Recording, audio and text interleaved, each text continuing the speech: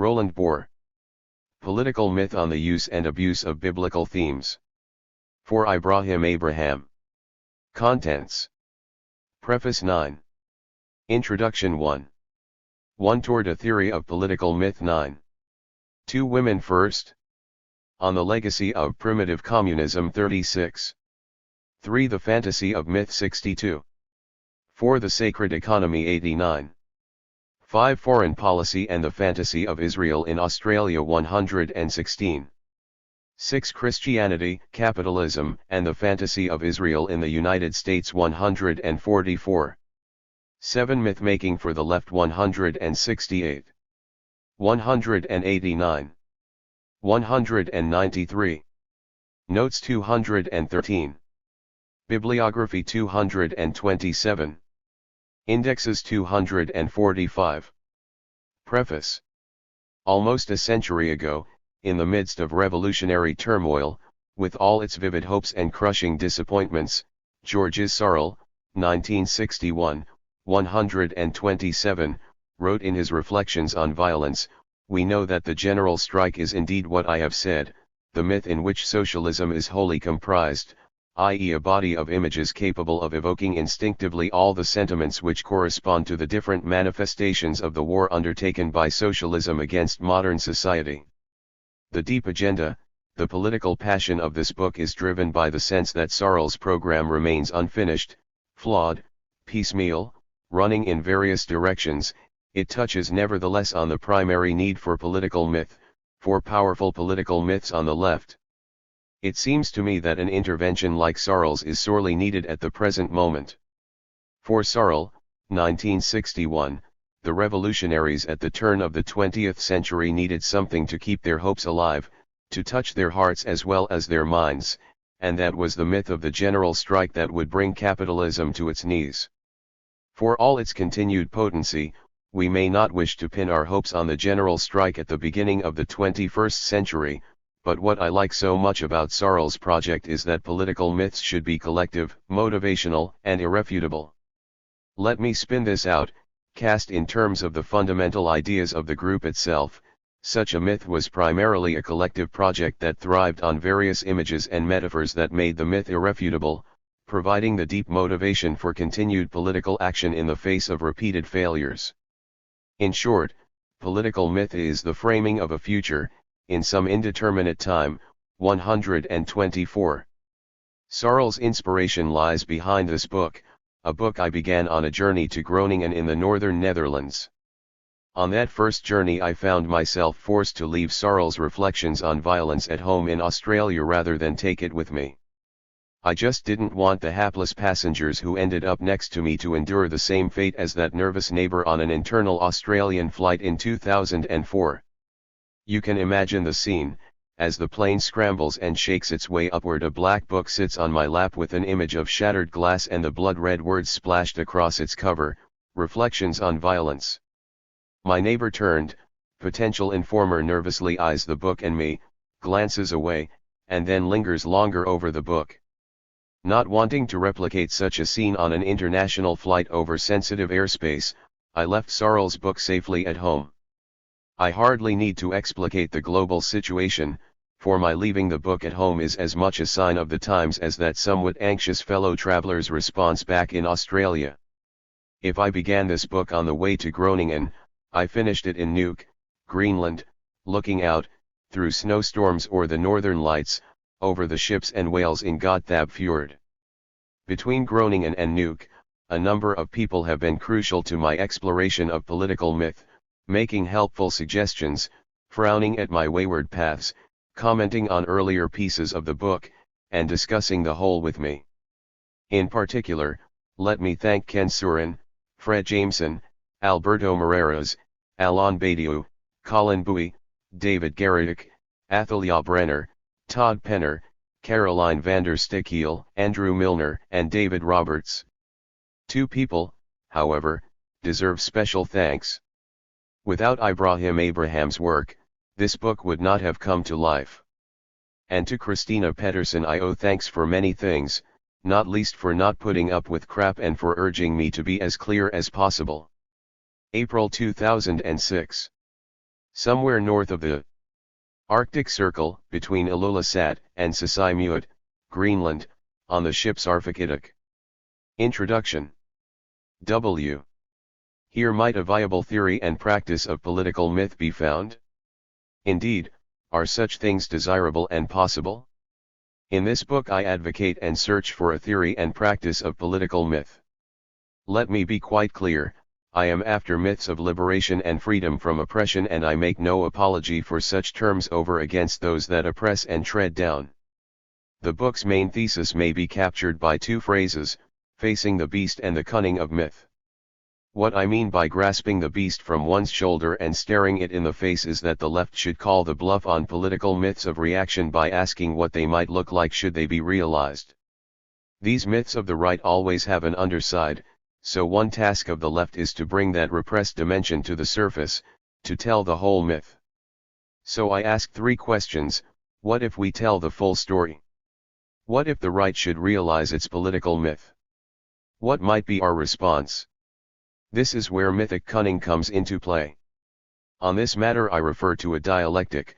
However much the forces of political reaction may seek to impose their stamp on myth, there is always a subversive element that escapes such a stamp. Or rather, such reactionary myths produce subversion in the very act of myth-making, hence the cunning of myth. Thus, in the first chapter I attempt to develop a theory of political myth. Here my inspirations are: first and foremost Ernst Bloch, Theodor Adorno, Alain Badiou, Jacques Lacan, and Slavoj Žižek. Adorno, Lacan, and Žižek provide much needed cautions about the baleful workings of myth. By contrast, Bloch and Badiou, one willingly, the other less so, show me not only how to focus on what is positive about political myths, but how to read oppressive and reactionary myths for their moments of subversive delight.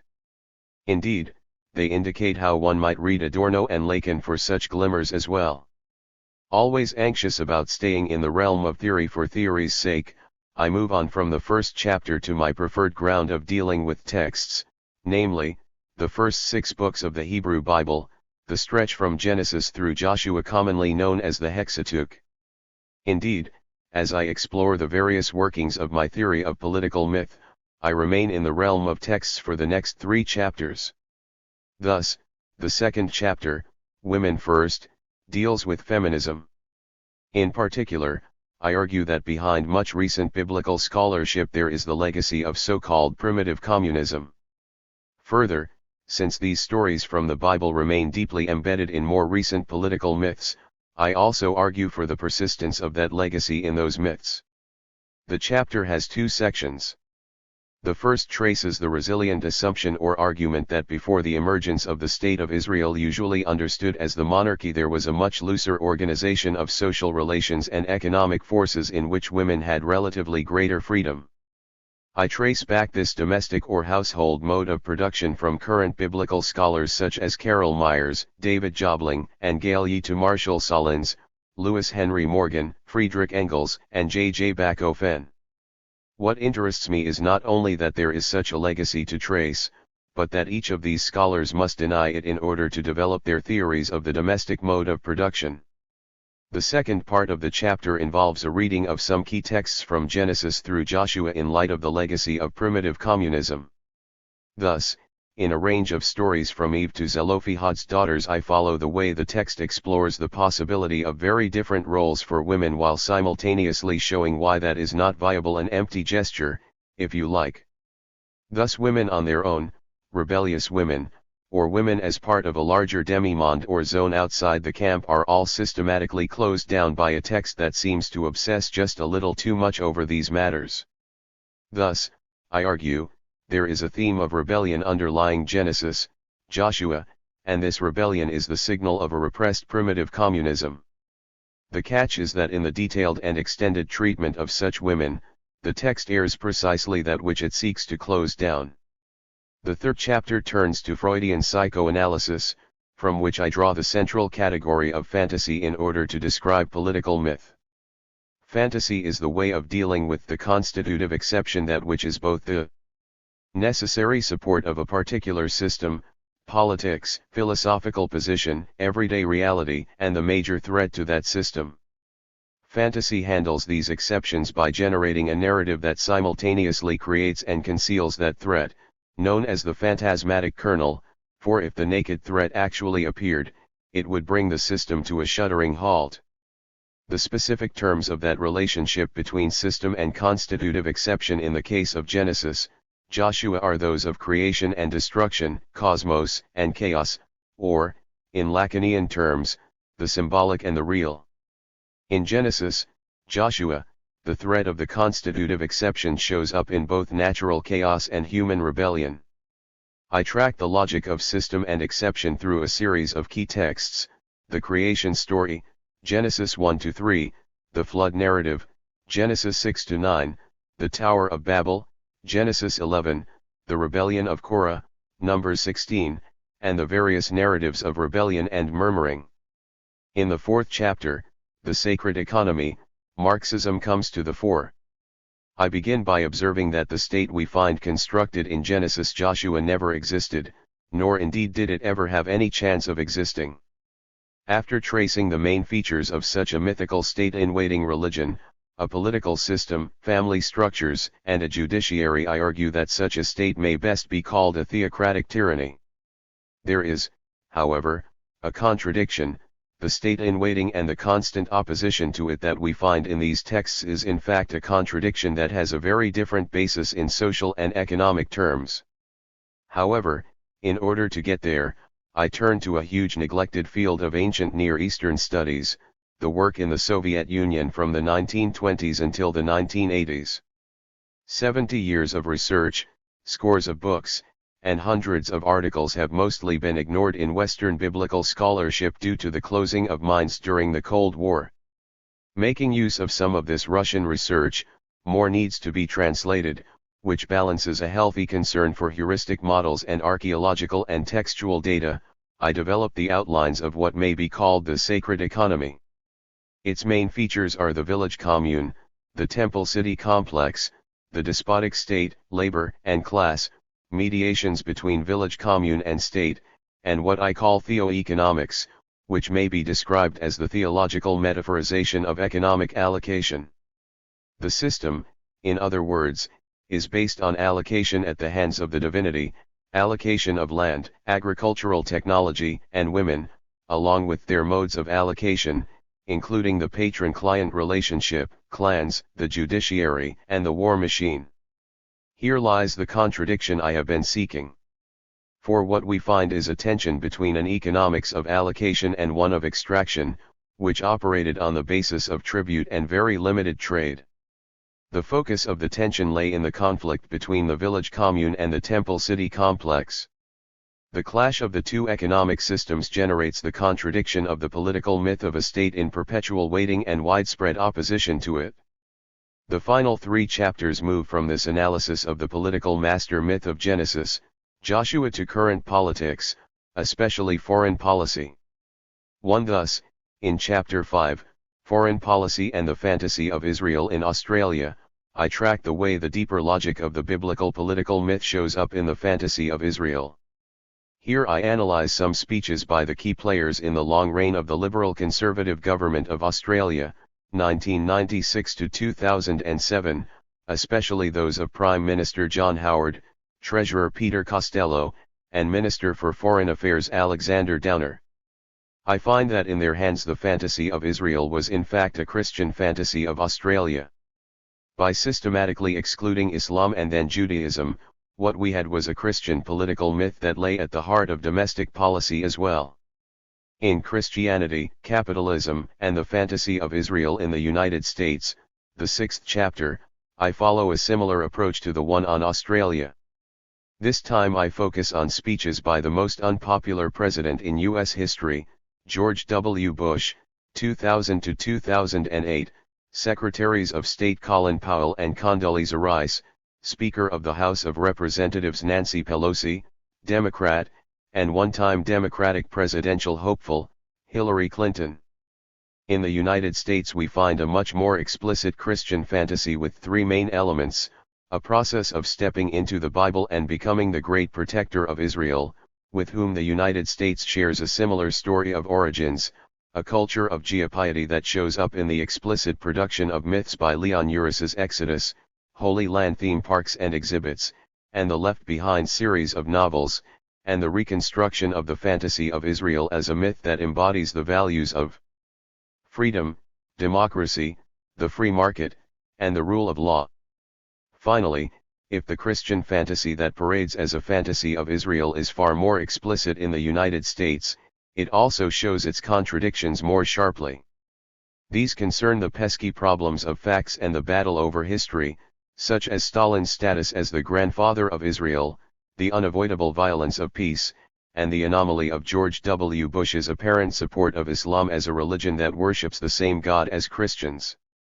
Bush, however, unwittingly pointed to the tension that will lead to my final chapter. He presented the fulfillment and realization of what has really become the Christian capitalist myth.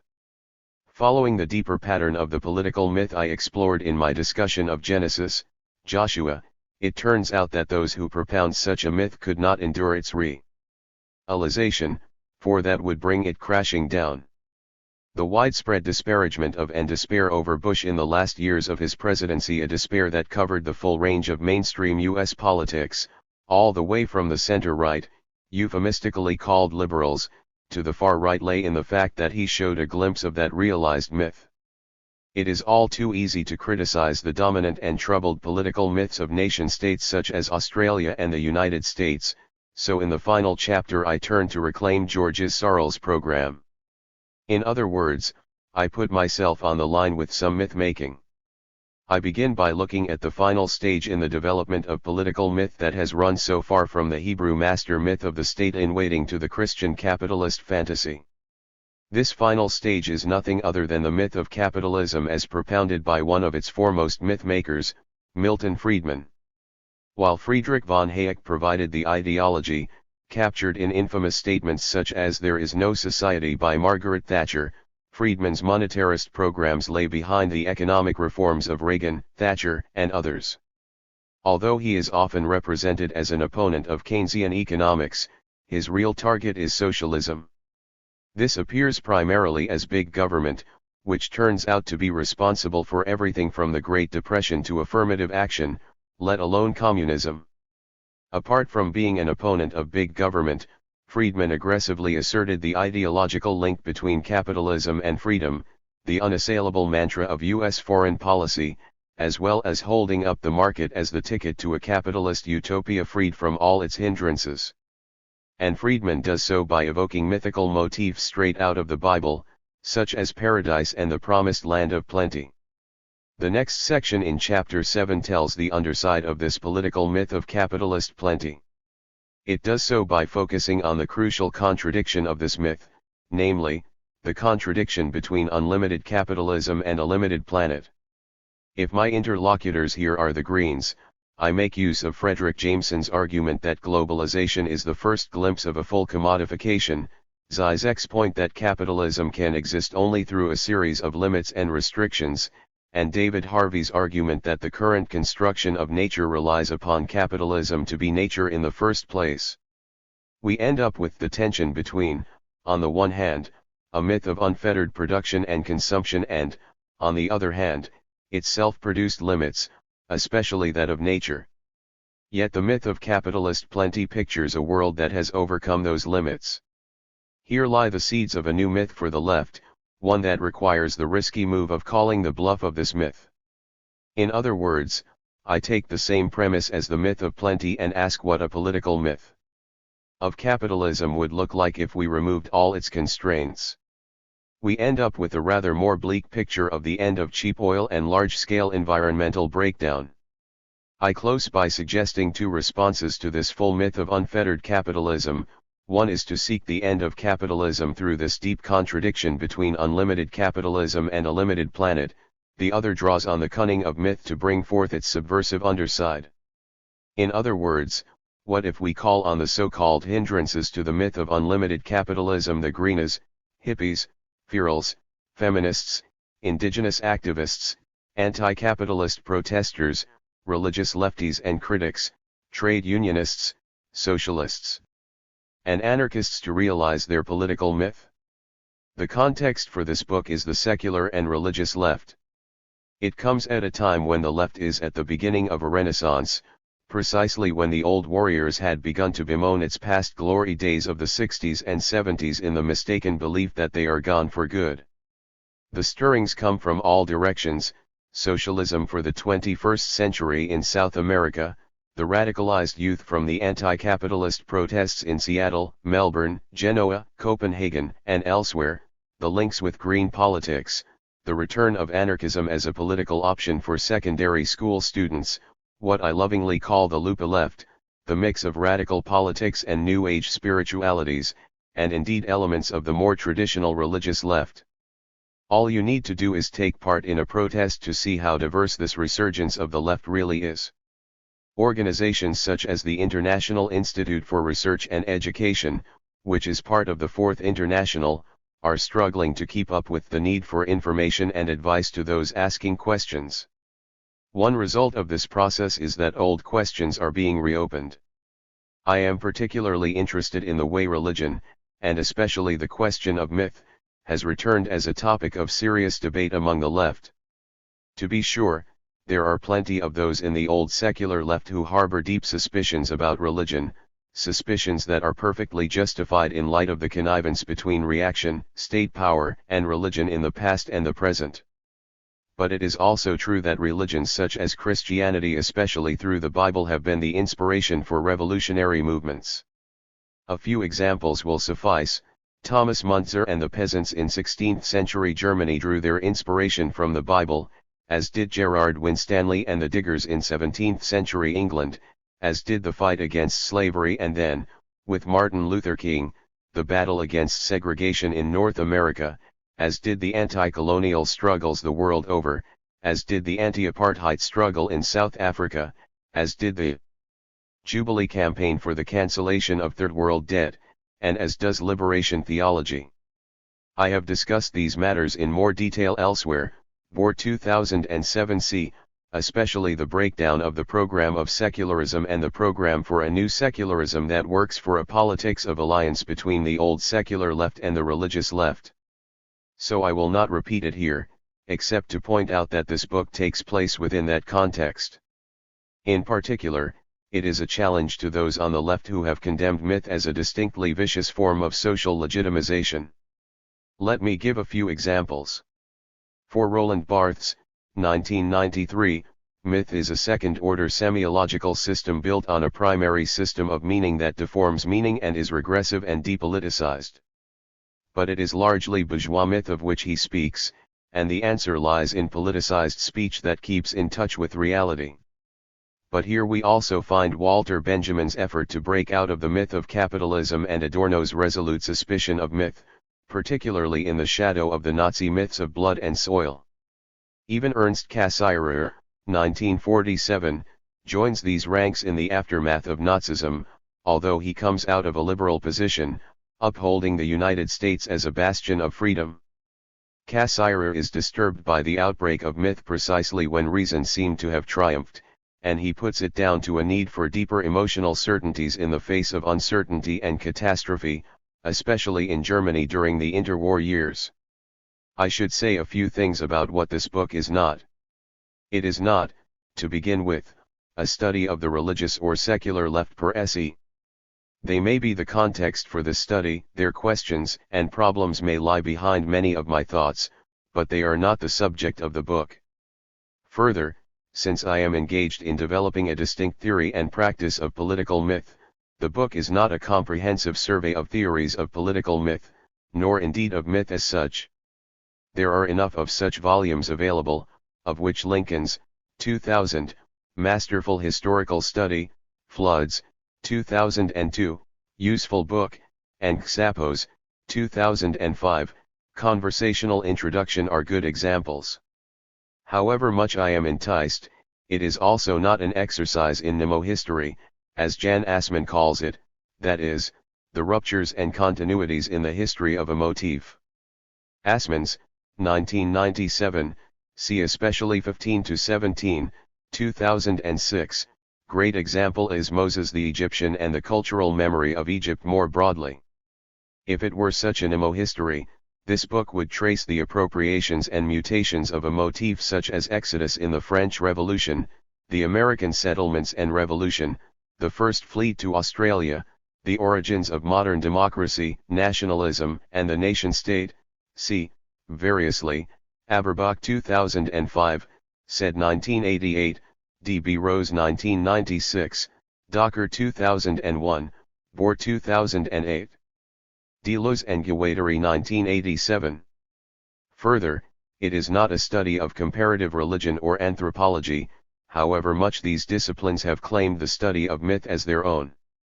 Rather, my focus is on some of the most powerful and persistent political myths, namely, those found in the Bible, specifically the Old Testament or Hebrew Bible. What fascinates me is not merely the use of such myths, but their deeper dynamic and the way that dynamic turns up again and again in later uses of those myths. Finally, this book is not an argument that Genesis, Joshua is a political myth. Some biblical scholars hold on to older assumptions regarding the exceptional nature of the Hebrew Bible. It stands out from and surpasses its ancient Near Eastern context since it begins the process of negating myth through history, however fledgling that history might be. They are perfectly happy to describe Enuma Elish, the Babylonian creation story that moves from creation of the world to the creation of the state, as a political myth, but they are far more reluctant to describe the Hebrew Bible as such. Thus, even Damrosch's, 1987, predominantly literary agenda pursues such a line more or less vigorously. See also Brueggemann 1982, Westermann 1984, Steinberg 1993. They should know better, and in what follows I assume the position of people such as Athalia Brenner, 1994a, 11, for whom this text is an inauguration myth or a liberation cum inauguration myth, and Niels Peter Lemsch, 1998a, 86-132, for whom it is, along with the story of the exile to Babylon, a foundation myth. See also Thompson 1999. Even the cranky conservative William Dever, 2001, 98, and 1, can write, no scholar, revisionist or otherwise, thinks these materials anything other than myth. What do interest me are the workings and perpetual power of this political myth, particularly in terms of feminism, psychoanalysis, and Marxism. Finally, a brief note on terminology. I use the terms myth and political myth interchangeably, against arguments by those such as Flood, 2002, who distinguish between an older sacred myth and more recent political myth. Nothing is more political than sacred myth, it seems to me, so the distinction is of little use. Indeed, I operate on the assumption that all myth, no matter how sacred or secular, is political. At times I also interchange the terms fantasy and myth, as in the master myth of the Hebrew Bible and the fantasy of Israel in Australia and the United States. What needs to be borne in mind through these discussions is that since fantasy is a crucial component of myth, it may stand as a metonym for the wider category of myth. Chapter 1. The best definition of myth is the shortest, an important story.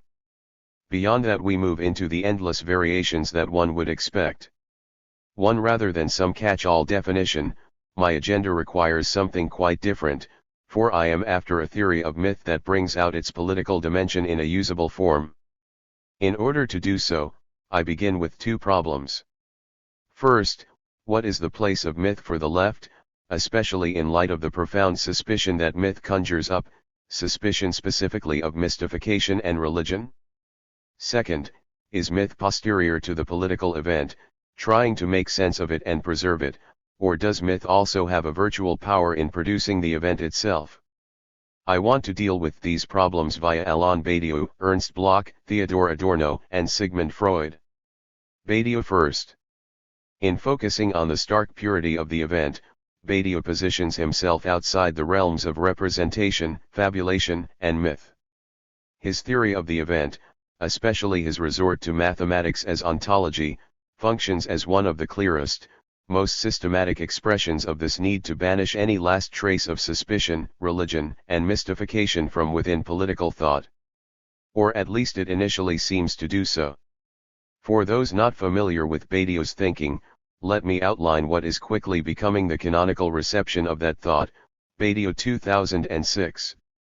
Whether in the realm of politics, art, love, or science, an event bursts into, punches a hole into the status quo, which Badiou variously names the order of being, the situation, the there is. The terms cluster heavily around the event, which Badiou also describes in terms of a supplement to or excess of a situation, or, and here his mathematical bent comes to the fore, a subtraction from the there is.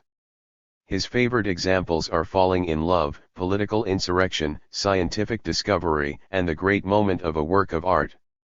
But the pure event can never be apprehended directly, it can be named only after the fact, identified as an event only after it has actually happened.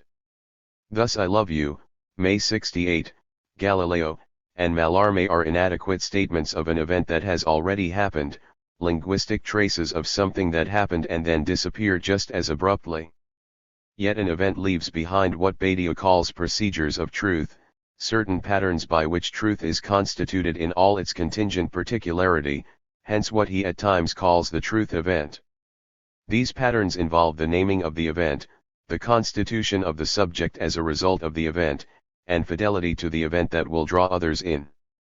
If an event generates a thorough rearrangement of the coordinates of the way things are, we can know that an event has happened only through its effects, like an earthquake perhaps. Things will never be the same as the result of the event and the truth procedures it sets in motion. You will perhaps have noticed that philosophy has not made an appearance thus far. It is not one of the conditions of the event, art, love, politics, and science, nor does it generate truth, nor indeed is it the bearer of truth. In fact, the very description or summary that I have culled from Badiou constitutes the task of philosophy, which is to discern the procedures of truth that an event sets in motion. Philosophy's task is very much after the fact, a second-order reflection. Or, as Louise Burkhill, 2009, the translator of Badiou's Deleuze, The Clamor of Being, puts it, as a totally chance, incalculable, disconnected supplement that surges forth in a situation and instantly disappears, the event is only recorded in its very disappearance in the form of the linguistic trace that it leaves behind. It is on the basis of these traces that are instigated the procedures of truth that it is philosophy's task to seize and organize. In other words, philosophy is not a production of truth but an operation on the basis of the local truths, or procedures of truth, that, relative to a situation, always originate in an event. For Badiou, then, philosophy is a second-order activity, explicating the consequences of the event. But I want to draw out a second point. As 11. The champion of a reconstituted Platonism, Badiou argues that the philosophical task is mathematical at its core.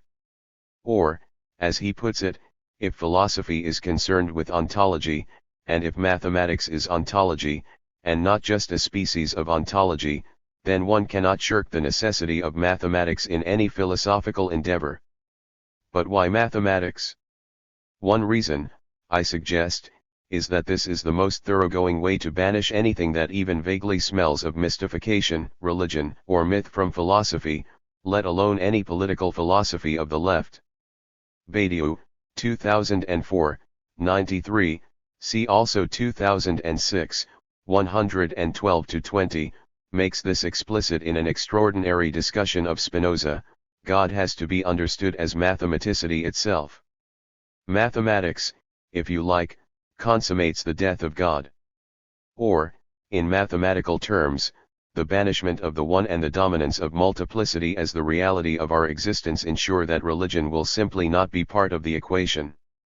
Any discussion of the infinite, therefore, takes place in a thoroughly secular manner, that is, by means of the matheme, the smallest intelligible mathematical unit, like the phoneme in language. So we have reached the point where one of the greatest political philosophers writing today, and a former Maoist committed to political possibilities for the left, is not his theory of the event precisely such a thing, systematically excludes any possibility of religion, let alone myth, from political thought. Well, not quite. By contrast, it seems to me that Badiou himself provides us with the beginnings of a theory of political myth, or the fable, as he puts it. If I may put my position as starkly as possible, the idea of a necessary fable, one that is unverifiable, unpredictable, or, in Badiou's terms, undecidable and indiscernible, emerges from the very midst of his discussions of truth. 2. At this point Badiou is the worthy successor of Searle. Alongside Searle's argument that political myth is irrational and motivational, we also find that he pushes for the unverifiable nature of such myths. His primary distinction is the troubled one between rational and irrational, calm planning and emotive power. All of the rational programs for change he found wanting, failing to provide the deep and irrefutable motivation for continued political action in the face of repeated failures. But riding along with reason and motivation is the far more interesting idea that political myth is unverifiable, it will not be deflated by this or that failure. As an example, Searle, 1961, 125, cites the failed apocalyptic hopes of the first Christians based on the myth of the imminent return of Christ as the necessary and yet wholly fictional motivation for their achievements. 12. Back to Badiou, since I remain for all my sins a biblical scholar, let me come at this question from the side of Badiou's biblical reflections. This is the real test, for Badiou, 2003 c. attempts to read the letters of Paul, especially the Epistle to the Romans, in a thoroughly secular manner, as a source of political insight. What interests me about this book, St. Paul, the foundation of universalism, apart from what I take to be a fascinating but unwitting Calvinist flavor, is the way Paul's truth event, that which radically disrupts the everyday, run-of-the-mill order of being, is inextricably tied up with a pure fable. And that fable is the resurrection of Christ. Indeed, Paul's central proclamation is that Christ has been raised, a claim about which the New Testament obsesses.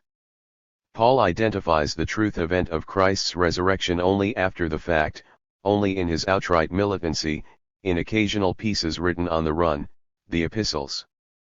But the event in question, the resurrection, is pure fable, it has no verifiable or historical truth. Badiou is, after all, a resolute atheist. He professes not to be interested in it, though I must confess that I am. But what draws my attention in Badiou's book on Paul is a comment barely made, that the resurrection is not merely a fable, but a necessary fable. I want to push Badiou here and suggest that the very strength of Paul's central claim that Jesus is resurrected is that it is pure fable, that it is not tied to any element of the earthly life of Jesus, or, more generally, any historical conditions or causes. It is not falsifiable or verifiable in terms of the order of fact, according to any of the canons of scientific or historical inquiry. I will shortly argue that Badiou's Paul book reveals the truth of his position as a whole. But first, let us see how Badiou might respond to my suggestion that fable necessarily lies at the heart of his theory of the event. Such a response might go as follows. Fable is in fact fiction, as one would expect in the realm of religion. Thus, when we are dealing with religion, the event has the structure of fiction. Even though it is named as an event, even though it produces all of the procedures of truth, even though we find people who act in fidelity to the event itself must be fiction. And so we would expect fable and myth to play a central role in formulating and determining the truth of the event. By contrast, in other cases, such as May 68 or the Chinese Revolution, the event has the structure of fact, so there is no room for fable. 3. Note carefully what happens in Badiou's response, and I do not set him up as a caricature in order to criticize him. Fable slides into fiction, which in turn slides into religion. Once we are in the realm of fable fiction religion, 13. We can then quarantine religion as a special instance of the truth event that does not affect the other types. We might read this as an effort to avoid being threatened by hermeneutics or the pious discourse of the phenomenologists, or indeed to forestall the danger of substantializing the category of truth as a sacred name, as presence and a return to the one. See Badiou 1999, 127-32, 2002, 84-85. 4. But what lies beneath Badio's response is a profound wariness of the idea of fable. The problem is not so much that fable means fiction as that it is tainted with religion. For this reason fable must have a limited and peripheral space. I have rushed on too quickly, however, assuming that myth and fable are interchangeable, neglecting to ask what should in fact be the prior question: what is a fable? In terms of genre, the definition is straightforward. A fable is a story that takes place in the world of animals, plants, or inanimate objects with a point to make about human society. See Yusuf 1999, 23-26. As a genre, fable does of course differ from myth. However, I am intrigued by the fact that the adjectives of fable, fabled and fabulous, break out of the strict confines of fable itself. Fabled designates the legendary and mythical, while fabulous touches on such meanings and then moves on to suggest the tremendous and extraordinary. Badio's usage falls in with the fabled and fabulous rather than fable itself, and I will assume an interchange between fable and myth that brings them close to one another. To put it as plainly as possible, my discussion of fable in Badio is in fact a consideration of myth itself. Thus, in the same way that fable inevitably appears in the midst of Badio's discussions of truth, so also does myth turn up, often uninvited, in the thick of politics. Let me return to Badio's response. Does he avoid fable as much as he would like? Is he able to keep fable under lock and key, under quarantine, so that it will not taint the philosophical task of dealing with the event? It seems not. For fable, event, and truth constantly mingle and rub up against one another in Badio's thought. The first instance comes, tellingly, from mathematics, Badio's favored mode of thought. I cannot help but notice that in a variety of texts he broaches what can only be described as a fabulous wonder at the beauty of mathematics precisely when he asserts the ontological priority of mathematics. Out of a number of such moments, those of Mallarmé and Fernando Pessoa, in the persona of Álvaro de Campo, stand out. As for Mallarmé, Badio, 2004, 20, see also 2006, 191-98, writes, the injunction to mathematical beauty intersects with the injunction to poetic truth. But a brief poem from Pessoa is even more to the point: Newton's binomial is as beautiful as the Venus de Milo. The truth is few people notice. 14. 20. It is not merely the oft-made observation that underlying Plato's rigorous philosophy lie the Orphic mysteries, the music of the spheres, and so forth, nor even that Plato struggles desperately with the quarrel between philosophy and art, resorting to images, metaphors, and myths at the limit of thought, Badio 2005, 19-20, but that at the heart of the stark and courageous discipline of mathematics we happen upon a Platonic wonder at the beauty of mathematics, Badio 1999, 11-13. It reminds me of the mathematician, whose name escapes me, who was overcome with the beauty of the simplest of formulas. Is it perhaps a wonder at the fabulous, and here I take the word in all its nuances, nature of mathematics? The second instance of fable's unavoidable presence follows from this first example. Let me put a question to Badio: is mathematics the only way to identify the procedures of truth that follow the event? I have always conceived truth as a random course, or as a kind of escapade, posterior to the event and free of any external law, such that the resources of narration are required simultaneously with those of mathematization for its comprehension. There is a constant circulation from fiction to argument, from image to formula, from poem to matheme, as indeed the work of Borges strikingly illustrates. Badio 2000, 58. The play of oppositions is crucial here: narration and mathematization, fiction and argument, image and formula, poem and matheme. And, I would add, myth and truth, as Plato's myth of the Pamphylian at the end of the Republic with all its traps and bifurcations, Badio 2000, 58, shows only too well. Except that they are not so much oppositions as a series of points in a continual circulation, or perhaps an Adorno-esque dialectic, that will come soon enough. So it seems that narration, fiction, image, poem, and myth, all of these are as necessary for dealing with the truth of an event as are argument, formula, and matheme. I would love to tarry much longer in the militant detail of Badiou's philosophy, but that is another task, see Boer in Press. But I do want to stress that I seek the theoretical necessity of fable, or what I will call more generally myth, in the midst of politics, especially the political events that interest Badiou so much. Thus far it seems that Badiou's own thought provides some of the philosophical backing for such a position, however much I have read Badiou against himself. But then there is always the precedent of Badiou's reading of Deleuze, if not Deleuze's own practice of sneaking up behind other philosophers and seeing what unexpected thought he gives birth to. 515. If we go back to my initial questions, the suspicion of myth, fable, and religion on the left, and the question of whether myth is posterior to the political event or productive of it, then I have really concerned myself only with the former. And on that score I found that for all Badiou's efforts to quarantine myth and fable from his philosophy of the event, they are integral to that thought. But they remain posterior, after the fact, trying to account for what has happened. Is there, however, a productive or virtual power of myth, one that may in fact generate an event by whatever means? Or, to put it in Searle's terms, is there a motivational as well as a reflective power in myth? For a fuller answer to that question I will need to resort to Adorno, Bloch, and Lacan. But before I do, a few hints from Badiou himself, hints as to the workings of fable. On a few occasions Badiou speaks of the event in terms that simultaneously describe, to my mind, the workings of fable or myth. The first comes straight out of his fascination with set theory.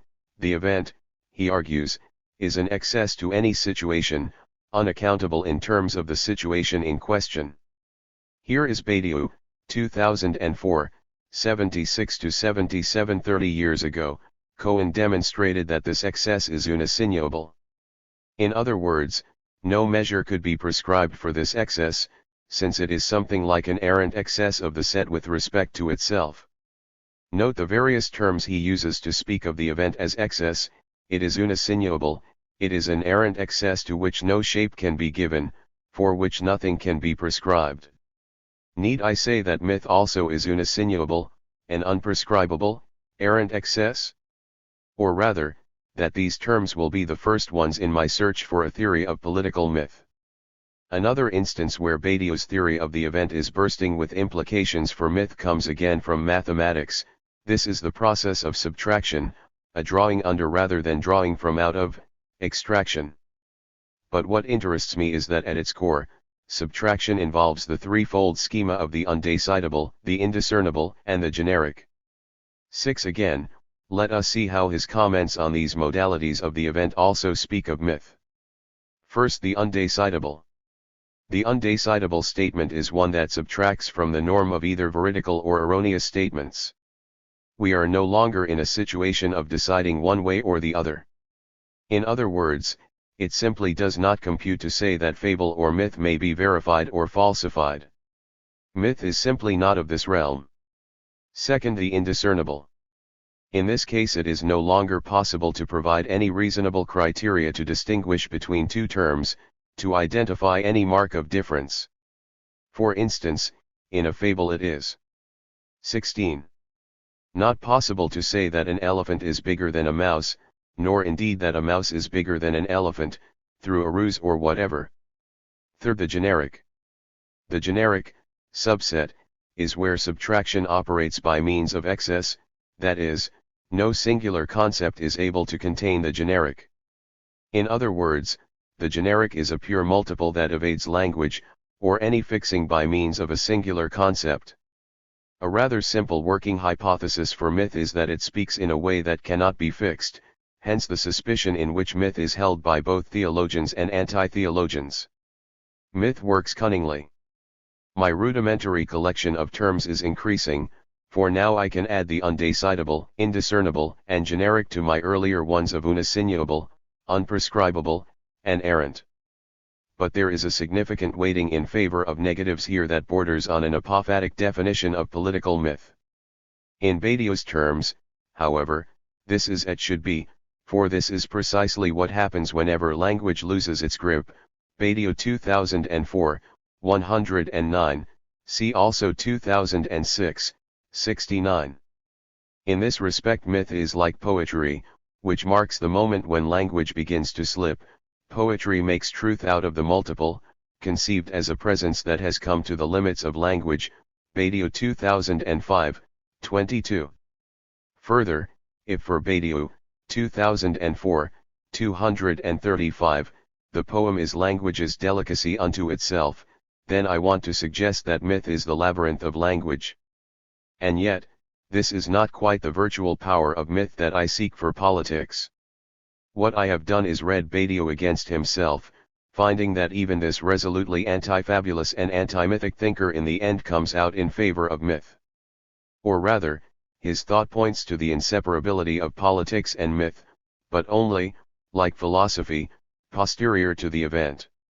However, thus far in my search for the virtual power of myth, Badio has given me some key ideas for the definition of myth itself as the point where language loses its grip, as cunning and labyrinthine, but no real sense that myth may be empowering.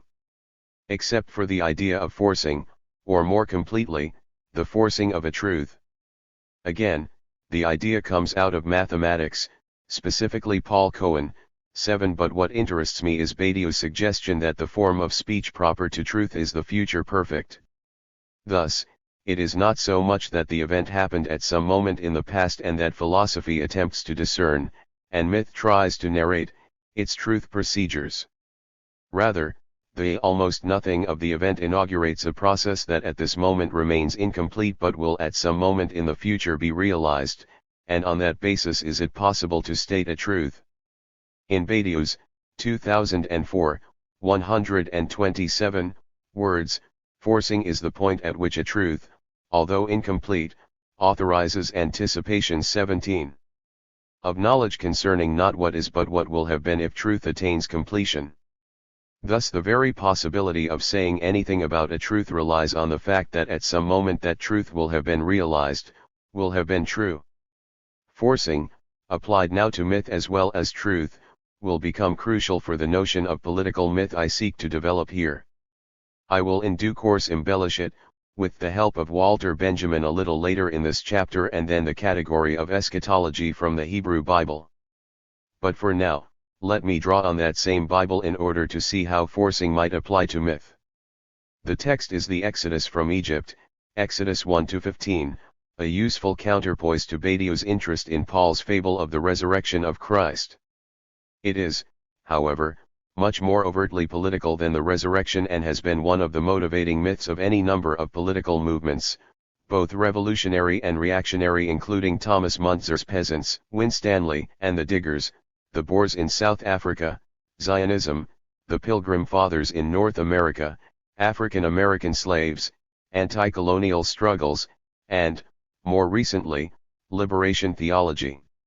However, what interests me about the Exodus is that its power relies on the fact that it is a myth, not a cosmogonic or theogonic myth, but a political myth. The most that we might say is that Israel, whatever that term means, was an indigenous group, that it was drawn from the Canaanites rather than some external body that broke into Canaan from the desert, either by invasion or in a long process of infiltration. Indeed, it is doubtful that anything known distinctly as Israel existed before the Persian province of Yehud in the 5th and 4th centuries BCE, that is, well after any supposed exodus or conquest or David or Solomon, or divided monarchy of Israel and Judah. See my discussion in chapter 4. Let me make my point clear. It seems as though there was no Moses, no enslavement in Egypt, no entity known as Israel, no exodus out of Egypt, and no conquest of the Promised Land. Myth is, of course, more than just fiction, although it is dependent on fiction. Yet the Exodus has been and remains a powerful, motivating political myth. In terms of my argument, the political truth of the Exodus relies on the fact that it is a myth, and necessarily so. But what truth does the Exodus then speak? certainly not one based on an event that took place. We cannot say, as Badiou, 2004, 112, says at times of the event, this took place, which I can neither calculate nor demonstrate. Rather, we need to say, on a political register, at some future point, this political myth will have been. The political truth of Exodus, as Bloch was so keen to point out, remains to be realized. In other words, 18. Forcing is perhaps one of the best ways to describe the virtual power of a myth such as Exodus. It is, if you like, the powerful fiction of a completed truth, Badiou 2003b, 65. Eschatology, Messianism, and Apocalyptic. This last phrase, the powerful fiction of a completed truth, cannot in the end be contained within the ascetic beauty of Cohen's mathematical formulations. Badiou, it seems to me, has said much more than he perhaps realizes. Let me analyze what I have drawn from him in two ways, first by means of the category of eschatology and then through Walter Benjamin. Is not the category of the future perfect, of a political myth that will have been true, eschatological? Indeed, as my earlier invocation of Sarl indicates, one of my arguments is that it is time once again to affirm the eschatological dimension of Marxism. Long an element of criticism is not Marxism at heart another religion, eschatology is central to Marxism's continuing appeal and the source of much of its political strength. I wrote eschatology quite deliberately, for there has been a tendency in some circles to speak of messianism or the messianic, particularly without the Messiah. Walter Benjamin is for many the implicit inspiration for this, and following him we find Giorgio Agamben, Judith Butler, and even Jacques Derrida. So let me distinguish briefly between eschatology, messianism, and apocalyptic from a biblical perspective. Far too often, as with these critics, the three terms are confused with each other, understood as alternatives for the same phenomenon, namely, the end, usually by destruction, of this age and the inauguration of a new one. By contrast, they are distinct categories, each with their own features. Further, they are both literary categories and interpretive frameworks or worldviews, as genres of biblical literature, eschatology, apocalyptic, and messianism also provide modes of interpretation. Some rapid definitions are in order. Eschatology is the broadest category and probably the earliest. Its concern is with the transition from the present, somewhat undesirable age to another that is qualitatively better by means of an external agent, who usually turns out to be God. This external source of change will become crucial for my search for a viable political myth for the left, for which God may be understood to stand as a place marker. The word eschatology, from the Greek eschatos, is a little misleading, since it focuses on the end. Eschatology in the Hebrew Bible is concerned more with process than result. As a literary genre, eschatology 19 emerges fully with the prophetic literature, example Isaiah 35, 5-7, where we find the theme of an end to social, economic, and bodily ills in favor of a new age of freedom and plenty. As an interpretive framework, we find eschatology in the political master myth of Genesis through Joshua that I discuss in the following chapters.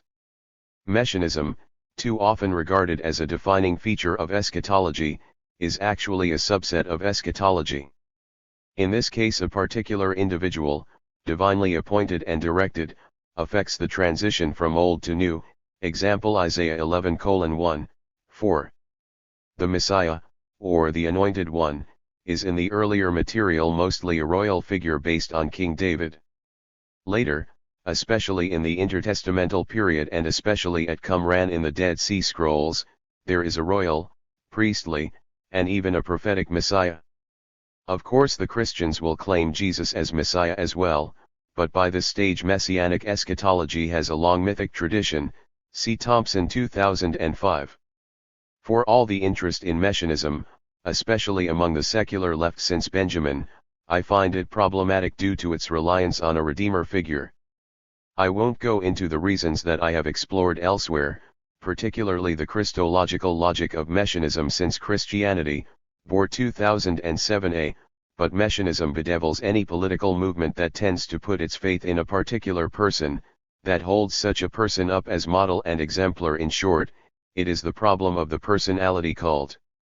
However, one could object that the interest in the Messianic sense Benjamin is of a peculiar sort, namely, that it is Messianism without a Messiah, a mythical way of dealing with the possibility of economic and political change, if you will, without Redeemer figures. But then the better name for this would be eschatology. Finally, apocalyptic refers to both a means of interpretation and a body of revealed knowledge, apocalyptine in Greek, acquired by divine message or on a journey to the heavens. Apocalyptic may either interpret past texts for the sake of understanding the present, as with many of the Qumran documents, or it may involve a coded way of speaking about the end, usually through calendars and numerology, as with Daniel in the Hebrew Bible. The two modes are not mutually exclusive, as the book of the Apocalypse in the New Testament shows.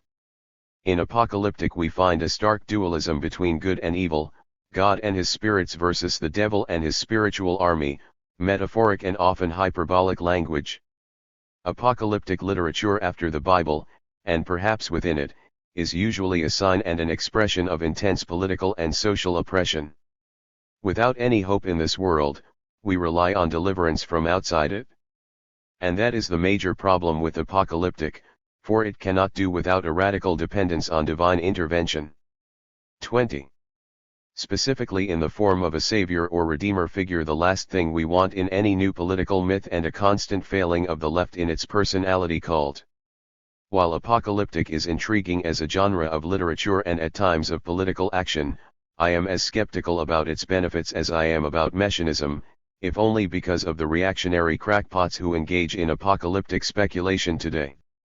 All the same, apocalyptic is not completely without virtue, for it cranks up the expectation of the end, rendering it imminent rather than off in a somewhat distant future. Yet, while such a fervor for the end means you can't get comfortable in the present age, apocalyptic is also notorious for failed predictions and futile political action that expects God to arrive with his chariots and horsemen. My preference falls squarely on eschatology. On one level we can understand eschatology as the base category, the primary genre of which Messianism and apocalyptic are both derivatives and subgenres. But I would rather push the distinction in another direction and stress the absence in eschatology of redeemer figures and the fevered, closed-in speculation characteristic of Messianism and apocalyptic, respectively. An eschatology concerned with process rather than result, with the process of passing from hardship to peace, and one that does so by a means that is external to human agency, is the one that interests me for the definition of political myth. Indeed, the elements that I draw from Benjamin and Bloch are eschatological in this sense. Future perfect, mythic worlds. Now I turn to Walter Benjamin in the second phase of analyzing Badiou's idea of forcing in terms of political myth. Benjamin also enables me to move to the next major phase of my argument, the all-too-neglected work of Ernst Bloch. For Benjamin, the insight I seek is inadvertent, a consequence of what I have argued elsewhere. Boer 2007a, is the failure of his project to develop an alternative way to deal with a major problem among the left, how to envisage the possibility and nature of the breakout of capitalism. Let me provide a few comments on that project before spelling out how his failure provides an insight into the function of myth. Benjamin seeks the breakout of capitalism by drawing on the final or anagogic level of the old allegorical mode of biblical interpretation, with its vast schema that runs from creation to the end of the world, the Eschaton. To begin with, in the extraordinarily influential last chapter of The Origin of German Tragic Drama, Benjamin 1998, he offers a deep reworking of the 21. Fourfold medieval allegorical schema: literal, allegorical, moral, and anagogic, to argue that in the Baroque mourning plays we find the marks of a fundamentally Christian mode of exegesis that is possible only with the fall. For in a fallen world only ruins and traces remain of the prelapsarian world. Allegory then becomes the means of a failed deciphering of salvation in those ruins. If in his book on the mourning play, Trauerspiel, Benjamin sets his sights on simultaneously describing and developing a theory of allegory. In the Arcades Project, Benjamin 1999, he would come to use the method itself in all its fragmentary and broken form, hence the curious status of the work as a vast collection of quotations and commentary. The shift from the former to the latter work leaves its mark by a transition.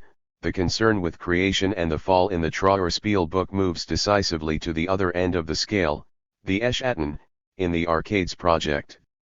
Here this inveterate adversary of myth, Wolfarth 1997-67, focuses his energy on various ways of thinking through the breakout of the mythic hell of capitalism itself, represented in its most advanced and decayed form in 19th century Paris. He does so by means of the dialectical image, the caesura of the explosion out of history, of waking from a dream. Yet the mark of his failure in this project lies in the very language he uses. For he resorts, as has been well noted in feminist criticism of Benjamin, to sexual language, particularly in terms of women and maternal functions. 8. But the very same language saturates the biblical myths of creation and Eschatten.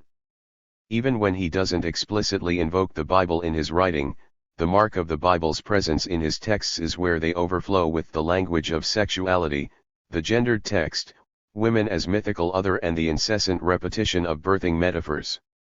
In other words, at the point where he seeks a way to think through the breach in the myth of capitalism, he reverts to biblical myths, especially those of Genesis and the Eschatten, a reversion marked by the language of the maternal function. However, in this failure, in this reversion to myth, in the effort to rupture myth itself, Benjamin unwittingly provides a way of rethinking the category of myth. It is not so much that we must seek to escape myth, rather, in his very use of myth it seems to me that Benjamin begins to imagine the possibility of the future not by taking terms from our present and projecting them into the future, but by working in reverse. The terms and concepts of a better future, whether socialist or something as yet unimagined, and however degraded and partial they might be in our present perception and use of them, provide the way to think about that future itself. In other words, the very eschatology of the biblical myths themselves, the ones 22 that Benjamin uses and others that he does not, suggests that myth is one crucial way we might reach across the divide between our capitalist present and a very different future, to draw terms from that future itself, however imperfect those ideas, images, and terms might be. The problem is that if the future is as radically distinct, however gradual or sudden a transition it might be, as Marxists like to think, then the very ways of thinking and arguing will also be qualitatively different. Here lies the reason for the unwitting insight of Benjamin's focus on myth, the inescapably mythic nature of the material with which he works. The narratives of creation, Eschatten, and even the messianic suggest that the language of myth, with all its promises and dangers, provides one way of imagining a very different future. In many respects I have extracted this insight from Benjamin, forcing, if you like, a certain truth from his work. But then I do have Deleuze and Badiou himself as models for such an approach. Let me connect my point from Benjamin more closely with Badiou's notion of forcing. Let us be clear, Badiou's focus is on an event that has happened but whose truth is not so much a present reality as one that will have been if such a truth attains completion. By means of my reading of Benjamin I want to shift the basis of that truth from the past to one in the future, a shift that is implicit in Badiou's suggestion that we may make, tentative, truth statements now on the basis of the truth that will attain completion at some future point. There are two implications of such a transfer. First, it brings me a little nearer to an understanding of myth as a virtual power, one that is productive of political events rather than merely a reflective act, posterior to the event. For if the truth of the event remains to be, indeed will have been at some future point, then the anticipation of that truth becomes not so much a completion of an event that has already happened as an element in producing the event that will give rise to that truth. If the truth will have been, then so also will the event have been. Second, in my brief discussion of Benjamin I bordered on suggesting that this future actually exists in some sense, that it is the point from which myth draws its images and terms. If so, and apart from the dialectical point of making such a move, then that is to my mind part of the magic of the future perfect and of myth itself. This point gives a distinct twist to the commonplace point that myth creates a world or worlds, myth constructs or postulates world, whose truth will have been upon its completion.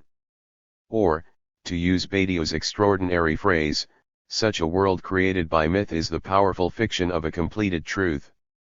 23. And so we can add to my makeshift theory of political myth. Not only is myth the labyrinth of language, the marker of the point at which language loses its grip, but myth is also eschatological. It forces the event itself by creating worlds in which the political event will have been. At this point I would like to introduce the stern prophetic figure of Ernst Bloch, all too readily forgotten in contemporary debates. While Badiou and Benjamin, and indeed any number of others on the left, are suspicious of myth, seeing it as something to be passed by at a distance with disapproving looks, Bloch is the great proponent of the value of myth for the left. Rather than close down myth and its baleful influence, Bloch cautions against such a sustained dismissal, for myth can be revolutionary as well as reactionary.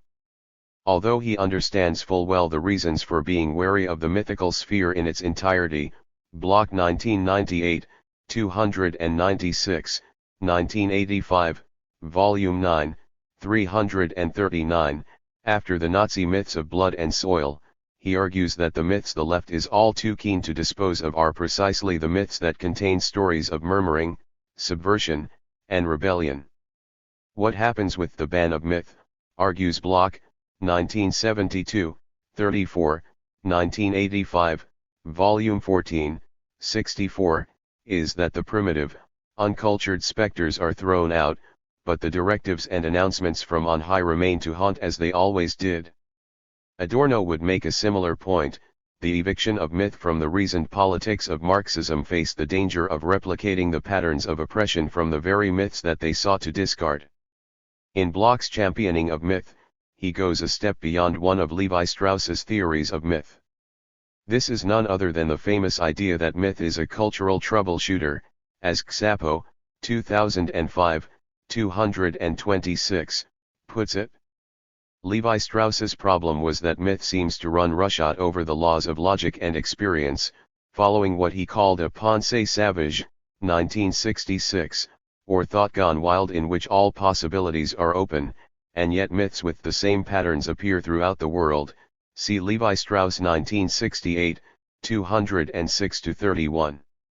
His solution is not some recourse to a deep mythic consciousness or collection of archetypes, but the point that myth shares the common feature of a solution to a cultural contradiction.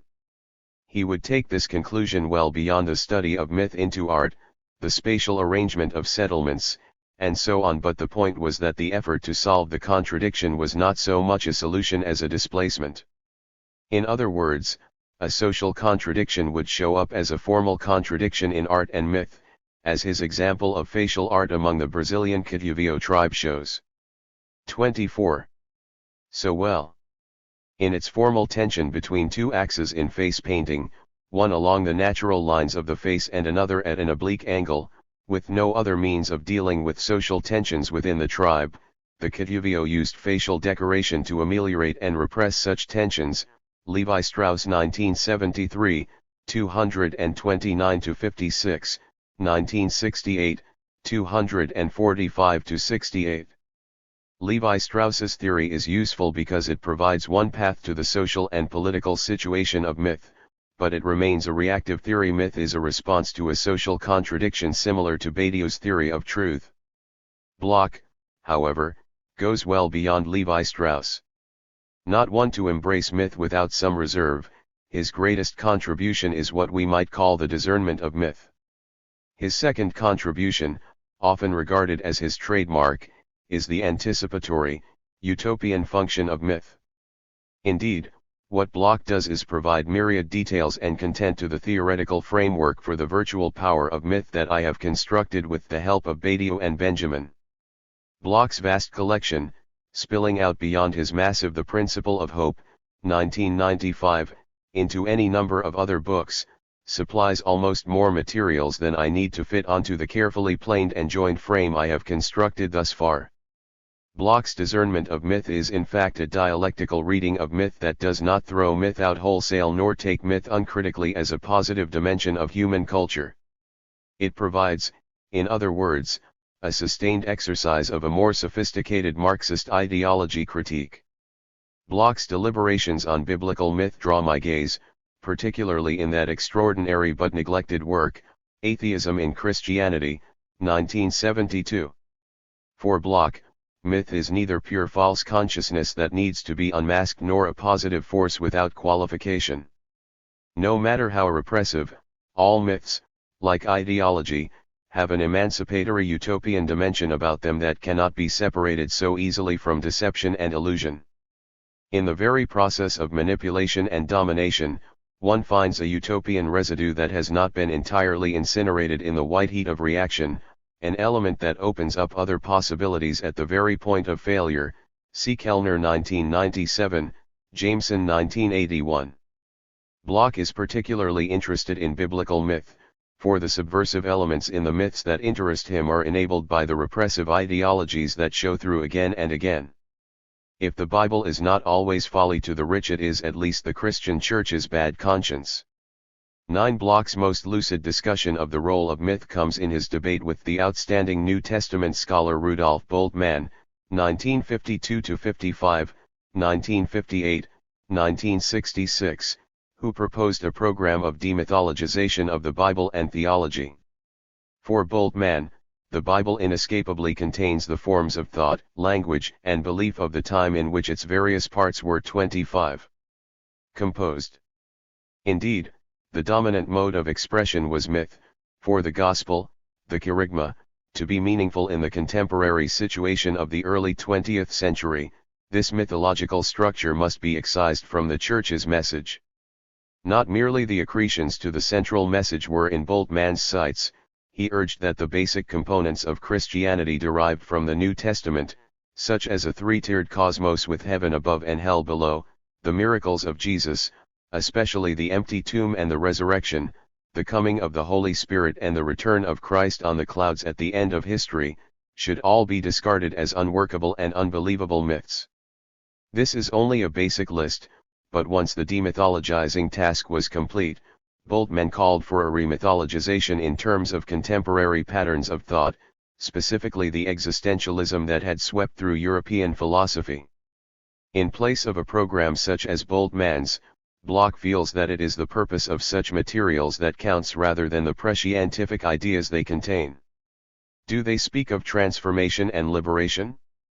Do they have cunning heroes who win through a ruse? But this requires some distinction within the broad category of myth, too often a blanket term without specificity, lumped together by Marxists and others in Engels's phrase "the imbecility of the primeval forest," quoted in Bloch 1998, 297, 1985, Volume 9, 339, distinctions between the despotism and domination of myth proper and those that, like later fairy tales, subvert such domination. See also Zips 1979, 1983. The story of Prometheus in Greek mythology or the serpent in paradise in the Bible give voice to this fairy tale element in myth. Bloch would much prefer to keep both the conformist and nonconformist elements of myth rather than no myth at all, since the banishment of myth discards the joyful message, the deepest utopian theme.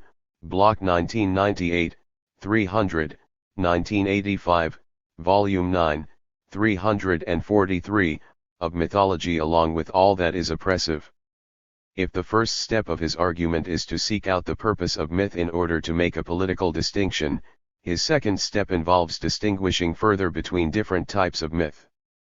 In part, this is because Bloch does not want a wholesale recovery of myth, for this would render him an anti-Enlightenment thinker beyond the wide circle of Marxism.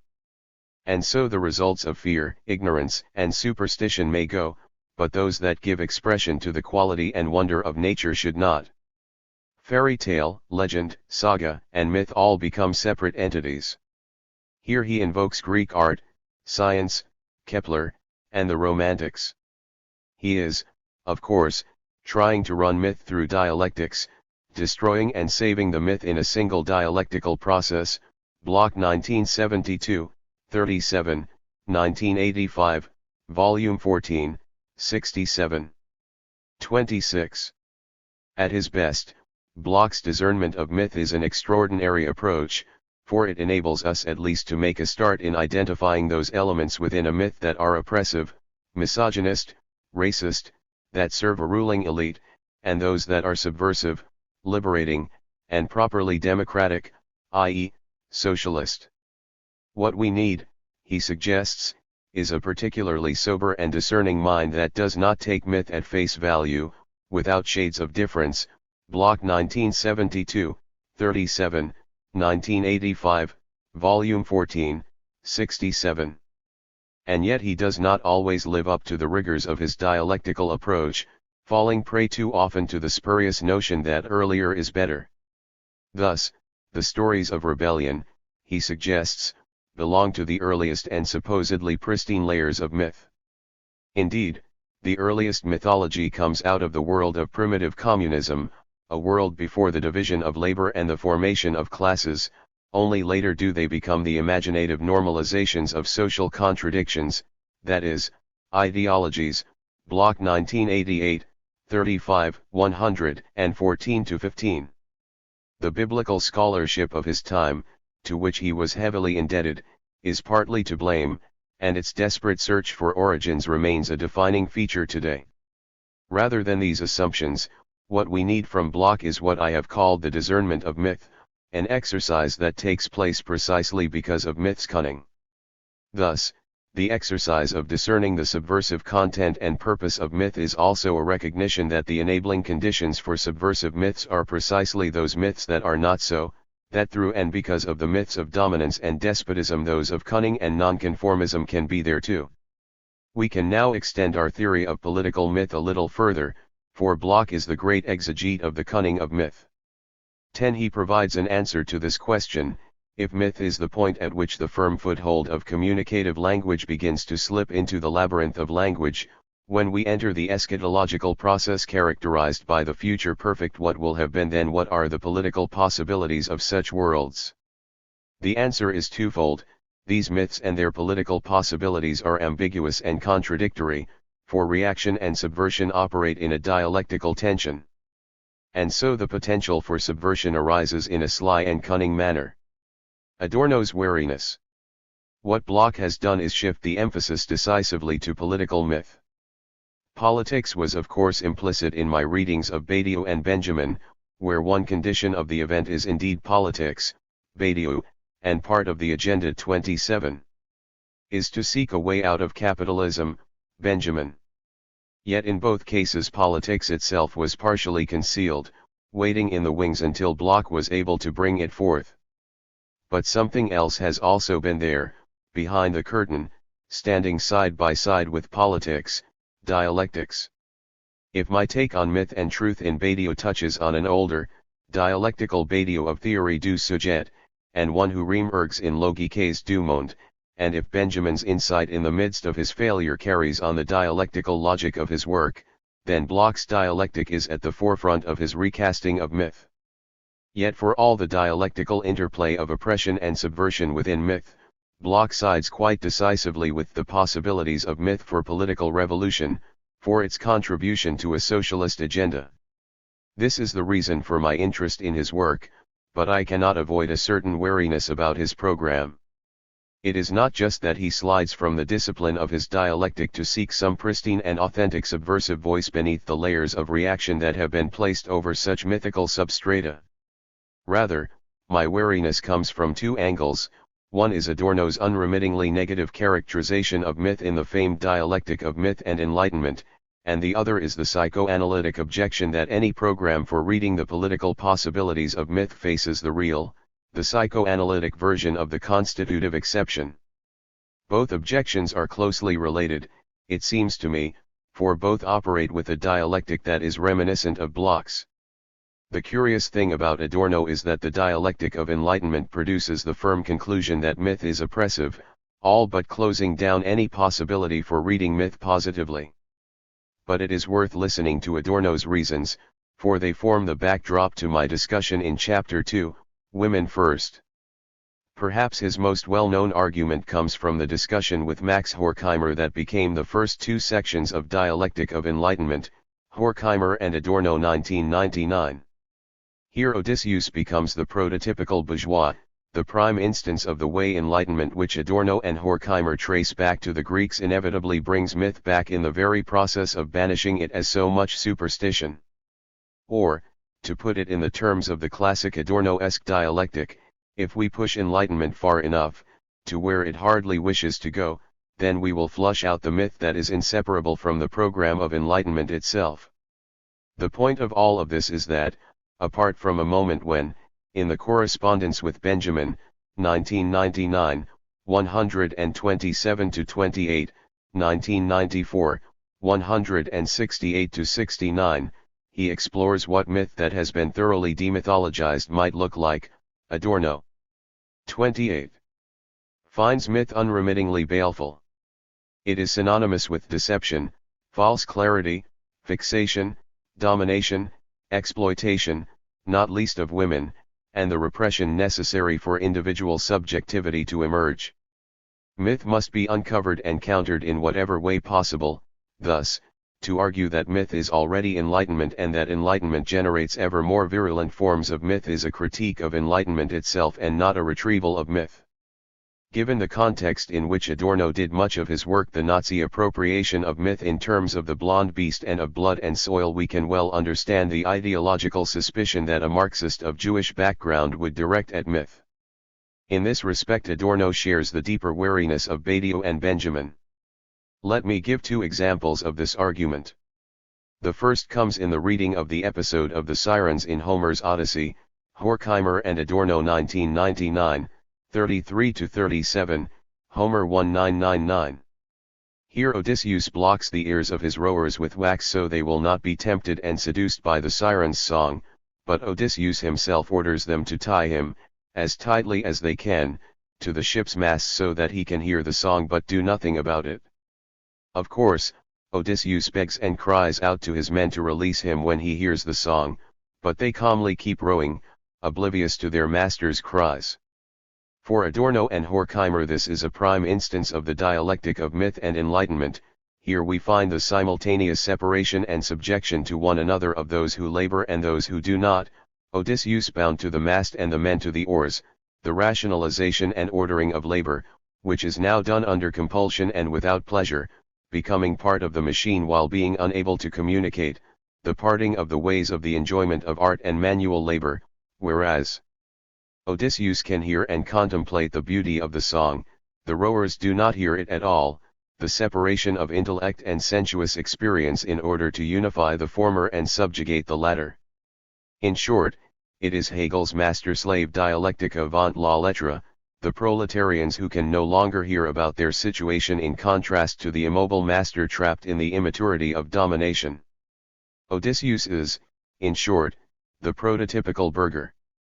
But it is the last point that overlaps with the remarkably sympathetic reading of Polyphemus the Cyclops, Horkheimer and Adorno 1999, 64-69. Apart from the tension of subjectivity, the play on Odysseus and Oedius, nobody that enables Odysseus's escape, Adorno and Horkheimer point out that the source of the remarkable power of the Cyclops is that they are older than the gods. That is, they come from before the law and social 29. Organization, so whereas they seem to lack the laws of civilization, they eat human beings and fend for themselves, they show compassion to their animals and one another, a compassion lacking in Odysseus.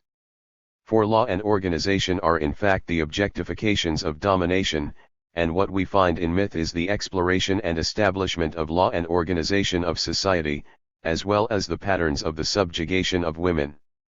At this point Adorno shares the second of Levi Strauss's ideas of myth, particularly as we find it in The Raw and the Cooked, 1994. In an extraordinary tour de force, Levi Strauss relates 187 myths from South American indigenous tribes to one fundamental structure, the passage from barbarism to society through the motif of food.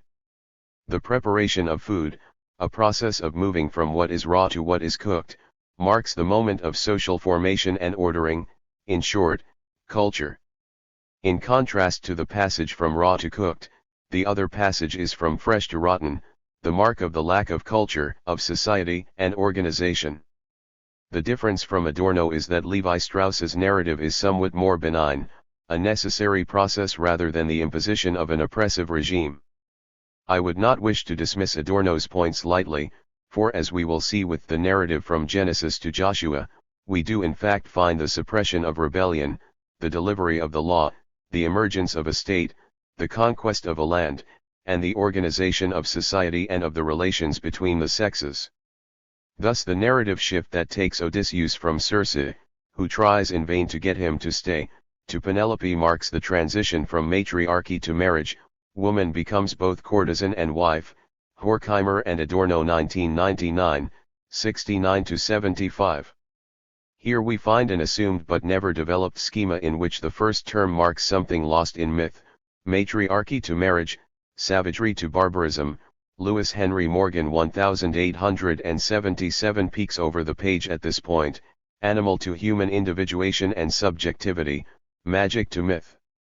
The catch is that Adorno and Horkheimer refuse to explore what magic, matriarchy, human animality, and savagery might actually entail. But now my reason for drawing Adorno into Bloch's dialectic of myth comes to the fore. Adorno explicates more fully than Bloch the oppressive functions of myth, rationalization, social organization, codifications of class, establishment of the law, and so on. However, as Bloch shows, this is not all that myth does. For myth does not merely lock these into place, it explores the tensions and contradictions that make these problems in the first place. To be sure, myth often closes down the contradictions in the end, but not before it has given considerable space to them, and they 30 are precisely those contradictions that would render a social and economic order unviable. Myth enables the airing of such contradictions precisely because they cannot be entertained within certain social organizations. However, just as I read Badiou and Benjamin against themselves, in fact, such an imminent method I derive from Adorno, I want to read Adorno in the same fashion. For it seems to me that in the midst of his trenchant criticism of myth he yields some valuable insights. What interests me here is not so much the dialectic of myth and enlightenment as the other great pairing of myth, this time with history. 11. The reason for my interest is that the virtual power of myth lies not merely in its motive force, but directly in its relation to history. In other words, how might myth affect historical change? One of the best exhibits of the dialectic of myth and history comes in Adorno's first philosophical and deeply theological work, Kierkegaard, Construction of the Aesthetic, 1989. Concisely put, his argument is that in the same way that Kierkegaard's mythless Christianity relies on myth, so also is Kierkegaard's effort to escape myth through a radical inwardness based on myth. The catch here, however, is that the very notion of inwardness is itself mythological, that is, part of the deepest ideological structure of liberalism. And this myth, the myth of the free individual, is inescapably tied to the historical situation of the bourgeoisie in early capitalism. So we get to the point where the myth of radical inwardness cannot but speak of its historical situation, and that situation generates the myth. Even though Kierkegaard worked ever so hard to break the mythical spell that hung over Christianity, ridding it as far as possible from the mythical world in which it first arose, three-tiered universe, heaven and hell, and so on, and even though Adorno astutely locates the other myths that creep in, Nordic, Chthonic, Gnostic, Orphic, what Kierkegaard has in fact done is construct an extraordinarily persuasive myth in their place. And that myth circles around the autonomy of the isolated individual that emerges from radical inwardness. To put it crudely, even if Kierkegaard may have demythologized Christian thought, he has remythologized it in terms of an existentialism of which he was the founder. Myth and history come crashing back together at this point. The myth of radical inwardness gives way at every moment to its political economic situation, and that situation generates such a myth in response, a myth that becomes its deepest ideological expression. But let me move beyond Adorno and pick up another example, this time from Freud's last text, Moses and Monotheism, 2001, Volume 23. A short sent 31. Tins from Jacques-Alain Miller, 2004, 28, opens up a problem at the heart of Freud's little book. Freud wanted him to be real. Wanted whom to be real? Freud wants a historical Moses, so he could then become the Father, who in Freud's account is God. Or rather, Freud wants a real Moses and a real Father God. The play on the Lacanian real/real is crucial in Miller's sentence. The Father God is the real, the unamiable, untouchable, and unrepresentable absent cause of Freud's text, for Miller, and of the Hebrew Bible, for Freud. But Freud also wanted a real, historical Moses, a figure whom he could discern behind the smoke of legend and myth. And so he sets out to find this Moses, who in fact turns out to be a double, two Moses figures that merge into one. Moses himself is the Egyptian, bringing the spiritualized and ethical religion of Aten with him, whereas the unnamed Midianite priest who is blended with this Moses comes from the wilderness, bringing an angry storm god, Yahweh, a coarse, narrow-minded, local god, violent and bloodthirsty. Freud 2001, Volume 23, 50. Once the two groups represented by these two figures have united in the wilderness, the people react to the strict monotheistic reforms of the Egyptian Moses, they rebel and kill him, like the primal horde killing the father, and in their guilt they elevate and blend him into the god and thereby conceal the original murder. Less the criticism of monotheism than it seems, here lies the secret of monotheism for Freud, since it enabled the crucial step via the spiritualized notion of one God to abstract thought to which we are all indebted. Now Freud relies on some dubious biblical scholarship to put together his reconstruction of Moses, but what strikes me about this story, praised and castigated since he first wrote it, is that in the very process of seeking the historical Moses and dispensing with myth, Freud constructs his own new myth, one that is extraordinarily powerful. It is, if you like, one of the great instances of Adorno's dialectic of myth and history. Let us see what Adorno adds to my growing theory of political myth. There are 2 points I wish to draw from him: the potent force of reaction in myths and the dialectic of myth and history.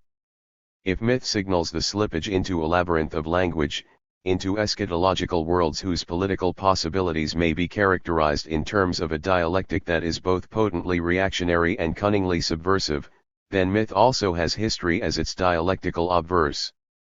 To put it slightly differently, not only does history generate myth, but the linguistic labyrinth of myth also generates history, now understood as the cunning of the future perfect. Myth, therefore, may also have a virtual power for subversive change within history. Or to gloss Adorno, as if real history were not stored in the core of each possible myth. 32. As if every myth that seriously resists reification did not bring the petrified things in flux and precisely thus make us aware of our history. 12. Alongside Adorno, Freudian psychoanalysis brings a second moment of hesitation.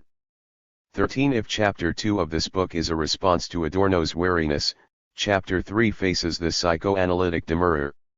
Although the content of the psychoanalytic objection to the theory of political myth I am seeking to develop here is somewhat different from Adorno and Horkheimer's, the result is very similar: myth provides us with no path out of our current situation. In fact, myth is part of the problem. Let me pick up 2 elements from psychoanalysis, particularly from Freud, Lacan, and Zizek. To begin with, I am going to make significant use of the psychoanalytic notion of fantasy as a key component of myth. Let me cut to the chase, for I will have the opportunity to explore fantasy at more leisure later on. Fantasy is the way we deal with the psychoanalytic version of the constitutive exception. What does this mean? For psychoanalysis, there is a necessary gap between our everyday reality and a deeper, unknown phantasmatic kernel or background of that reality. This is the constitutive exception, the extraneous item that keeps the system running. Fantasy is the way we deal with, in narrative fashion, what cannot by definition be part of the system and yet is absolutely necessary for that system to operate. Further, the exception is not some benign item that we would like to have but can't, strawberry cake, illicit sex, a high-performance bicycle. It is a traumatic kernel, a horror that would destroy us if we came face to face with it.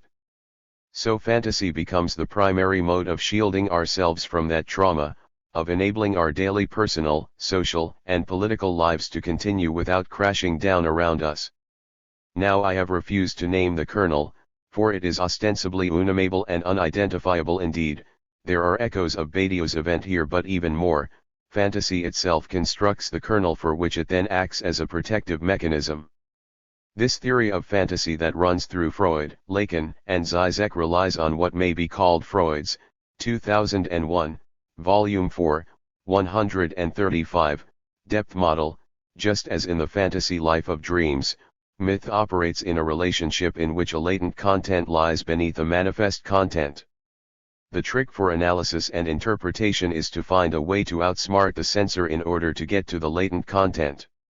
14. Let me give two examples, one borrowed and the other not.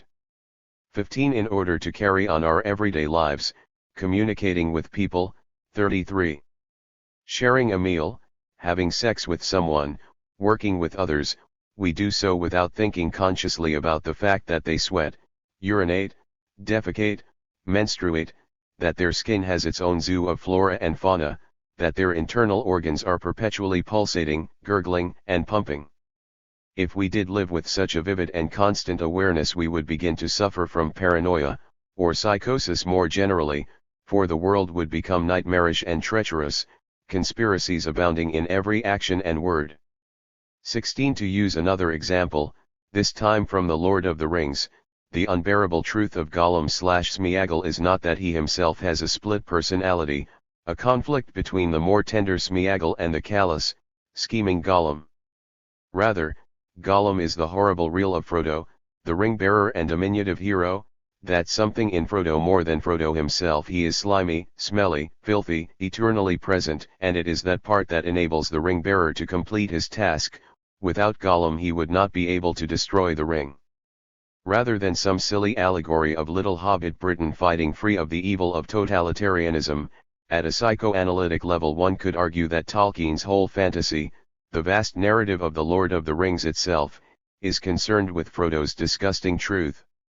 The objection begins to take shape: if fantasy is the way we deal with the traumatic, phantasmatic kernel, then it perpetuates that kernel.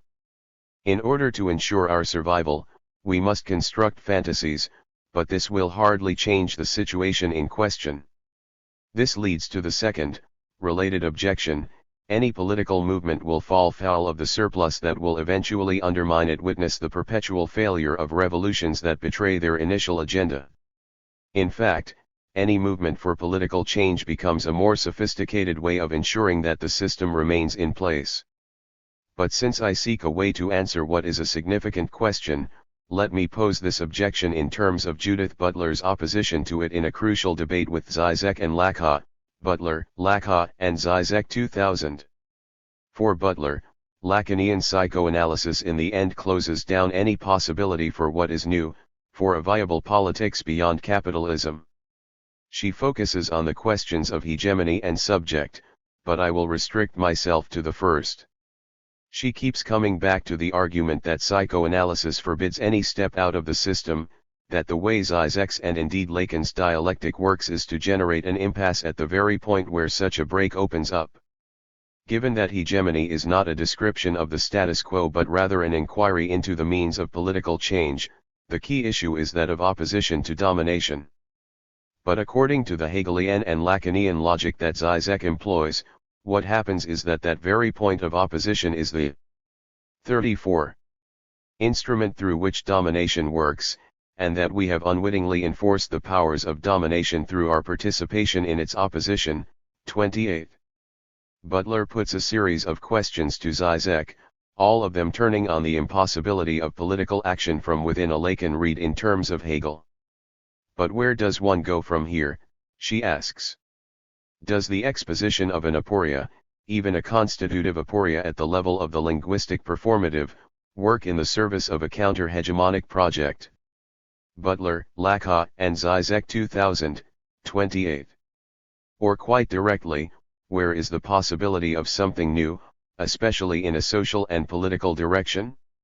In fact, what Zizek does, suggests Butler, is pursue the other dimension of hegemony, namely, the myriad ways in which consent operates, particularly what constrains and limits us. But what remains less clear to me is how one moves beyond such a dialectical reversal or impasse to something new. How would the new be produced from an analysis of the social field that remains restricted to inversions, aporias, and reversals that work regardless of time and place? Do these reversals produce something other than their own structurally identical repetitions? 29. Now, my sympathies lie with Butler's objection, no matter how hard Zizek tries to answer it. In fact, as I have argued elsewhere, he will need to drop psychoanalysis, however briefly, in order to become a political writer. For all the talk of traversing the fantasy, of the psychoanalytic cure, Butler points to the limits of psychoanalysis. At the same time, however, the two related objections should not be dismissed too readily. Like Adorno and Horkheimer's objection that myth is enlightenment, that it involves the first moment of social ordering, law, rationalization, and domination, rather close to Lacan's symbolic, both the theory of fantasy and the point that any political movement ends up supporting the status quo are all too readily visible within myth. With sickening regularity, myth becomes the way a political economic system is shored up and justified, the way dissent and tensions are managed, the means by which revolution is curtailed and warnings issued about the consequences of such radical change, or even blatant propaganda for reaction. Indeed, for these reasons chapters 5 and 6 in this book explore the ways political myth operates in reactionary political agendas in a number of contemporary instances, specifically in Australia and the United States. So now my theory gains another thread. Political myth involves the construction of labyrinthine eschatological worlds characterized by a dialectic of reaction and subversion. While reaction potently produces the opposition 35, which it perpetually closes down, while reaction constructs fantasies that carefully conceal a horror that it has constructed, myth has a cunning knack of twisting out of such a stranglehold to offer the possibility that myth is also the powerful fiction of a completed truth. In this sense it may be said to have a virtual power in history. Chapter 2. On the Legacy of Primitive Communism. Ere we pass, to gloss Marx, from the plateau of theory to the intricate tensions of texts. In this chapter and the next two I analyze the nature of this political myth via feminism, psychoanalysis, and Marxism, respectively. This chapter tracks a particular moment of denial, first in biblical scholarship and then in the text itself. Thus in the first half I offer a meta-commentary on those who argue that early Israel may in fact have offered a slightly better deal for women than the oppressive patriarchies of monarchy and empire that have been traced out in detail in biblical scholarship. Lying behind this argument is something all the critics in question deny: primitive communism. What is appealing about the work of these critics is that unwittingly they unearth a function of the text itself, namely, the need to block something that is crucial to the text, what I call a denied moment of primitive communism. Where such a denial shows up most sharply is on the question of women, specifically their presence and absence. If in the critical literature the denied background for a better deal for women is primitive communism, Genesis, Joshua perpetually moves to block the possibility that another world is possible, and the control of women is central to that agenda. This chapter engages directly with Adorno's and Horkheimer's objection to myth, namely, that myth is the first moment of ordering, fixation, and social control. 37. Medico-elementary, women and the domestic mode of production. Lest the specter with which I was tempted to begin, primitive communism is alive and well in biblical studies. But it has an all too curious form, not so much the classical Marxist category of the society before want, before the real division of labor between mind and body, but rather the society in which women were at least slightly better off than we might have expected in the overbearing patriarchies of the Hebrew Bible. If the confidence of Gottwald's and Meyer's claims for an egalitarian society that we can glimpse behind the obdurate walls of the biblical text, or perhaps that we can uncover amid the mounds of patriarchal debris, has waned. There remains the suggestion, the hint perhaps, that there lies buried somewhere in a text, or the psyche the possibility of a less oppressive system for women. One primitive communism leaves a curious trail we can follow all the way from Galilei back, via Marshall Solins to J.J. Bachofen. I begin with the biblical critics before moving on to consider the anthropologists and sundry Marxists, always working in reverse. 2. Although recent biblical studies is a little more skeptical concerning the possibilities for women in whatever society or societies there were behind the biblical texts, in certain circles, especially those influenced by social scientific approaches, there remains an assumed background of what has become known as the domestic or household mode of production.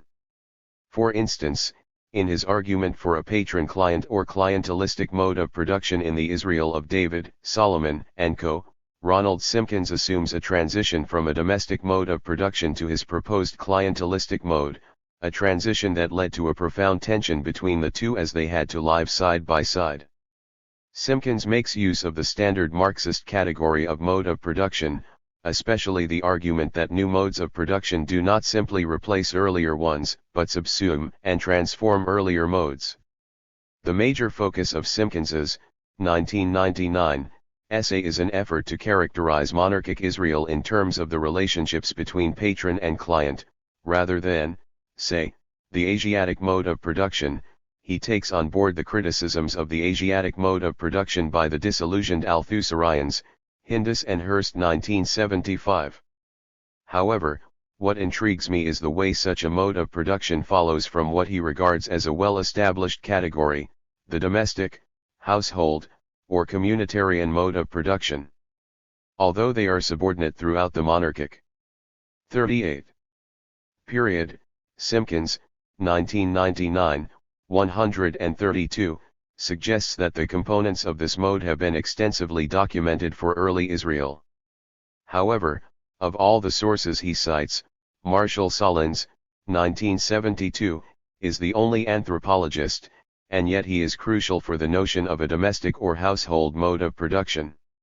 Let me quote Simpkins, 1999, 132-33, on this mode of production, transliterating the Hebrew, since with minor variations and at greater or lesser length, we find a similar description of what has become known as the domestic mode of production in Gottwald, Myers, Yee, and others. The primary productive unit in early Israel was the family unit known as the Bet Avi, consisting of several nuclear families covering as many as 4 generations, and linked in an extended unit, the Mishpacha.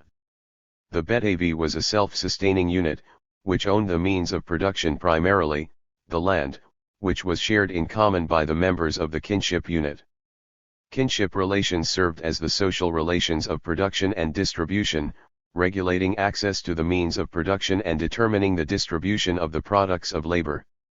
However, within the domestic mode of production, the kinship system functioned simultaneously as the superstructure.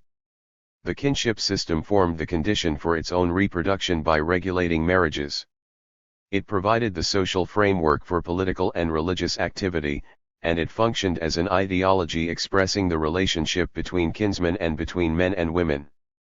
Although Simpkins is not taken with any arguments for either an egalitarian social arena, Gottwald 1999 and Myers 1988, or minimally a slightly better situation for women under such a domestic mode of production, Jobling, Galilei is against Simpkins's argument that there is an ideology of egalitarianism that failed to deal with rising inequalities, that then led to the client-patron mode of production. Yee argues that we can indeed find traces of a domestic mode of production where women and men were somewhat more equal. By and large, Yee agrees with Simpkins concerning the nature of the domestic mode of production, or, as she prefers, the familial mode of production, with a few exceptions. First, she finds it more mutually supportive than Simpkins would entertain. Second, when weighed in the balance, although she hesitates to speak of an egalitarian situation, for Yee women seem to have been better off under the familial mode of production. Third, She accepts Norman Gottwald's argument for an initial tributary mode of production out of which early Israel emerged only to slip back into it 39. Under the monarchy, Ye 2003, 60-63. For Ye, Israel no doubt lived under the familial mode of production. Her interest, however, is the effect of this on women. Thus, under the familial mode of production, the family household was the basic socio-economic unit, 61. 3. This was undermined by Solomon's division of Israel into 12 administrative districts and the redirection of loyalties to Jerusalem. A key feature of such transitions, in which older forms of solidarity are only slowly overcome, is the control of the sexual behavior of women, particularly the death penalty for adultery. Texts such as Genesis 2:3, a product of royal ideology, seek to strengthen the conjugal bond of the nuclear family and weaken the ties of kinship and subjection to the paterfamilias by shifting them to the king. Here she agrees with Simpkins. Nuclear families are far less likely to be sources of rebellion against centralized authority.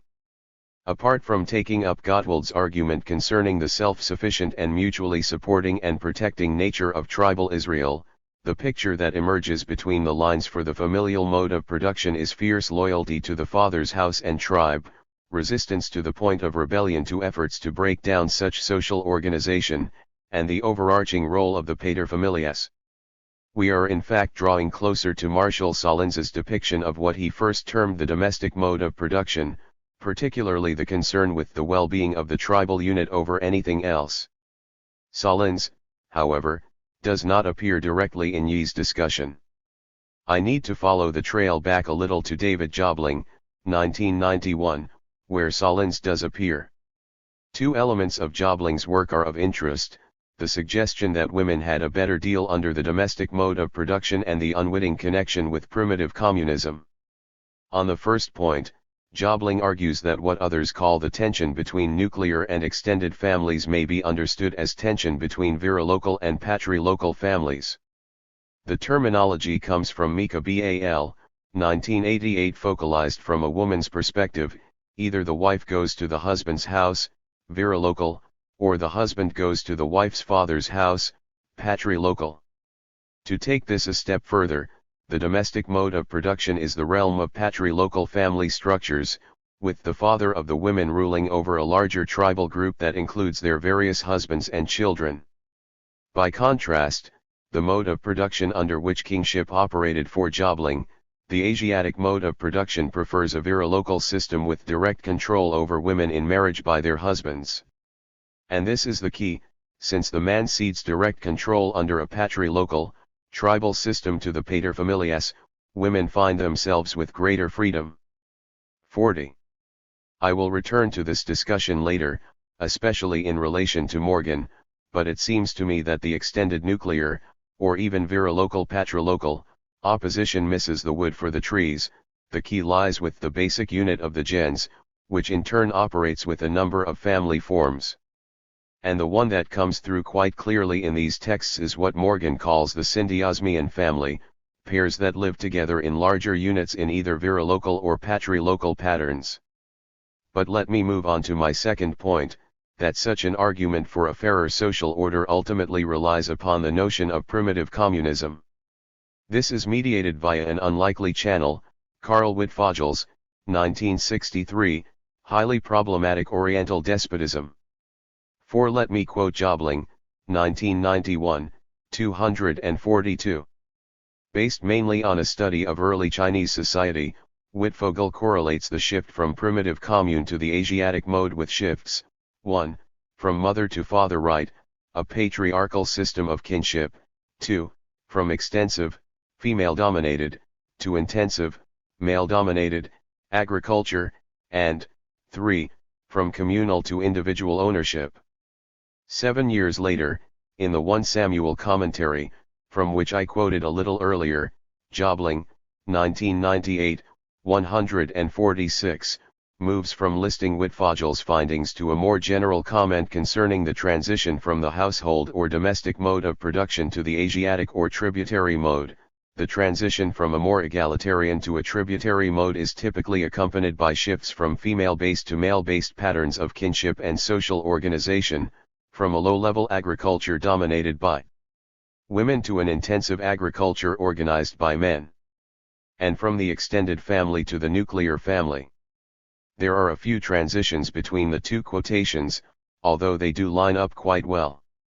Rather than Wittfogel's communal individual property transition, Jobling prefers the shift from extended to nuclear family.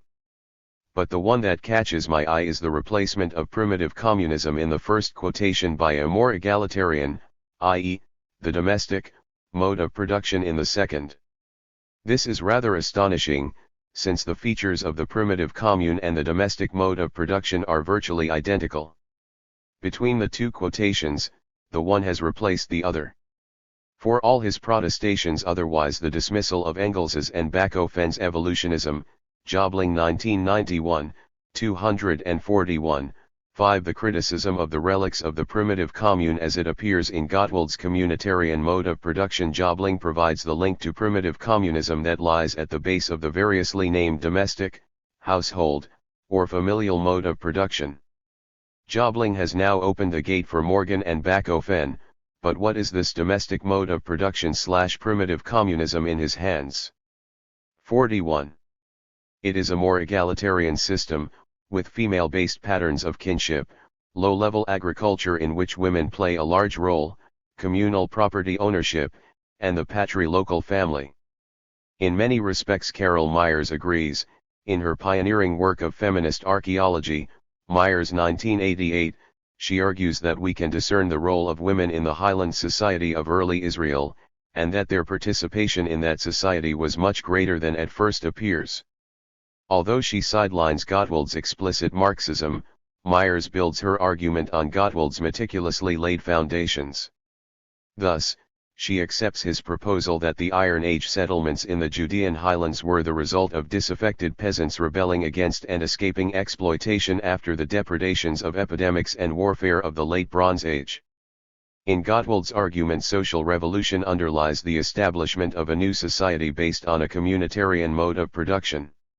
Rebelling against the tributarian mode, and making use of new iron implements, lime plaster lining of cisterns, and terracing, this new society, early Israel, consciously developed an ideological, economic, political, and social structure that was distinctly revolutionary.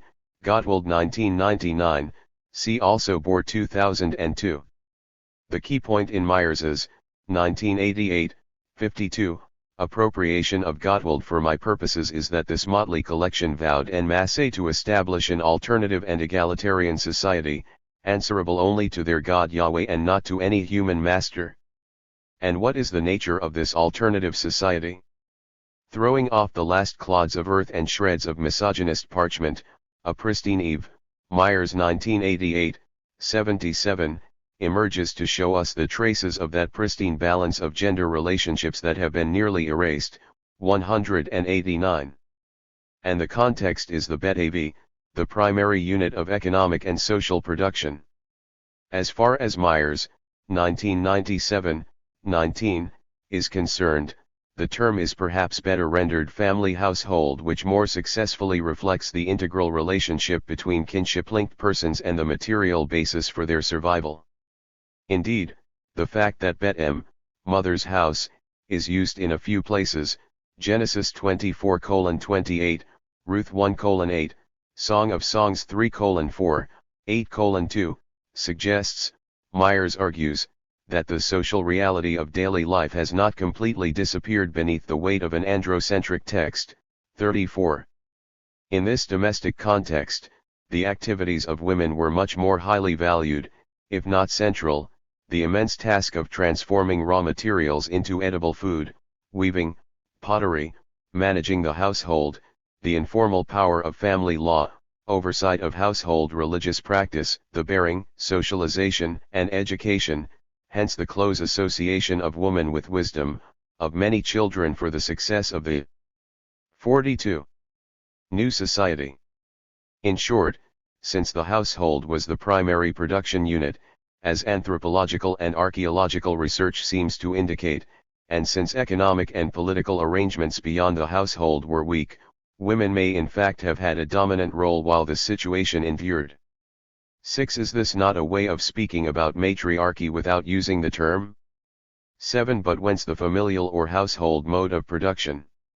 It comes from Marshall Sahlins, and it is Myers, 1988, 142, who made the discovery. Yet it is a curious reference, for Myers refers just once to Sahlins's book Tribesmen, 1968, and not the text in which he discusses the term at length, Stone Age Economics, 1972. Sahlins, it must be noted, introduces the term with no reference to Marxist debates. From this slender beginning, the household or domestic mode of production has become orthodoxy in its own right. But now we have two lines that reach even farther back. If Jobling has given us the link to Morgan et al., then Myers has brought Sahlins into play. I will turn to both in what follows. Let me sum up. I have traced back the argument that in pre-monarchic Israel we have a domestic mode of production. Despite the individual variations, there is a deeper agreement on the major features of this mode of production. It provided a better deal for women, who were crucial to everything from food production to religious observance. Based around the Bet Avi, variously described as the extended family or patrilocal family, or, to borrow a term from Morgan, the Syndiosmian family, the features of such a mode of production were the all-pervasive influence of kinship, agriculture, communal ownership of land, and mutual aid. From the domestic mode of production to the primitive commune. All the same, it seems to me that we have in these debates in biblical studies a conflation of two related ideas, the domestic mode of production, Sahlins, and the primitive commune, Engels and Morgan, with Bachofen trailing along. But since the biblical critics I have been tracking mention these four writers all too briefly, let me spell out what the debts are. First, Sahlins and the domestic mode of production, which has three key features. A small labor force differentiated essentially by sex, the inner relations of the household, between man and woman, parent and child, are the primary relations of production in this society. This division, 143, is cultural and not merely physical or natural, Sahlins 1972, 55. The family contains within itself the division of labor dominant in the society as a whole. It is the dominant form, transcending all other specialization in this sense, that the normal activities of any adult man, taken in conjunction with the normal activities of an adult woman, practically exhaust the customary works of society, 78-79. Simple technology, as an anti-surplus system, that is, livelihood is the primary objective and nothing more, only those tools necessary for such a system are needed. Pressure for increased production will therefore be resisted.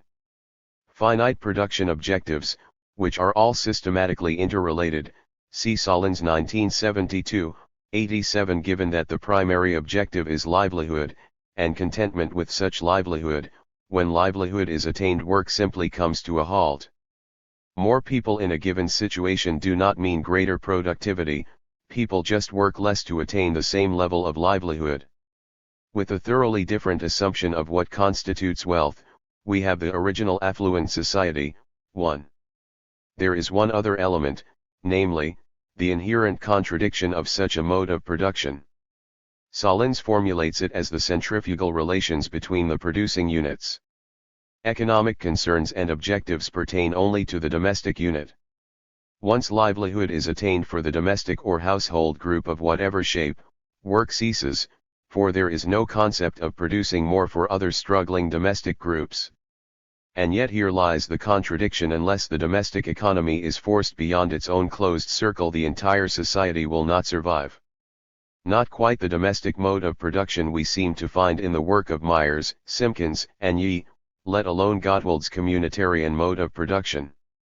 To be sure, they all agree with Sahlins's first point, that the domestic unit with its sexual division of labor is the primary unit of production. Myers's Bet Avi, accepted by all who cite her. Only Jobling acknowledges the point concerning what he calls extensive or low-level agriculture, and this he takes from Wittfogel. Myers is simply way off with her assertion of backbreaking labor. Is this not a common assumption concerning such societies? Aitye and Simpkins, to their credit, do point to contradictions.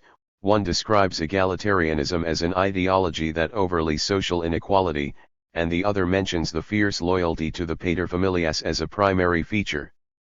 The domestic mode of production certainly does not provide the basis, at least in Solons's formulation, of the cooperative. 2. 3. 44. Society that Myers, Gottwald, and Jobling have suggested. The source of this idea of mutual aid, to gloss the great anarchist Kropotkin, must come from elsewhere. Whence, then, the source for a better deal for women, and indeed the original affluent society? None other than Engels's, 1985, classic The Origin of the Family. Here we find not merely primitive communism, but an argument for the earliest matrilineal and matriarchal form of the family. And here the denials come right to the fore. While our biblical critics may recognize their debt to Solons, they repress his and their debts to Engels, Morgan, and Bachofen. More specifically, it is the connection to the theory of primitive communism that is denied in such a repression. In his flawed but brilliant book, Engels was of course following Marx's notes on Lewis Henry Morgan's Ancient Society. They were both drawn to it for the simple reasons that Morgan makes a connection between patriarchy and private property and that he postulates a prior matriarchy. With a wealth of detail drawn from the Iroquois, Morgan's specialty, to the Australian Aborigines, he argued that only with the development of private property could patriarchy, understood quite specifically as the inheritance of goods and the location of power in the male line, emerge. There are two steps to this argument. First, Morgan, 1877, 393 to 543, distinguished 5 forms of the family. The consanguine family is one in which wives and husbands are held in common, each known as brothers and sisters, the children belonging to the whole group. By contrast, when several sisters share husbands who are not necessarily related, or vice versa, we have the Panaluan family, or group marriage. Pairing of male and female takes place in the Syndiosmian family, although not exclusively. The pair would live in groups of similar pairs, sharing space and work, and would stay together as long as it suited either member. Morgan finds the next stage, patriarchal or polygamous families, an anomaly or offshoot. Finally, at the end of the evolutionary run comes monogamous marriage, the exclusive cohabitation of single pairs. Second, for Morgan the change to male descent takes place only with the patriarchal and monogamian familial forms. Relying on the data supplied by Bachofen, he assumes rather than argues for the change. But what he needs, like a crime, is the motive. And that is the gradual acquisition of property, flocks, herds, land, and houses. With property increasingly in the hands of men, the problem became the inheritance, for only with a male line would the property pass on to the fathers and not the mothers. 45. Children, with property accumulating in masses and assuming permanent forms, and with an increased proportion of it held by individual ownership, descent in the female line was certain of overthrow, and the substitution of the male line equally assured. Morgan 1877, 355. So for Engels the moment of primitive communism came before this change, during the time of the consanguine, Panaluan, and Syndiosmian families. In other words, when the group had husbands and wives in common, or when frequently changing pairs lived in large groups, and when inheritance passed through the female line, we had primitive communism. For our purposes, then, Engels's reading of Morgan provides an argument for a prior social form much better for women and a subsequent move into male dominance. At this basic level, the argument is remarkably similar to those of Myers, Jobling, and Ye, albeit with somewhat different terms. Thus far we have the beginnings of a link between the domestic mode of production in biblical studies and primitive communism, but let me focus on Morgan more directly in order to strengthen the connection. For all his appealing quirkiness, 9. I am intrigued by Morgan's notion of the syndiosmian, or pairing, family. One mode of Engels's primitive communism which comes much closer to the descriptions of Myers, Jobling, Yee, Simpkins, and Gottwald, as well as Solons's domestic mode of production. Here is Morgan, 1877, 462. Several of them were usually found in one house, forming a communal household, in which the principle of communism in living was practiced. The fact of the conjunction of several such families in a common household is of itself an admission that the family was too feeble an organization to face alone the hardships of life. Nevertheless, it was founded upon marriage between single pairs, and possessed some of the characteristics of the monogamian family. The woman was now something more than the principal wife of her husband, she was his companion, the preparer of his food, and the mother of children whom he now began with some assurance to regard as his own. The birth of children, for whom they jointly cared, tended to cement the union and render it permanent. For Morgan, then, the syndiosmian family was clearly better for women than the patriarchal family, let alone the consanguine and Panaluan forms. It was a stronger unit because a number lived together in a common household, and I am going to assume that the crucial phrase communism in living is for Morgan a positive one. In other words, this is far closer to the 46. Betav or domestic mode of production of our biblical scholars than that of Solons. If we recall the three items from Solons's description of the domestic mode of production: small labor force based on the household, simple technology, and limited production, only the first is taken up by the biblical scholars in question. There is nothing about cooperation or a better situation for women, for that we must turn to Morgan and Engels. This connection is repressed, however, but that is precisely what interests me. But the situation becomes a good deal more intriguing. Morgan himself discusses the Hebrew Bible at length, especially the Betav. It is worth pointing out that he needs to do this to counter the strong effect of the Hebrew Bible on early anthropology of the family. This was particularly the case with the theory that the first form of the family was patriarchal and polygamous. Against this position he argues in detail that the primary form is in fact the gens, or clan, based on descent through the female line.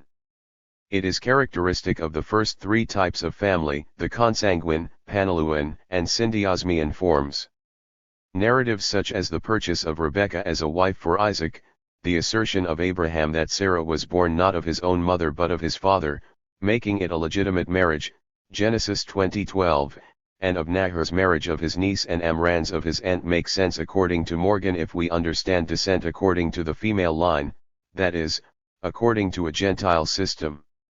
The key, however, is that for Morgan the primary mark of the gens is the Betav, a point that reverberates through my preceding discussion. It is the paternal house, house of the father, and family house, and must have numbered several hundred persons. If the Hebrews possessed the gens, it was this group of persons, Morgan 1877, 380. From this building block we get the phratry, mishpacha, as a collection of two or more gentes, and then the tribe, mate. Morgan admits that the material as we have it overwhelmingly speaks of descent in the male line within the gens, that the overt legislation establishes such inheritance, particularly in the case of Zelophehad's daughters, Numbers 36:4, 11, 27:8, 11, see Morgan 1877, 555-58, and that the earlier structures of the gens have moved on from female descent. The presence of private property in the narratives of Genesis, as Morgan notes 477-78, reinforces his point. All of this is evidence of the shift from the earlier familial forms, from descent according to the female line to descent according to the male line, with the advent of private property. Only with the patriarchal and monogamian families do we have male descent and private property. Morgan's status as absent cause of the domestic mode of production becomes ever stronger. 47. And this is where Bachofen comes into play, for at some level he lies behind Morgan. The main point, based on vast research, according to Morgan, 1877, 359, 10 is that we can discern in the myths of Greece and Rome evidence of a prior stage of matriline, if not matriarchy. And it is a position that continues to haunt us. 11 For Bachofen, mother right operated in the second stage of human development. This was what he calls the lunar phase, the realm of Demeter, grain, and the passive left side. In this phase women revolted against the earlier, Tellurian order of Aphrodite, an era of nomadism and sexual and social anarchy. Without state or agriculture, men held children, women, and property in common. In the second phase, by contrast, private property arose, but it was held by the mother and passed on to the daughter. Women also instituted the lifelong marriage bond, the priority of the mother-daughter relationship and inheritance, especially of the youngest daughter, an awareness of the roles of mother and father in relation to children, agriculture, settled communities, and female deities of home, field, and the moon. Men, however, had the last word and overthrew this order of mother right, bringing in 3 gradual stages the final solar period, of Apollo, which was one of paternal descent, the dominance of the spiritual over the material maternal, the father-son relationship, division of labor, and male ownership of property. The connections with Morgan are obvious, especially the shift in the second and third phases from female to male descent and the crucial role of private property in that shift.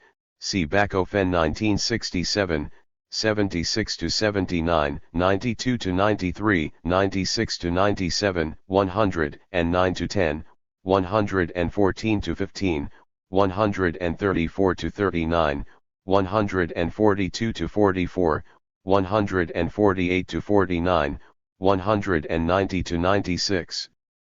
But with Bachofen we find the first instance of the idea that we can uncover, whether through the exegesis of myths or archaeology, an earlier stage that was even slightly, if not substantially, better for women. Let me close this section by returning to Morgan. There is an extraordinary text in which Morgan reads Bachofen's schema through the lens of the gens. But it is also extraordinary for the way it anticipates all of the major features of the proposed form of early Israel that I have traced above: communal household based on mothers of the same gens and their children, extended, syndiosmian, families, common lands, joint tenement houses, a far greater role for women, and communism in living. The condition of ancient society, thus brought under review, requires for its full explanation the existence of the gens in its archaic form as the source of the phenomena. This would bring the mother and her children into the same gens, and in the composition of the communal 48. Household, on the basis of the gens, would give the gens of the mothers the ascendancy in the household. The family, which had probably attained the syndiosmian form, was still environed with the remains of that conjugal system which belonged to a still earlier condition. Such a family, consisting of a married pair with their children, would naturally have sought shelter with kindred families in a communal household, in which the several mothers and their children would be of the same gens, and the reputed fathers of these children would be of other gentes. Common lands and joint tillage would lead to joint tenement houses and communism in living, so that gyneocracy seems to require for its creation, descent in the female line. Women thus entrenched in large households, supplied from common stores, in which their own gens so largely predominated in numbers, would provide the phenomena of mother right and gyneocracy, which Bachofen has detected and traced with the aid of fragments of history and of tradition. Morgan 1877, 359-60, emphasis added. Is this not Myers's and Ye's household mode of production, Jobling's conjunction of Myers's, Solins's, and Bal's patrilocal family, and Gottwald's communitarian mode of production?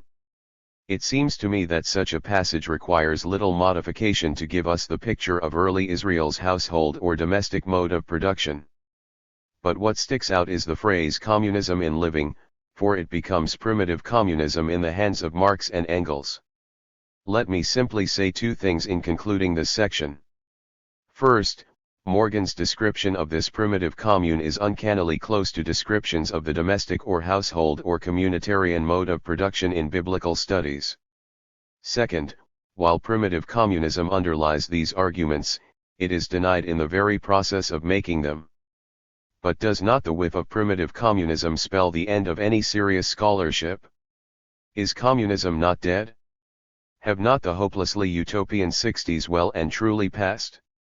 For primitive communism has all these associations and many more, warm and fuzzy vodka or dope-filled evenings on some utopian, socialist, or hippie commune that existed only in someone's imagination.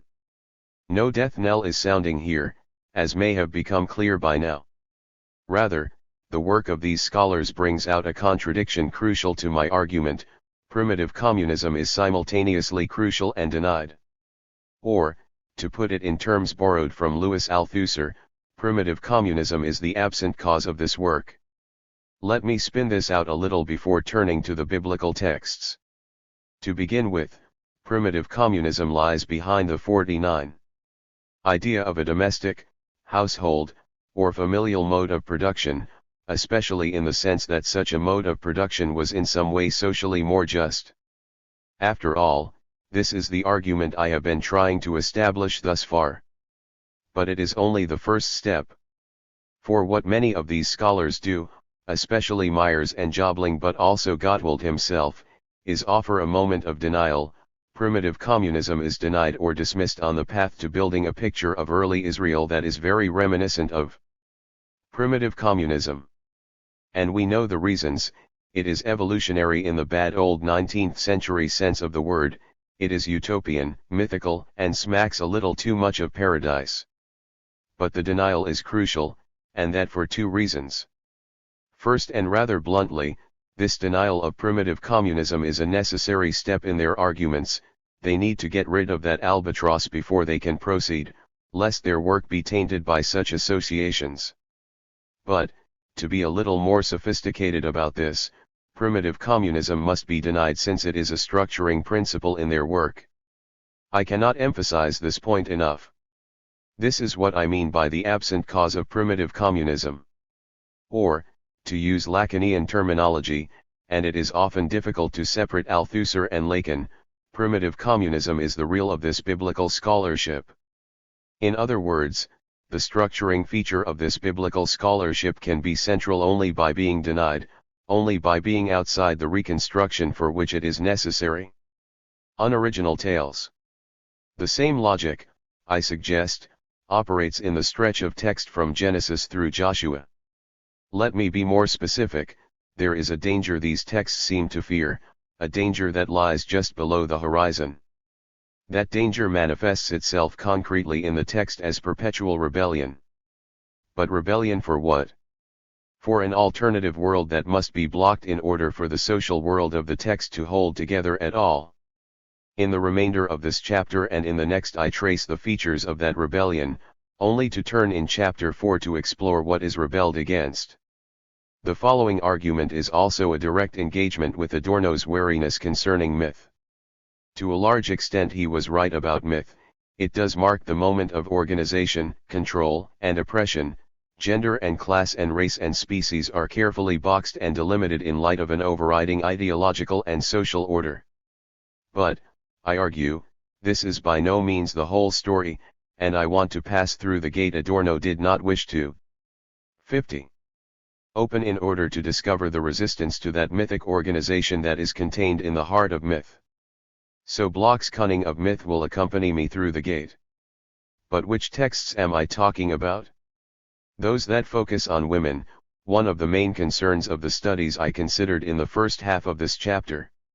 The texts are Eve and the serpent, Genesis 2-3, the narrative moments of Sarah and Hagar, Genesis 16, 18, 21, Rebecca, Genesis 24-25, Leah and Rachel, Genesis 29-30, Dinah, Genesis 34, Tamar, Genesis 38, Potiphar's wife, Genesis 39, Moses' mother and sister and Pharaoh's daughter, Exodus 2, Miriam in Exodus 16 and Numbers 12, the regulations concerning women in the law codes, example Leviticus 12, Numbers 5, Deuteronomy 21, Zelophehad's daughters, Numbers 27, 36, and Rahab, Joshua 2.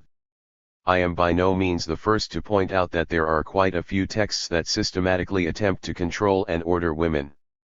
Or rather, what we have in this complex web of the Hexateuch is a primary instance of the creation of a specific image of woman. It is the old Foucauldian point: rather than attempt to control and limit flesh and blood women, the Hexateuch constructs the category of woman through these stories and laws in a way that remains powerfully operative in the subsequent uses of these texts. 12 Biblical Studies is not immune from the overwhelming tendency of literary criticism to read a text closely, painstakingly. Or rather, we should take an inverse view of the relationship. The long tradition of detailed commentary on biblical texts weighs heavily on the interpretive practices of today's literary critics. So one would expect a detailed reading of one, perhaps two of these texts, a close reading that makes us feel at home in the familiar terrain of literary criticism, or perhaps of biblical commentary and exegesis. Instead, I read synoptically, moving over the vast panorama of these texts rather than spending too much time in the cozy and parochial confines of one text or another. For I am after the synoptic insight, the items that show up only when a number of texts sit together and rub up against each other. I am of course not the first to track over these texts, and some of the points made below derive from this earlier work. But I do have a distinct twist on the text. It seems to me that each of the texts I have listed provides us with a narrative as to why something could not and should not be. They are, if you like, unoriginal tales, stories of non-origin. They tell the stories of why certain social, political, and economic formations, specifically regarding women, cannot and should not take place. The various stories concerning women in the Hexateuch show why and how women should not do what 51. They promise to do. Yet this is by no means the whole story, for I also want to explore what has been denied. 13 In what follows, my purpose is not to list exhaustively, with genuine or faux disbelief and disgust, laws and stories from the Hebrew Bible that nowadays seem ridiculous. Rather, a synoptic view points to 5 minor and 2 major strategies. As for the 5, women are punished in various ways, represented as exchange objects, relegated to supporting roles, dealt with violently, and removed from collective blessings. But 2 strategies stand out. Women are made subject to a series of laws covering everything from menstruation through vows to rules of marriage and time, and again they ensure a pattern of inheritance through the male line. Lockdown. To begin with, the 2 great punishment stories are those of Eve and Miriam, Genesis 3 and Numbers 12. Both have a similar plot structure: a man and a woman rebel against God and get punished for it. Note that in each story the center of rebellion is the woman. Thus, in Genesis 3 Eve eats from the tree first after discussing it with the serpent. Only then does she give some to Adam. The reward, sandwiched between the curses for the serpent and man: she is locked into childbearing, hardship, itzavonic, pain, itzab, and the rule of her man, v16. 14 In Numbers 12, it is remarkable how Miriam suffers all of the punishment. She is smitten with a skin disease and must undergo purification while Aaron gets off without a scratch. Why, you want to ask, is she at the center of the punishment? The underlying problem for these texts is the same: a social hierarchy needs to be asserted. While in Genesis 3 the woman comes in between animal and man, in Numbers 12 she is at the bottom of the pile. 15 Woe to anyone like Miriam, let alone Eve, who tries to work outside the hierarchy. Genesis 3 Numbers 12. Yahweh Elohim, verses 8-9, Yahweh. Man, verses 10-11, 17-19, Moses, verses 7-8, 13-14, Woman, verses 12, 16, Aaron, verses 11-12, Serpent, Animal, verses 13-15, Miriam as prophet, verses 6, 9-10, see Exodus 15:20. 52. As if being located within a hierarchy and relegated to a minor, supporting role, Exodus 15:20, 21, were not enough. Women are also identified as exchange objects between men, see Exum 1993, 151. The so-called wife-sister stories, Genesis 12:10, 20, 20, 26, operate on this premise. The wives in question, Sarah and Rebekah, may be exchanged between men. In each case the claim by the patriarch, "She is my sister," Genesis 12:19, 20:2, 26:7, sets up the possibility of exchange. The dupes, Pharaoh and Abimelech, bring Sarai/Sarah and then Rebekah into their harems only to find out that the woman in question is not available. Now, while the actual exchange of women may seem to be short-circuited by the information that they are not available for exchange, by a plague in Genesis 12:17, a dream in Genesis 20:3, 7, and by a voyeuristic moment when Abimelech sees Isaac fondling Rebekah in Genesis 26:8, the outcome is very much within the exchange logic. Abraham twice ends up with massive gifts of sheep, oxen, silver, asses, servants, and camels, while Isaac finds that a little exercise in deception is the means to God's blessing. He is rewarded with great wealth as a result. The message of these wife-sister stories: keep your women within the exchange network and you, masculine, will be blessed. So far we have women as exchange objects and at the bottom of hierarchies. This is when they actually gain a mention. Another approach is to deny them any presence whatsoever. While much of the Hebrew Bible operates on this premise, it shows up starkly when a woman is mentioned and then obviously forgotten. I think here of Dinah, the only mentioned daughter of Leah, Genesis 30:21, 34:1. Although in the final tally she would make the 13th child of Jacob, she is conspicuously absent from Jacob's blessings in Genesis 49, only the 12 sons are blessed and occasionally cursed. All of these approaches are but supporting acts for the most consistent modes of dealing with women in these stories, by legislation and by tying them into male inheritance and succession. As for legislation, a suspiciously large number of laws deal with women, Exodus 21, Leviticus 12, 15, 18, 19, 20, Numbers 5, 30, Deuteronomy 21, 22, 23, 25, 27.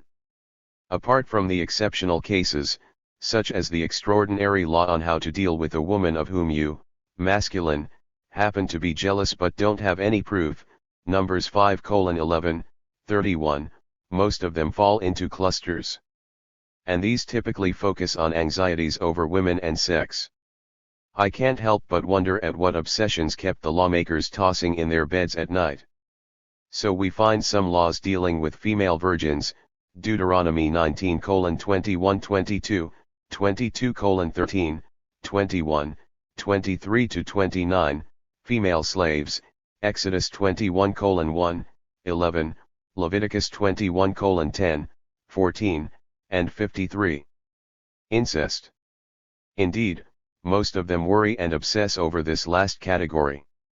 Ever since Levi Strauss, 1968, 31-51, the cluster of incest laws, Leviticus 18:6, 18, 20:10, 14, 17, 19-21, Deuteronomy 23:1/22:30, 27:20, 22, 23, has a whole new resonance.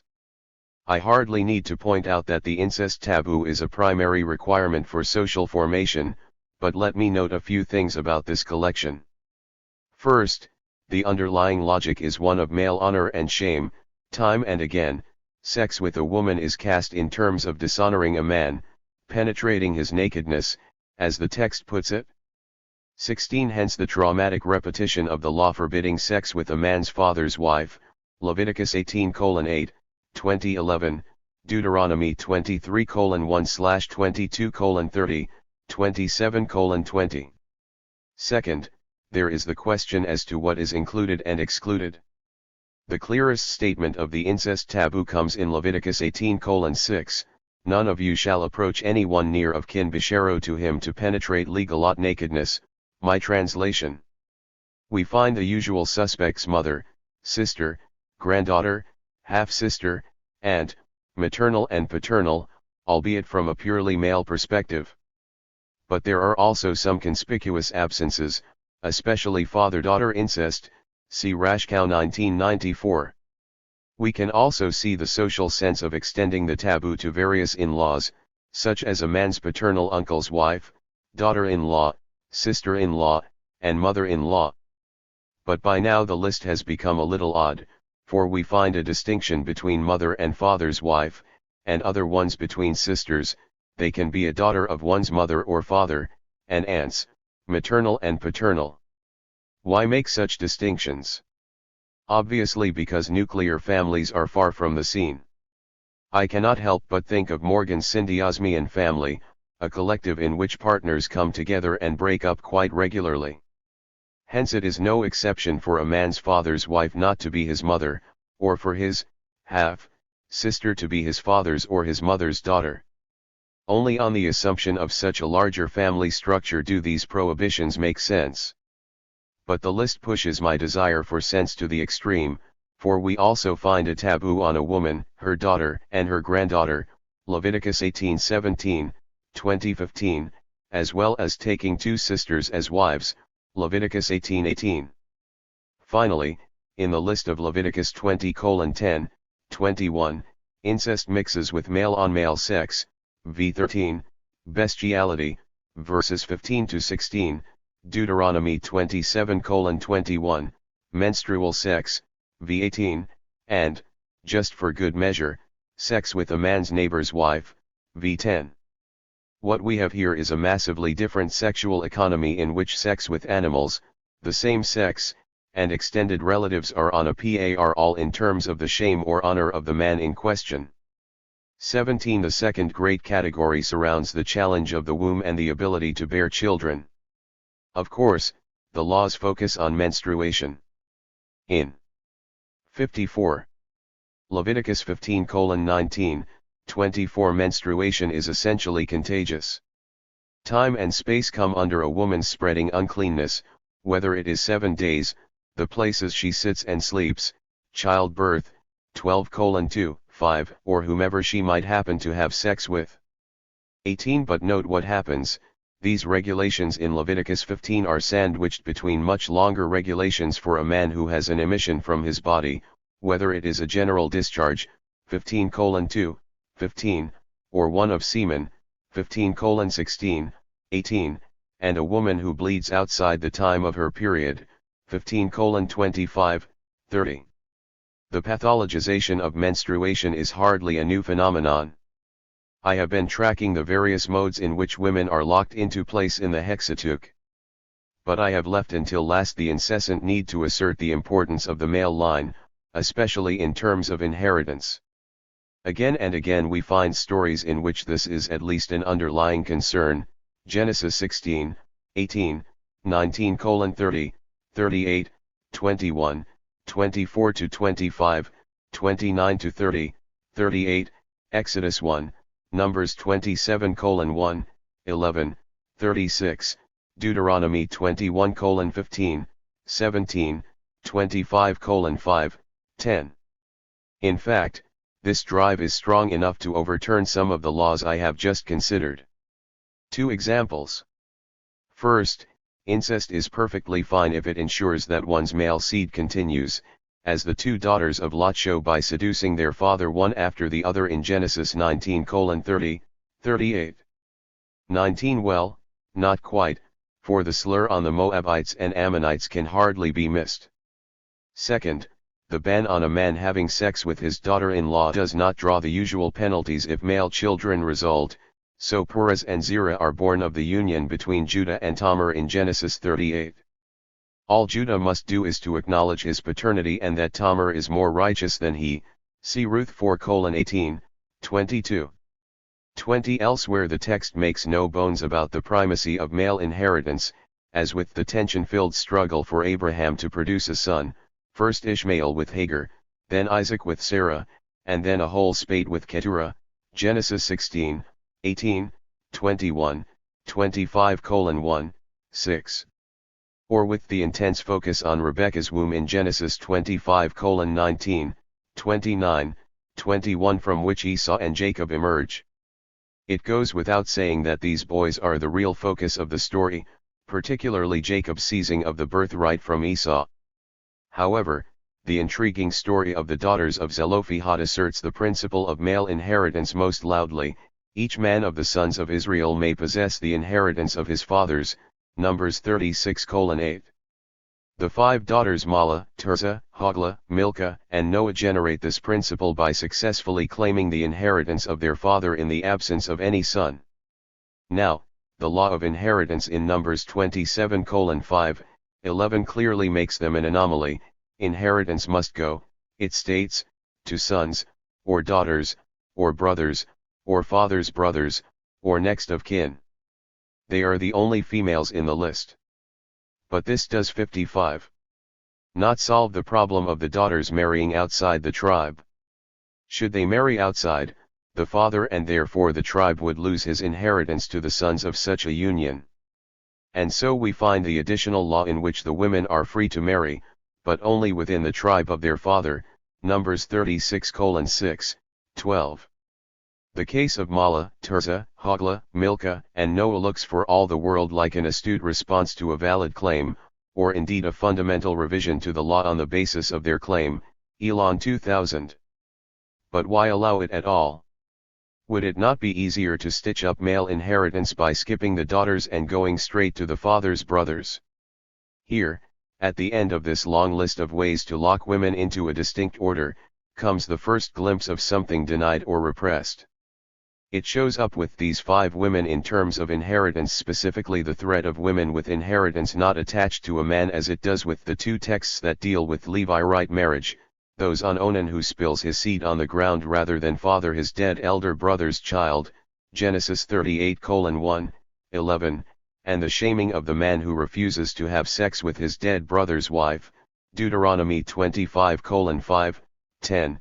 He must be spat on and his sandal removed by the woman in question before the elders. Extreme punishments suggest extreme concerns. However, before I explore this denial further, let me close this section with my favorite vignette, the penalty for grabbing a man's genitals while he is fighting with another man, Deuteronomy 25:11, 12.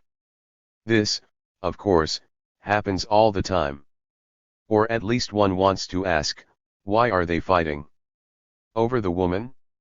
Then there must be an assumed shortage of women. Here the often covered violence of the various laws and stories I have considered thus far breaks into the open.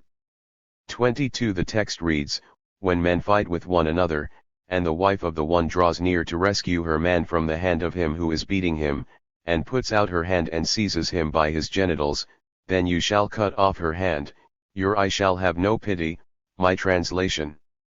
Why such a violent response?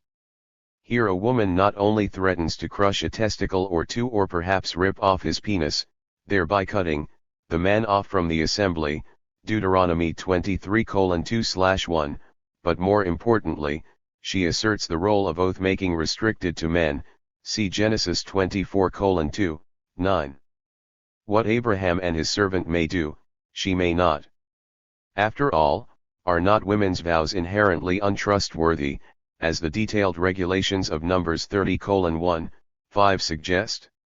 At this point it does seem that Adorno was fully justified in saying that myth is fundamentally about the rationalization and organization of 56.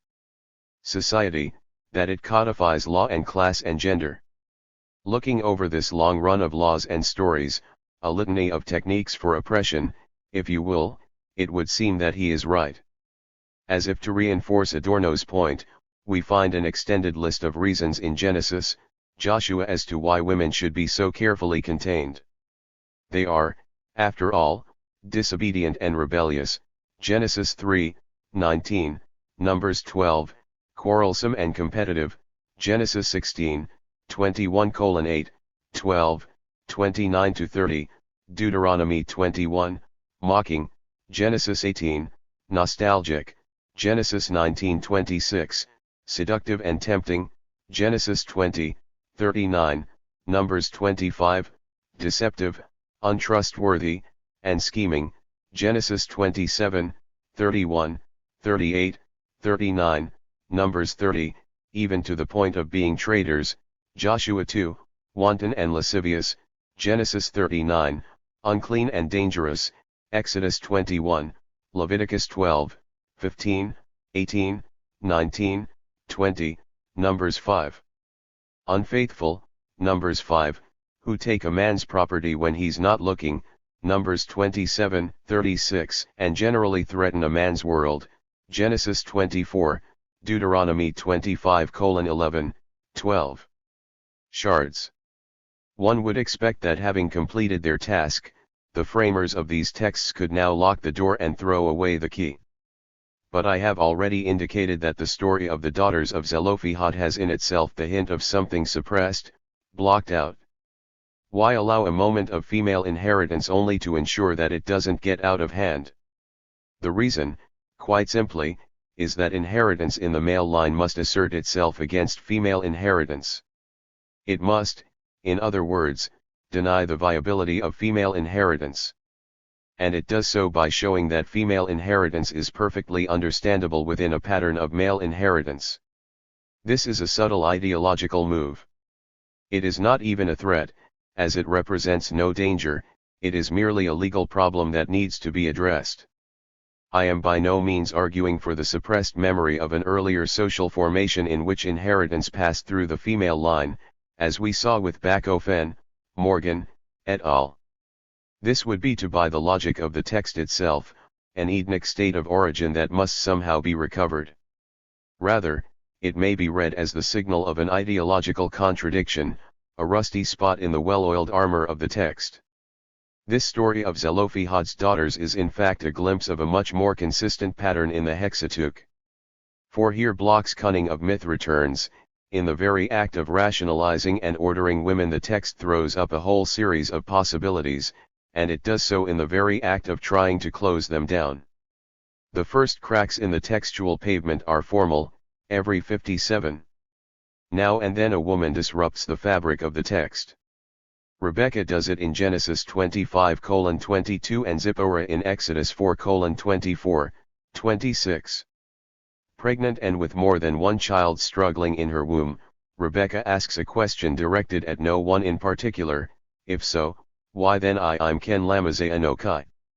The Hebrew of her question is at best obscure, and it is not at all clear to whom it is addressed.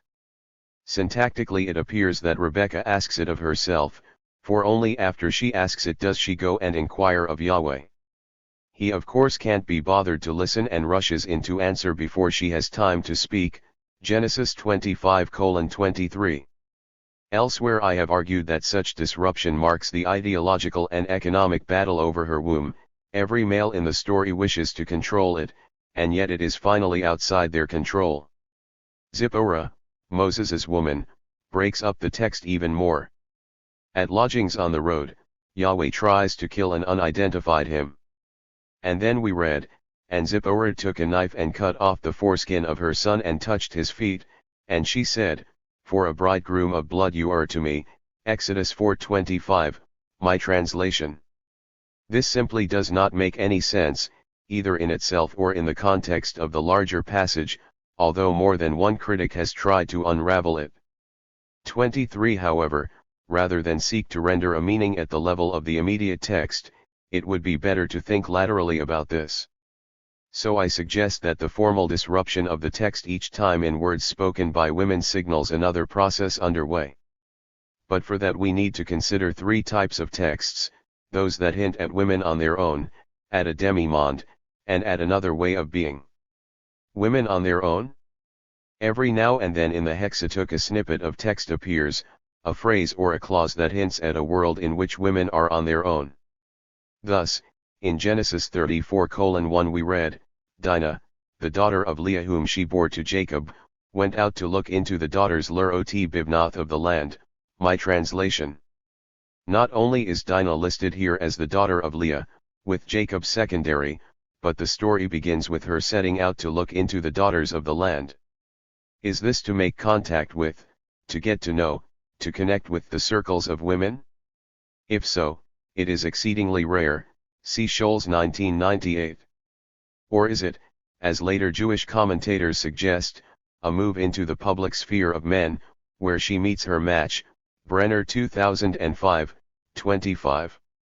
Of course, the text doesn't say as much, but the second verse immediately has Shechem appropriating the verb to look, and Dinah, now subject to rather than of the gaze, is brutally thrown into the world of men from then on, see Kelso 2003. 58. The smallest of hints also comes with another phrase from another story, and her young women Waynot Arodheha walked beside the river, Exodus 2:5. It appears in the midst of the story of the daughter of Pharaoh, who goes down to the river to bathe before finding the basket containing the baby Moses floating on the water. Apart from Moses, the rest of this story has only women, albeit with class relations intact, 24 along with Pharaoh's daughter and her young women, the baby's sister, who gets his mother to be wet nurse. A similar glimpse appears a little later with the 7 daughters of the priest of Midian, and they came and drew water, and filled the troughs to water their father's flock, Exodus 2:16. They must fend off the shepherds who continually chase them off, and Moses, the hero who, having fled Egypt, saves them from the shepherds. In between, however, they find a small space for themselves. One more moment, with a very similar result, in the midst of a long list of ways to ensure that women's vows are subject to one man or another, comes this verse, but any vow of a widow or a divorced woman, anything by which she has bound herself, shall stand against her, Numbers 30:10/9. Again, it is but a hint of women on their own, fighting for space. But there is no man to whom these women, divorced women and widows, are bound, and so their vows float free. In the demi-monde. I am not after a romantic image of a world of women that is free from networks of power, one that has in an Irigarean fashion its own social, legal, and religious organization. 25. Nor is it useful to isolate these hints of women on their own from a wider political matrix. 26. For this reason, I want to fold these few verses and the shards they offer into a couple of other texts.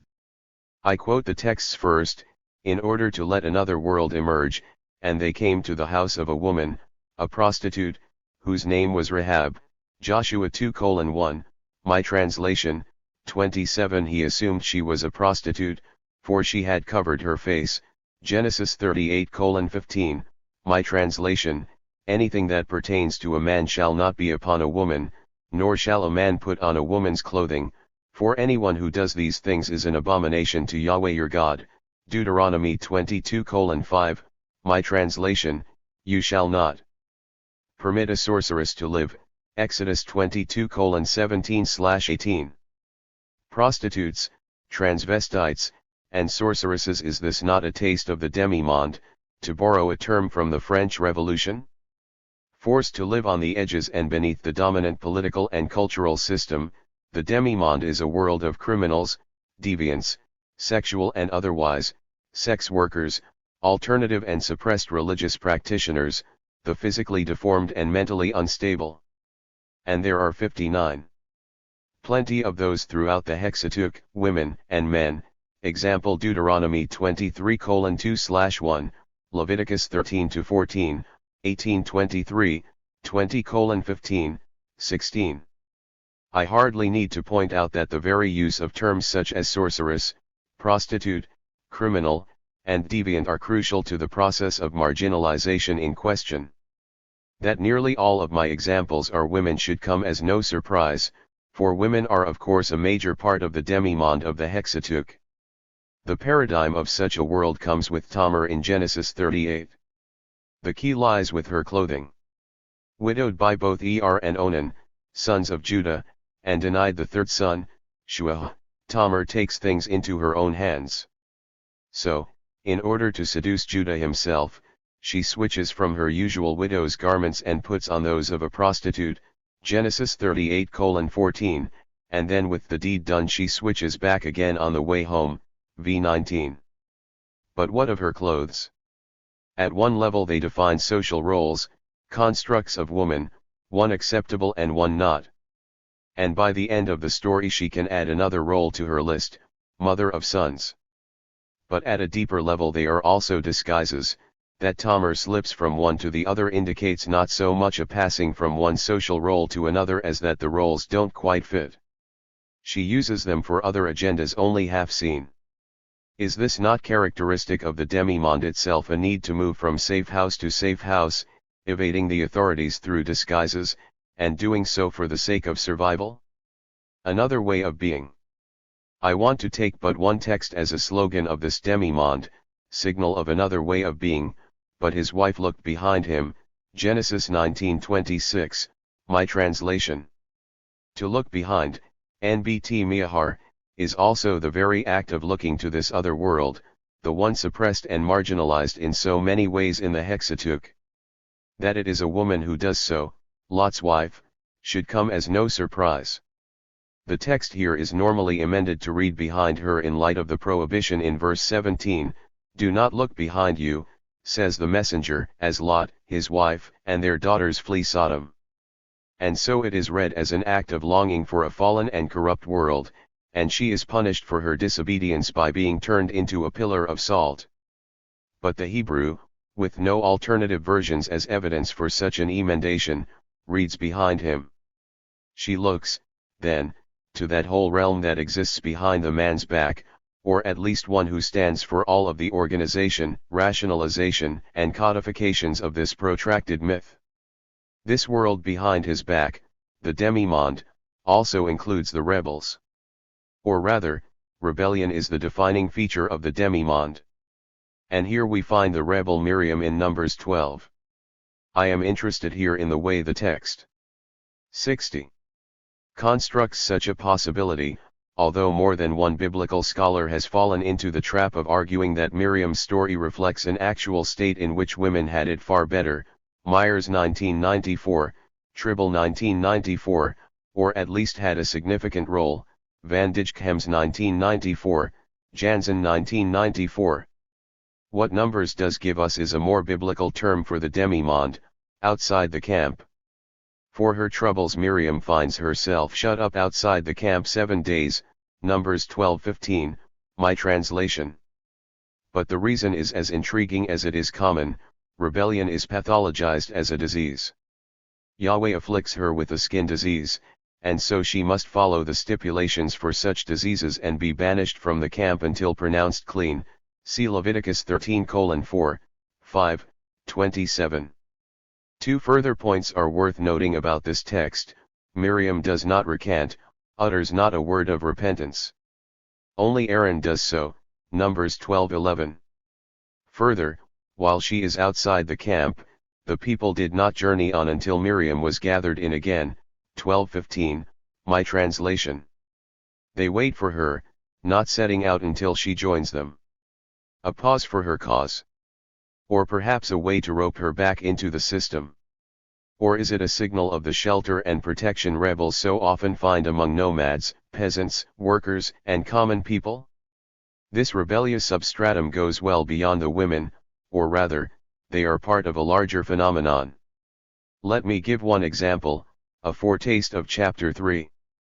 What we find is a whole realm of alternative religious practices, of which the golden calf episode in Genesis 32 is something of a paradigm. While the story becomes a sinister justification for the brutal compassion of Moses' leadership and the complete abdication of Aaron as an adequate leader, see Boer 2003, 42-64, I am intrigued by who actually instigates the construction of the calf. It is the people, Hayam, tired of waiting for Moses to return from his chat with God, who say to Aaron, get up. Make for us gods who walk before us, for this Moses, the man who brought us up from the land of Egypt, we do not know what has happened to him, Exodus 32:1. Someone is giving orders here, and it is not Aaron and can hardly be Moses. From here on the people set the agenda, something Aaron recognizes in his moment of truth, after he has shuffled and dissembled when Moses returns and questions him, 32:22, 24. But note how the people are depicted, they have spoiled themselves, Shik 32:7, compare Genesis 6:11, 12, they are quick to turn aside, 32:8, stiff-necked, Kesha Oref, 32:9, and evil, 32:22, so much so that apart from some collateral damage about 3,000 men in this story and then a few more in the plague, 32:28, 35, they are barely saved. It is not the last time rebels would be characterized in such a fashion. 61. Summary.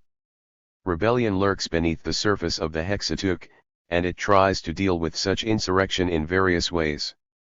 This chapter, especially its second half, has also been an engagement with Adorno's strictures concerning the repressive ordering that myth entails. And the upshot, myth is more cunning than that, for in the attempt to close down the possibilities for women on their own, for a demimonde or a realm outside the camp, indeed for rebellion itself, these stories and laws give such options plenty of airplay. What, then, of primitive communism? Quite simply, I will use the term for a little longer as a temporary placeholder for such a demimonde. There is one further point that comes out of my discussion of biblical scholarship in the first half of this chapter. The denial of the viability of that rebellion and demimonde is the mechanism by which the text can hang together in the first place. That is, the social and political world that this political myth produces can take place only on the basis of the denial and blockage of that which challenges it. However, to develop this point we need the help of psychoanalysis. Chapter 3. The fantasizing fabulation of antiquity, mythology as you call it.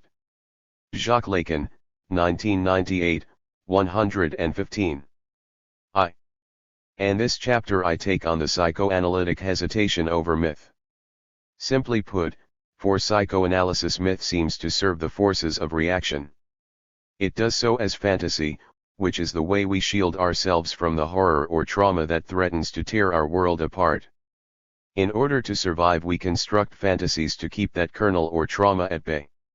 All of which means that fantasy and myth become the means of ensuring a status quo and avoiding its breakdown. Too often myth does indeed become the way a social system legitimates itself, managing dissent and any movement for radical change. My response to this demur from psychoanalysis is structured in two sections. To begin, I explore how myth may be understood as fantasy.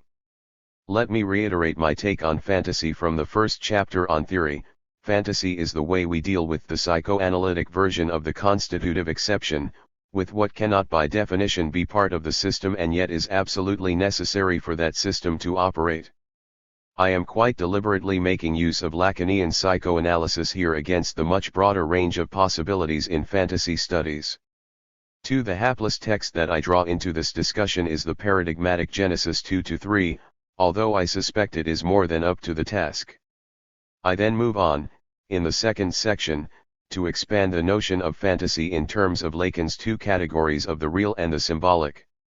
More specifically, I read the binary between chaos and order, or creation and destruction, 63. In Genesis, Joshua as the tension between the real and the symbolic. Chaos tends to side with the real and order with the symbolic at least initially, but what interests me is how politics cannot help but rise to the surface. And so the texts that come into play here are the stories of the flood, Genesis 6-9, Babel, Genesis 11, Korah's rebellion, Numbers 16, and the theme of murmuring that recurs throughout the Hexateuch. In this section I am most interested in the politics of the real, for rather than the location of a reactionary halt to any subversive movement, the real turns out to be the subversion that lurks around every corner. The fantasy of Genesis 2-3.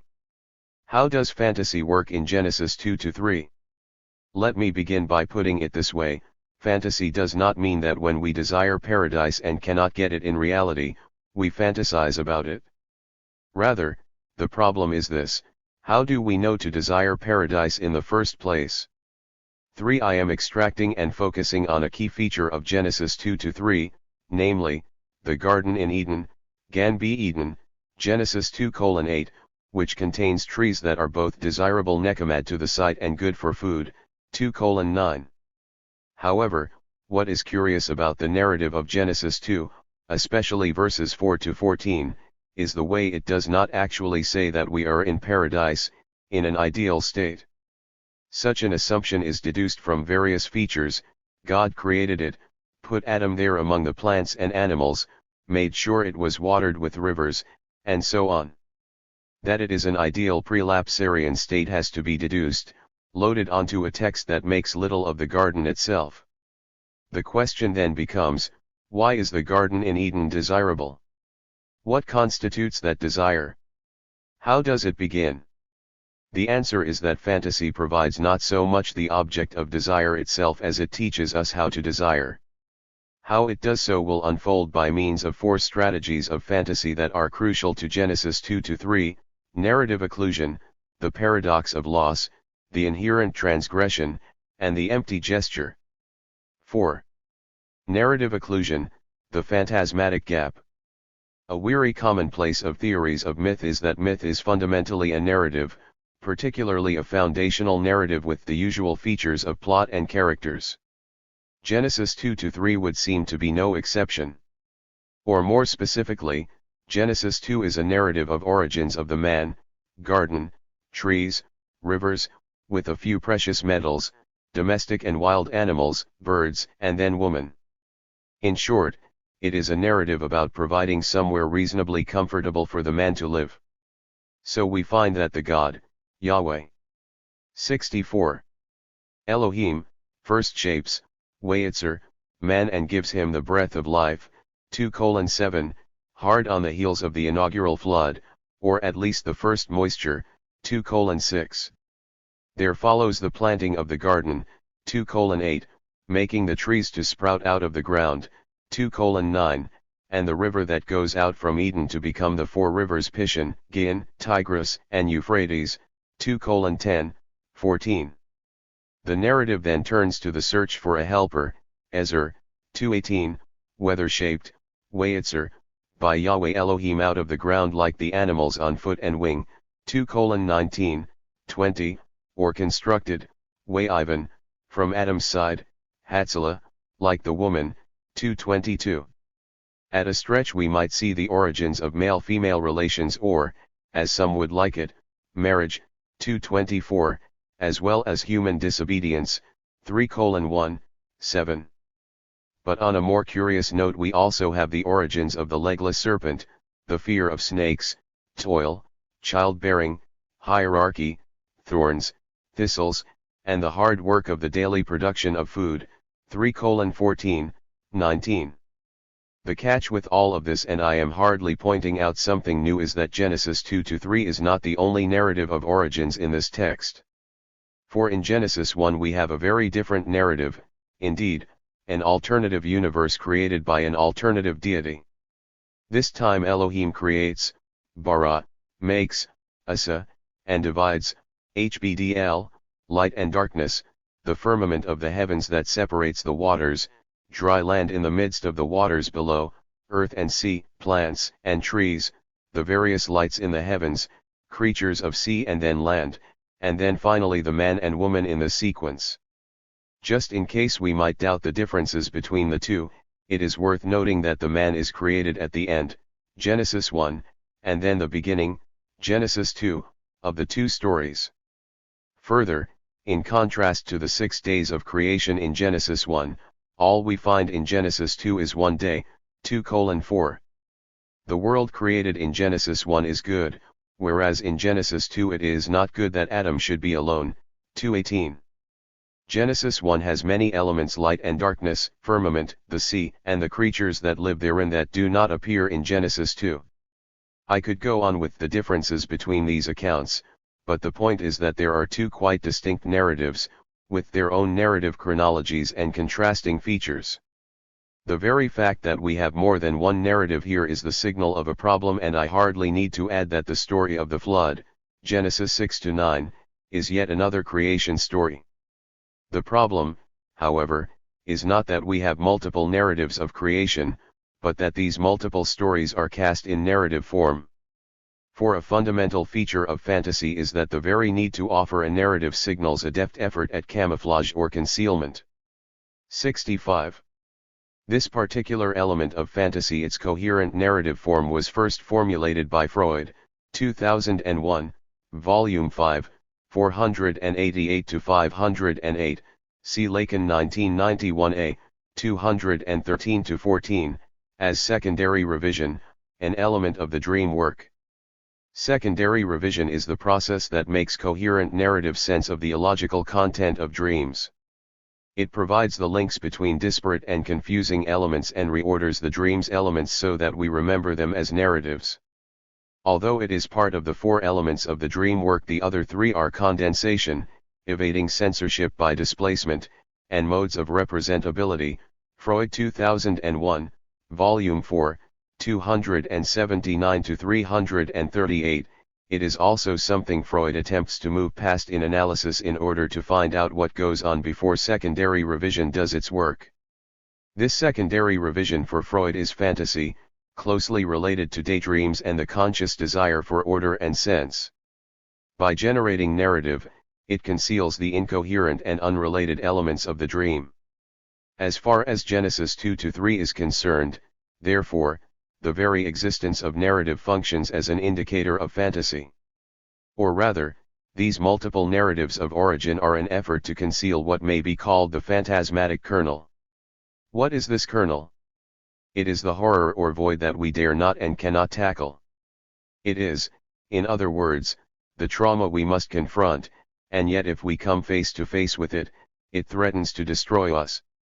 One of the best examples comes with Freud's 2001, Volume 17, 175 to 204, essay A Child is Being Beaten. He traces back the adult masturbatory fantasy of witnessing a child or children being beaten by an indistinct adult to the primary moment of early childhood. My father is beating the child whom I hate, for he loves only me.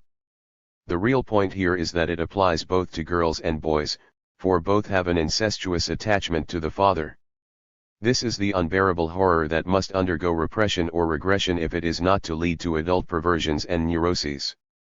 For the later Lacan, this is a signal of a more fundamental trauma that has various shifting names, the real, or that little piece of the real known as objet patia, which gives us the basis of being, Lacan 1998, 95, and then infamously the universal woman as the phantasmatic support of man, not to speak of God, 71 to 81. The function of fantasy is to conceal this core of our being that we dare not face.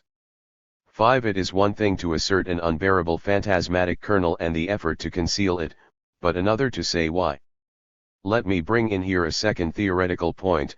The possibility of fantasy relies on a necessary gap between our everyday reality and a deeper, unknown phantasmatic kernel or origin of that reality. 6. For psychoanalysis, fantasy is the way of dealing with the horrible kernel or unbearable truth that we dare not face. Fantasy mediates. 66. Between our mundane, everyday lives and that unbearable truth. To put it another way, fantasy conceals the unbearable truth so that we may live out our everyday lives at all, as mundanely as possible. Further, narrative is the specific mechanism by which fantasy throws a rope between the phantasmatic kernel and what it sustains, mundane reality, the text, etc. There is, however, one further step. Fantasy attempts to mediate the horror beneath the explicit details of the text by means of a narrative that simultaneously conceals that horror and creates it in the process of concealment. In other words, the dialectical catch is that in the very act of concealing it, fantasy creates the kernel or horror it purports to conceal. That there are profound political consequences for such a function of fantasy will gradually become clearer in what follows. The paradox of loss. I want to explore what that kernel might be, but let me do so by picking up another feature of fantasy, the paradox of loss.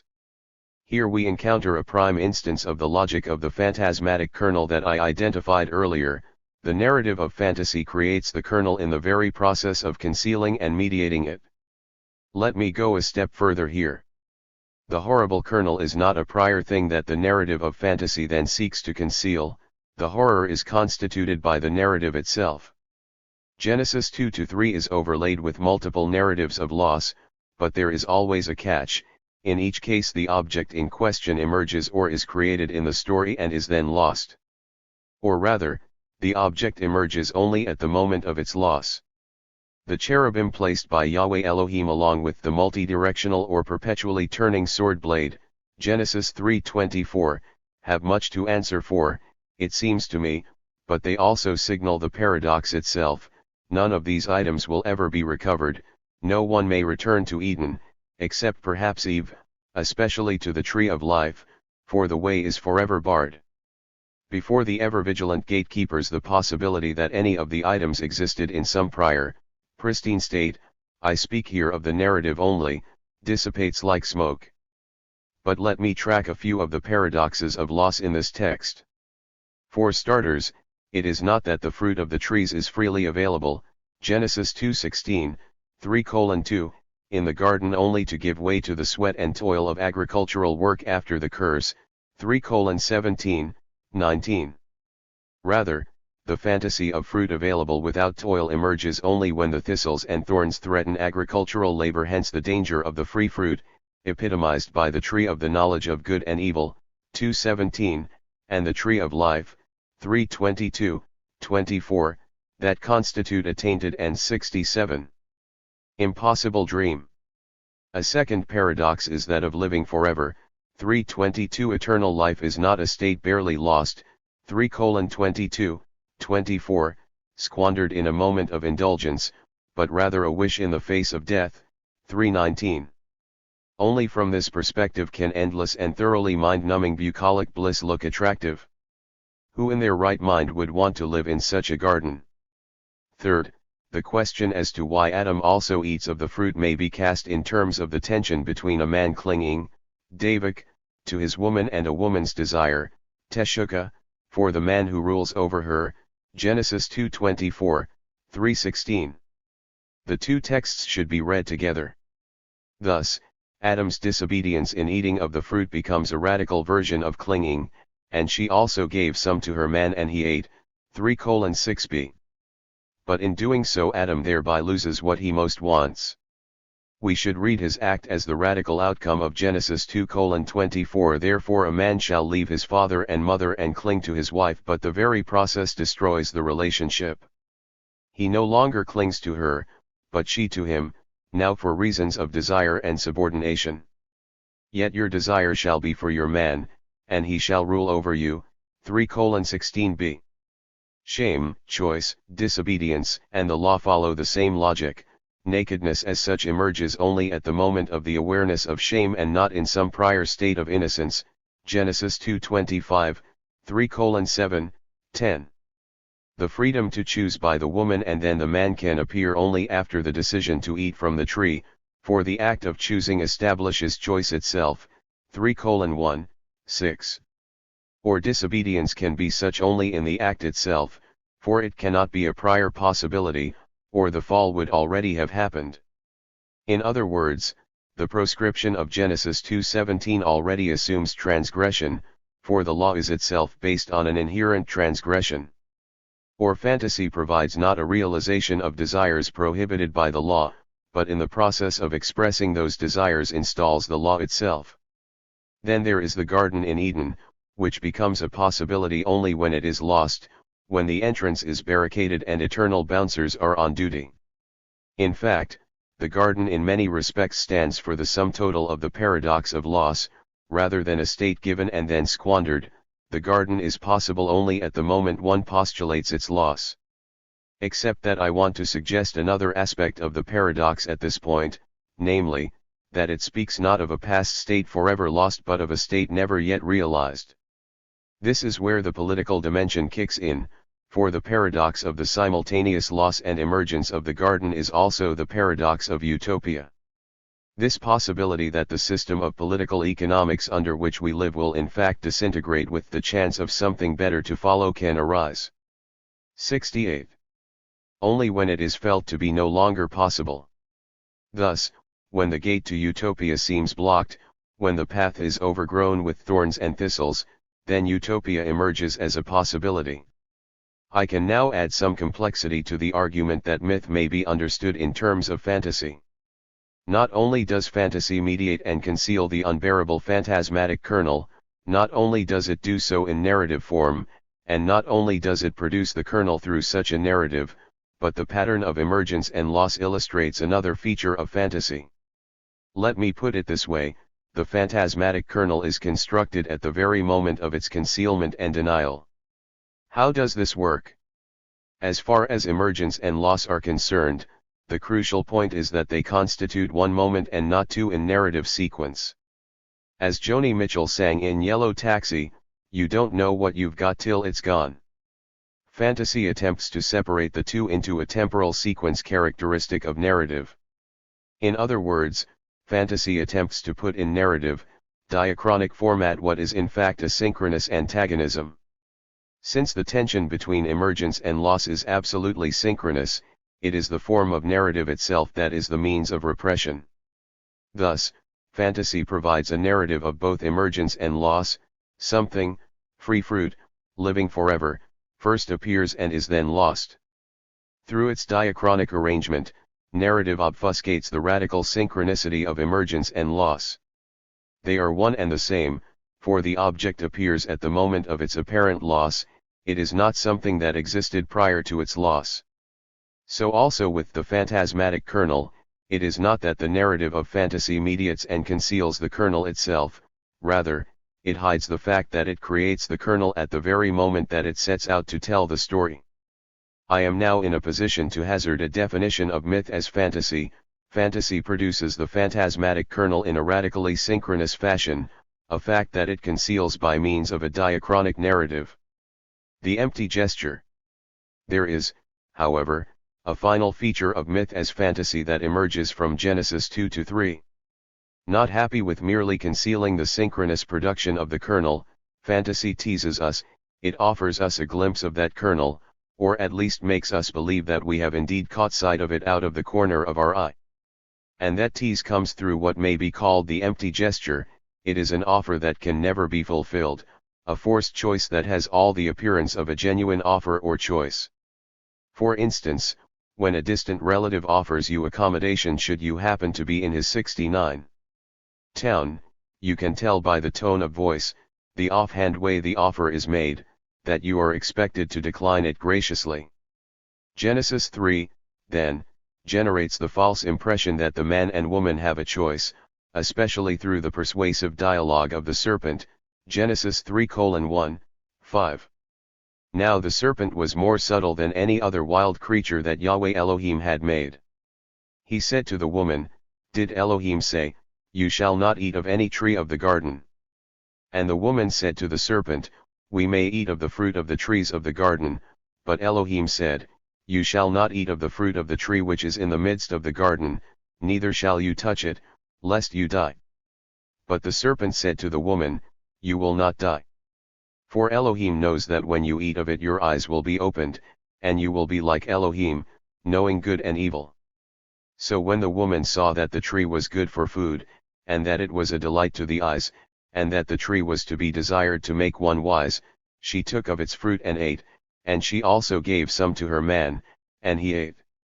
What if they hadn't eaten from the tree? What would have been the consequences had the woman said no to the serpent? Most hearers and readers of this mythical fragment have entertained such a thought, whether in an existential moment replicated millions of times in one's life, or purely in terms of the narrative itself. What would the narrative have been like if they had stayed in paradise? Would the relations between the sexes have been just and ethical? Would there have been an absence of exploitation? Would they have remained vegetarians? And so on. Of course, in light of the fact that the narrative itself requires the eating of the tree in order to proceed, such a possibility is false. They never had a choice, and so the gesture is empty. The text maintains what might be called the false opening, Zizek 1997, 29. It gives the impression that the woman may have actually said no to the serpent and that the man may have said no to the woman, or at least that there was an element of choice in the matter. But then it simultaneously closes the actual span of choices, 29. They are in a no-win situation, a forced choice. Further, if they had actually made the other choice, refused the fruit and its promise, stayed in the garden, then the whole system would have come crashing down around their ears. There would be no narrative, no Hebrew Bible, no. This is where the whole thing collapses around us. Should we actually grab the beast on our shoulder and stare it in the face, the world as 70? We know it would collapse. Such is the fate from which fantasy protects us, the showdown with the phantasmatic kernel. For instance, in order to ride a bicycle, or perhaps fly in an airplane, we protect ourselves from the knowledge that with all their intricate working parts these machines could and do fail to operate on a reasonably regular basis, that they might fall to pieces beneath us, that the extra turbulence may be the first shock waves of a terrorist's bomb. If we did operate in this way, with the constant awareness of some horrible underside or disaster, we would begin to suffer from paranoia, or psychosis more generally, for the world would become nightmarish and treacherous, conspiracies abounding in every action and word. Oh wait, since the attack on the World Trade Center in New York on September 11, 2001, many people do in fact live this way. The last example is not fortuitous, for I want to give a political spin to this disastrous confrontation with the phantasmatic kernel. It is not merely some psychic horror, a personal psychosis or breakdown in the coordinates of one's personal existence that is at stake here, or rather, these things point to, or indeed act as, a code for something else. What would bring the social and political status quo crashing down, at least as far as our text is concerned? Let me explore a few hints. On the track of the kernel. To begin with, the sliding scale of blame blurts out more than it intends to. Challenged by Yahweh Elohim, who is out for his evening stroll, Adam says, "The woman whom you gave to me, she." Genesis 3:12. And the woman says, "The serpent." 3:13. The serpent says nothing, despite its garrulous nature. Is this because the buck stops with it? Do we have a convenient shifting of blame from man to woman to serpent? I suspect that the serpent does not need to say anything, for Adam has already said it, "Whom you gave to me." I can picture man, woman, and serpent all nodding in quiet agreement. But I am saying nothing new by pointing out that Yahweh Elohim is to blame in this story from the moment he created this flawed gem. Even the structure of Genesis 3 suggests so. The text works overtime to reinforce the impression that the sum total of waywardness resides with the three other characters. So it moves from serpent to woman to man in recounting the deed, 3:1, 6, in reverse with the blame shifting of 3:9, 13, and then back again from serpent to woman to man in the curses, 3:14, 19. The crucial hinge comes in verse 8. Its very nonchalance betrays its central role, and they heard the sound of Yahweh Elohim walking in the garden to catch the breeze of the day Leruach. This is the calm 71. Act of someone in complete control. He is calmly and carefully looking for someone else to blame, focusing first on the man, "Where are you?" 3:9. And then it begins. However, the blame does not stick to all three in equal measure. Note the phrase in Genesis 3:17, "because you listened to the voice of your woman." Adam's sin, it seems, is to have listened to a woman. For this reason, and not because he ate from the fruit of the tree, is the ground cursed with thorns and thistles, so that he will eat only with the sweat of hard labor. The serpent gets a direct "because you have done this," 3:14, but the woman is given no reason at all. There is no relationship to the deed, she is just cursed. Or is her error to have spoken to her man? The serpent takes it on the chin and slithers away, its legs now uselessly piled up and left behind. But the reason given to the man takes on a deeper resonance if we look back over the story one more time. For at the moment when he gives himself completely to the woman, just after she has been created from his side, she misleads him. Thus, after waking from his divine anesthetic, he cries out in recognition, "This finally is bone of my bones and flesh of my flesh," Genesis 2:23. And then he leaves his father and mother and clings to her, and they become one flesh, 2:24. What happens immediately afterward? The serpent and the woman have a chat about the tree, and before he knows it the man eats of the fruit. 3:6. What rotten luck! No wonder he blames Yahweh Elohim. 3:12. But Yahweh Elohim skips aside and lays the blame on the woman. 3:17. The woman, it seems, is becoming a distinct problem. And it gets worse. For just when it looks as though a schizophrenic Yahweh Elohim has carefully sewn up the case and secured the garden by banishing the human beings from it, the woman slips out of his grasp, dressed in her new skins. Note what happens, when Yahweh Elohim gets around to closing the garden indefinitely for renovations, only Adam is banished. Since Adam had become like one of the gods, Yahweh Elohim sent him out of the Garden of Eden, to work the ground from which he had been taken. Genesis 3:23. Just in case we are not quite sure of what we have read, the text comes to our aid. He drove out Adam. 3:24a. Who knows where the woman is? She rejoins Adam in Genesis 4:1, but does she still have access to the garden? It seems as though the woman has gotten through the police cordon. Well, not quite, for she has already been trapped. The key verse is the man called his wife's name Eve, because she was the mother of all living. Genesis 3:20. At first we might think that the verse is chronically misplaced. 72. Should not the mother of all living, Mcol, make a grand entrance in the martial regularity of Genesis 1, or at least the earthy potter's tale of Genesis 2? For in these chapters we find the fecund creativity of the gods, man, ground, earth, and even sea. But by Genesis 3:20 the phrase all living rings hollow, for there is nothing left for her to create. Belated, misplaced, all she can do is give birth to the miscegenated, Seth, Cain, and Abel in Genesis 4. The name Eve Kava, from the word for living, becomes a cruel joke, especially when Eve is the only one in the story given a proper name.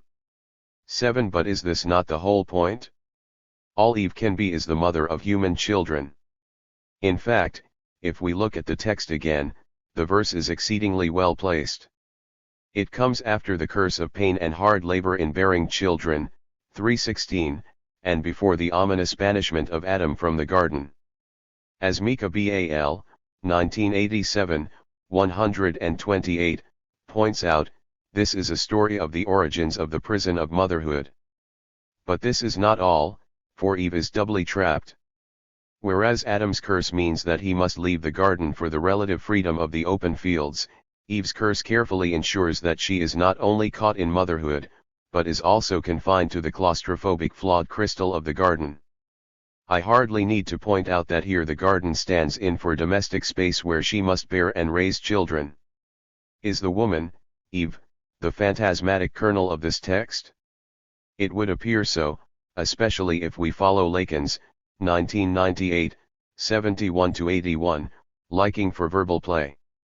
The verse that intrigues me is she is to be called woman Isha, for out of man Ish she was taken, Genesis 2:2. The verbal play, a real labyrinth of language, is crucial. The woman has something extra, quite literally the since she came out of the man, who is now something less, just Ish. 8. It is as though the side, Hatzalah, of the man from which she was constructed, 2:22, now appears in the text as the added to Ish. This is where I want to bring in Lacan's objet petit, the little object autre, other. This little object is the small chunk of the phantasmatic kernel that makes me who I am, like a small stone in my shoe that I cannot find but that reminds me of its presence with every step. At a purely verbal level, woman is precisely that objet petit, being made from the man's side, Hatzalah, 2:22, she is man plus Isha. He has lost it, the side, object petit, the or rather had it taken, and she has gained it. Woman, then, is the objet petit, as Lacan argued. Now for the final step in this little wordplay, if the objet petit is a little piece of the phantasmatic kernel, then woman herself is also a piece of that kernel. Yet she is a piece of the kernel, and not the horror of the phantasmatic kernel itself. For, as I argued in Chapter 2, along with Miriam in Numbers 73. 12. Eve is one element in a much more widespread rebellion by women in the stretch of text from Genesis to Joshua. In other words, woman is not the phantasmatic kernel, the rebellion in which she takes part is. Is this not Freud's point in Moses and Monotheism, 2001, Volume 23, 1-137, namely, that the ultimate trauma of these texts is the rebellion against Moses? As for the woman, her real rebellion is not merely to break a prohibition, she breaches a social hierarchy that locates her somewhere between animal and man. Into this hierarchy she is forcefully returned. Quite simply, then, the woman is a problem in this text because she is the one who rebels. Or, in psychoanalytic terms, she is a real problem because she is the little piece of the phantasmatic kernel called objet petit. The whole notion of fantasy now takes on a distinctly political edge. Let me return to my earlier definition of fantasy and see what it looks like now. To begin with, fantasy conceals the phantasmatic kernel by constructing a narrative. Now I can add that what really needs to be concealed is political insurrection. But I went on to argue that fantasy is responsible for creating the kernel in the first place. Thus, if we move one step further, the very telling of the phantasmatic story produces the rebellious kernel.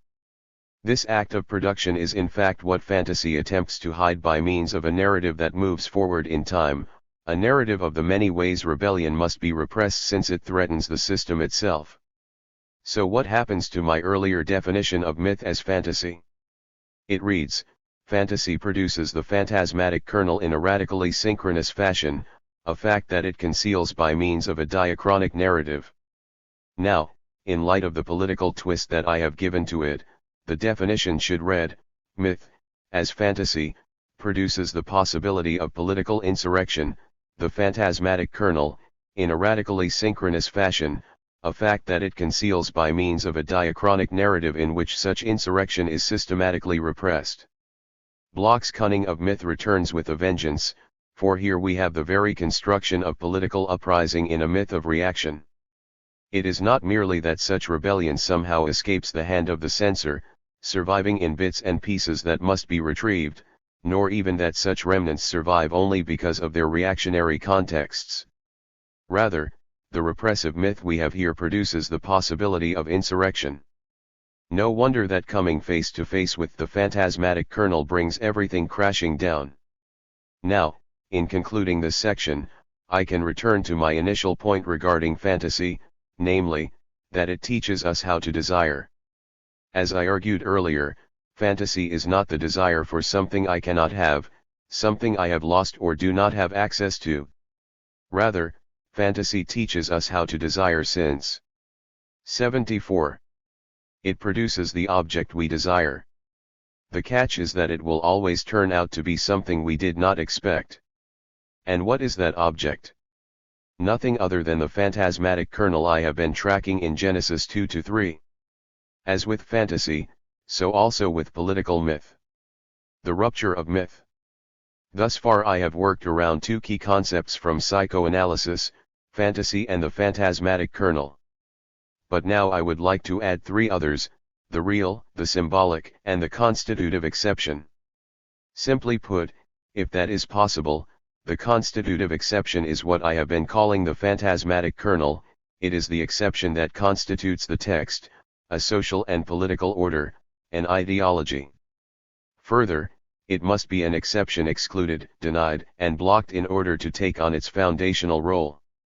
For example, the existence of a small but active communist party in Australia during the 1950s, 1960s, and 1970s produced a structure of mainstream politics unimaginable without the Communist Party. Understood as the vanguard of the global communist movement, the Australian Communist Party became a massive threat. Endless measures were put in place, from political policy to secret police to community spying, to keep the Communist Party in check. It was, in other words, the crucial exception that constituted post-World War II politics as such. 9. A more specifically psychoanalytic way of viewing this relationship is in terms of the real and the symbolic. Now the phantasmatic kernel and the constitutive exception morph into the real.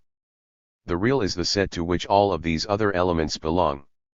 At the risk of stating the obvious, the real for Lacan is not reality as we know it. It is a far deeper reality that simply cannot be represented in any adequate way. All we can do is attempt to come close with partial efforts. The reason, the real is so crucial and all-pervasive that we cannot know how it functions in any direct fashion. It is like the foundation for every aspect of our existence, and yet no matter how deeply and systematically we dig we can never uncover it. Perhaps Lacan's most crucial category, it is a wholesale reworking of Freud's, 2001, volumes 4-5, see especially Lacan 1998, 90-95, 1993, 8-10, Great Discovery of the Unconscious. In contrast to the real, the symbolic is the world as we know it, the complex web of language, social structure, the law, belief systems, and so on. Lacan 1991b, 156-59, 173-74, 177-79. 10. Without going into the details of the Oedipus complex, the gate through which the symbolic is attained, 75. It may be obvious that the real is the foundation to sustain the building simile a little longer of the symbolic. Now things become interesting. In order to sustain the symbolic, the real must remain out of sight. And it must remain so because it threatens at any moment to bring the symbolic crashing down. It is, then, both an indispensable structuring feature of the symbolic and thoroughly destabilizing. For example, should the writhing mass of desires and drives from our unconscious, which must be repressed in order for us to survive, actually come to the surface and take absolute control of our conscious lives, our psychic selves and social structures would collapse in an incestuous, murderous free-for-all in which we gleefully celebrate the disasters of our closest friends. Onto this grid of the real and the symbolic I want to map a traditional distinction within biblical scholarship between cosmos and chaos. 11. It is in fact a commonplace in dealing with ancient Near Eastern texts in general. Thus, in the case of the early chapters of Genesis, creation involves the systematic imposition of order against a background of chaos. In Genesis 1, order manifests itself as the differentiations between light and dark, firmaments and waters, the various groups of animals and plants, human beings all in the martial order of 6 days. In Genesis 2, cosmos is established with the creation of the garden, with its carefully demarcated boundaries. No creative conflict here, nor the battle to the death with the forces of chaos that we find in other ancient Near Eastern creation myths, such as the Babylonian political myth Enuma Elish, see Boer 2006. Or rather, the violent threat of chaos is delayed, at least in narrative terms, until the story of the flood in Genesis 6-9, to which I now turn. Naturalizing rebellion, the deluge. The flood story begins by seamlessly splicing together both moral and social chaos with natural chaos. Ominously it begins, and Yahweh saw that the evil Raath Adam of Adam was great in the earth and that every formation of the thoughts of his heart was only evil Ra all day, Genesis 6:5. But what in the world is Adam doing here? Commentators quickly point out that Adam Ha-Adam at this point is a collective term for humanity, and then translate it as such. But they jump a little too quickly, since it is worth considering why Adam might be here. He does seem to have a knack of turning up at unexpected moments. This cameo appearance at the very beginning of the story of the flood effectively ties this text of Genesis 6-9 in very tightly with the earlier material of Genesis 1-3 on creation, transgression, punishment, and procreation. And just to hammer 76 home the point, we find that Noah was the first man of the soil, Ish Ha-Adamah, 9:20. A new beginning indeed, for was not Adam made from the same substance, Ha-Adamah, and was not Cain a worker of soil, Adamah, 4:2. But things have not gone well since Adam set out from the garden, or perhaps from Adam's perspective they have gone rather too well. For Adam and evil, the two key terms of the text I quoted a moment ago, are now engaged in a close little dance. In this text, evil is both a moral category and intrinsic to Adam's being, as two key phrases indicate. The first, the evil of Adam, Adam now has them in the intimate form of the Hebrew construct, so much so that the two make virtually one word. But it gets even better with the second phrase, every formation of the thoughts of his heart, we call Yetzer Machshavoth Libo. In other words, everything that takes shape, everything that he devises in his innermost thoughts, was only evil, rak ra. Evil is for this verse intrinsically human and moral. Genesis 6:5 bends over backward to make sure we get the point, humans are evil. In other words, they are rebellious. The second key text from the opening of the flood story is Genesis 6:11, 12, and the earth was spoiled Wadashukit before Elohim, and the earth was filled with violence. And Elohim saw the earth, and behold, it was spoiled Nishkata, for all flesh had spoiled Hishkith their way upon the earth. 12. If in Genesis 6:5 the point is that human beings are evil, then here we have the naturalization of evil. That is, evil spreads its fingers to draw the natural world into the domain of human evil. And it does so in a very underhanded manner. The key lies in the conjunction of earth, eretz, and the various forms of spoil, shakhath, which may also mean ruin or destroy. 3 times they circle each other, the earth was spoiled, twice, and then all flesh had spoiled their way upon the earth. The first 2 uses are passive, nifal, and the last active, hifil. The shift is crucial.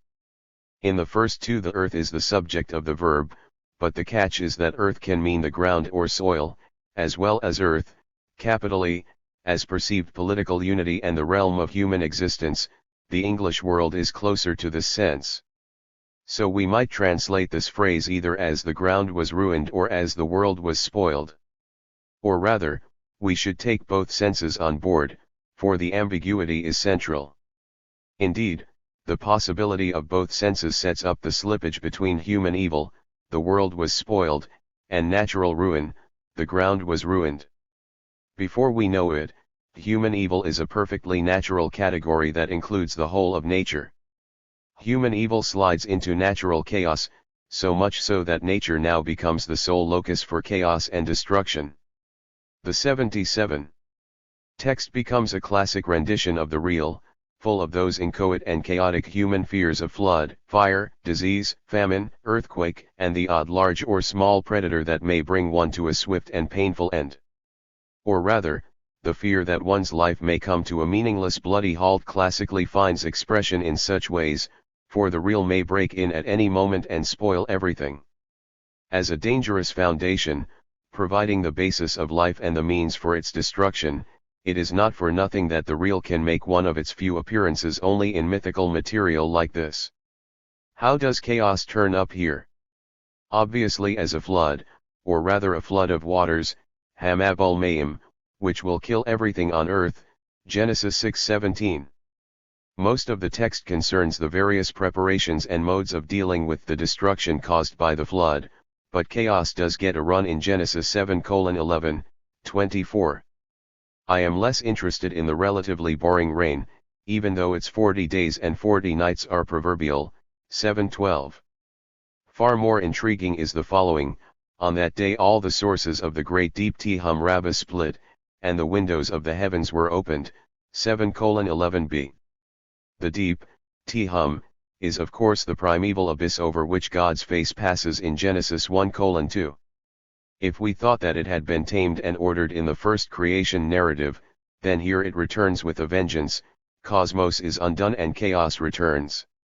Is this not the real ultimate chaos surrounding and swamping one on all sides? Like the unconscious, it surges forth from above and below.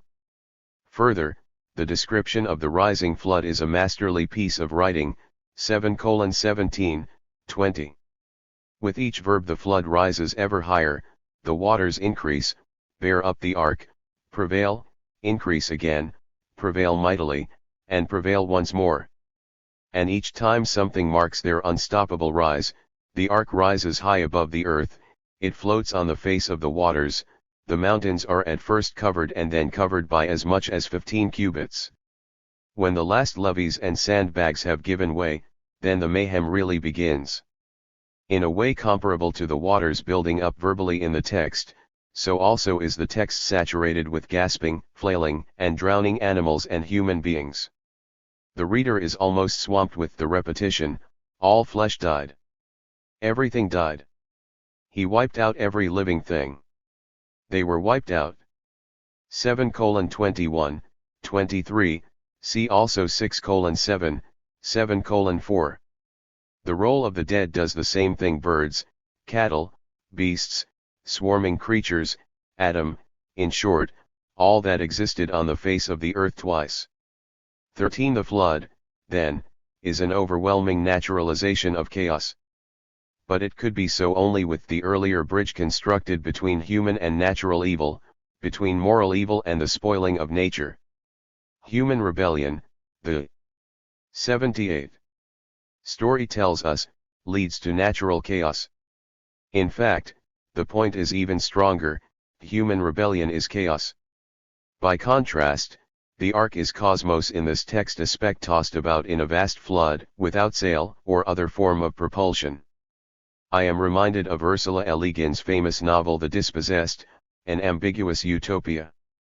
At one moment Chevek, a scientist from the anarchist planet Anares, stands by a painting of the first spacecraft that made its way to their new planet.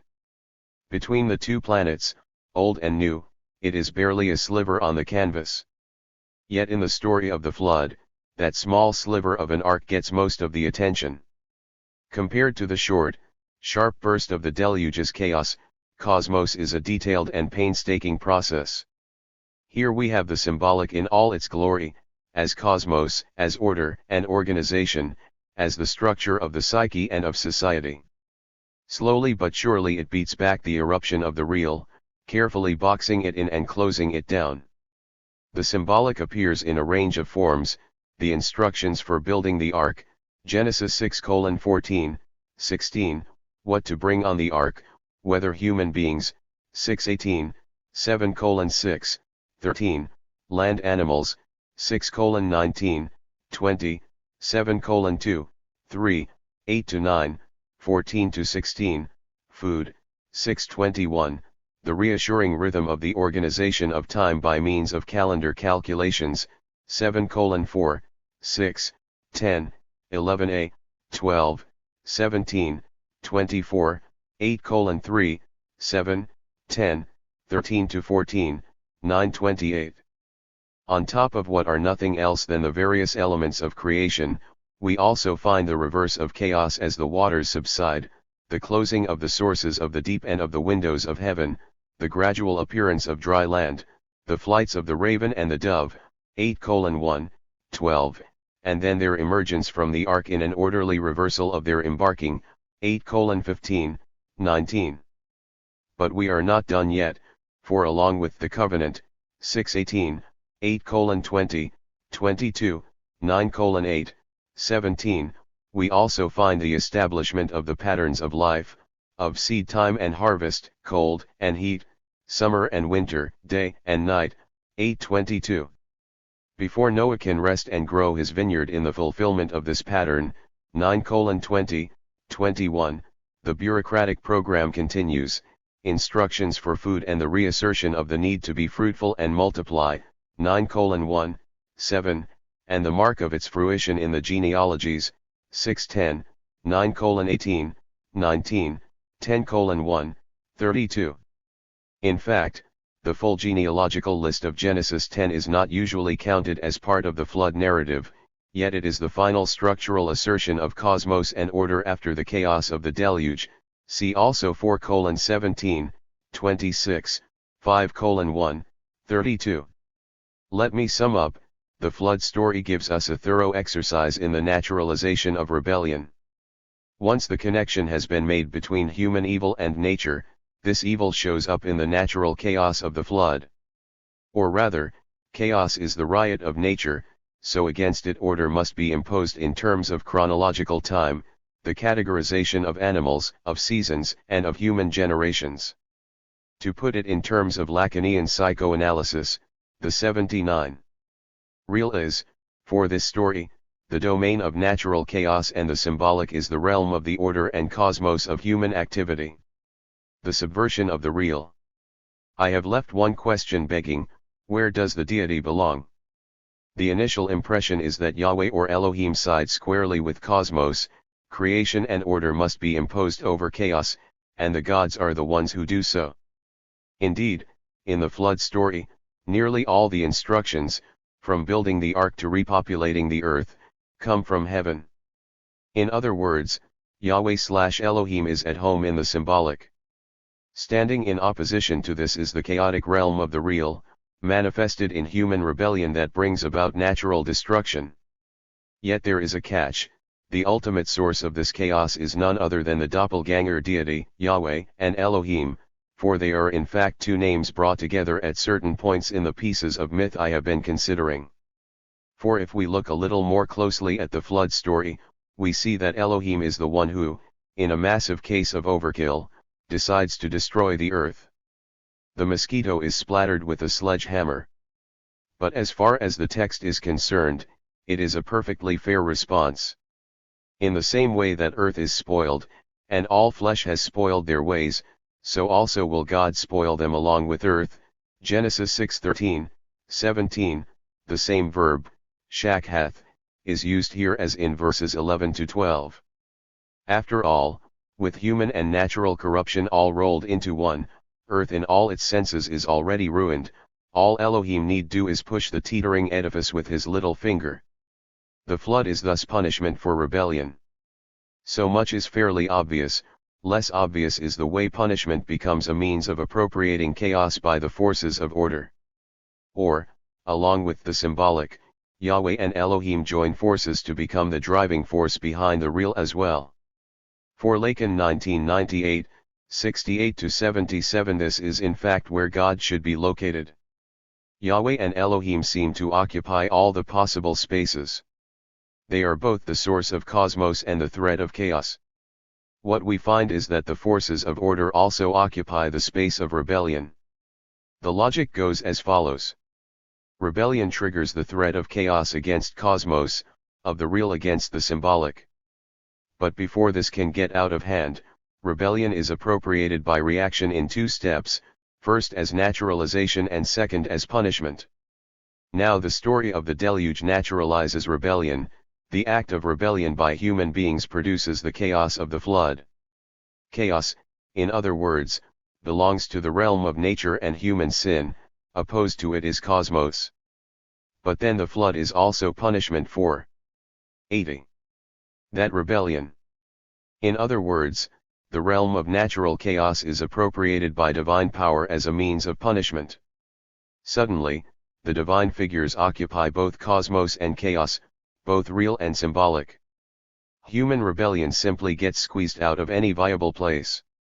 This process shows up in three other moments: the story of the Tower of Babel, Genesis 11:1, 9, the rebellion of Korah, Numbers 16, and the theme of murmuring. Beginning with Babel, we see that in contrast to the flood narrative, rebellion in this story is quite clearly a human one. None of the seepage into the realm outside human society takes place here, so it becomes a useful contrast to the flood story. Let me highlight some key points of a narrative that, not unexpectedly, has been worked through again and again. To begin with, it is the fourth major story of the repression of human rebellion, after the forbidden fruit of Genesis 2-3, the murder of Abel by Cain in Genesis 4, and the evil of humanity in Genesis 6-9. Further, it is the most collective story of rebellion out of the lot. No individual is named here. There is no Adam or Eve, no Cain or Abel, and no Noah. Finally, what the sons of Adam, Bani Ha-Adam, do here is not marked as problematic until after the fact. There is no warning or law, it is all retrospective. In Genesis 3 a prohibition is broken, Cain's act is marked as sin before it happens. 4:7, the reason for the flood is evil. 6. But there is none of that in the story of Babel. All we find here is that Yahweh is frightened by human potential. This is only the beginning of what they will do, and nothing that they propose to do will now be impossible for them. 11:6. It is, quite simply, a collective challenge to the powers that be. Together the people make bricks and mortar, build a city and tower, basic acts of a civilizing process. If there are any doubts as to the collective nature of this rebellion, the modes of dealing with it speak all too loudly. Yahweh sows division. Note how often terms for confounding, confusion, and scattering appear. Let us confound Wenovla their language, Genesis 11:7, and Yahweh scattered Weaphase them, 11:8, Yahweh confounded Balal the language of all the earth. Yahweh scattered them Hephitzim, 11:9. The result. They ceased building the city, 11:8. It is of course a paradigmatic narrative of divide and conquer, of setting one's opponents against each other. But what happens in this story is that Yahweh embodies the real opposed to the symbolic. For the people make two significant moves in terms of the symbolic. They form an ordered society whose mark is the city, and they speak a language. Social order, with all of its associated elements of organization and sanction, come together with the central role of language. 81. In the symbolic. Has Yahweh now switched sides to become the embodiment of the real over a very human symbolic? Is rebellion really a moment of the symbolic, in contrast to the flood story? At one level this is indeed the case, except for one moment. The language that the people speak is all too simple, and the whole earth had one language and few words, Genesis 11:1. The key lies with the few words. It is less language than some primal form of speech, like a child learning its first words or perhaps an adult a new language. What Yahweh must then do is bring into being the crucial element of the symbolic, namely, the complexity of mature language. In the name of the symbolic he must then break up this collective rebellion, for it is a sign of social immaturity. In case we had any doubts, the rest of Genesis 11 shows the symbolic coming back with a vengeance. For in Genesis 11:10, 30 comes the genealogy of Shem, which will lead eventually to Abram. Here the text is on the same wavelength as Genesis 6-9, where the regular beat of the genealogy marks the establishment of cosmos over chaos. Both the real and the symbolic, chaos and cosmos, are Yahweh's turf. The narrative of Korah's rebellion produces a similar result. As the text is now, it tells of a priestly rebellion, centering on the issue of ritual and incense, which is crushed through divine intervention. It is, in other words, a story of a premature palace revolution, Block 1972-80, within the priestly upper class. However, there are two moments in the story that hint at something deeper, the initial moment of insurrection and the mode of dealing with it. As for the opening, the text reads, "And they rose up way Yakomu before Moses," Numbers 16:2. And then they say, "You have gone too far. For all the congregation are holy, every one of them, and Yahweh is among them, why then do you exalt yourselves above the assembly of Yahweh?" 16:3. They of course are Korah, Nathan, Abiram, and On. But note that it is quite specifically a rising up, a rebellion, and that its motivation is not to usurp Moses but to assert that no one is superior, that all are holy before Yahweh, the name of the deity used in this text. Not quite democratic, not even egalitarian, these terms are a little too anachronistic, but an assertion of a collective against an elevated ruler with some divine right. The second intriguing feature of the story is the way the revolt is handled. Yahweh splits open the ground, which swallows up Korah and his conspirators and their households as an example to anyone else who would rebel, Numbers 16:31-33. Here I follow Ernst Bloch in espying a signal of popular rebellion, for the God who emerges here is one of white guard. 82. Terror, Bloch 1972-80, one who acts to quell an uprising in as spectacular a fashion as possible. But Bloch's point that here we have a story of political uprising is really only a beginning. For the punishment is yet another manifestation of chaos, the ground splits open, fires break out, and the rebels are swallowed live by the open ground. In other words, the insurrection against the established order, signaled by Moses' special status before Yahweh, triggers the threat of chaos. Challenge the symbolic, in other words, and you risk the real breaking in and destroying the symbolic. Further, that threat or risk takes on the form of natural chaos, for it is the earth itself that becomes chaotic and dangerous. Or, as I put it earlier, rebellion is naturalized. But then it all becomes a little more complex with another layer. The threat of the chaotic real is in fact a punishment Yahweh visits upon the rebels. Yahweh therefore becomes the manifestation of the real, the agent of chaos who threatens to tear apart the symbolic. And here is the final twist: Yahweh is also the upholder of the symbolic. Moses has a special status because Yahweh has chosen him, and this cosmos must remain in place. By this time the rebels have nowhere to go, they are not an alternative symbolic, nor are they the real that structures and undermines the symbolic. Denied a space in the text, not even able to dispose of Moses and elevate him into a god.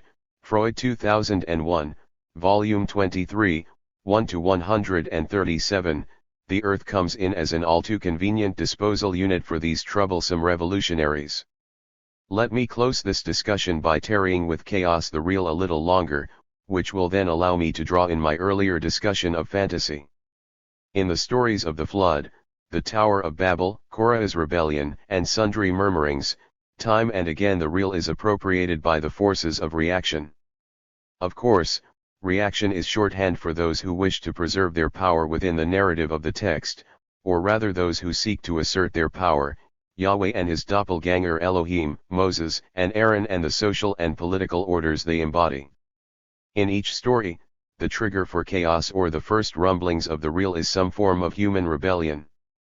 But before the rebels can even think about organizing themselves, Yahweh swoops in and claims chaos for himself, using it as a means of punishment for what then becomes disobedience and sin. But what happens if we block this appropriation of the real by reaction? For Yahweh is distinctly reactionary, patrician even, but one who is subject as much to the unknown original authors as to subsequent readers. What we are left with is the real as the domain of chaos, minus Yahweh. But the real both underlies and destabilizes the symbolic. Without it the 83 symbolic could not exist, and yet the real perpetually threatens to bring it crashing down. So also with chaos, which both underlies and destabilizes cosmos. Without it cosmos could not exist, and yet chaos perpetually threatens. There is enough in the stories I have considered to add rebellion and insurrection to the mix, which now become necessary support for and perpetual threat against the political and ideological status quo of these stories.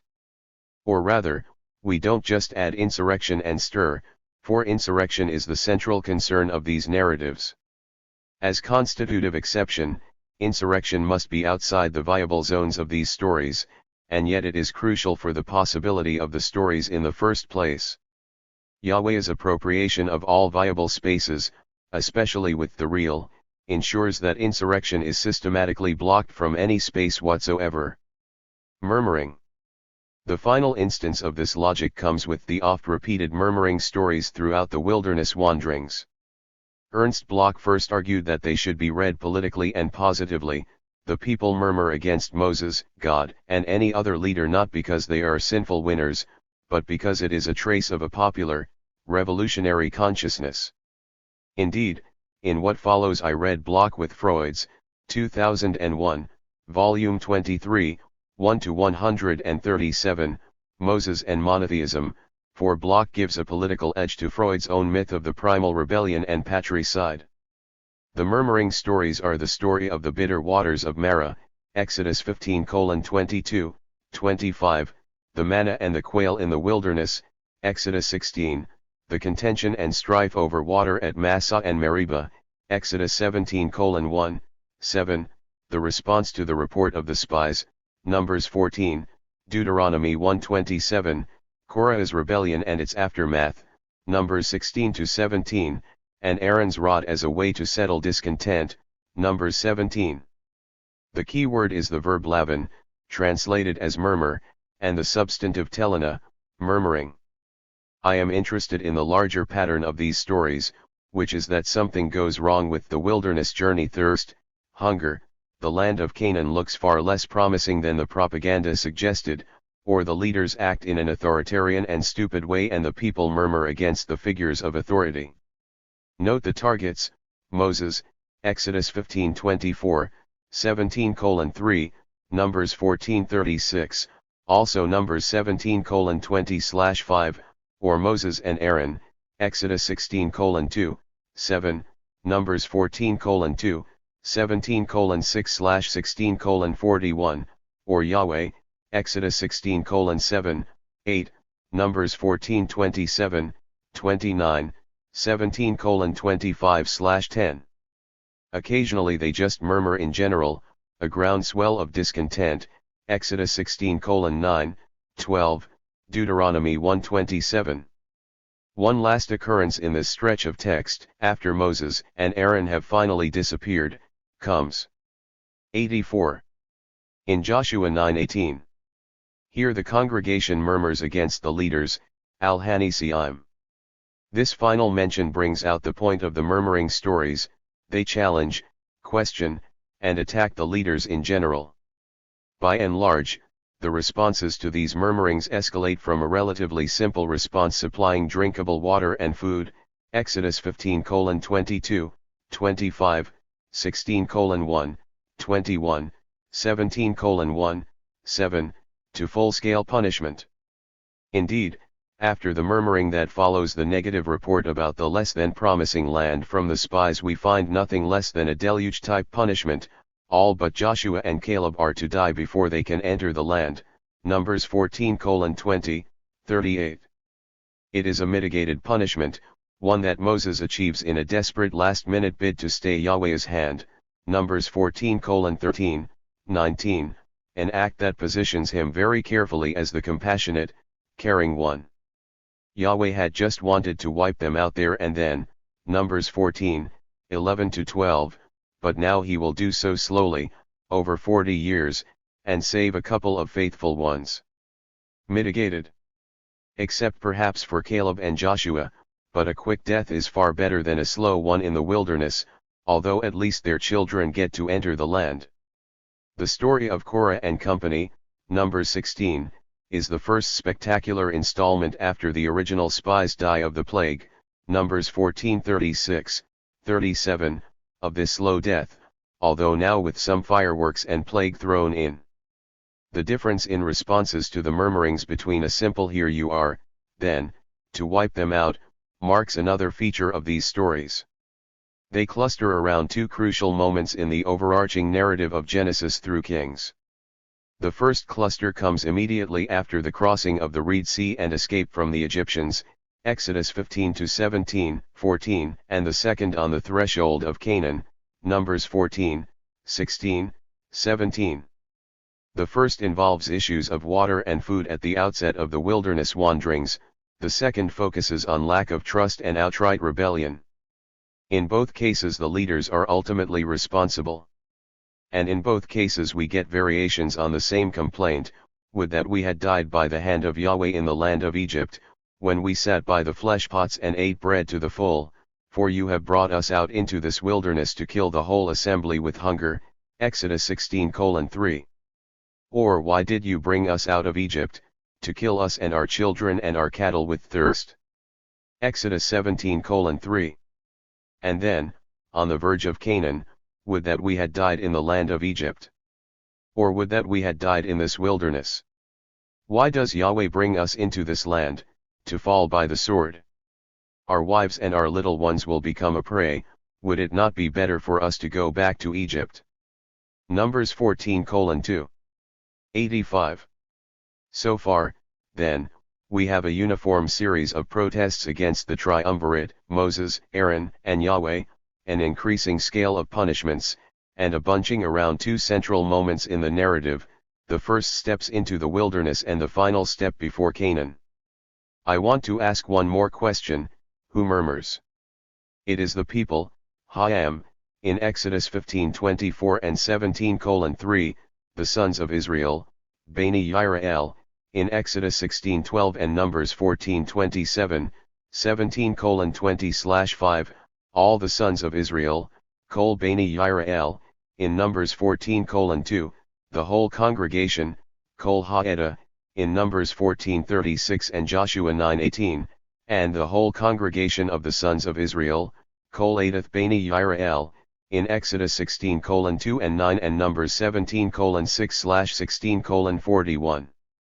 But this is hardly a demimonde anymore. The whole people in whatever form now systematically murmurs, grumbles, and disrupts the basis of power.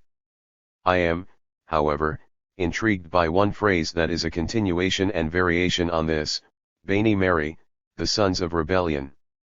After Korah's rebellion and at the end of the story of Aaron's rod, that assertion of authority and power via a flowering and almond-producing rod, over those who murmur in discontent, we find the whole congregation of the sons of Israel has become a motley bunch of rebels. The verse is worth quoting in full. And Yahweh said to Moses, "Put back the rod of Aaron before the testimony, to be kept as a sign for the rebels Bani Meri, that you may make an end of their murmurings telunatam against me, lest they die." Numbers 17:25/10. The text is not talking here of Korah and company, for they have already been swallowed and digested by the earth, or some other revolutionary cell that could fit in the proverbial phone box, but of the sons of Israel, as verse 27, English translation, v12, makes clear. Indeed, the competition over Aaron's rod operates at the top level of organization, at the level of the fathers' houses, while his rod represents the house of Levi. The other 11 come from each of the other tribes. See Numbers 16:17, 18, 17:2, 3. This is a contest that involves the whole people, and Aaron's budding rod turns them all into rebels. Summary. It is time to summarize my argument to this point. I began with the women in chapter 2. In part of my discussion of women, first I argued that Genesis, Joshua systematically seeks to contain women in a series of unoriginal tales. Even Genesis 3 and Miriam in Numbers 12 are the key. Their rebellions are shown to be profoundly threatening and therefore thoroughly 86. Unviable. Both Genesis 3 and Numbers 16 insert them back into a distinct social hierarchy. But once these two have put the spark to the gunpowder, the text explodes, both with rebellious women and an almost obsessive concern to keep them in place, as exchange objects in the wife-sister stories that circle around Sarah and Rebekah, Genesis 12:10, 20, 20, 26, by slicing them off lists of descendants due for blessings, such as Leah, daughter of Rachel, Genesis 30:21, 34:1, 49, by a spate of legislation, Exodus 21, Leviticus 12, 15, 18, 19, 20, Numbers 5, 30, Deuteronomy 21, 22, 23, 25, 27, by tying them into male inheritance and succession in as many ways as one could imagine and a few one probably couldn't, Genesis 16, 18, 19:30, 38, 21, 24-25, 29-30, 38, Exodus 1, Numbers 27:1, 11, 36, Deuteronomy 21:15, 17, 25:5, 10. Now, out of all of this, I argued that the story of the daughters of Zelophehad, Mahlah, Tirzah, Hoglah, Milcah, and Noah in Numbers 27:1, 11 and 36 shows a glimpse of something else. Quite simply, the threat and possibility of female inheritance must be roped back into the system of male inheritance. Hints of another world also come with Rebekah's question in Genesis 25:22 and Zipporah's foreskin act in Exodus 4:24, 26, and those texts that open the possibility of women on their own, as with Dinah in Genesis 34:1, Pharaoh's daughters slaves in Exodus 2:5, and the vows of women not attached to any man, Numbers 30:10/9. This overbearing concern with locking women into a system and denying the possibility of anything different is hardly occasional or isolated within this text. But we get only so far by arguing that some patriarchy or other is to blame here, whether that is the result of some inherent fear of women by men or perhaps an inbuilt misogyny that turns up with sickening regularity. We need to widen the terms of reference, something I began to do with the suggestion of a demi-monde. More of that in a moment. I already suggested in that earlier discussion that locking women into the system was perhaps necessary for the world of the text to hold together and make sense. But here psychoanalysis came to my assistance, particularly with the notion of fantasy and its function in concealing the phantasmatic kernel. In my more detailed reading of Genesis 2-3 as fantasy, it turned out that although the hints of the phantasmatic kernel initially pointed to the woman as the culprit, in the end it was rebellion itself, for which the woman is camouflage. But there was a double edge to this. What seemed to be an existing phantasmatic kernel mediated and concealed by fantasy turns out to be something produced by fantasy itself. And the mode of concealing it is to construct a diachronic narrative for 87. What is radically synchronous? Or, to put it in more concrete terms, Genesis 2-3 on the surface is about the rebellion of a woman and then a man against authority, who are then suppressed and punished. What this narrative conceals is the fact that the possibility of this rebellion against Yahweh Elohim is produced at the very moment the story begins. So now we find ourselves in a dialectical bind. Not only does the system exist by blocking the possibility of what doesn't even exist, but it also produces that possibility in the first place. There is, however, a little sleight of hand in the preceding statement, for I have too rapidly connected rebellion with system. That connection is in part the agenda of this chapter. Thus far I have explored various modes of insurrection and subversion within Genesis, Joshua. This is where the subversion of the real comes in handy.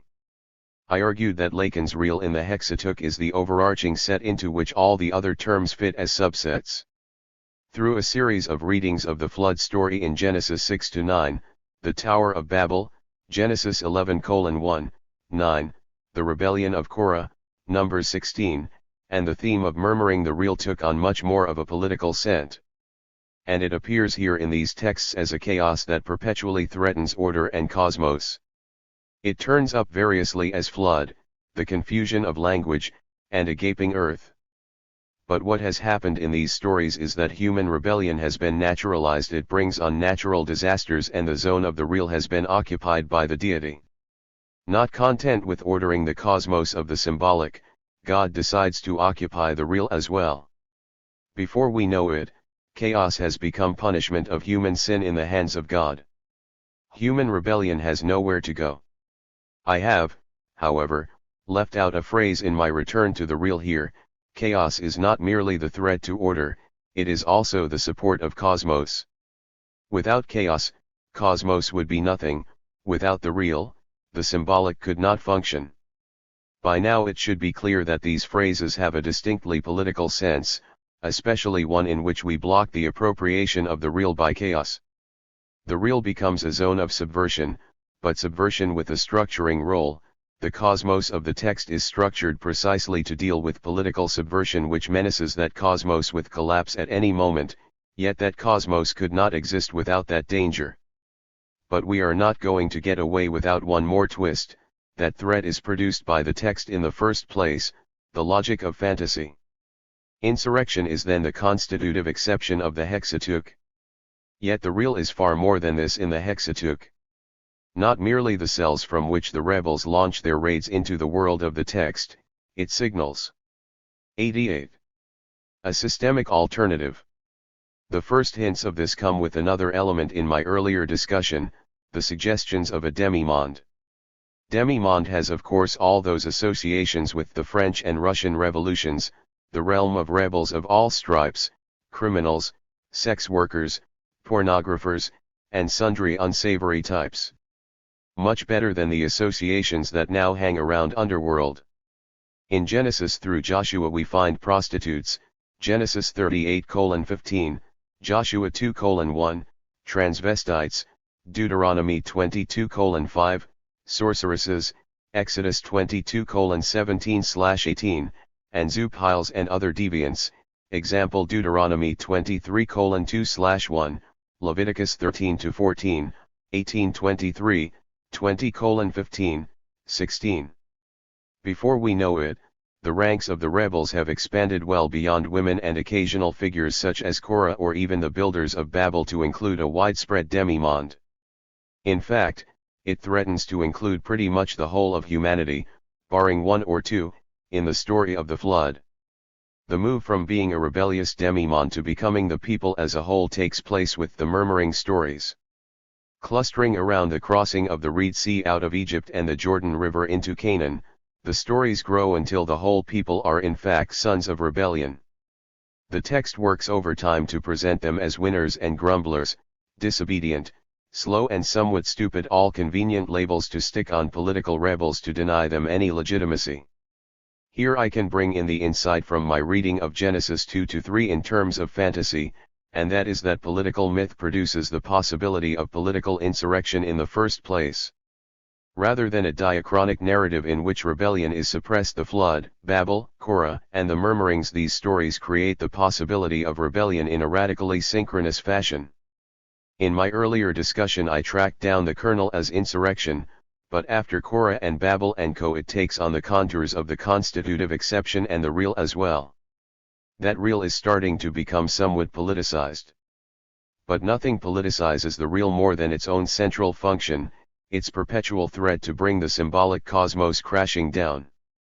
Thus far I have read this threat in terms of women such as Eve and Miriam, of an underground that must be suppressed, of insurrection that lies at the heart of the stories of the garden, the flood, Babel, and Korah, and of the whole people as rebels in the murmuring stories. One question remains: what do the people rebel against? Chapter 4. The Sacred Economy. Marxism finally gets its chance to speak in this chapter. Feminism and psychoanalysis have had their say, although with a Marxist lilt that the attuned ear may have picked up from time to time. But any discussion of political myth in relation to the Hebrew Bible can in the end not shirk its responsibility to speak of political economics, which, if you look, perhaps for the first time, at the subtitle of Capital, is another way of indicating the fundamental role of economics in any Marxian discussion of history. The major concern of this chapter is, what is the relationship between the dynamic I have been tracking and historical reconstruction? Or rather, what connection does the tension between the status quo and rebellion have with the real social and political context? In answering these questions I undertake a reconstruction of the underlying economic patterns of ancient Israel. It may come as a surprise to find that there is no such reconstruction. To be sure, there is any number of garden variety efforts that fall into the usual traps, confusing politics for economics, being mesmerized by the scant references to trade, applying terms from capitalist economics to ancient Israel, and feeling comfortable with a day-to-day analysis that confuses chronicle with diachronic history. What I am after, however, is the deeper logic of the economy, something that must be more synchronic than diachronic, more theoretical than analytic. And that will lead me to a new model of such an economy that I call the sacred economy. Before I get there, however, I must answer a prior question. In the previous two chapters I focused on drawing out the patterns of subversion and 90. Insurrection that lie embedded in the text of the Hexateuch. I have reached the point where the occasional glimpses of female descent, or the hunt for the phantasmatic kernel, or indeed the hints of a subversive demimonde have now overflowed their hidden corners to become an inescapable feature of the whole people. So much so that by the time we get to Numbers 17, the people themselves are rebels. In other words, persistent and widespread rebellion is an inescapable element of the text itself, cast as disobedience and outright sin. I have even argued that rebellion is produced by the construction of the status quo in the text. But I have not answered the prior question: what precisely do the people rebel against? A state in waiting, theocratic tyranny. The answer is the state. Not just any state, but a particular one. This is where we need to shift gears and move to another level, to the overarching patterns of the text as a whole. What I am after, in other words, is the nature of the master narrative from creation to promised land. But since this master narrative is really part of the complex political myth I have been tracing, I would rather speak of a master myth. At this level the myth concerns the way the people become a state as they cross the wilderness. By the time they reach Canaan, they are a sovereign state, named Israel, ready to take over the land. The problem, however, is that the state and its various institutions that first appear in the wilderness narrative never seem to have existed as it is represented. What we have, in other words, is a political myth of origin that is never realized, that never actually legitimate anything remotely resembling itself in reality. Or rather, if the myth did and does legitimate anything, then it is nothing like what we find in the myth. For the remainder of this chapter I argue two things. First, the master myth of Genesis through Joshua unfolds before us a state in waiting. Second, the perpetual rebellion against the state within the text is both an attempt to deal with the impossibility of realizing the state in reality and a signal of a political and economic contradiction. As for the first point, I track the way the state comes together in the Hexateuch and then contrast it with a very different historical reconstruction. On the second problem, I ask why the text deals in such extensive and complex ways with rebellion against a state that will never exist. And my answer to that question is twofold. To begin with, it marks the effort to provide a story, or a series of stories, as to why that state cannot be realized and yet simultaneously 91. Maintains the hope that it might be if that opposition can be removed. Further, I make use of Levi Strauss's idea that myth is an imaginary resolution to a real social contradiction. In short, what shows up in the text as a profound tension between the state and various groups of the people is in fact a literary effort to respond to a very different political and economic tension. What that tension is must await my argument. So let us see how the state in waiting is assembled in the Hexateuch. Athalia Brenner succinctly outlines what is at stake at the level of the master myth. In tracing out what she calls a multidimensional theme of passage, she finds a passage through painful transformation from loosely defined population into ethnicity, a passage from a religion of the fathers, Genesis, to a communal covenant-bound, legally grounded, exclusive monotheism, a passage through the axis of space, from one country, Egypt, to the threshold of another, Canaan, a passage through the axis of time, represented by the typological 40 years in the mythic wilderness, a passage from disorganization and confusion into institutionalization. Brenner 1994a, 11. However, in order to provide some political and social specificity to Brenner's outline, I would like to use the heuristic categories of Althusser's ideological state apparatuses, Isa S., 1971, 121-73. Out of Althusser's list, 1. The passage through the wilderness from Egypt to Canaan produces 4 crucial state apparatuses: religion, family, a legal system, and a political system. On top of these we find what Althusser calls the repressive state apparatus, RSA, of an army and indeed a police force, see Boer 2003, 14-41. The difference between repressive and ideological apparatuses is that whereas the RSA operates by means of direct violence and its threat especially with the police, courts, prisons, and army controlled by the government, the distinct characteristic of the ISAS is their predominantly ideological function. In contrast to the RSAS, the ISAS are not directly repressive, which means that they become the site for ideological and class struggle between the ruling classes and those ruled. The religion instituted in this myth is that of Yahwistic monotheism based on what Jan Assmann, 1997, calls the Mosaic distinction, with its own system of religious professionals, ritual, and physical structures. The family structure that emerges, especially in the backbone genealogical lists, is that of the gens or clan and then the tribe. The judicial system comprises both judges appointed by the leader and the pervasive body of religious 92 professionals. And the state is a theocratic tyranny, one leader is appointed by Yahweh, with whom that leader relates in symbiotic dependency. The priests do pervade the other institutions, such as the judiciary and the RSA of the police, but they are also a distinct tribe, the Levites, and thus separated, made sacred, set apart, from the people. The other RSA, the army, is not a professional standing army but a militia, drawn from the adult males in times of conflict. The Book of Exodus is the site for the mythic origin of exclusive monotheism, and its structuring features are the initial vision to Moses in the burning bush, the appearance at Mount Sinai, the perpetual assertion of Yahweh's singular claim from an apostate and rebellious people, and the elaborate construction of the material requirements for worship. Thus we find Yahweh's introduction to Moses in Exodus 3:14, I am who I am, Ahai Asher Ahai, or simply I am, Ahai. The context for this singular claim is the rousing call to rescue the people from bondage in Egypt, a claim that also takes the form of the God of your fathers, the God of Abraham, the God of Isaac, and the God of Jacob.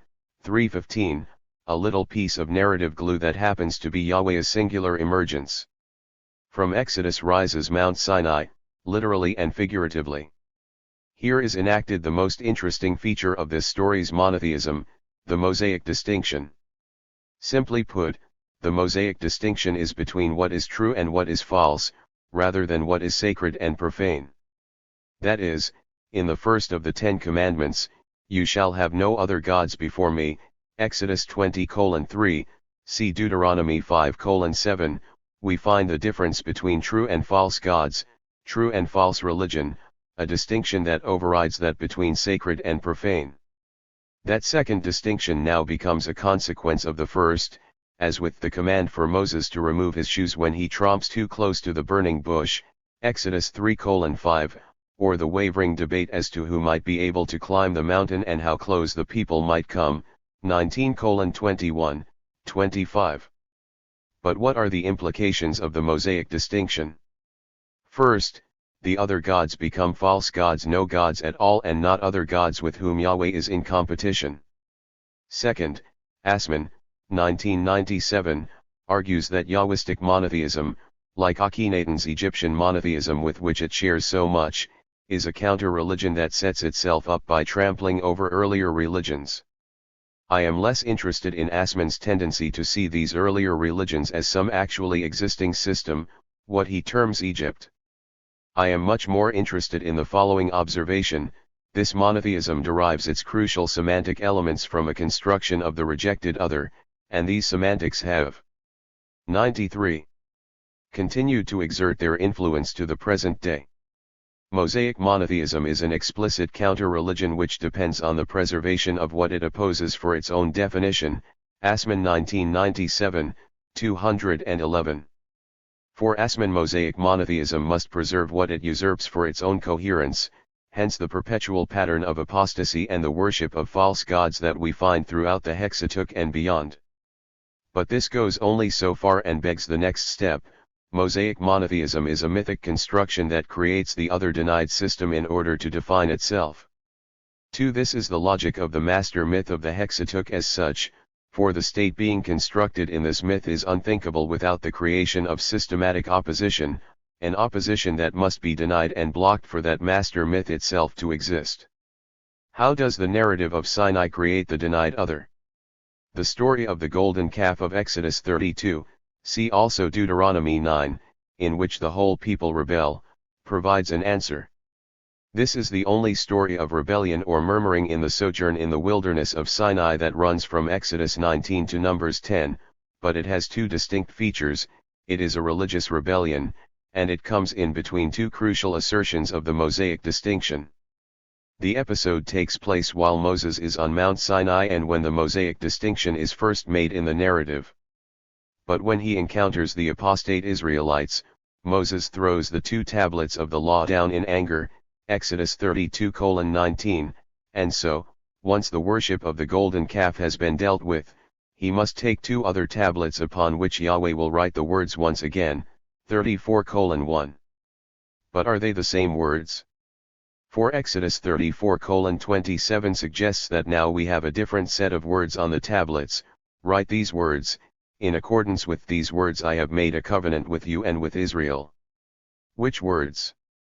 It would seem that these words actually refers to the alternative 10 commandments in verses 11 to 25, a ban on the worship of other gods, a ban on making molten images, the feast of unleavened bread, dedication of the firstborn, observing the Sabbath, the 3 feasts of weeks, first fruits and harvest, and 4 instructions for sacrifice, no blood sacrifice with leaven, no Passover leftovers, dedicating first fruits to Yahweh, and not boiling a kid in its mother's milk.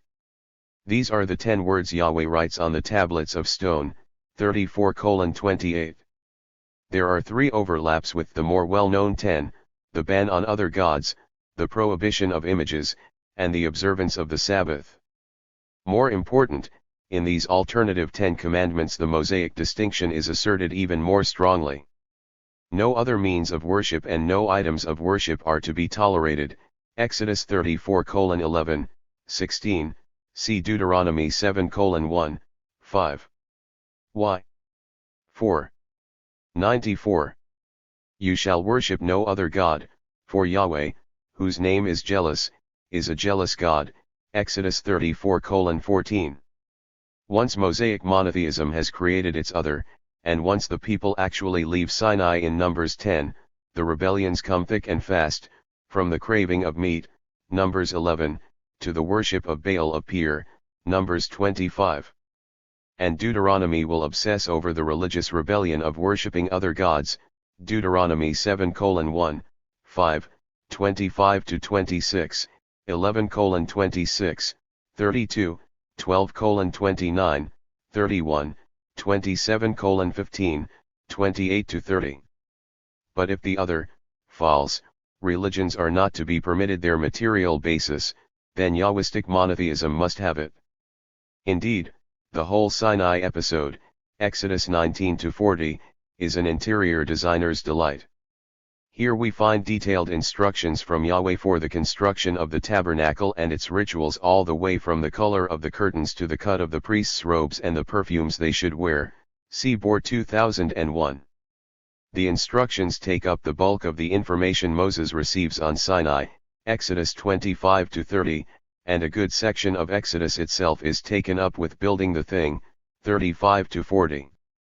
Of course, there is no evidence whatsoever that such a tent ever existed.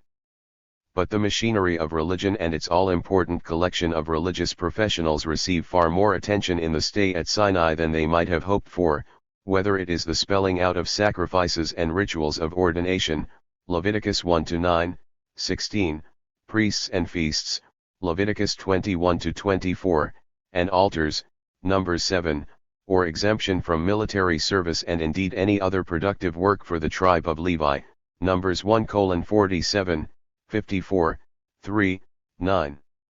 As far as the second great ideological state apparatus, the family, is concerned, I have already explored some of its contours in my discussion of primitive communism in Chapter 2. Here, however, I am interested in 3 features of the Hexateuch: the family stories of Genesis, the genealogies as narrative backbone, and the wholesale tribalization that takes place. Thus in Genesis family intrigues and interactions dominate. So we find Adam and Eve and Cain, Abel and Seth, Noah and his sons, Abraham and his women, Sarah, Hagar, Keturah and children, Isaac, Ishmael and Keturah's sons, Isaac and Rebekah, Jacob and Esau, then the whole complex of Jacob and Leah and Rachel and Bilhah and Zilpah and their 13 children, including Dinah, Joseph and Asenath and their sons, Ephraim and Manasseh, and finally the story of Judah and his daughter-in-law Tamar and their sons, Perez and Zerah. Too often these are pared down to the patriarchs Noah, Abraham, Isaac, Jacob, and Joseph, so it is worth reminding ourselves how deeply they are stories of complex families. I am tempted to make the comment that strikes me whenever I hear the woes of 95. One family or another, same story, different family. But in their homely and foibled familiarity, these stories establish far more strongly the ideological state apparatus of the family. Interleaved with these stories of kin comes the rhythm of the genealogies, with their strident assertion of the dominance of male descent against which the stories of women come to grief. Less the fill-in between major story units, the genealogies are in fact the backbone of Genesis, Krusman 1996. Thus, hard on the heels of the first creation stories and the banishment from the garden, we find the first genealogy in Genesis 4:17 and the last note in Genesis 47:23. If the long sojourn at Sinai has little in the way of genealogies, concentrating as the narrative does on other crucial issues, then the censuses of Numbers 1 and 26 make up for the absence. But it is Genesis that sets in place the family, with its entwinement of familial stories and genealogies, almost as the groundwork for what follows. I am tempted to invoke Althusser's, 1994, 105, comment here, made as he reflects on the effect of his own family. It is an irrefutable fact that the family is the most powerful ideological state apparatus. Indeed, Genesis also gives us the third feature of this institution, the tribes. Not only do we get the first story of the sons of Jacob, minus Dinah, born of either Leah and Zilpah or Rachel and Bilhah, beginning in Genesis 29:31, but the whole narrative builds up to the blessings and curses of Jacob in Genesis 49. The act of blessing is then repeated in a grand moment of inclusion by Moses in Deuteronomy 33.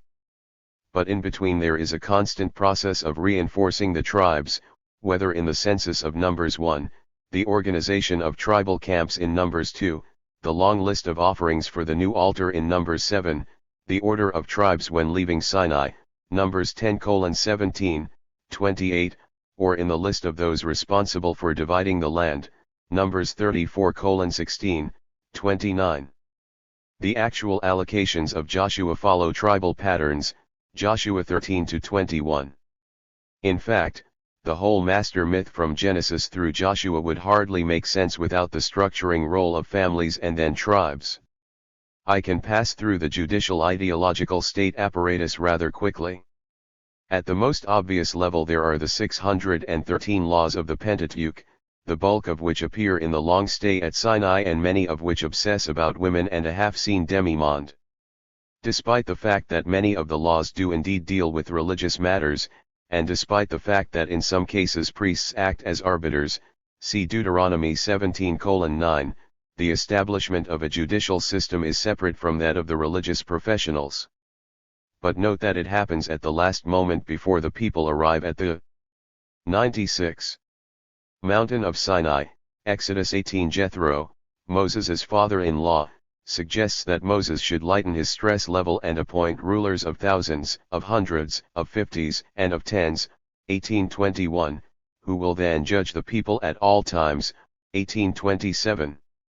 It is, if you like, a series of lower courts to deal with petty cases, while Moses remains at the highest judicial level.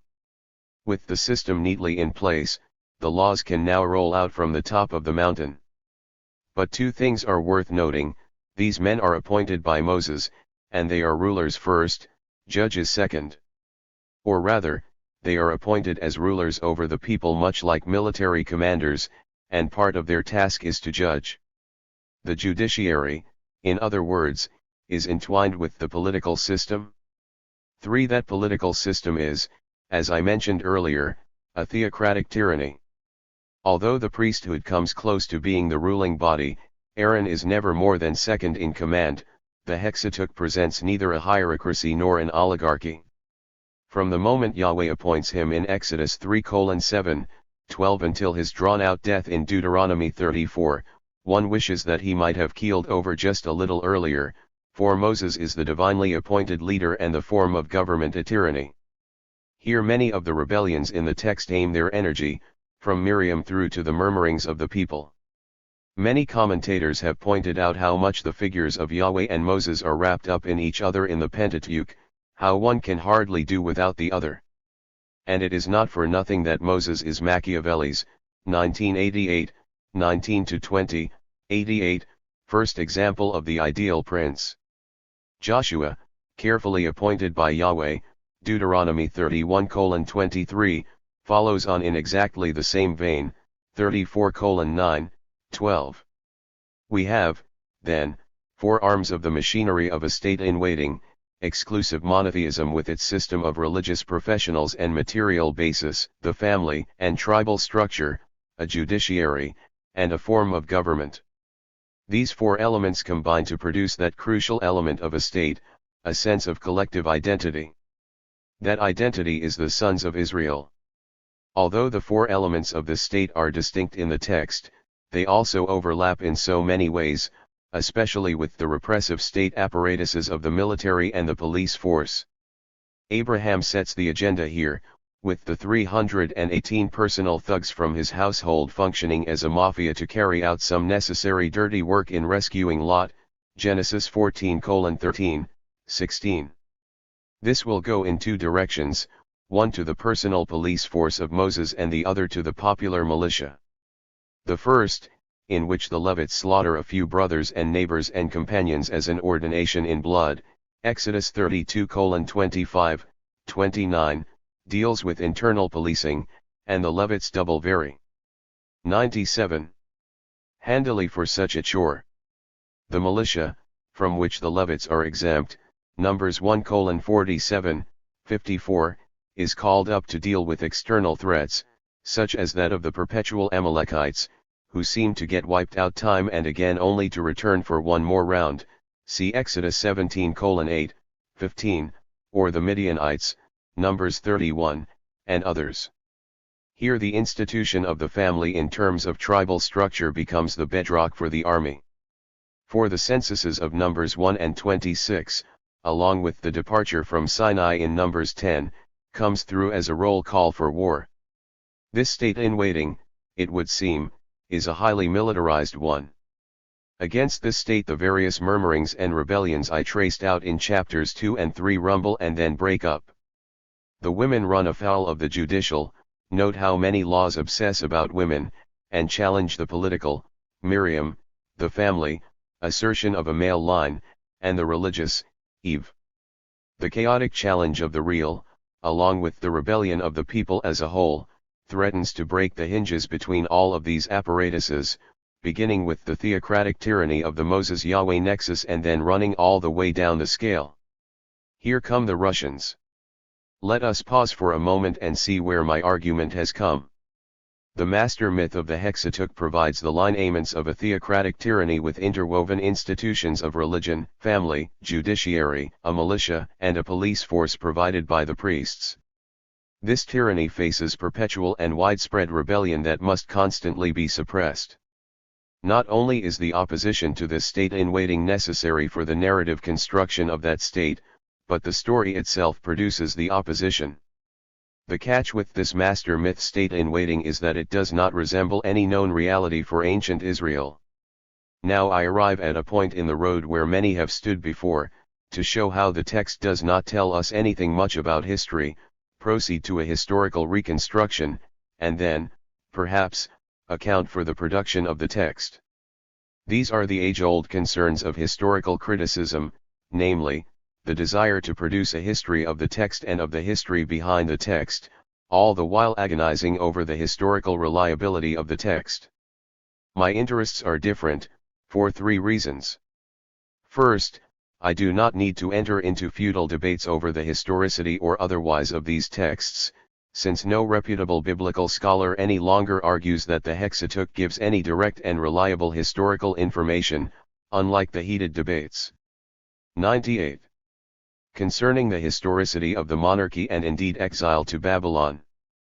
But this depends on what one means by historical information, and that question leads to my second point. Rather than rewrite the annals of Israel, focused on crucial political events and moments, as so many biblical scholars still do, or argue about the existence or otherwise of some person or other, I am interested in economic history. Third, I am not blinkered by purely historical concerns, a condition that seems to afflict so many biblical scholars. For any Marxist study worth its salt takes not only history as a crucial concern, but also literature, religion, culture, politics, ideology, and economics. Above all, it assumes and explores the ways these areas are intimately related. So I too will engage in a spell of historical reconstruction, with one glaring difference from the established historical critical history of ancient Israel.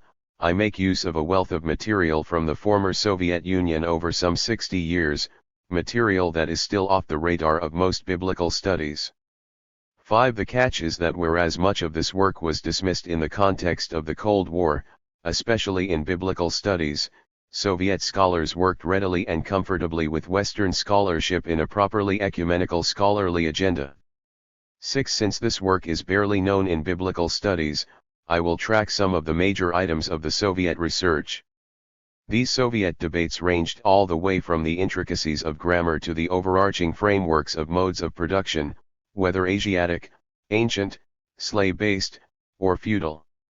They begin with the much debated texts by Marx and Engels on pre-capitalist economic formations, texts with which, astoundingly, biblical scholars have rarely engaged. This material, however, lies scattered in various pieces by Marx and sometimes Engels over a 30-year period that includes newspaper articles, letters, critiques of political economy, and ethnological research. 7. The key item in the debate, however, was the Asiatic mode of production, AMP, whose features were soon distilled as common rather than individual private property in land, often personified in the figure of the god-ruler, the centralized control of public works by government, irrigation, building, roads, and so on, the decentralized and self-sufficient economic world of villages, with their resilient combination of agriculture and handicrafts, as opposed to the imperial state, and the social division of labor in terms of usefulness. 8. However, for reasons that will become clear, the most intriguing sections of Marx's work on the AMP are those that investigate the economic complexities of that mode of production, instead of the widespread notion of a stagnant economic form. Marx traces the way exchange, surplus, rent, in labor and 99. In kind, and tax operate within the village community, between communities, and the state, and between the state and the limited long-distance trade generated by manufacturers. A strange feeling soon descends on anyone who reads through the Soviet material, for nearly all the positions taken in Western debates on the reconstruction of the ancient Near East and biblical societies are prefigured in these discussions, in some cases by more than 40 years. Thus, apart from versions of pan-feudalism and pan-slavery and debates over the viability or otherwise of the Asiatic mode of production, we find questions over the reliability of data, the appropriateness of terminology such as mode of production and class, the nature of historical theory and reconstruction, and the danger of multiplying hypotheses, especially modes of production, against the danger of lumping everything together in an overarching category or two, such as feudalism. All these points were made in the first years of debate in the 1930s. The debate over the best model for ancient Near Eastern political economy followed some reasonably clear stages.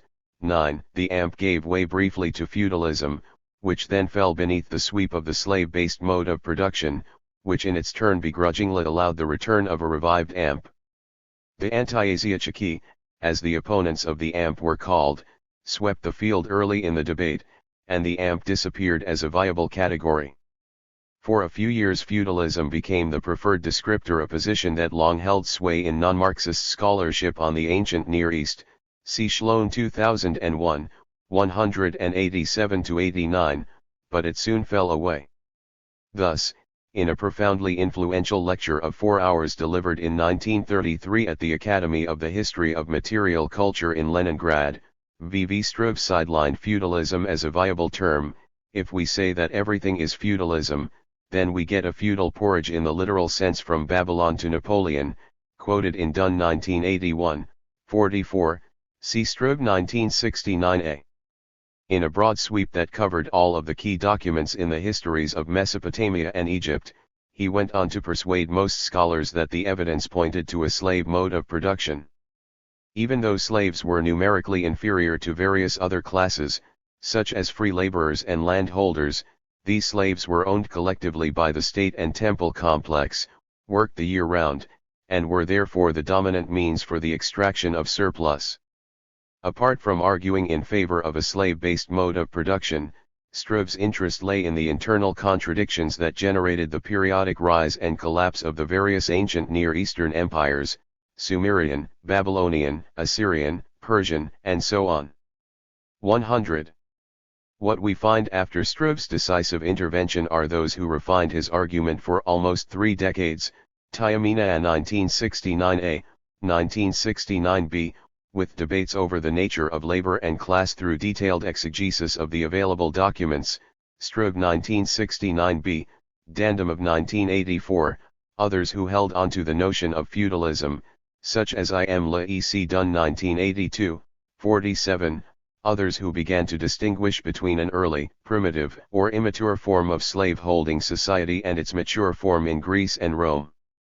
Even old Struve himself, yet others who pointed out that the means of coercing large parts of the population into slavery did not exist in the ancient Near East, Diakonoff 1974, that the bulk of produce was created by free laborers, that we do indeed have the rise of a despotic state and all its religious appurtenances with Sargon and the Akkadians, Diakonoff 1969b, 1991b. 10 and others who argued for a fundamental difference between the ancient Near East and the Greco-Roman world, Melikshvili C. Dunn 1982, 63.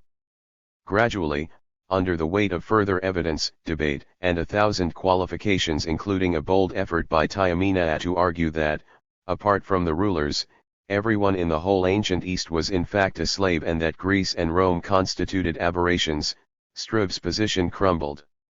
As the slave mode of production began to falter, the AMP, now decked out with an impressive array of new data, re-emerged from the wings refreshed and revitalized after a long rest.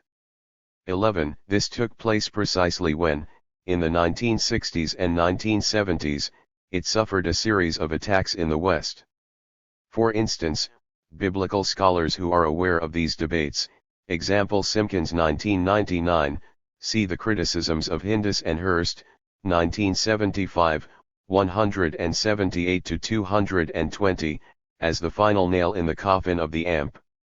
Their criticisms are theoretically telling given the assumed framework within which they operate, for instance, that no mode of production can be developed from the tax-rent couple and that the so-called stasis of community-based production is a feature of other modes of production, such as the feudal, as is tax and tribute. But what intrigues me is not merely that the criticisms of Hindus and Hurst were already rehearsed in the 1930s in the Soviet Union, but also that when Hindus and Hurst were seeking to lay to rest the AMP in the 1970s, the AMP was returning to the Soviet debate. However delectable this material is, and I will have occasion to return to it, let me cut to the chase and identify a few points relevant to my concerns. To begin with, 1. Unwitting achievement of the 1970s debate in the Soviet Union was to separate the ancient Near East decisively from China, India, Peru, and elsewhere. They had been lumped together by Marx. This distinction emerged in the debate over the continuity. 101. Of the ancient Near East with Greece and Rome. The closer the ancient Near East came to the slave mode of production of Greece and Rome, the further it traveled from any common ground with other so-called AMPs. But by the time the AMP made a comeback, it had taken on a life of its own in the ancient Near East. Further, a crucial issue is whether the state can be considered a class. In conventional Marxist theory, the state is distinct from class and is indeed generated out of class conflict. This is one of the fundamental criticisms of the AMP by Hindus and Hurst.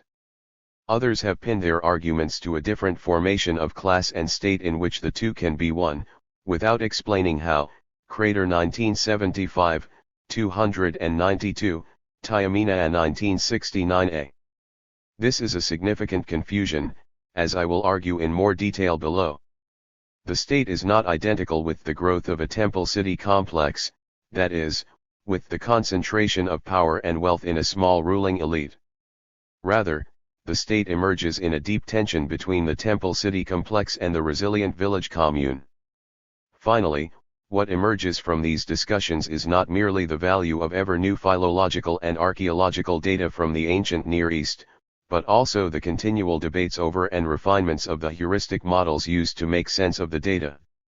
It is too often forgotten that the key lies in neither an ostrich-like empiricism that prefers to believe theory is a hindrance, 12, nor the pure theory of which Hindus and Hurst are the best example. These Soviet debates from the 1930s to the 1980s provide a good example of the dialectical interplay between data and theory, of which Marxism is one of the best examples. Theoretically, my debts in what follows are to regulation theory, one of the most promising branches of Marxist economic theory, that derives ultimately from Althusser, see Boyer 1990. In taking up Marx's example of being attentive to data along with sophisticated theoretical reflection, regulation theory argues that Marx's key terms and ideas are in fact ad hoc constructions, put together for a specific purpose but never meant to become an eternal template or recipe. Thus, if Marx's terms and concepts were developed in his analysis of capitalism, then it may be necessary to rework those concepts as well as develop new ones in non-capitalist contexts and even within capitalism. One example will suffice. Regulation theory is not bound to the traditional idea of mode of production, preferring instead regimes of accumulation. Thus we find in the recent past Fordism, Toyotism, and regimes led by services, knowledge, export, competition, information and communications, and finance, with perhaps the 102 last beginning to dominate in the early 21st century, Boyer 2000. The categories of Marxism become a series of problems that need to be rethought, reworked, or replaced. The sacred economy. Let me make it quite clear, the most viable historiography for the ancient Near East is one that deals in terms of economics. But it is not just any economics, nor indeed political economics, but a sacred economics. For what we find in the ancient Near East is what may best be described as a sacred economy. By sacred economy I mean a system in which the economy operates and is understood in terms of the sacred rather than the political. In what follows I begin to spell out what this means. In dealing with a sacred economy I take on two tendencies in biblical studies. The first is, as I commented earlier, an overwhelming tendency to regard history as the record and reconstruction of major events, usually of a political nature. For instance, much still attaches to the date of the exile to Babylon, if it happened, or to the events of the united and then divided monarchies, if they existed, or to the Hasmonean uprising. At least no one doubts this. Valuable to an extent, it is also a self-defeating exercise, since so little information concerning such events is available. The simple fact that biblical scholars can rarely pin anything down to less than a couple of centuries suggests a very different sense of history, hence my interest in the broader sweeps of economic and social history. Second, in those studies that do focus on social and economic history, there is a tendency to see a nascent capitalism at work, or at least to retrofit terms from capitalism to the ancient Near East. So we find references to market economics, trade balance, and free market. This tendency is simply misguided and at times ludicrous. Worse, it perpetuates a myth of capitalism, namely, that everywhere we look we find capitalism, which is, after all, the deepest expression of human nature in various stages of its long path to maturity. Here the value of the Soviet studies is even greater. As for the reconstruction itself, the keynotes are the village commune, the temple city complex, the formation of the despotic state, labor and class, mediations between empire and village commune, and what I call theoeconomics, or regimes of allocation. 13. The village commune, American Samoa, both a kinship and an economic unit, persists through a series of economic and socio-political crises. The village commune was first identified by Marx as a key feature of the Asiatic mode of 103 production, and then became the focus of Soviet studies, Jankowska 1969a, Diakonov 1974, Kozyreva 1991, 108-11. It is really what is at stake in the debate over the domestic, household, or familial mode of production that I followed in Chapter 2, with one significant difference: the village commune has nothing to do with any notion of primitive communism that lies at the basis of these biblical studies. Without reference to the Soviet work, Western studies have belatedly picked up the importance of the village commune, see Lehman's 1982, Livrani 1982, 2005, 21-24. Indeed, Livrani's, 2005, 21, see also Thompson 1999, 120-24, description, based on evidence from Ugarit and Al-Alaq, Syria, is as good a description as any. While the political and cultural centrality of the palace is beyond doubt, the majority of the population, about 80%, lived in villages, relying on its own means of production, family-owned lands and flocks of sheep and goats. Both Soviet and later Western descriptions of the village come closest to the Syndiosmian family of Lewis Henry Morgan that I discussed in Chapter 2, an extended family of perhaps 20 to 25 couples who constitute the basis of a tribe. 14 At least until the Persian era, 537 to 303 BCE, there was no substantial change in the structure and nature of the village commune, except for a significant reduction in the number of village communes in Persian Yehud, Carter 1999, 249. As for the temple city complex, the term is self-descriptive, for it designates the way the city, what we would call a town, is unthinkable without the structuring role of the temple and indeed the palace, which is an add-on to the temple. There is one point concerning the temple city complex that I cannot emphasize enough: the temple city complex is not the same as the state. Rather, the state arises in a tension between the village commune and the temple city complex. The confusion between temple city and state has led to many dead ends in studies of this period. In contrast to the village commune, the temple city underwent a constant process of change from Sumer to the Hellenistic era. The two are inextricably connected, however, much like a wheel. The village communes comprise the multiple points at the ends of the spokes, all of which have some connection to the axle. Again, Soviet studies, see Sarkisian 1969, preempt Western studies, although on this matter Soviet studies have had a skewed influence through the translation of Weinberg's 1992 work. He argues that the exile to Babylon, 587 to 33 BCE, marks a change from the father's house, Bet Avi, to a citizen temple community typical of the Achaemenid period. 15 Apart from uncritically taking the data in Kings and Ezra through Nehemiah at face value, especially the statistics, he makes 104. A diachronic sequence of two items, what I have called village commune and temple city complex, that were in constant relationship with each other. The third item concerns the formation of the state, see Diakonoff 1969b, 1991b, 1991c, 27-43, Kozyreva 1991, 103-7. It continues to surprise me that an essentially Marxist narrative for the emergence of the state has entered into mainstream biblical studies. It goes like this. Under certain conditions, soil fertility, rainfall, trade, or booty, the differentiation of wealth and power sets in and is concentrated in the hands of certain individuals. This is the beginning of class, in which a certain group is disconnected from the production of essential items for survival, such as food and clothing. This class then relies on those who do produce these essentials and must extract it from them in some fashion, whether by coercion or persuasion or some mix of the two. The technical term for this is exploitation.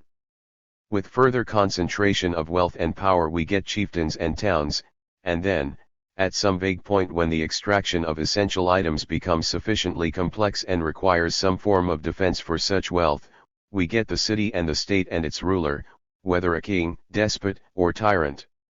Such a narrative, with minor variations, turns up in the work of Niels Peter Lemsch, 1988, 22-24, 1998b, 94-95, Philip Davies, 1998, 59-73, Norman Gottwald, 2001, and, not to be outdone, William Dever, 2001, but also the work of Karl Koski, 1953, and Perry Anderson, 1974, to name two others in a whole panoply. However, rather than the assured result of 1,000 repetitions, a few questions remain unanswered. What is the trigger that gets the process of differentiation underway? Does differentiation grow out of an earlier, undifferentiated state? And what is that earlier state? Primitive communism. The major problem, however, concerns the direction of the narrative itself. It leads inexorably to the conclusion that this concentration of power in the chieftain or at least a small group is the development of the state. In other words, the exploiting class is the same as the state. 16. But as I have already pointed out, this is a confusion of the first order. From here a series of confusions follow. The state-exploiting class then exploits the village communes, or tribes, and from this point state versus tribe becomes an irresolvable tension. Example Lemsch 1998b, 98-100, Simpkins 1999, Yi 2003, 60-63, Livrani 2005, 75-76. At this point Marxist and non-Marxist studies stand side by side, which can lead Hindus and Hurst, 1975, 192-93, to argue that such a theory, the state is one with the exploiting class, is simply nonsensical within Marxist theory. But let me go back to the INI. 105. Tile point in the series of confusions. The state is not the same as the city, temple-city complex, nor indeed is the state the same as the chieftain or tyrant and his small group of exploiters.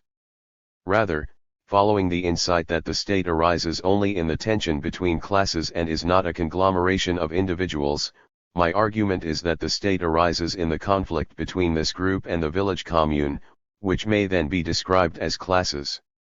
The fourth node concerns labor and class, especially the nature and variety of labor and the implications for any notion of class. Class arises in the conflict between village commune and temple-city complex, although the former far outweighs the latter in terms of the amount and variety of labor.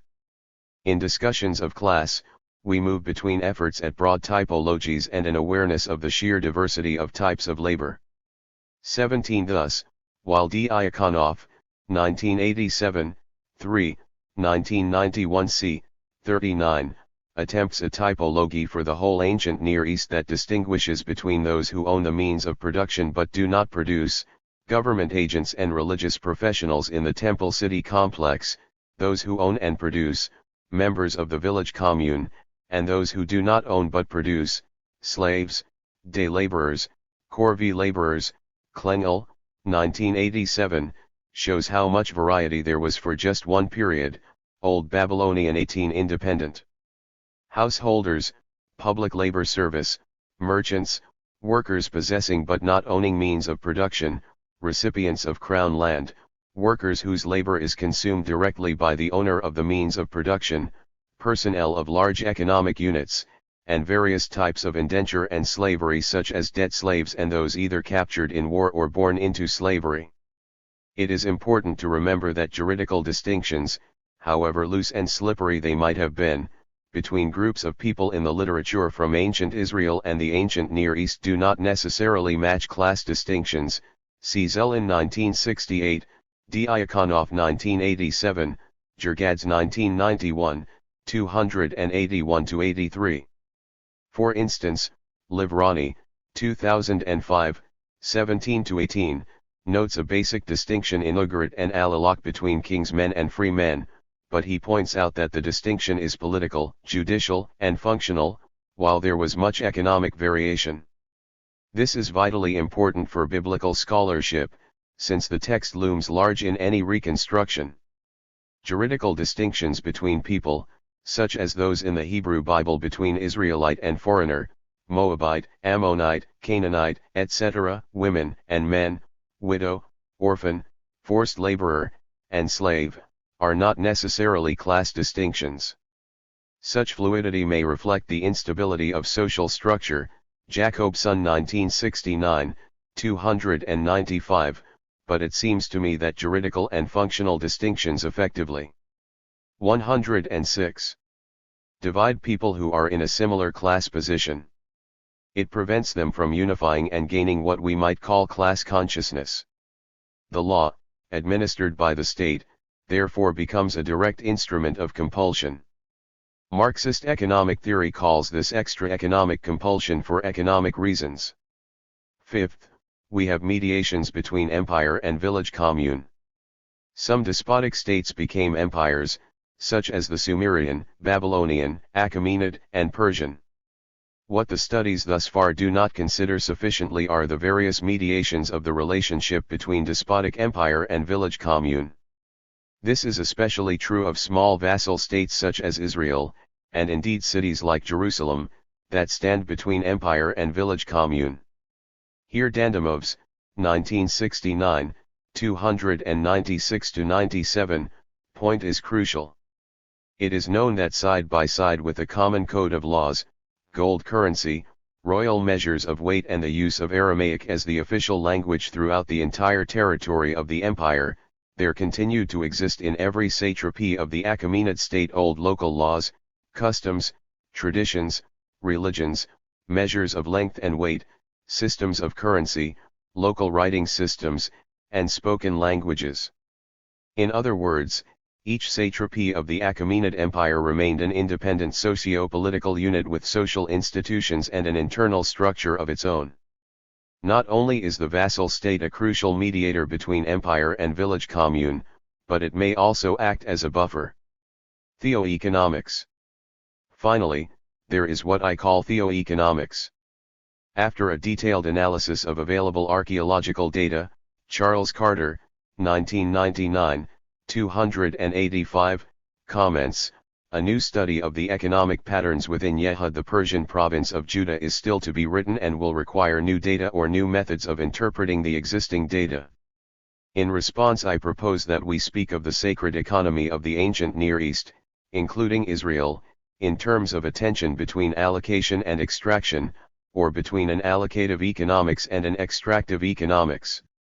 This distinction arises from a rather simple fact that is all too often forgotten in any economic analysis of ancient Israel: the overwhelming dominance, 95% or more of the population, of village-based agriculture for the production of the necessities for human existence, namely, food, clothing, and shelter. The idea of a system of regimes of allocation is 107. My effort to provide some sophistication to this simple point. By contrast, an extractive economics, based on tribute and trade, was a relatively minor business, especially in a marginal zone such as ancient Israel. This has not stopped more than one scholar becoming mesmerized by scant evidence of trade and tribute. Even though trade was very limited and carried out spasmodically by only 2 to 3% of the population, somehow it becomes in such work the economic motor of the whole system. Needless to say, such a view is mistaken, importing the assumptions drawn from capitalism into the ancient Near East. As far as an allocative economics is concerned, the primary problem was twofold: accounting for production outside human control and knowledge, and ensuring adequate allocation of such production. 19. The key issue then becomes the allocation of what produces on its own. How does one account for production outside human control? By the action of the deity, who is responsible for fertility of the soil, rains, open wombs, and so on. How does allocation take place? Through the decisions of the deity, which now stands in as a code for those with power to make decisions concerning allocation: chieftains, foreign emperors, and sundry other tyrants. Since the deity is central to the process of accounting for productive capacities and to the allocation of such producing items, I suggest we use the term theoeconomics as the economic logic behind the sacred economy. This theoeconomics is the dominant form of economy in the ancient Near East, and so we should speak of regimes of allocation to describe the various ways allocation operated. 20. By contrast, a minor role was played by extractive economics, which is the process of extracting something from a producer by someone or some group that has not produced it. Here we are on more familiar territory, where the technical Marxist terminology of exploitation, the process of acquiring from those who do labor by those who don't, and surplus value may be relevant. But we need to be very wary about using such terms, for what we do not have in the ancient Near East is a market economy. Thus, there is no complex and widespread scheme of production, distribution, and consumption that is necessary for a market economy. Above all, there is no process of commodification in which an endless series of very different items become equivalent through their exchange value as commodities. Given the minor status of an extractive economics, it was often understood in allocative terms, as I discuss in a moment in regard to tribute. However, in light of my introduction of the term regimes of allocation, in regard to extractive economics I suggest that there also were regimes of extraction. 108. We may distinguish 6 regimes of allocation: allocation in terms of land, fertility, family, war, patron-client relations, and the judiciary. There were 2 regimes of extraction: tribute and trade. Regimes of allocation. Land and agricultural technology. While Western scholarship has tended to assume that private property in land was a viable concept on the basis of such descriptions as Abraham's purchase of a burial plot for Sarah from Ephron the Hittite in Genesis 23, it is questionable whether we can speak of private property in land at all, especially when the legal concept of absolute private property was not developed until the time of the Romans. Anderson 1974, 65-67.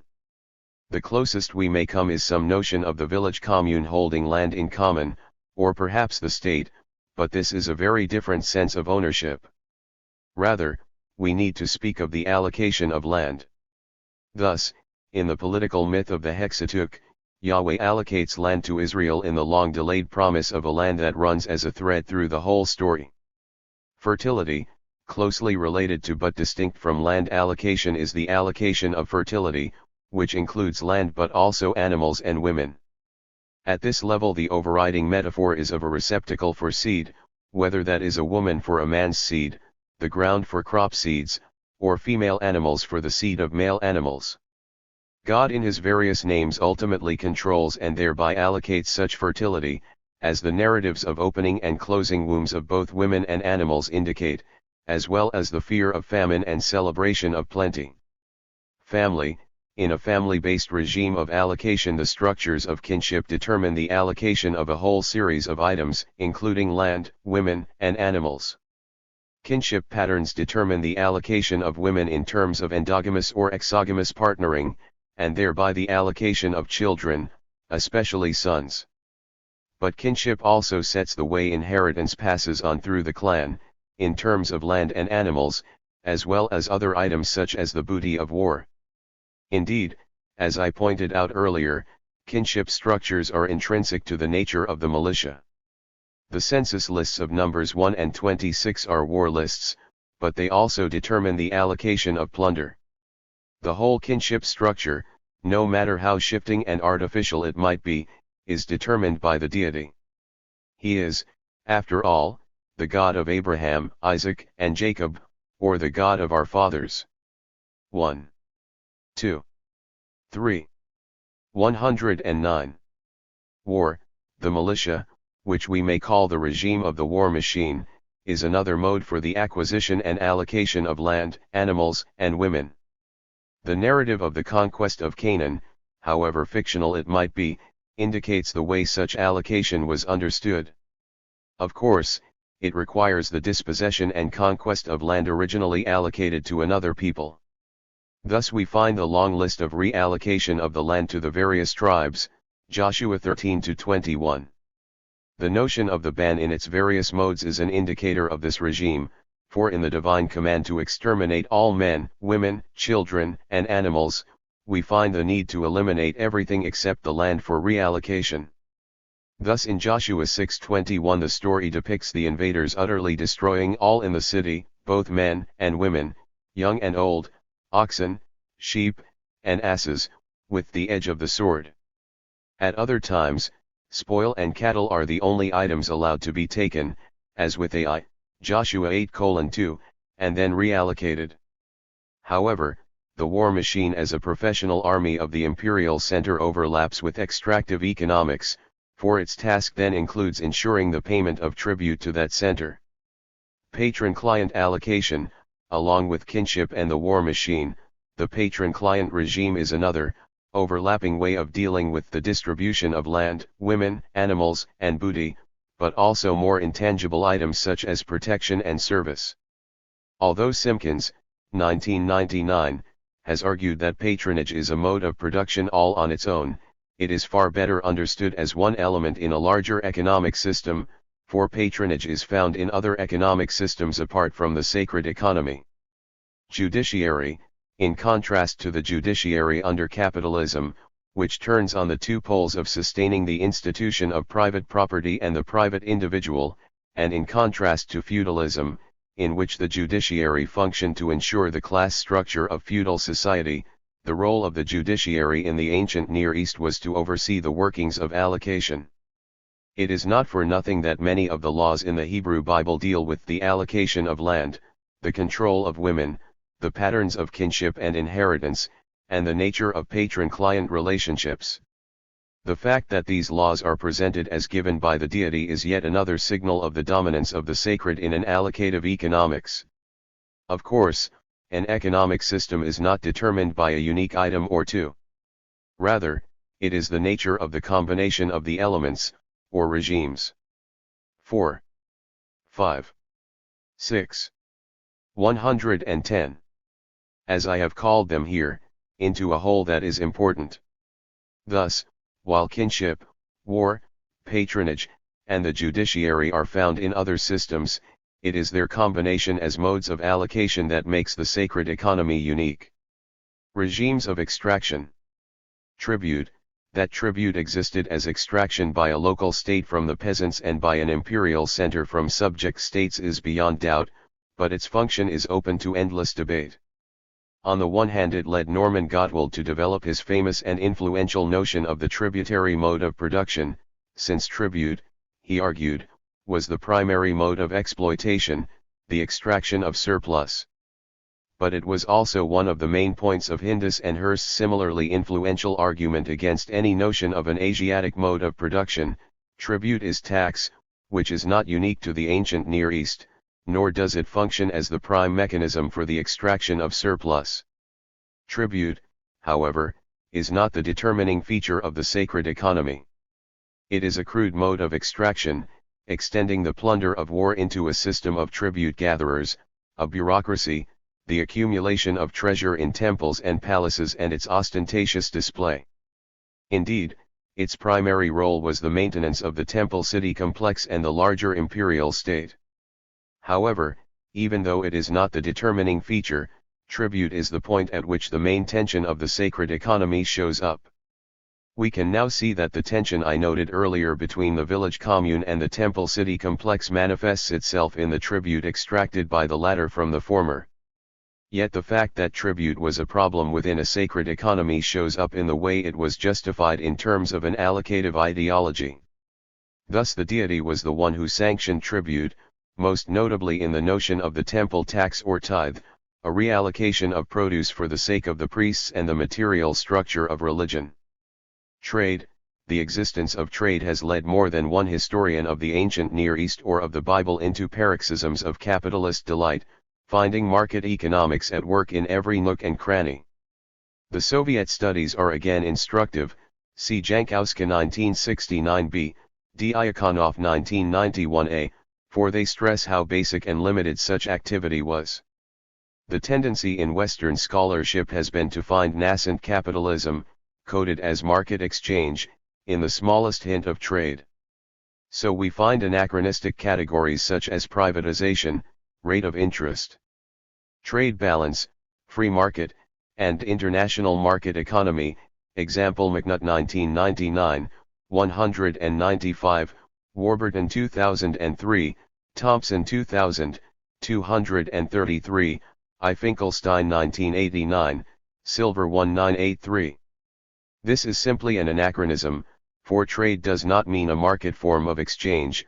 Such a form requires an extensive network of market relations before it becomes market exchange, Wallerstein 1983, a network that simply did not exist in the ancient world.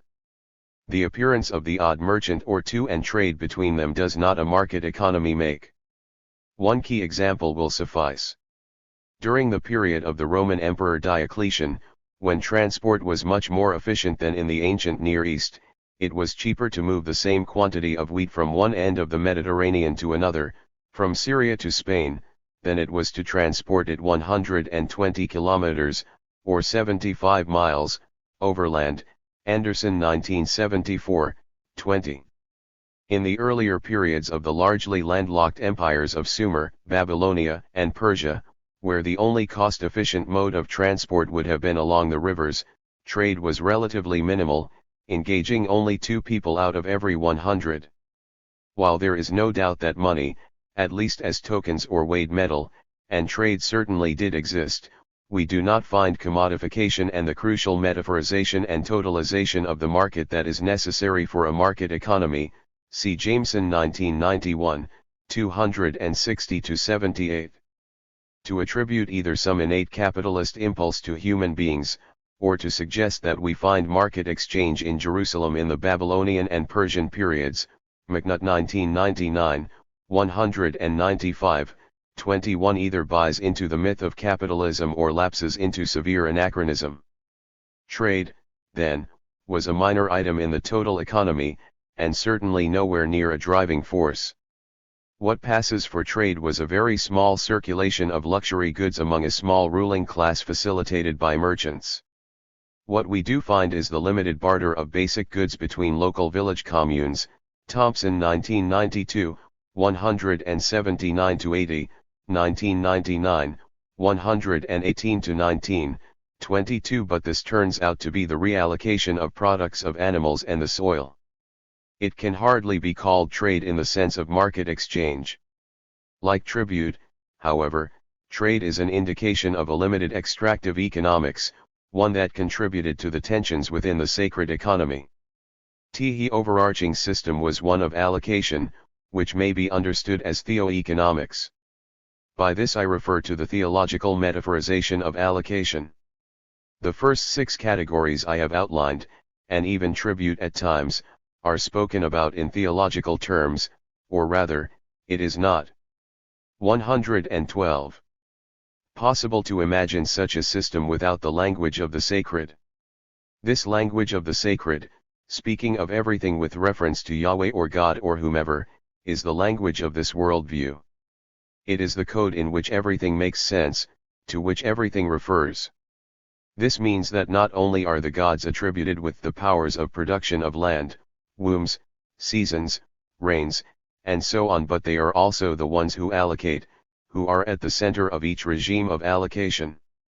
Thus Yahweh, Ashur, or Marduk chooses a people, allocates them land, more to the tyrant and his apparatchiks and less to others, opens and closes wombs, calls the war machine into action and is responsible for its successes and failures, determines kinship structures and the modes of patron-client relations, and establishes and sanctions the collection of tribute, tithe, in the temple.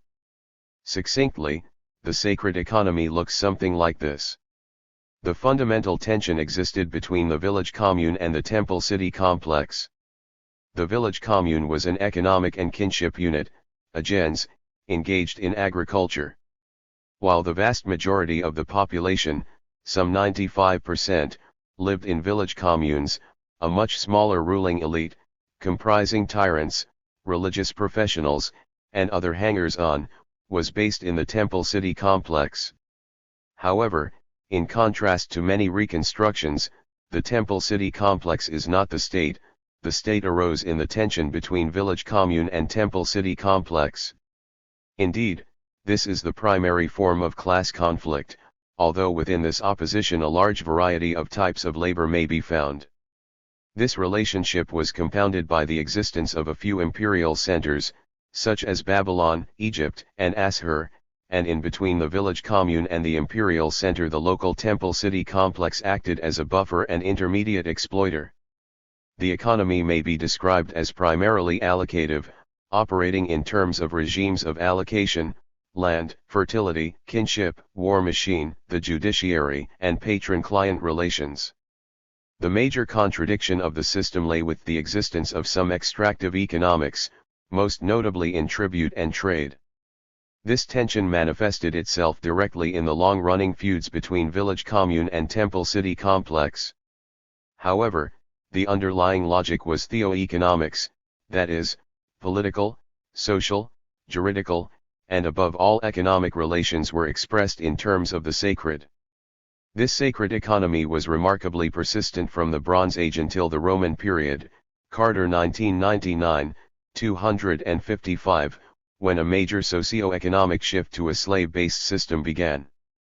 What I have provided is very much a broad sketch of an economic model that needs to be fleshed out in greater detail. It is also, to begin with, a 113. Synchronic analysis that requires a discussion of the various changes that a diachronic analysis is able to provide. However, it seems to me that economic modeling necessarily begins with a synchronic approach since such models cover vast periods. The contradictions of theoeconomics. What remains is to ask why the master myth of Genesis, Joshua, arose in the first place, especially when the state-in-waiting reflects no known reality in the ancient Near East. Needless to say, this is not the first time such a question has been asked, albeit in different forms. Answers are often some version of a propaganda theory. For instance, for Livrani, 2005, it provides the ideology of the returnees from Babylonian exile for a claim to the land, while for Lemsch, 1998a, 86-132, it is in fact part of a double myth that links exile and exodus in order to provide political propaganda for the Hasmoneans. A second option comes from Philip Davies, 1998. Because the Hasmoneans created the canon that created ancient Israel, this might be called the clerical fantasy position, in which a clergy or scribal class dreams of an ideal Israel as a way of expressing their own political aspirations. Another possibility is the more sophisticated resistance position of Mark Brett, 2000, where the text, at least Genesis, becomes a subtle criticism of an exclusivist imperialist position. I could go on, but the common point of these and other options is a conscious and intentional political and ideological, if not religious, agenda. It is a simple point, but I am interested in the unconscious dimension of the text and its relation to its context, as my earlier use of psychoanalysis should have made clear. 23. In this respect I make 2 points.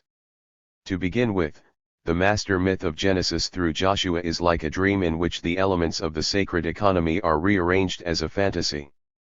Further, the tension between the state-in-waiting and its widespread opposition is at a formal level the imaginary resolution of a real contradiction within the sacred economy. If on the first point I rely on Freud, readers will recognize Levi Strauss in the second.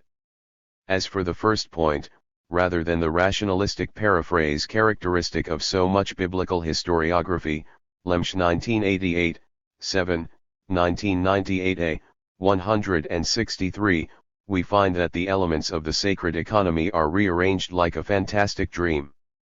Note that nearly all the regimes of allocation turn up in the master myth in another fashion, but the regimes of extraction are absent. In terms of family and kinship, all I need to do is recall the lengthy discussion of 114. Women and the domestic mode of production in Chapter 2, as well as the crucial function of tribalization in the Hexateuch. The land is always present, held up as a carrot that seems to swing back and forth between Egypt and Canaan until it is realized in Joshua's conquest and allocation of the land. The war machine is nothing other than the militia that I tracked a little earlier, Althusser's repressive state apparatus.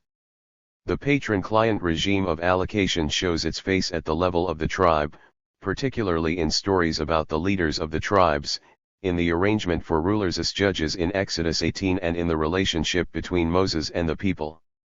The only form of tribute is one that is understood in terms of allocation, namely, the tithe for the priests. Every other form of tribute does not rate a mention.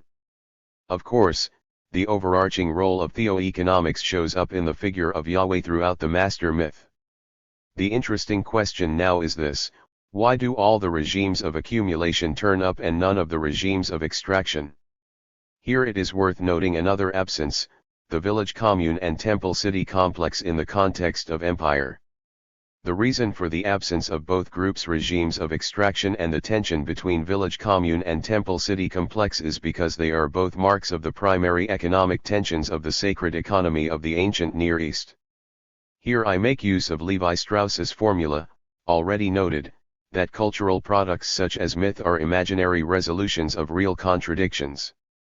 The master myth of the Hexateuch then becomes an effort to deal with this primary social, political, and economic tension, and it does so by excising it from the story. All we have in this master myth are regimes of allocative economics. Everything that generates tension with this structure is absent. The final question I need to ask is why this tension between allocative and extractive economics, which manifests itself in the conflict between the village commune and the temple city complex, is a problem that needs to be resolved. The answer is that extractive economics undermine the economics of allocation.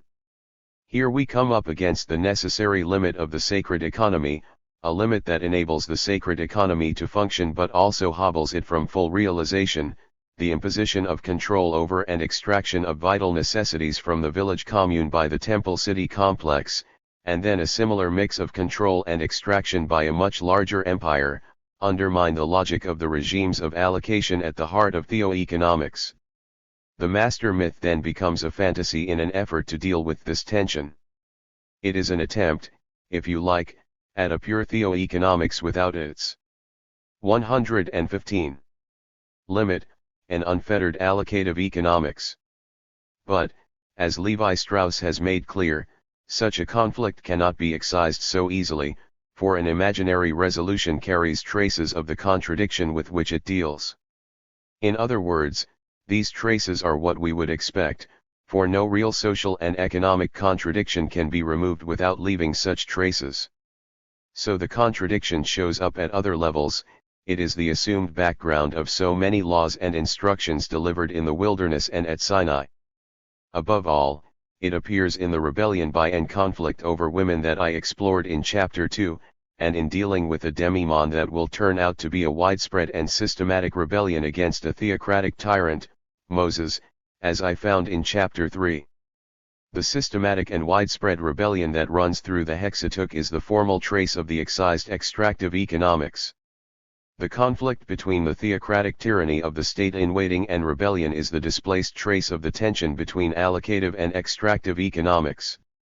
In the same way that extractive economics is the tension and limit of allocative economics, so also the systematic rebellion of the Hexateuch is the necessary limit of the theocratic tyranny found there. We can go one step further. It seems to me that the perpetual effort to close down the unending rebellion against the state-in-waiting is also the mark of the impossibility of this myth's realization. Here I want to uncover a deeper logic at the heart of political myths that is still with us today. Each system operates in terms of an ideal or utopian projection of what it might be. The key to realizing that ideal is overcoming some obstruction or other. The catch is that the obstruction or limit is precisely what makes the system work, its necessary limit. Should the ideal be realized, the system would in fact collapse. For this reason the myth attempts an impossible resolution. In order to maintain the belief in the possibility of realizing the ideal, it represents the blockage in narrative form as something that prevents the ideal from being realized, rebellion. Yet at the same time it must represent this blockage rather than just exclude it, for that blockage is the very reason for the existence of the ideal in the first place. This is the contradiction at the heart of the political myth of Genesis, Joshua. Its function is to maintain the hope for the realization of the ideal, and yet that hope relies on what blocks that hope from being realized. Should an unfettered theoeconomics be realized, the system would collapse. Chapter 5. Foreign Policy and the Fantasy of Israel in Australia. And it is never ending. You never reach the finish line. It keeps getting moved further ahead. It's like one of those experiences you have and you dream. And you are trying to reach something and you never get there. John Howard, quoted in Metherell 2005, 1. N. Now it is time for the present to have its say, although it has wanted to do so for some time. Indeed, the reader will not have missed the way such present concerns underlie my argument concerning the political myth of the Hebrew Bible. The political myth of creation to conquest, from paradise to the promised land, continues to be one of the most powerful political myths, from providing the ideological underpinnings of the modern nation-state to the passionate battles over Israel and Palestine. In this chapter and the next two I am interested in the use and abuse of this political myth, particularly what I call the fantasy of Israel in the foreign policy of Australia and then the United States. The final chapter steps over the line and dares to undertake some myth-making for the left. This chapter takes on the negative side of political myth as it manifests itself in the issue of foreign policy. I am interested in the way the deeper logic of the political myth of Genesis, Joshua, what I call the fantasy of Israel, has emerged in Australian foreign policy statements regarding Islam, Judaism, and Christianity, or, in concrete foreign policy terms, majority Muslim states, majority Christian states, and Israel. I have called it the fantasy of 117. Israel because it projects a certain fantasy that must not be realized, for its realization would be disastrous. Yet it keeps alive the hope that the fantasy may indeed be realized by means of generating opposition and rebellion. If only that opposition could be overcome, it tells us, the fantasy will become reality. My specific concern is the baleful way in which this logic of the fantasy of Israel has been used in Australian foreign policy and how that policy touches on, or reveals, other dimensions of foreign and domestic policy. My argument has three stages. The first is to peer closely at a number of foreign policy statements by the former Conservative Liberal National Government of Australia. Then I move to some key texts in the later part of the political myth of the Hexateuch, particularly those that wrestle with the tension between a peaceful ideal and the perpetual threat of being knifed in your sleep. The fact that we find the very same tension in the foreign policy statements of the Australian government as we do in the later part of the Hexateuch leads me to suggest that the deep connection between the biblical texts and those statements may well be found in the psychoanalytic notion of fantasy, which is itself the key to the theory of political myth that I have developed in this book.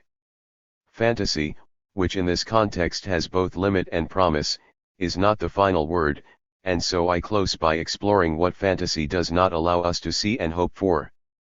Foreign policy.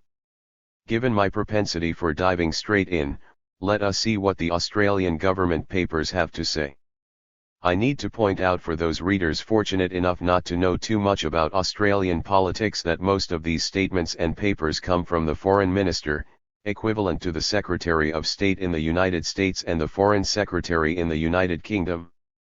I have selected some by the rather pedestrian former Foreign Minister Alexander Downer, who requested his speech writers to write each sentence as a paragraph so he doesn't get confused or lose his way, and his more erudite predecessor, Labour's Gareth Evans, who has long fancied himself as a future UN Secretary General. Apart from the fascinating dross of economic relations more prominent since the Department of Foreign Affairs was merged with the Department of Trade in 1988, which is itself revealing as to the ultimate concerns of Australian foreign policy, what soon emerges is a distinct bifurcation. Here is Gareth Evans, Labour's foreign minister until 1996, speaking in Jerusalem at a dinner hosted by Foreign Minister Shimon Peres on July 10, 1995. 118. As I come to the end of what has been a welcome return to a country which means so much to many Australians, I feel reassured that the idealism which gave rise to the birth of Israel has not diminished among this country's present leaders. The present Israeli government has demonstrated a strong commitment in principle to the peace process, and I hope that commitment can be sustained in practice through all the trials that lie ahead. Evans 1995a. And then again, a few months later in the same year at the Sam Cohen Memorial Lecture in Melbourne on September 10, 1995. But Rabin knows with his head, as David Ben-Gurion did so many years before him, that Israel had to trade land for peace, that it could not be simultaneously Jewish, democratic, and occupy the whole of biblical Israel. And he had believed that land could be traded for peace, albeit slowly, cautiously, and giving away at each stage no more than absolutely had to be given away. Evans 1995b. Already the tension between an ideal Israel at peace and a very different image of continuing tension begins to show itself. Of course, I am not going to let the reference to biblical Israel pass me by. Now let us hear from Alexander Downer almost 10 years later. Note the paragraph structure. Above all, we admire the strength and courage of Israelis, for these are attributes Australians see in ourselves. Australians share the hopes and aspirations of Israelis for a better, secure and prosperous future, and we are prepared to stand by our friends, do what we can, to ensure we reach this goal. Downer 2004a. Then also from 2004. I have just completed a series of high-level meetings in Jerusalem with the leaders of Israel. I reaffirmed to Israeli President Moshe Katsav, Prime Minister Ariel Sharon and Foreign Minister Silvan Shalom, and to other Israeli leaders, the abiding strength of Australia's friendship with Israel and our commitment to its right to live in security and at peace with all its neighbors. Downer 2004b, 2. An ideal, peaceful Israel? Australia's solidarity with their close friends, Israel. Well, the very same website, the same government department, the 119. Department of Foreign Affairs and Trade headed by Alexander Downer until 2007, also had the following advice for travelers to Israel on July 9, 2004. In view of continuing tensions in the Middle East, the ongoing risk of terrorism and the level of violence in Israel and the occupied territories, Australians should consider carefully their need to travel to Israel at this time. Australians in Israel should exercise extreme caution, particularly in commercial and public areas, and should take into account the overall security situation when planning their activities. The overall security situation in Israel remains tense and the risk of indiscriminate terror attacks remains high. Targets in the past have included areas where large numbers of people gather, such as hotels, pedestrian promenades, street shopping malls, restaurants, cafes, and other places of entertainment, as well as buses and bus stations. Australians should avoid non-essential travel to Israel's border areas where security incidents have also occurred. There are live minefields in the border areas with Lebanon and Syria, and in the West Bank. Some minefields may not be clearly marked. Australians are advised to travel only on established roads or trails. Australians should not travel to the West Bank or the Gaza Strip. Australians in the West Bank and the Gaza Strip should take the opportunity to leave as soon as possible where it is safe to do so. Australians in Israel, the West Bank or Gaza Strip are urged to monitor closely local media reporting of developments in Israel, the occupied territories and the region. If instructed by local authorities to take measures that will remove them from harm, Australians should heed this advice. In the event that your locality is threatened directly by military action, terrorism, or civil disorder, Australians are advised to maintain a low profile, stay away from strategic locations, and in the absence of other advice remain indoors. Israeli military operations in cities and towns in the West Bank and Gaza continue to occur at short notice and prolonged military incursions are possible. Checkpoints may be set up or closed at any time. During any military operation it is possible for the Israeli Defense Forces, IDF, to declare the area a closed military zone. Any civilians found in the area in breach of this order can then be arrested, detained in prison and, where considered appropriate, deported. The capacity of the Australian Embassy to assist Australians who choose to enter or remain in the West Bank and Gaza may be limited by circumstances. 120. Beyond the control of the Embassy. Department of Foreign Affairs and Trade 2004.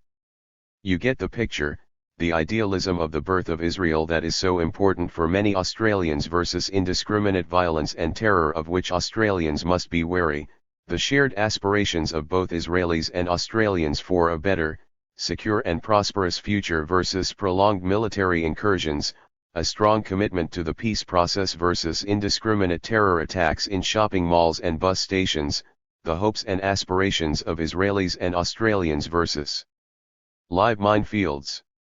In other words, we have a contradiction, while the various statements and speeches from Evans and Downer have stressed the solidarity of Australians with Israelis in the aspirations for an ideal and peaceful Israel, the travel warnings depict Israel as a violent mess. 3. As long as the threat of violence can be contained as an external threat, the ideal of a peaceful Israel remains in place. At this level, Evans and Downer, at least when they were speaking, seemed to be on safe ground. If it were not for that external violence, Israel would be at peace. This is where the text I emphasized in the travel warnings becomes significant, for here we find an implicit recognition that the violence and disruption come not from outside Israel, but are just as much internal to Israel itself. Biblical Israel. Let me now juxtapose the tension between these texts from THAT, as the Department of Foreign Affairs and Trade is affectionately known, with a few passages from the last part of the political myth of Genesis, Joshua, stitching them into the preceding quotations through Evans's reference to biblical Israel. After the grand narrative in Joshua of crossing the Jordan River and systematically conquering the land of Canaan, the tribes gather, or at least the remaining 7 do so, in order to divide up the land. Then the whole congregation of the people of Israel assembled at Shiloh, and set up the tent of meeting there. The land lay subdued before them. Joshua 18:1, emphasis added. Thus Yahweh gave to Israel all the land which he swore to give to their fathers, and having taken possession of it, they settled there. And Yahweh gave them rest on every side just as he had sworn to their fathers, not one of all their enemies had withstood them, for Yahweh had given all their enemies 121 into their hands. Not one of all the good promises which Yahweh had made to the house of Israel had failed, all came to pass. Joshua 21:43, 45, emphasis added. The land lay subdued before them. Yahweh gave them rest on every side. Not one of all the good promises which Yahweh had made to the house of Israel had failed, all came to pass. Yet, just when we think we have an image of a peaceful Israel, one in which the land is subdued and may be calmly divided between the tribes, we find another picture, that the danger of being knifed in your sleep has not abated, that there is tension. But the Jebusites, the inhabitants of Jerusalem, the people of Judah could not drive out, so the Jebusites dwell with the people of Judah at Jerusalem to this day. Joshua 15:63. Note where this text comes, not after the preceding 2 quotations, with their images of a subdued and restful land, but before, in the narrative of conquest itself.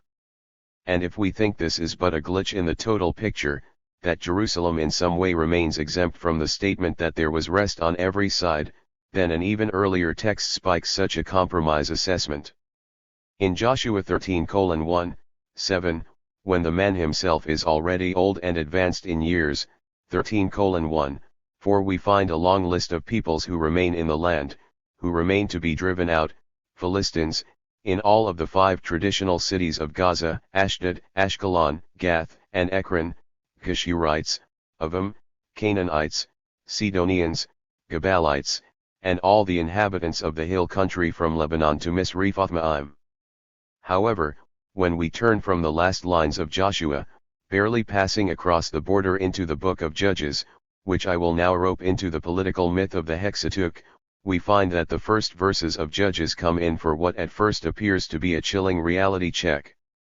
For just when the book of Joshua finishes with the image of rest and peace after a grueling conquest, the first chapter of Judges doles out a telling refrain in a partial roll call of the tribes, but the people of Benjamin did not drive out.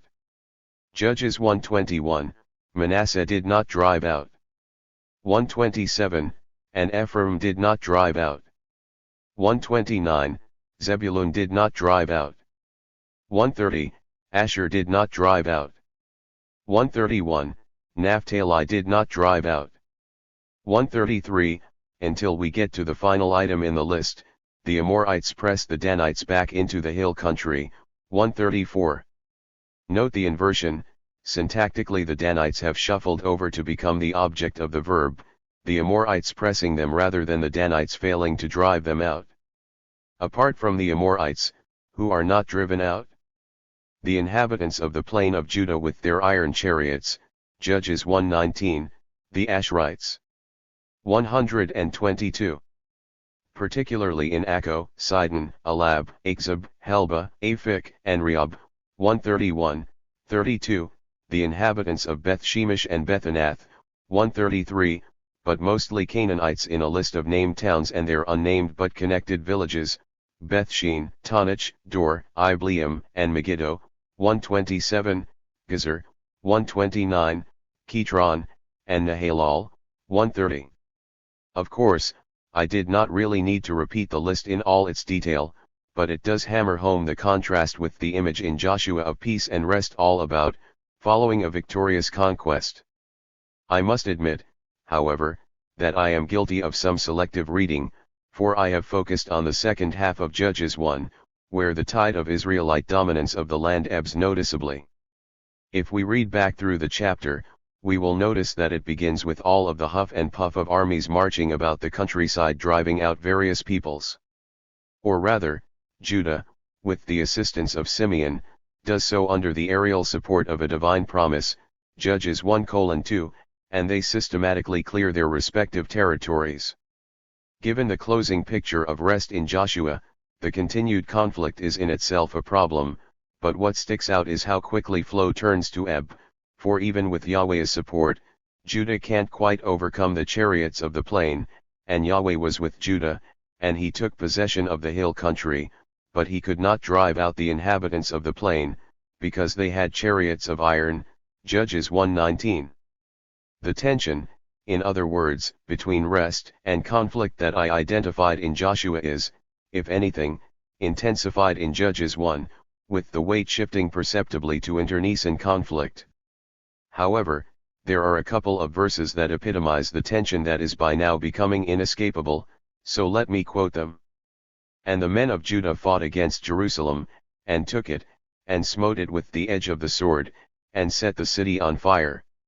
Judges 1:8, but the people of Benjamin did not drive out the Jebusites who dwelt in Jerusalem, so the Jebusites have dwelt with the people of Benjamin in Jerusalem to this day.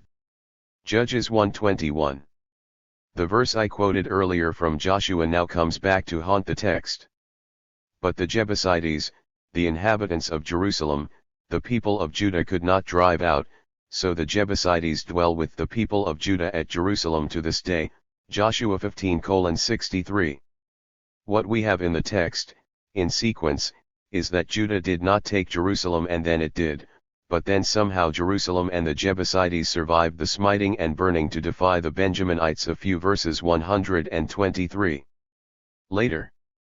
Now we could do a number of things here, such as take a vote, 2 against and 1 for the taking of Jerusalem, or resort to sources and their problems, or read the contradiction as the hint to an alternative history of Israel, or read it as the trigger in the text for an allegorical interpretation, or as further signs of the dialogic voice of the Deuteronomist, or as the first marks of the tension between coherence and counter-coherence, or perhaps even the beginnings of a Griamasian square in which the only option not covered is that Benjamin did indeed drive out the inhabitants of Jerusalem. Needless to say, in a text as overdetermined as the Hebrew Bible, these and other options have in fact been pursued at various times. 5. I want to suggest that something else is going on here, that the sharp tension between a Jerusalem conquered and one that resists conquest reverberates throughout the texts of Joshua and Judges. But the surprising thing, for me at least, is the way a very similar tension appeared in the statements I quoted from the Australian Department of Foreign Affairs and Trade, between an ideal of peace and rest after the present battles and an image of continued and unresolved violence. I want to stress that both are images, ideals even, a restful peace and unresolved violence. For we all too readily assume that one is an ideal, guess which one, and the other brutal reality, one a dream and the other a fearful waking from that dream. This point is crucial for my final argument concerning the fantasy of Israel, which will unfold in a moment. What I am after here is the deeper structure that makes some sense of the surprising similarity between the tensions in the biblical material I have discussed and the statements from THAT, specifically their function in the Australian political context. First, however, My usage of the term fantasy of Israel relies on my earlier discussion of fantasy. Without revivifying that discussion in all its gory detail here, let me repeat my definition. Fantasy produces the phantasmatic kernel in a radically synchronous fashion, a fact that it conceals by means of a diachronic narrative. So in what follows I am after the way fantasy works in Australia's foreign policy regarding Israel, the phantasmatic kernel, and its concealment. 6. The first take on the fantasy of Israel looks rather straightforward. Violence very easily becomes the phantasmatic kernel, the unbearable trauma that generates an ideal Israel. The notion of an ideal Israel, at peace and 124. Rest, necessarily relies on the trauma of continued violence in order to be an ideal at all.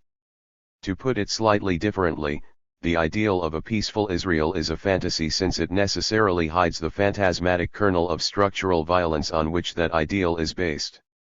While there is some truth in this argument and it may well be extended to any notion of peace, the infamous Pax Romana or indeed the joke of the current Pax Americana, it is a horrible truth.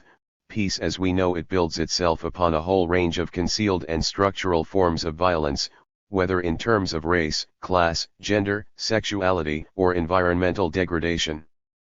This argument is valid as far as it goes. However, we can go a good deal further, for one of the catches with my rapid connection to the phantasmatic kernel is that the kernel itself cannot in fact be represented so easily, and the sad truth is that violence and conflict are all too readily represented, in fact overrepresented.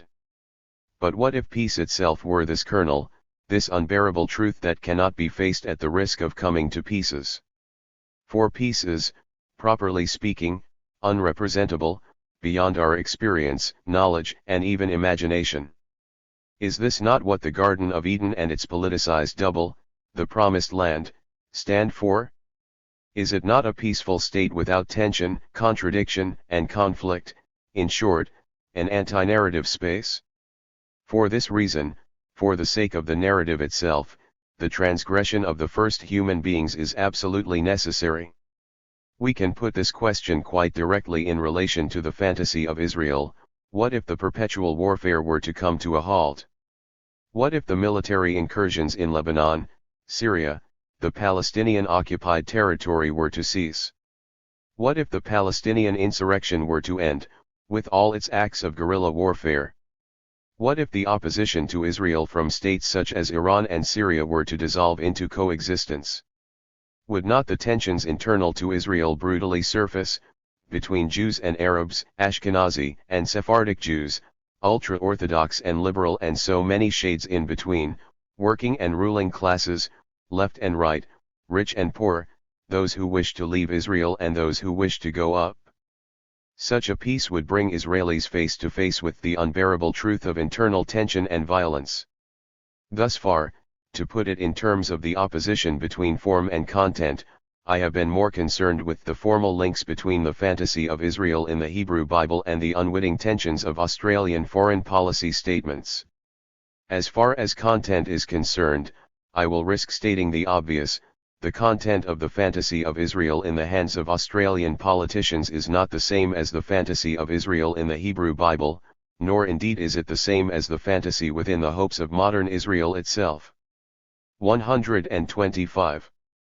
So what is the nature of that fantasy in Australia, or at least among its politicians? On the surface, it appears to be a sharing in the struggle of modern Israel to exist in the face of immense hardships, a close friendship that is cast in personal, political, and economic terms. So, for instance, during his long and divisive reign, the Conservative Prime Minister John Howard, 2001a, described himself in the Australian Parliament on February 7, 2001, as a long-standing friend of Israel, assuring himself that many others would accept the same label. During his visit to Israel from April 29 to May 2, 2000, he said, "The personal affection I have for the state of Israel, the personal regard I have for the Jewish people of the world, will never be diminished. It is something I hold dearly, something I value as part of my being and as part of what I have tried to do with my life," quoted in Rubinstein 2000. Again, before the Australia-Israel Chamber of Commerce on August 18, 1999, he spoke of my association long predating my entry into public life, with the Jewish people of Australia and the profound admiration that I've had for the State of Israel and what that country has achieved since its formation in 1948 in such adversarial and difficult circumstances. Howard, 1999. Alexander Downer went one further, suggesting on his visit to Israel in early 2004, "I could almost be an honorary Jew," quoted in Tomer 2004. Indeed, though his status as an honorary Jew may have been a matter of contention, later in 2004 Downer was declared an honorary Zionist by Gurion Meltzer, chairman of the Israel-Australia Chamber of Commerce, O'Loughlin, 2004. In these statements Howard and Downer pushed well beyond a simple friendship. Profound admiration and long-standing friendship become part of my being to the point of being an honorary Jew or at least an honorary Zionist. This existential identity translates into economic and political issues quickly enough, the most significant mark being Australia's move away from its previous practice of abstaining from voting for United Nations resolutions against Israeli aggression. From the late 1990s, under the direction of the Howard government, Australia's representative at the United Nations began to vote with the handful of nation-states, clustered around the United States, that opposed such resolutions. Let me give one example among many. When the United Nations in 2004 endorsed the opinion of the International Court of Justice condemning the barrier being built in the occupied Palestinian territory, only Israel, the United States, Australia, the Marshall Islands, Micronesia, and Palau voted against the endorsement. Overington, 2004. Indeed, John Howard, 1999, has said that he is proud. 126. His government opposed such measures in the UN, claiming his record on this to be profoundly sympathetic and understanding towards the government and the people of Israel. 7. In this Leitchen Reichs, 2002, book Australia and Israel, an ambiguous relationship comes as a welcome reminder that the relationship has not always been so chummy. See also Levy and Mendez, 2005. Although Reich's book often falls short, for instance, with the cheap argument that personal gain was the motive for not supporting crucial Israeli interests, he does show how the conservative Menzies government of 1939-41 was not in favor of Jews fleeing to Palestine from Europe in increasing numbers. On paper at least, Australia supported the establishment of the State of Israel, and yet in the 1950s the Australian government tended to follow the lines of British and US foreign policy that were concerned also with Arab interests and not so much those of the new State of Israel. Only in the Suez War of 1956 did Australia, along with England and France, begin to develop a distinctly pro-Israeli policy that has been characteristic of Australian governments since. In fact, going beyond the scope of Reich's book, before Howard's Liberal national government, the Labour years of Bob Hawke, 1982-91, exhibited the strongest pro-Israel stance of any Australian government. Reich's book is a useful counterweight to texts such as Howard Nathan's Bonded by History, 2000, which argues that there has been a long commitment to Israel by Australia in light of its commitment of troops to the area since 1885, before Federation. Some 12,000 dead and many more injured out of 210,000 troops ensured a bond of flesh becomes soil, suggests Nathan, that makes Australia both a friend of Israel and a voice to be heard in the region. His passing comments to Australian interests obscure the fact that Australian policy was very much tied to that of Britain. Indeed, many epitaphs to the Great War in churches, at the centre of small country towns, and in the major cities still have the slogan "For King and Empire" etched into their stonework. Early in the third millennium such allegiance has shifted decisively to an aggressive pro-US policy, as the voting patterns in the United Nations show. For all its shortcomings, Reich's book reminds us that the picture presented by John Howard and Alexander Downer of a deep, long-lasting, and heartfelt friendship with Israel began only a decade after the State of Israel emerged. However, all of this scratches only the surface, it seems to me, setting in historical context at least the repeated affirmation of a close friendship with Israel, a sharing in the fantasy of Israel. I am more interested in what 127 lies beneath the surface, however close to the topsoil it might be, and here I need to consider closely a few comments by the longtime troika of the conservative government from 1996 to 2007, John Howard, Alexander Downer, and the treasurer for many years, Peter Costello. Let me begin with John Howard at a press conference on October 8, 2001, soon after the destruction of the World Trade Center's Twin Towers in New York on September 11 by two hijacked planes. We should never forget the obscenity, the evil of the attack on New York and Washington on the 11th of September. We should never forget the deaths of thousands of innocent people. We should not forget the fact that hundreds of those who died were of the Islamic faith, and in no way is the American attack an attack upon Islam. It is an attack on terrorism and an attack on evil, and I know that Islamic people around the world, not least Australians of Islamic faith, to whom I again extend a hand of fellow Australian citizenship and mateship as united as other Australians of different faiths and indeed of no faiths are in wanting this country to stand beside our American friends and Americans allies in an hour in which, despite their immense power and immense authority, they need the support and the understanding of their friends. It is not a fight between Christianity and Judaism on the one side and Islam on the other side. I've said in the Parliament and I repeat it again that Barbism sick has no ethnicity and evil has no religion, and this is a contest, fight, between those who oppose the evil of terrorism wherever they live, whatever country they are loyal to and whatever faith they follow, and those who do not. Howard 2001b, emphasis added. Now, for all his tumbling, unstructured sentences, for all his futile efforts to suggest that neither religion nor even ethnicity was an issue in the so-called war on terror, in this speech Howard fell foul when he stated that evil has no religion. It is all too easy to respond, well, is not evil itself a religious term, one loaded with an inescapable theological content?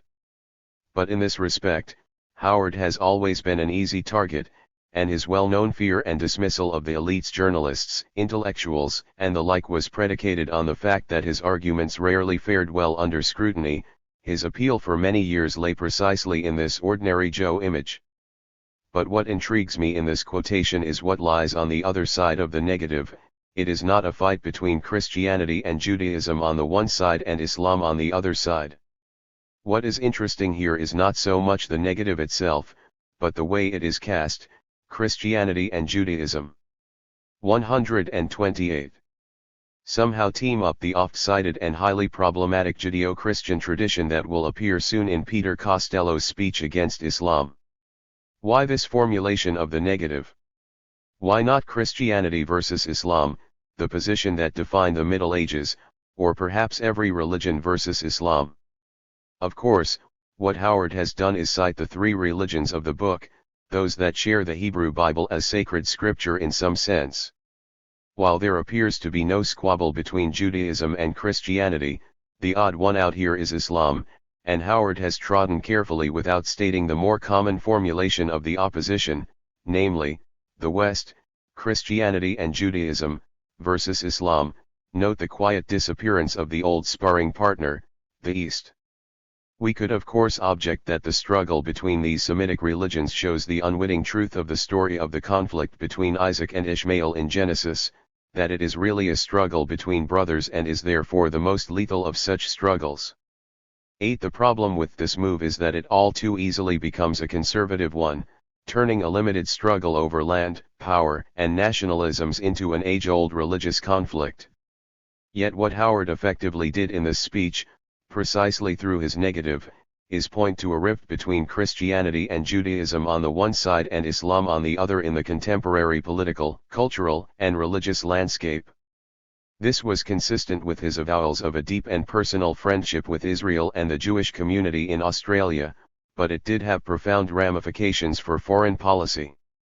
All of which showed up in the voting patterns of Australia in the UN, the willingness of the Howard government to send troops to invade Muslim-majority states such as Afghanistan and Iraq, and the mistreatment of Iraqi and Afghan asylum seekers fleeing from the same regimes with which Australia had gone to war.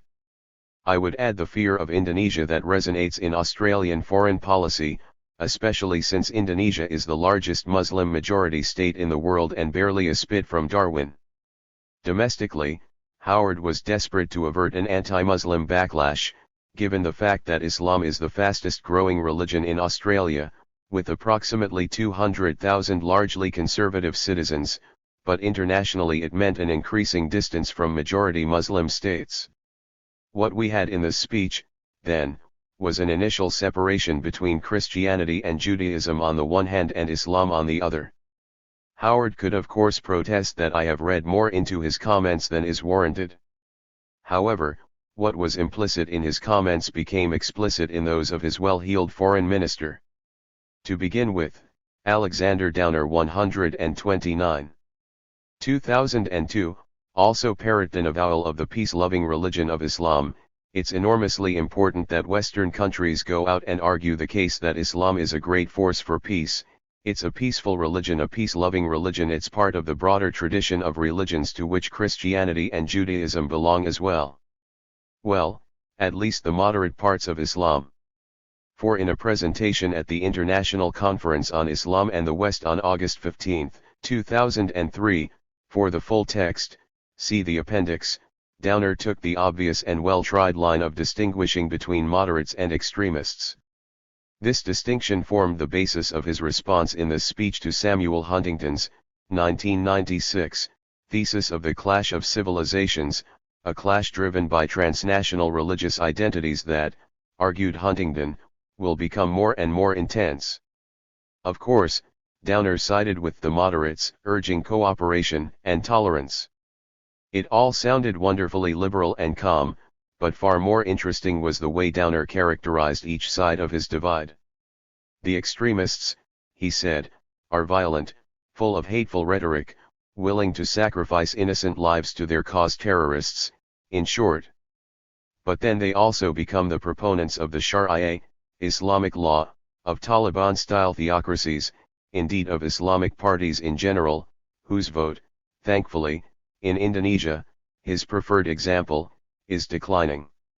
So much was to be expected, but not so the company these Muslim terrorists keep, at least in a historical perspective, and I leave the paragraph format intact.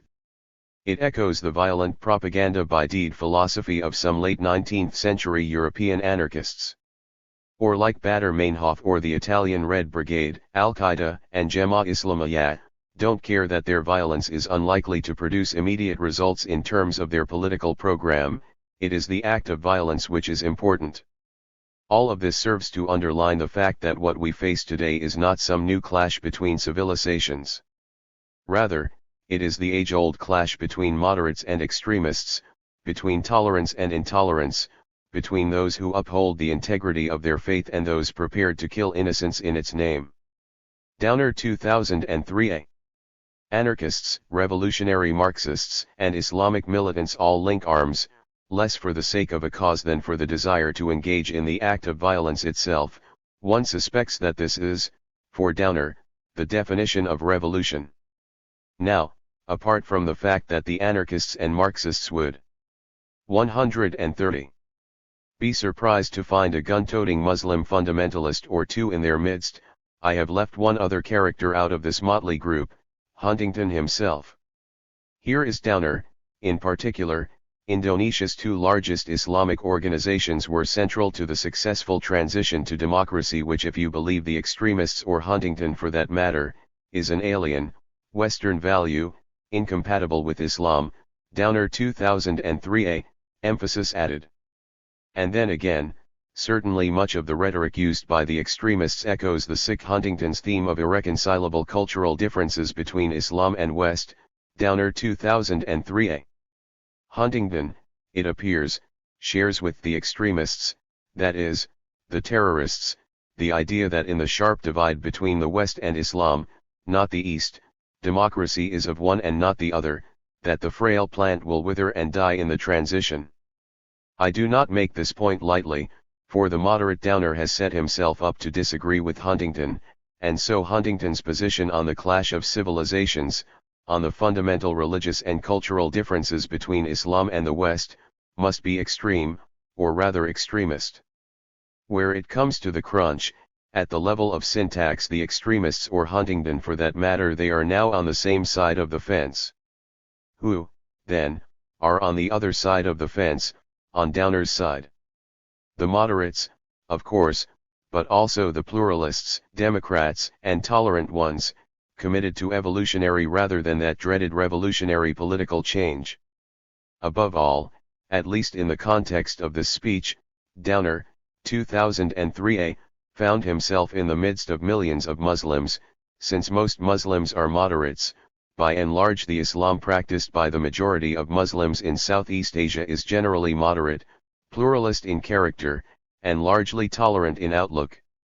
Further, in light of the increasing cooperation between majority Muslim states and non-Muslim states, particularly in the fight against terrorism, we find, at least in Downer's vision, a transnational and trans-religious coalition. Moderates of the world unite? It is very much a liberal vision of unity in individual difference. It must help us to highlight an Islam that we know is practiced by the majority of the world's Muslims, including those in Australia, strong in its faith, proud in its traditions, but willing to engage with people of other religions and cultures on the basis of mutual respect. We must recognize that while our prayers might be different, our hopes and our fears are more often than not very similar, that values of openness, tolerance, and democratic principles are not things that divide us but things we share. Downer 2003a, 131.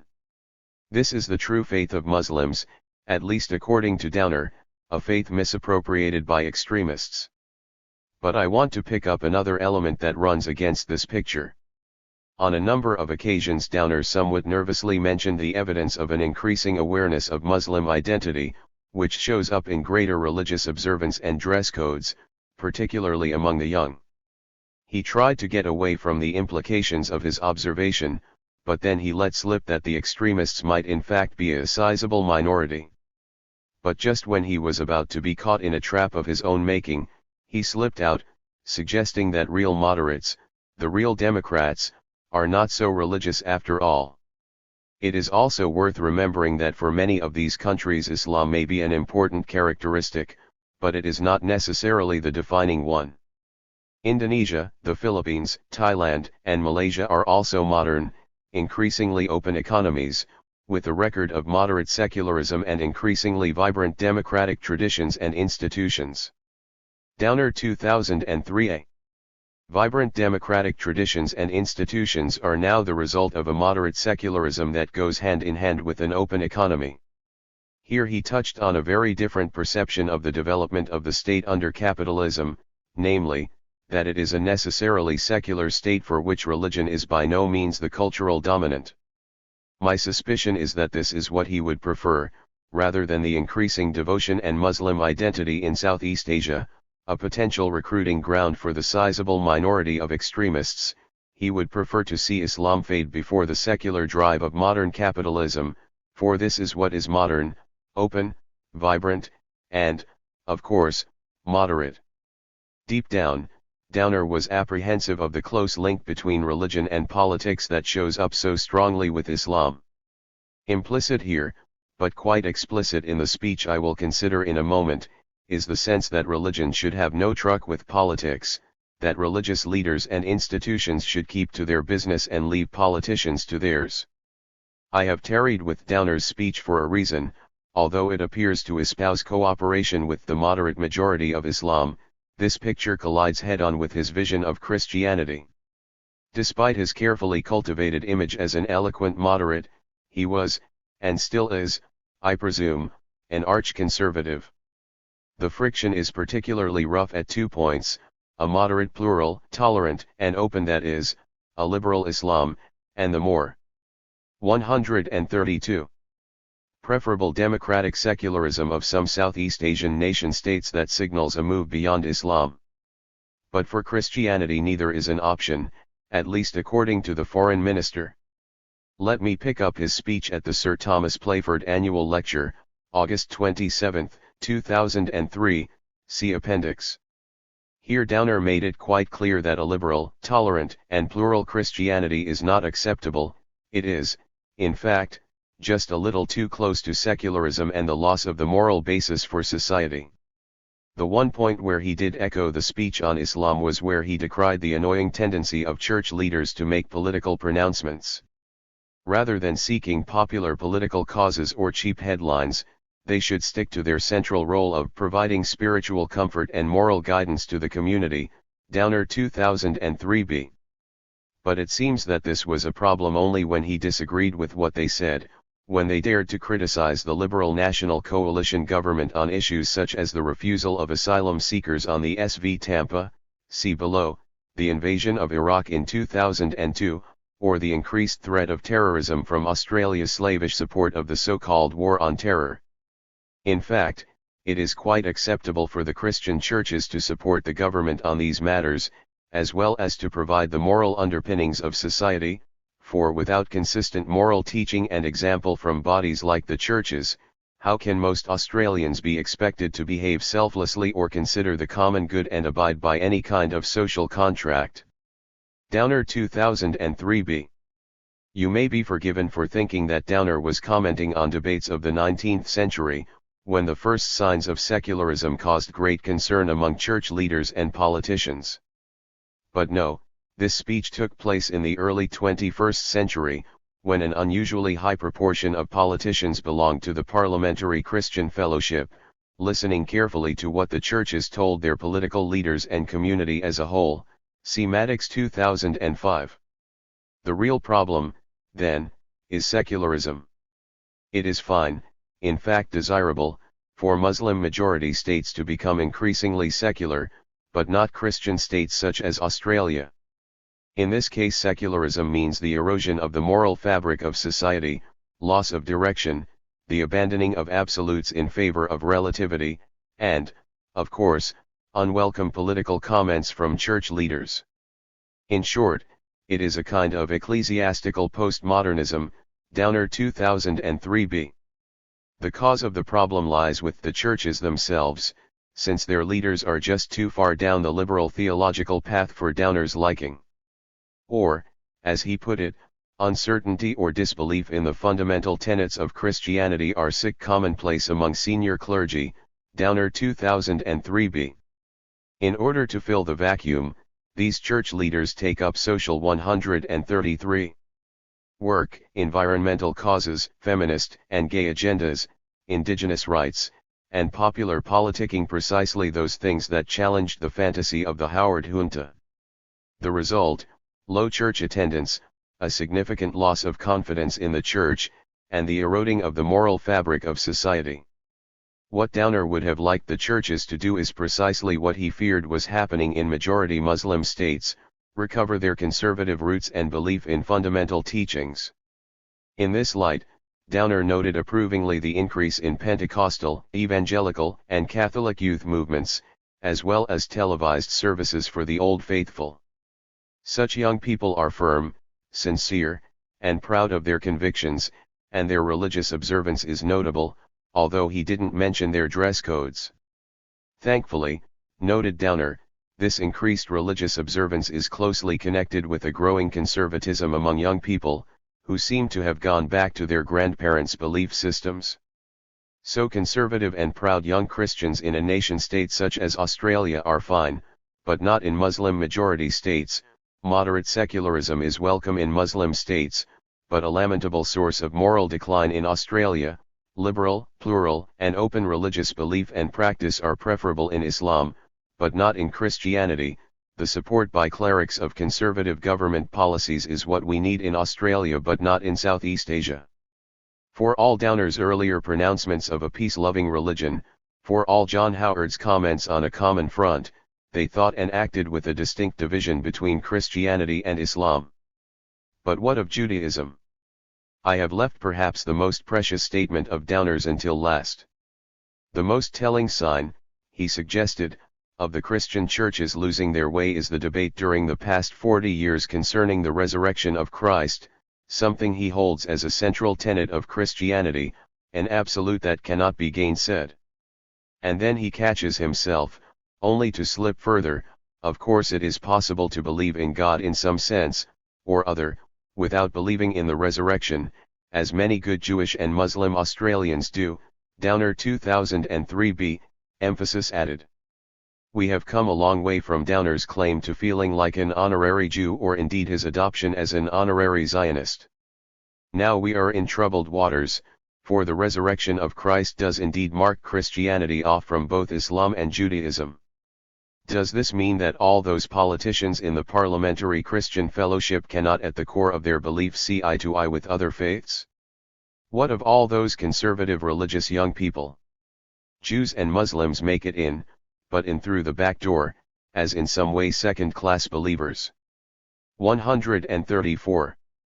What we have, then, is not merely a separation between Christianity and Judaism on the one hand and Islam on the other, as Howard implied, but now the elevation of Christianity above the other two.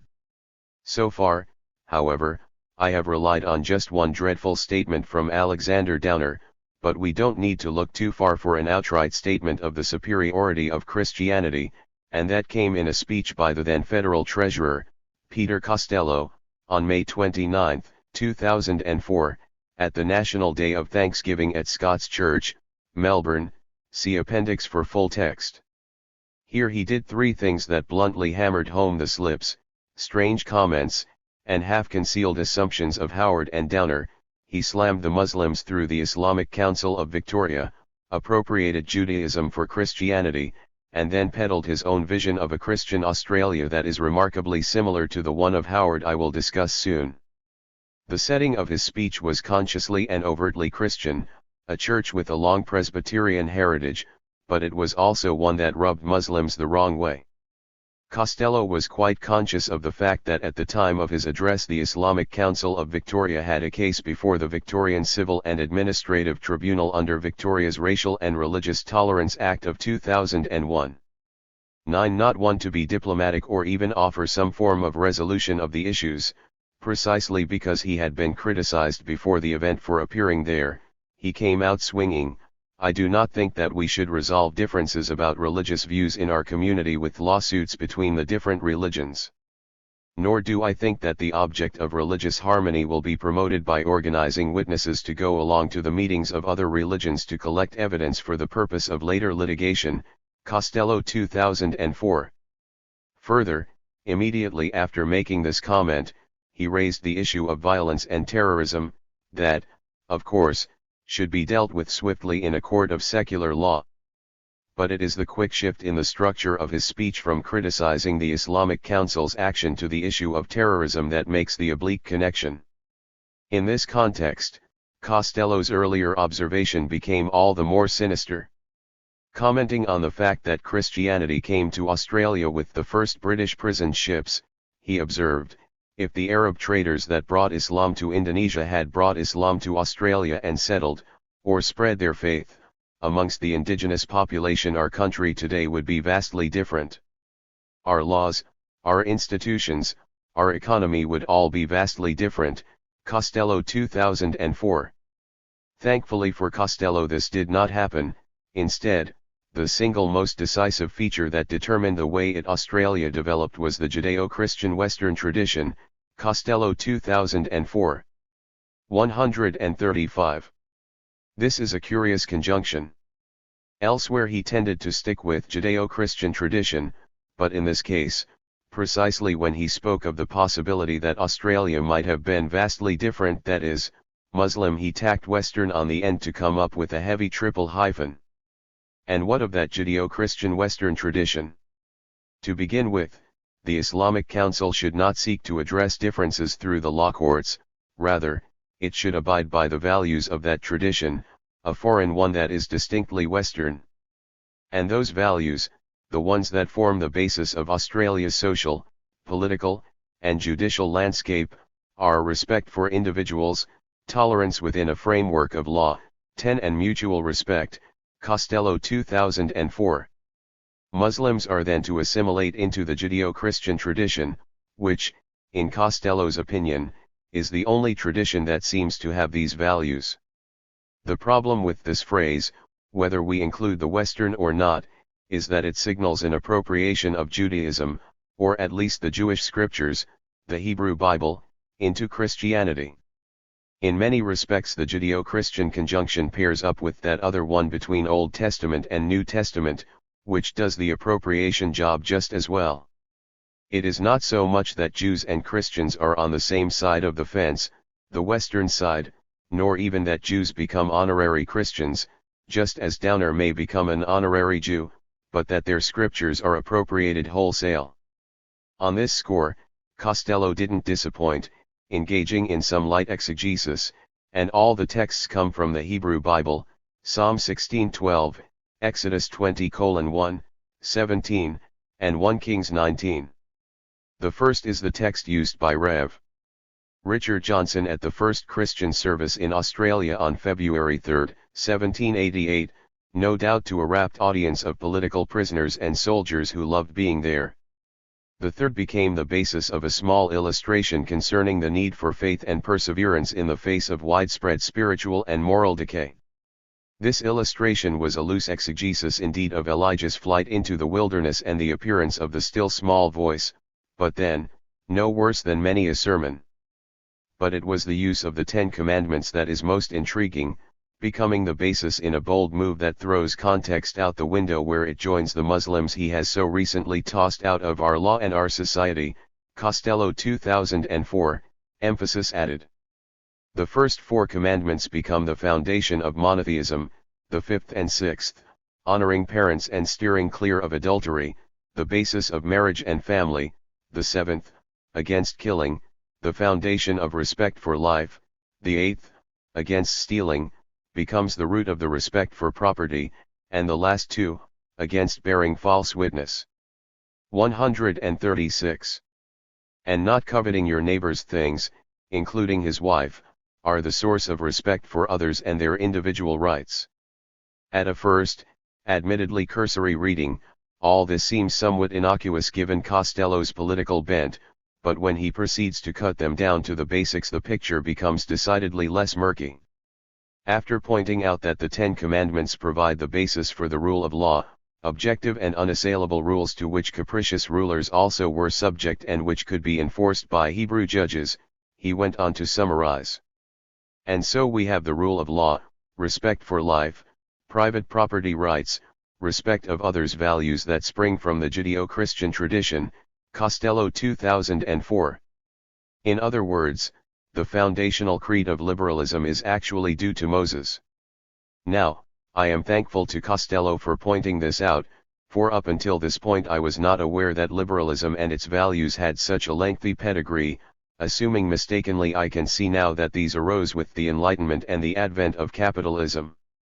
Once these values have been appropriated, once what he wants from Judaism has been absorbed, he can then quietly push the Jews out the back door. For Judeo-Christian in the mouth of Costello really means just Christian. A little earlier in 2004 he came clean and asserted that Australia is based not on Judeo-Christian values, but on Christian values, Costello 2004, Hamilton 2004. What he really wanted at this point was a recovery of faith, Costello 2004, or rather a recovery of Christian faith, as the key to the spiritual and moral decay of our society. This is, after all, the great contribution church leaders and members can make. Not to be outdone, late in 2005 John Howard made the same slide from Judeo-Christian to Christian. Thus, in his Christmas address that year, one that repeated a speech in Parliament the day before, he said, "Of all the influences which have shaped Australian life, none has been more profound than the Judeo-Christian ethic," only to go on in the next breath to assert, "We do not deny our own beliefs as Christians, and the contribution of our beliefs to our values and those of our society." Howard 2005. The fantasy of Israel has become a Christian fantasy. But it is also increasingly an Australian, assuming we know what values attach to the word Australian fantasy as far as the ruling oligarchy of the time was concerned. Christian values equal Australian values, it seems. And those who do not subscribe to such values should not be allowed in the country, or indeed should be stripped of citizenship and sent elsewhere. In a new low of religious scaremongering, Costello said in a speech at the conservative think tank, the Sydney Institute, in early 2006, 137. Before entering a mosque, visitors are asked to take off their shoes. This is a sign of respect. If you have a strong objection to walking in your socks, don't enter the mosque. Before becoming an Australian, you will be asked to subscribe to certain values. If you have strong objections to those values, don't come to Australia. Quoted in Garnaut 2006, 1. It is not hard to miss the equation, Muslim equals un-Australian. The similarity of this rising Islamophobia, where it is acceptable to proclaim and publish material that denigrates Muslims, where one can say and do things against Muslims purely because of religious belief and ethnic background, is comparable to the rise of anti-Semitism in 19th and 20th century Europe. And in case he should miss out on the competition, Howard has aimed as low as he can. Speaking of Australian ways and our kind of society, whose, we might want to ask, Howard has picked on the perceived oppression of women in Islam, signaled by the burqa, see Farooq 2006, and what he sees as jihad-mongering extremists. However, the real problem for Howard was in fact the whole immigrant community. It is not a problem that we have ever faced with other immigrant communities who become easily absorbed by Australia's mainstream, quoted in Schubert 2006, 5. Let us return to Costello. Neither Muslim nor indeed Jewish, the vision or fantasy is a distinctly Christian and Australian one, and I hardly need to point out that the battle also involves claiming a certain sense of these terms. So what was Costello's vision of a society that abides by Australian and Christian values? It was a fantasy image constituted by the nameless majority. They will get up tomorrow and go to their places of worship in suburbs and towns across the country, affirm the historic Christian faith, and go to work on Monday as law-abiding citizens who want their marriages to stay together, their children to grow up to be healthy and useful members of society, and their homes to be happy. They care deeply about our society and where it is going. These people will not get their names in the media. They will not be elected to anything. They will not be noisy lobbyists. But they are the steadying influence, the ballast, to our society when it shakes with moral turbulence. They give strength and stability, and they embody the character and the traditions of our valuable heritage. It is their inner faith which gives them strength. Our society won't work without them. Costello 2004. 138. This hardly needs further comment. On 4 counts, then, Costello has flushed out the assumptions of Howard and Downer. Muslims in fact do not have a place in Australian society unless they assimilate, paradoxically, to values they already hold, which really leaves them no place in Australia. The road to moral recovery is one of inner and private Christian conviction. The vision of Australia, indeed the fantasy of an ideal Australia, is an inescapably Christian one, and in both his wholesale appropriation of the Hebrew Bible and the invocation of the Judeo-Christian tradition, he has effected a complete effacement of Judaism. Any fantasy of Israel, whether of modern or ancient Israel, is a distinctly Christian fantasy. It is not just that the fantasy of an ideal and peaceful Israel is in some way a transferred ideal of Australia, but that the ideal of Australia involves a complete appropriation of Israel.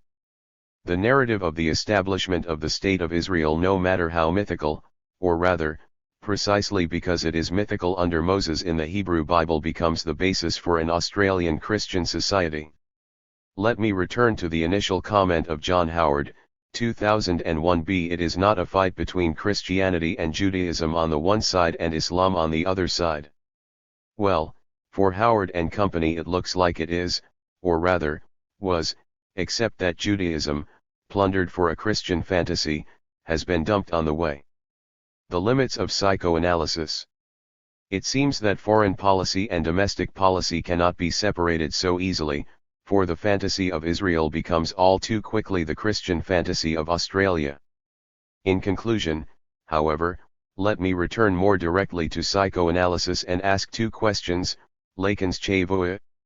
What is it that you really desire, and Ernst Bloch's Cui bono? For whose benefit is this fantasy being staged? I pick up the second question first. Here we find that domestic policy is inextricably entwined with foreign policy, particularly in relation to four policies during the time of the Liberal Conservative coalition government in Australia regarding asylum seekers, the stolen children, an Indigenous-non-Indigenous treaty, and the Kyoto Protocol.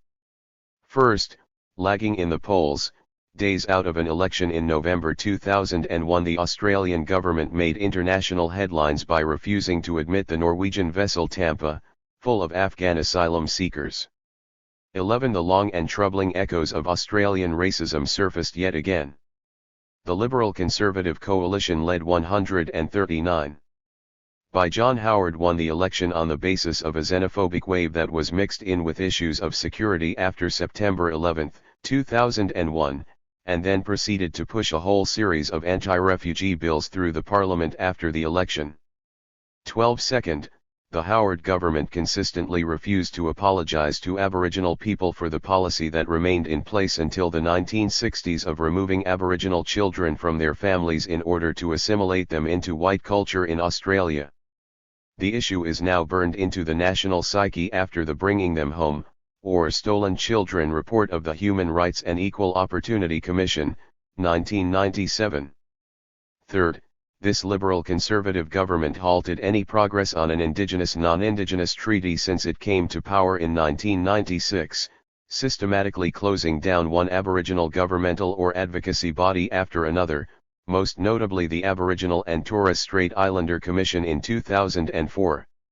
And finally, Australia was one of the few countries, or rather this government has been one of the few governments along with the United States, that refused to ratify the Kyoto Protocol on the reduction of greenhouse gases, Rorty 2002, 5/2002.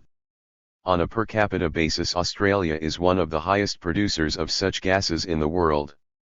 13. On the surface at least, there is little that would connect these four elements of domestic policy with the fantasy of Israel in foreign policy statements by the deeply conservative Australian government led by John Howard, but at a deeper level the structure of fantasy works here as well.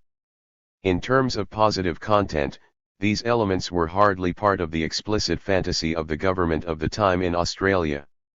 What, then, is its explicit fantasy? We have already seen a taste of it in Peter Costello's image of the nameless but very moral majority. Perhaps John Howard best summed up this vision, if we can call it that, of Australia as relaxed and comfortable. It was one in which men went to work during the week, exercising a little bit of mateship on the way, but only to those who were like them, washed the car and mowed the lawn on Saturday, and went to church on Sunday while mum took care of the kids, supported by a massively skewed tax system in an effort to generate precisely such a reality. I kid you not, Australia as one vast middle-class suburb, full of detached houses on which people devote all their energy, time, and money, without those troublesome and meddling Aborigines, ethnics, gays, greeners, and other interest groups who can spoil your evening walk with your dog. And if there was more than a reminiscence of the 1950s here, then it will come as no surprise that John Howard's own model was Robert Menzies, the founder of Howard's Liberal Party, who ruled Australia during the 1950s, 140, and 1960s. This fantasy really does summarize the notion of a Christian Australia, albeit with enough wealth to share at least with those genuine Australian people who need to buy houses, lawnmowers, and cars, a wealth that comes out of a capitalism that will indeed make us comfortable if only we can get past the various hindrances caused by, yes, Aborigines, ethnics, gays, greeners, and other riff-raff. 14. The fantasy of Israel would seem to resonate with a certain fantasy of Australia, an image of peace and prosperity that relies on the covert violence of a series of repressions. Indeed, an initial take on this fantasy of a Christian Australia might argue that it relies precisely on the policies I mentioned a little earlier, the denials, refusals, and repressions characterized by xenophobia, systemic violence to Aboriginal peoples, and environmental destruction. At this level, the fantasy of an ideal Israel based on perpetual and systemic violence is at one with the ideal Australia that builds itself on a long history of ethnic cleansing and environmental abuse. And there is much truth in this, for the realization of a relaxed and comfortable Australia for the conservative nameless majority requires the elimination of various racial, sexual, and environmental interest groups, or at least not pandering to their interests. Yet, as with my earlier point concerning the ideal of peace and the image of continued violence in representations of Israel, I don't think it gets us to the real contribution psychoanalysis can make here. The catch with all of this is that the phantasmatic kernel is not violence but the image of peace and prosperity. In Howard's case this would mean that the phantasmatic kernel was not some hindrance or other, a repressed violence upon which the relaxed and comfortable Australia once rested. Rather, during Howard's reign the unbearable phantasmatic kernel was precisely this relaxed and comfortable Christian Australia. This is where Lacan's question comes to the fore, "Que veux? What is it that you really want?" The answer lies slightly off-center, and we need to look at it obliquely to find it. It seems to me that what Howard, or rather the liberal conservative regime in Australia, desired when it was in power and continues to desire today is not so much an endless comfortable suburb with all of its necessary appurtenances. What it really desires is the fantasy itself, the perpetuation of the fantasy of such a comfortable Australia, rather than the actual achievement of such a liberal conservative utopia. That is, the real force of this fantasy lies not in the realization of the fantasy, for that would be unbearable, but what the fantasy enables the coalition government to do, what it justifies. 141. In terms of government policy. This is where the theoretical rubber hits the political road. The fantasy of a relaxed and comfortable Christian Australia actually enables a whole series of malicious measures in order to deal with what seem to be hitches and hindrances on the way to realizing the fantasy, but are in fact part and parcel of the fantasy itself.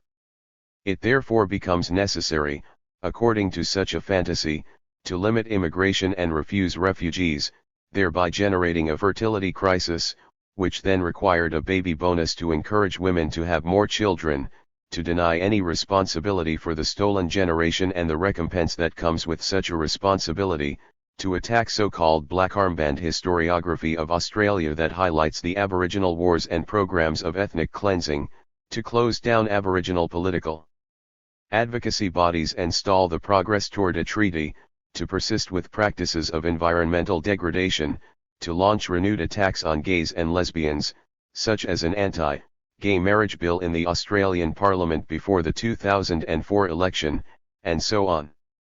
The point here is that should all these hindrances finally be removed, the fantasy of a comfortable Australia would itself disappear, would cease to have its raison d'être. This, I suggest, is the horrible truth. The phantasmatic kernel of such a fantasy, it would cease to exist, would cease to have any appeal, should such a government ever be utterly successful in its domestic policies. Then the whole liberal conservative agenda would grind to a bewildered halt, anxiously turning this way and that, wondering where their ideal Australia had gone at the moment of its apparent achievement. This is nothing other than the logic of the political myth of Genesis Joshua. Not only does the fantasy create its own blockages and hindrances to realization, not only does it rely on precisely those oppositions to be a fantasy at all, not only does it justify a political program that seeks to remove those blockages, but should it actually realize the fantasy, the whole system would come crashing down. Thus far we are well within the logic of Lacanian psychoanalysis, which seems to me to provide explanations for the apparent success of both the fantasy of Israel and the liberal conservative program that we see everywhere around us in Australia. The question then becomes this: how might the left gain a grip in a situation where even the hard-won gains of the past are being systematically eroded, where political action seems to be nothing more than a constant pattern of reacting to renewed onslaughts from the right? I want to offer the beginnings of an answer to this question, but first a word more on the political limits of psychoanalysis. 142. I have argued that the seeming success of the right in Australia, at least for a time, was the result of its ability to provide a workable fantasy, a means of keeping the trauma of the real from crashing into our symbolic, the realm of language, law, society, and so on. The spin from the right was and is that if we wish to realize the full potential of capitalism, then we need to resist or defuse the claims of those who question such a dream, those with feminist, socialist, green, and aboriginal political agendas, among others. However, the net effect of such a myth is that it serves to maintain a particular status quo, that is, one in which we are perpetually striving toward a liberal conservative utopia, one that seems forever out of reach. Indeed, in a prescient moment, Howard admitted as much in a comment he made to the Federal Liberal Council in 2005, the one I quoted in the epigraph to this chapter, and it is never ending. You never reach the finish line. It keeps getting moved further ahead. It's like one of those experiences you have and you dream. And you are trying to reach something and you never get there, quoted in Metherell 2005, 1:15. That such a myth can never be realized I argued above, for it would entail coming face to face with the traumatic kernel of the liberal conservative agenda, the end of a relaxed and comfortable Australia. Apart from Howard's momentary glimpse, the right is far more comfortable pointing to such a logic in the left. In a relic perhaps of the Cold War, the right perpetually criticizes any progressive or emancipatory political movement as doomed to the failures that litter the history of victories on the left. This position, however unwittingly, taps into the logic of psychoanalysis itself. For the constitutive exception, what both sustains that system and threatens to undermine it at any moment, will also bring up short any movement for political change, any radical program for a thorough restructuring of society, any utopian movement that believes a better world is indeed possible. It will always fall foul to that exception, will always find itself destabilized. Here is one reason for the limited period of the right's ideological success: while it can effectively point to such a logic in any progressive movement, it simultaneously develops a strategy, fantasy, for obfuscating such a logic in its own agenda. Is the left then trapped within such a logic? Let me recall the debate between Slavoj Žižek and Judith Butler in Contingency, Hegemony, Universality, Butler, Lacan and Žižek 2000, that I discussed in the opening chapter to this book. Butler hits the crucial nerve with her questions: how would the new be produced from an analysis of the social field that remains restricted to inversions, aporias, and reversals that work regardless of time? 143. And place? Do these reversals produce something other than their own structurally identical repetitions? 29. This is the logic of psychoanalysis and the taunt of the right. But it seems to me that the right and Butler are absolutely correct here.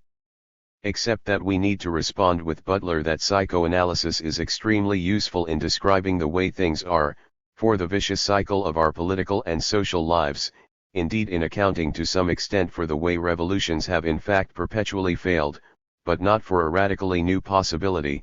The psychoanalytic cure is not quite a deeply qualitative political change. For that type of change I suggest that we need to grab the beast from our shoulder and stare it in the face. We need some means of loosening the iron grip of the phantasmatic kernel, of the perverse and vicious cycle of opposition and co-optation. In contrast to the right, whose fantasy relies on the necessary and perpetual postponement of its ideal in order to maintain Australia as we know it, the left must want the end of Australia as we know it. My suggestion is that the left should grasp the traumatic kernel of its fantasy, and that it should never give up in pursuing that kernel. And the best way to do that is call the bluff of the liberal conservative fantasy. Christianity, capitalism, and the fantasy of Israel in the United States. By defending the freedom and prosperity and security of Israel, you're also serving the cause of America. Applause. Our nation is stronger and safer because we have a true and dependable ally in Israel. Applause. I appreciate, applause, I'm just getting warmed up. Laughter and applause. George W. Bush, 2004a. Prologue, Joseph Stalin and George W. Bush. T. He United States and the fantasy of Israel are an obvious combination, since the United States continues to be the crucial supporter of the State of Israel. But the United States was not always Israel's best friend. In fact, in the face of British and American opposition, Israel went to Stalin, looking for arms for the War of Independence. These the Soviet Union supplied, leading to Stalin's epithet, the grandfather of Israel, LaGuardia 2005. I have raised this anomaly in the American fantasy of Israel for reasons that will soon become clear if they are not already so in terms of the dynamics of that fantasy. But before I proceed, here is another, George W. Bush consistently used to oppose the demonization of Islam. Against the Islamophobic diatribes of the religious right in the United States, Bush emphasized that Islam is a peaceful religion, highlighted Muslim contributions to the United States, and stressed the similarities between Christianity and Islam. 145. These are two anomalies in what might at first appear to be a seamless connection between a certain national consciousness of the United States and the fantasy of Israel. Instead, it is a troubled fantasy, with all of the phantasmatic traps that I have traced until now. The building blocks of that fantasy and its anomalies in U.S. foreign policy are what interest me in this chapter. Background. Nothing quite seems to raise political passions as much as the fantasy of Israel, with various gradations of Zionist, anti-Zionist, pro-Palestinian, Islamophobic, and anti-Semitic positions coming to flashpoints. Throw in the shifting alignments of reactionary and progressive politics over this question and the mix becomes pure gunpowder. Passion is the stuff of political myth, as my initial return to Sarl showed all too clearly. But let us pause for a moment and take a deep breath or two.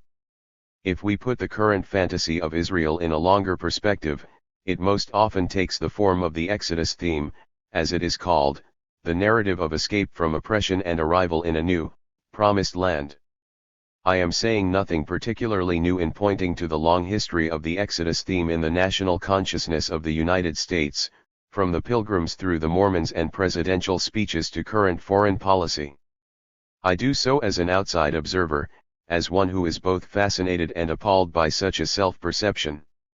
Indeed, the Exodus theme has a wide currency. Coupled with exile, it turns up in the founding narratives of the Boers in South Africa, of African American delivery from slavery in the United States, as a key element in liberation theology's biblical interpretation, in post-colonial theory, and in the thought of Deleuze and Guattari. The contrast with Australia couldn't be sharper, for throughout most of the first century of European invasion and colonization the idea of exodus was not invoked. Australia was instead the land that God forgot to bless at creation, or the land that most obviously showed the results of the curse in Genesis 3. But I have dealt with these appropriations of the Exodus theme elsewhere, Boer 2008. Here I am interested in something different. Rather than the appropriation of the content of a story, my concern is with the deeper logic of this particular political myth, namely, that the myth necessarily blocks its own realization since such a realization would lead to total disaster. I am going to argue that this phantasmatic logic plays a crucial role in the depth of support for the State of Israel within the United States, both. 146. At a popular level and in foreign policy. But such an argument comes into contact with two prevailing theories for the popularity of Israel in the United States, the weak lobby and strong lobby theories, see Larrady 2005. The weak lobby theory, championed by Noam Chomsky, among others, argues that support for Israel is really only a minor part, a smokescreen Americans can get behind for advancing purely U.S. interests in the Middle East. The strong lobby theory, supported by the late Edward Said and others, holds that U.S. support for Israel has not advanced U.S. interests and that the support comes about through an effective pro-Israel lobby that has captured the hearts and minds of American legislators and, crucially, the American public. Thus, as Anton LaGuardia, 2005, 33, argues, many Americans see in Israel a reflection of themselves, a settler society born of ideas of freedom and built on the romance of pioneers with a God-given destiny. Building blocks of the fantasy.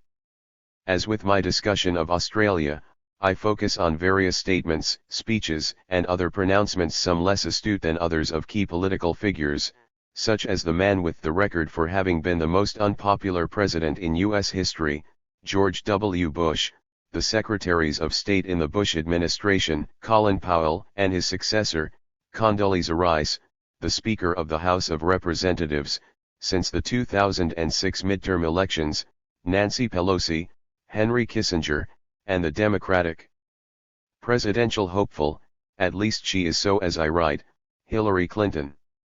Out of their statements, three building blocks of the fantasy emerge: biblical, cultural, and ideological.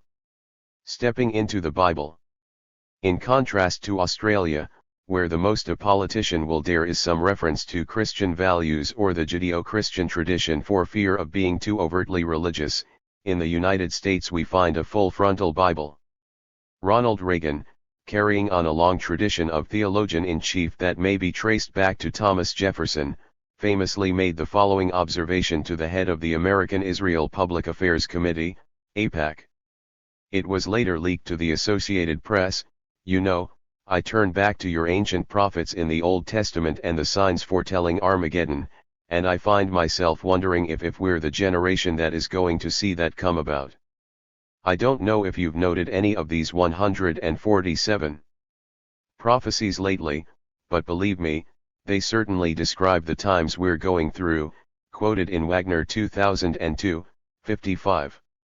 George W. Bush tried to carry the title of theologian-in-chief as well, although not without some criticism from his support base among the religious right, in the Capitol 2004. But first, let us see what biblical themes emerge. There are, to begin with, the more general statements concerning providence, or the gifts of God that the United States and Israel share. Thus, Bush, 2004b, spoke of the beliefs shared by both nation-states, that God watches over the affairs of men, and values every life. Not to be outdone, Condoleezza Rice, 2005, pointed out that the innate freedom and dignity of every human life are divine gifts of the Almighty, a belief that the two states share. Thomas Jefferson, the first theologian-in-chief, finds himself rolled out in support, having once written, "The God that gave us liberty and life gave them to us at the same time," quoted in Rice 2005. These are really just warm-up exercises before the main show. Far more significant is what may be called geopiety, the curious mix of romantic imagination, historical rectitude, and attachment to a physical place, Long 2003, 1. Afflicting both large swathes of the American public and its politicians, geopiety is conjured up above all by the phrases "the blessed land" and "the holy land." Here we begin to see the process of producing and reiterating the fantasy. Colin Powell, 2001, hoped for a Middle East where all the peoples of the region can share in the blessings of the blessed land that they occupy. What blessings? Most notably the fruits of globalization, which turn out to be full participation in one's society, the teaching of peace rather than hatred in schools, a focus on the quality of one's life, but above all a situation where normal people lead normal lives, Powell 2001. This is perhaps a little too close to John Howard's non-vision of a relaxed and comfortable Australia. All we need is for such a geopiety to be stitched tightly into the Bible. Reagan's worthy successor in apocalyptic rhetoric, albeit without his slightly bewildered tone, is the Speaker of the House of Representatives, Democrat Nancy Pelosi. While Colin Powell, 2001, spoke of a special friendship that involves every aspect of life, Pelosi located the United States deep within the biblical text. For their passion and hyperbole alone, her words are worth considering more closely. Here is part of her speech at AIPAC in May 2005. As Israel continues to take risks for peace, she will have no friend more steadfast than the United States. 148. In the words of Isaiah, "We will make ourselves to Israel as hiding places from the winds and shelters from the tempests, as rivers of water in dry places, as shadows of a great rock in a weary land." The United States will stand with Israel now and forever. Now and forever. Pelosi 2005. The biblical quote is from Isaiah 32:2, but what has happened through Pelosi's words is not so much a merging of the United States with Israel as a step by the United States into the text. The United States becomes, in other words, not merely the protector of modern Israel but also the protector of biblical Israel. We can sense the deeper wish, had the United States been there in the time of the Bible now and forever goes backward in time as well as forward, Israel would have been saved from imperial incursions. No Egypt or Babylon or Assyria or Persia or Rome would have touched Israel. Nor indeed will their modern successors. For once, Israel has a friendly empire on the world stage. This is not the first time Pelosi has let loose before AIPAC. Here is part of her speech on April Fool's Day in 2003. More than a half-century later, our challenge is the same: how can America and Israel together walk the long thorny path and preserve Israel as a special place in the history of mankind? There are hundreds of college students here today. Allow me to speak directly to the students. Thankfully, you are too young to have witnessed the darkest chapters of the last century, the Nazism, communism, and authoritarianism. But in your eyes I see the glow of one of the brightest stars of the past century, the founding of the State of Israel. You are the messengers to a future we will never know. It is your charge to build that future in the spirit of Tikkun Olam, the repairing of the world, in the spirit of peace and security. On behalf of all who cherish freedom, thank you for your commitment to the ideals and values that define our two democracies, the United States and Israel. My grandchildren tell me that this week begins the month of Nisan, the month of miracles, the month of deliverance. And over the coming weeks, Israelis and Jews everywhere will mark the miracles that have brought us to this day, the survivors who endured the darkness of the show and who braved their way to the light of Israel. 149. The heroes of Israeli independence who prevailed against overwhelming odds, and all those who have defended Israel through decades of struggle and sacrifice, including a fallen hero. Americans and Israelis mourn together Space Shuttle Columbia astronaut Colonel Ilan Ramon, who literally took the Torah to the stars. This is the spirit that defines the American-Israeli partnership. America stands with Israel now. America will stand with Israel forever. We will never abandon Israel. We will never abandon Israel. God bless you. God bless our men and women serving on the front lines today. And God bless our special relationship between the United States of America and the State of Israel. Pelosi 2003. When I first read the words of Colin Powell, I found them strong and explicit. In a perverse fashion I began longing for the bumbling eloquence of the former Australian Foreign Minister, Alexander Downer. After reading Pelosi's speeches, Powell seems heartwarmingly tame, with his vague comments on sharing in divine blessings and friendship. Pelosi's 2003 speech was mythic elaboration of the First Order. The overall effect of the speech was to universalize and absolutize U.S. support for Israel, to turn the symbiotic partnership into an ontological one. Note the terms: she worked hardest with the temporal register, pushing back into the struggles of the 20th century that resulted in the founding of the State of Israel and then forward into an eschatological future. But this horizontal register was tied into the mythical calendar, the month of Nisan, the month of miracles, the month of deliverance, into which we now had to fit the State of Israel, and then the call to the young people to build a future in the spirit of Tikkun Olam, the repairing of the world. All of this was thrown together as giving Israel a special place in the history of mankind, except that Pelosi wanted to add the vertical register as well. Not content with history, she had the Israeli astronaut take the Torah to the stars. On top of both registers, she invoked the basic mythical distinction between darkness and light, twice. First with the darkness of the 20th century to one of its brightest stars, Israel, and then with the darkness of the show to the light, again, of Israel. On top of these categories of history, the heavens, and the opposition of darkness and light, the flood of terminology that evokes the master myth of Genesis, Joshua is hardly a surprise, especially the terminology. 150. Of Exodus and exile. So we find references to walking the long thorny path, a path that included Nazism, communism, authoritarianism, and the show. There were the heroes who prevailed against overwhelming odds, and since then all those who have defended Israel through decades of struggle and sacrifice. Or, as George W. Bush, 2004b, once said, repeating the classic formulation, "We're both founded by immigrants escaping religious persecution in other lands." Here Condoleezza Rice, the one-time globe-trotting myth-maker for the United States, came in to flesh out the Exodus dimensions of Pelosi's effort. In 1776, cynics and skeptics could not see an independent America, so they doubted that it could be so. They saw only 13 colonies that could never hang together and would surely hang separately. But there were others who had a vision of the United States as a free and great nation, a democracy, and one day, a complete multi-ethnic society. With perseverance, the American people made that vision a reality. In 1948, cynics and skeptics could not see the promise of Israel, so they doubted it, said it could never be fulfilled. They saw only a wounded and wandering people beset on all sides by hostile armies.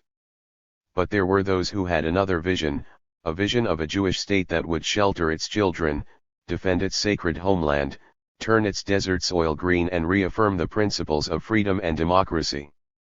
With courage, the Israeli people made that vision a reality. Applause.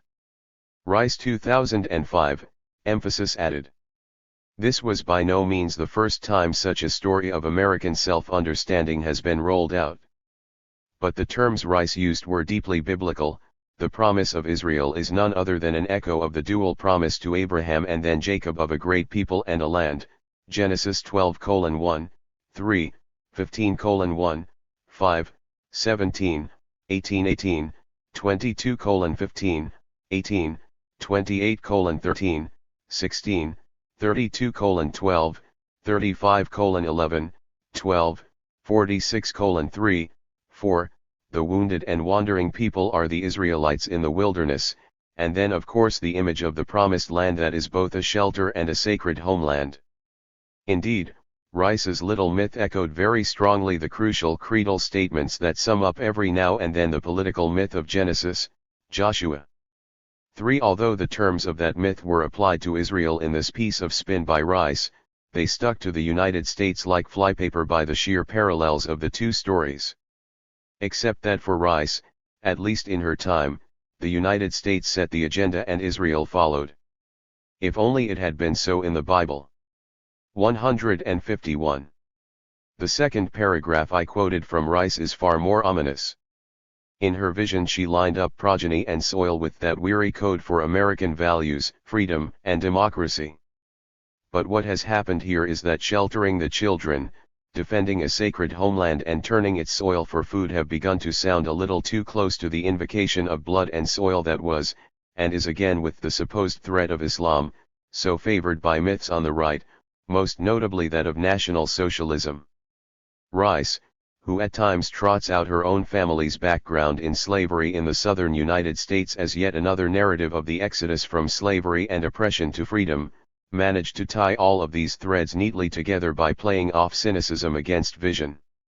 With our support, the people of the region are demonstrating that all great human achievement begins with free individuals who do not accept that the reality of today must also be the reality of tomorrow. Of course, there will always be cynics and skeptics who hold the misguided belief that if they cannot see their goal, then it cannot be possible. They will try to elevate their cynicism by calling it realism, and they will criticize all who echo the stirring words of Theodor Herzl, "If you will it is no dream." Applause. Rice 2005.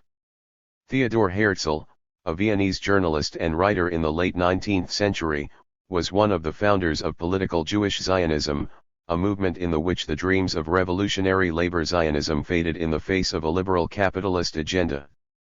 For Herzl produced a coherent and rational argument for a Jewish state, arguing that this was the only way to short-circuit the inevitable persecution Jewish minorities face in other states.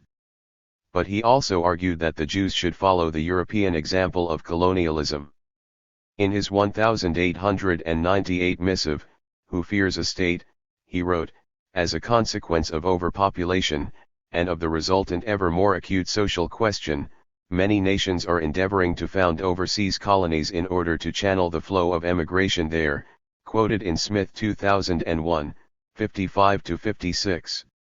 All of this is, to say the least, a rather potent mythical remix, the biblical political myth of Genesis, Joshua, a reach into the full length and breadth of history and the heavens, Zionism, and echoes of the Nazis. But now there is a crucial twist, for the United States becomes central to that myth. It was as though the United States had stepped into the biblical political myth to draw it down into the present. Pelosi's triple blessing at the close of her speech sounds like nothing other than a benediction or perhaps a hymn. 152. America stands with Israel now. America will stand with Israel forever. We will never abandon Israel. We will never abandon Israel. Culture. Such a stride into the center of the political myth of Genesis, Joshua could hardly take place in a vacuum. Indeed, the geopiety I mentioned is as much a feature of popular culture as it is of political positioning. The one can hardly take place without the other. I will restrict myself to brief comments on three signal moments: Leon Uris's Exodus, the rise of Holy Land theme parks and tours, and the Left Behind series of novels. The novel and then especially the film Exodus are, as Edward said, 2004, 101, see also Weisbrod 1999, pointed out, the most influential sources for popular opinion concerning Israel and Zionism in the United States. Both Uris's, 1958, novel, which has gone into more than 80 printings in the United States, and Otto Preminger's film in 1960 were inspired by the journalist Ruth Gruber's, 1947, 1999, dispatches, collected in Destination Palestine, the story of the Haganah ship Exodus, 1947. Gruber's book concerns a particular ship, originally called the President Warfield but renamed Exodus when it left France carrying illegal refugees, many of them Holocaust survivors, for Palestine, still under British mandate, only to be turned away and towed by the British to Germany. Needless to say, Gruber's reporting created much sympathy around the world for the Zionist cause. The evocative name of the boat, the emerging consciousness of the gas chambers just at the war's end, Gruber's newspaper reports, and the high-handed behavior of the British, who saw their empire collapsing around them, all made for a highly charged and passionate atmosphere. Following Gruber's book, Uris's novel Exodus may be seen as a thoroughly deliberate piece of myth-making, or rather remaking. A Jew of Polish and Russian background, he knew his audience in the United States and Europe would largely be Christian, so the link with the biblical narrative of Exodus and the Promised Land was a crucial move to gain sympathy and support, not just for Jews as such but specifically for the State of Israel.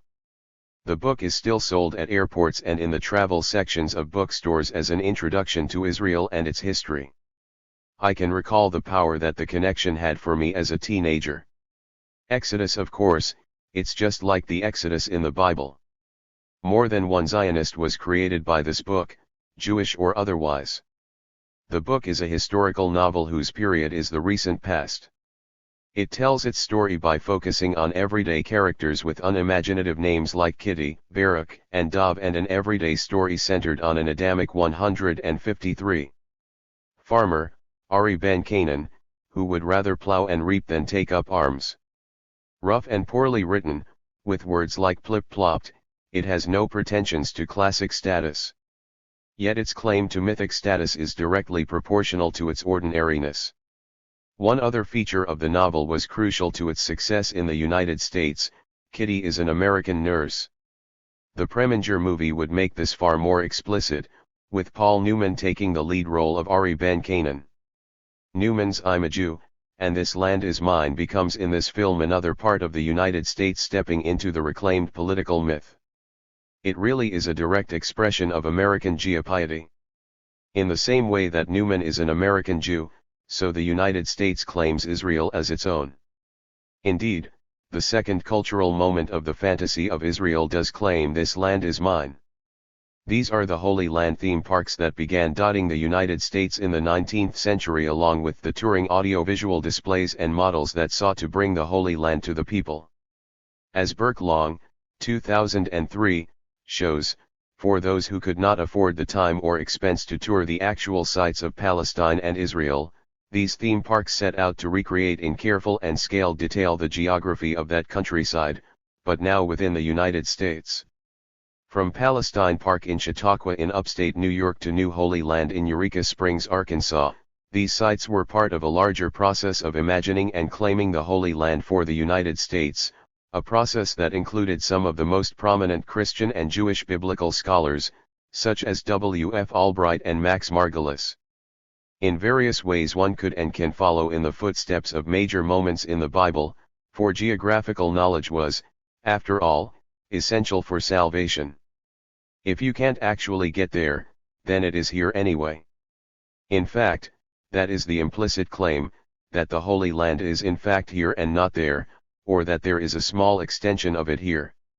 It is a little like going to Disneyland or Disney World instead of, or even better than, going to Europe or Asia or Africa, or perhaps to Quebec for a cheaper European holiday.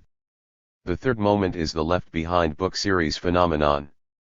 As the sales of the initial 7 books keep mounting now beyond the 100 million mark and the spin-offs also cash in, such as the Teenage Left Behind series, the spoofs, the film, and even the DVD you can buy to give to your loved ones should the Lord whisk you and not them away to heaven, the Left Behind series marks a new wave of conservative Christian Zionism.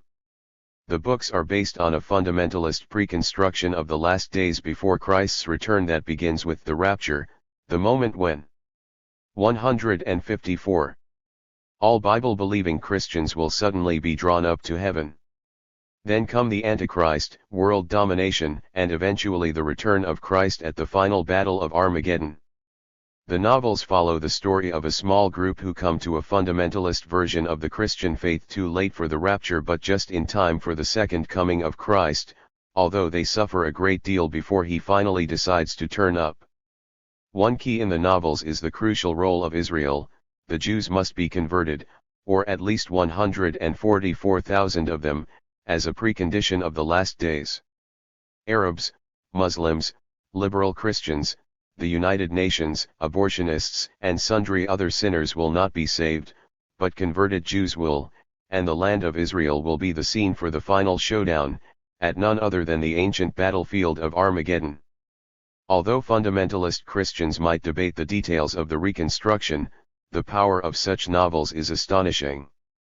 As David Shepard, senior vice president of the fundamentalist publisher Broadman and Holman points out, pro-Israel evangelical Christian books that interpret the situation in the Middle East through the lens of messianic eschatology have increased in popularity following the success of the Left Behind series, Religion Update 2004. The Left Behind books bring into relief an anomaly with the fantasy of Israel in the United States. In the end, Christian Zionism has no place for Jews or indeed for the State of Israel. For Christian Zionists, the Palestinians must be expelled, the Jews must be converted, and the land must become distinctly Christian, albeit a Christianity with a fundamentalist flavor to it. See Mevinsky 2005. The tightening of fundamentalist support for Israel is based on the belief that it is a precursor for the second coming, if only the Jews would acknowledge the first coming and join the saved. For Israel, which banned such evangelizing many years ago, the immediate benefits of such support seem to be worth the trade-off. So much so that the oldest English-language newspaper in Israel, the Jerusalem Post, has moved to the schizophrenic option of publishing Jewish and Christian editions for 2 different Zionist audiences. McGreal 2005. Ideology, Beacons of Liberty and Justice. Not only are the United States and Israel part of the same biblical myth, and not only is the Holy Land to be found as much in the United States as in Palestine, but the 2 states share the same ideologies, patched neatly onto the fantasy. Here we find that the Christian fantasy of Israel becomes markedly capitalist, a Christian capitalist fantasy, if you will. Let me return to the delightfully hyperbolic Nancy Pelosi, 2003, who shows us 155. That Democrats can outdo Republicans on this issue any day. The United States stands with Israel because of our common history, two beacons founded on the ideals of liberty and justice. George W. Bush, 2004b, was a little more pedestrian. Our nation, and the nation of Israel, have much in common. We have both built vibrant democracies, built on the rule of law and market economies. Indeed, nothing is peddled as incessantly and nothing is greeted with quite as much weary cynicism as the claim by the United States of America to uphold the ideals of freedom, democracy, the rule of law, and market economics, and that somehow they all fit seamlessly together. It is astonishing how often one comes across the claim, especially on the world stage, by the likes of one Secretary of State or President after another. It is equally astonishing how few outside the United States, and indeed within the United States, actually believe it. The two seem to feed off each other. The more cynicism there is, the more stridently it is proclaimed, and then the deeper the cynicism becomes. The long line of pro-US despots and dictators propped up by the United States in Latin America and in the Arab world is well known. Less well known perhaps is that Israel, claimed to be the only democracy in the Middle East, plays the same game. Given that the propaganda of democracy and freedom is coupled with the concrete walls and electric fences in the occupied territories of East Jerusalem and the West Bank, with the apartheid system of ethnic separation, and with the continued occupation of Syrian land in the Golan Heights and the Sheba Farms region of Lebanon, both with U.S. approval and based on the need for water, one suspects that it is less of a contradiction, or indeed hypocrisy, than that this type of democracy, parliamentary democracy, goes hand in hand with such activities, that they are two sides of the same coin. 5 Alon Badiou, 2003a, is correct, it seems to me, in pointing to the sheer bankruptcy of such a notion of democracy.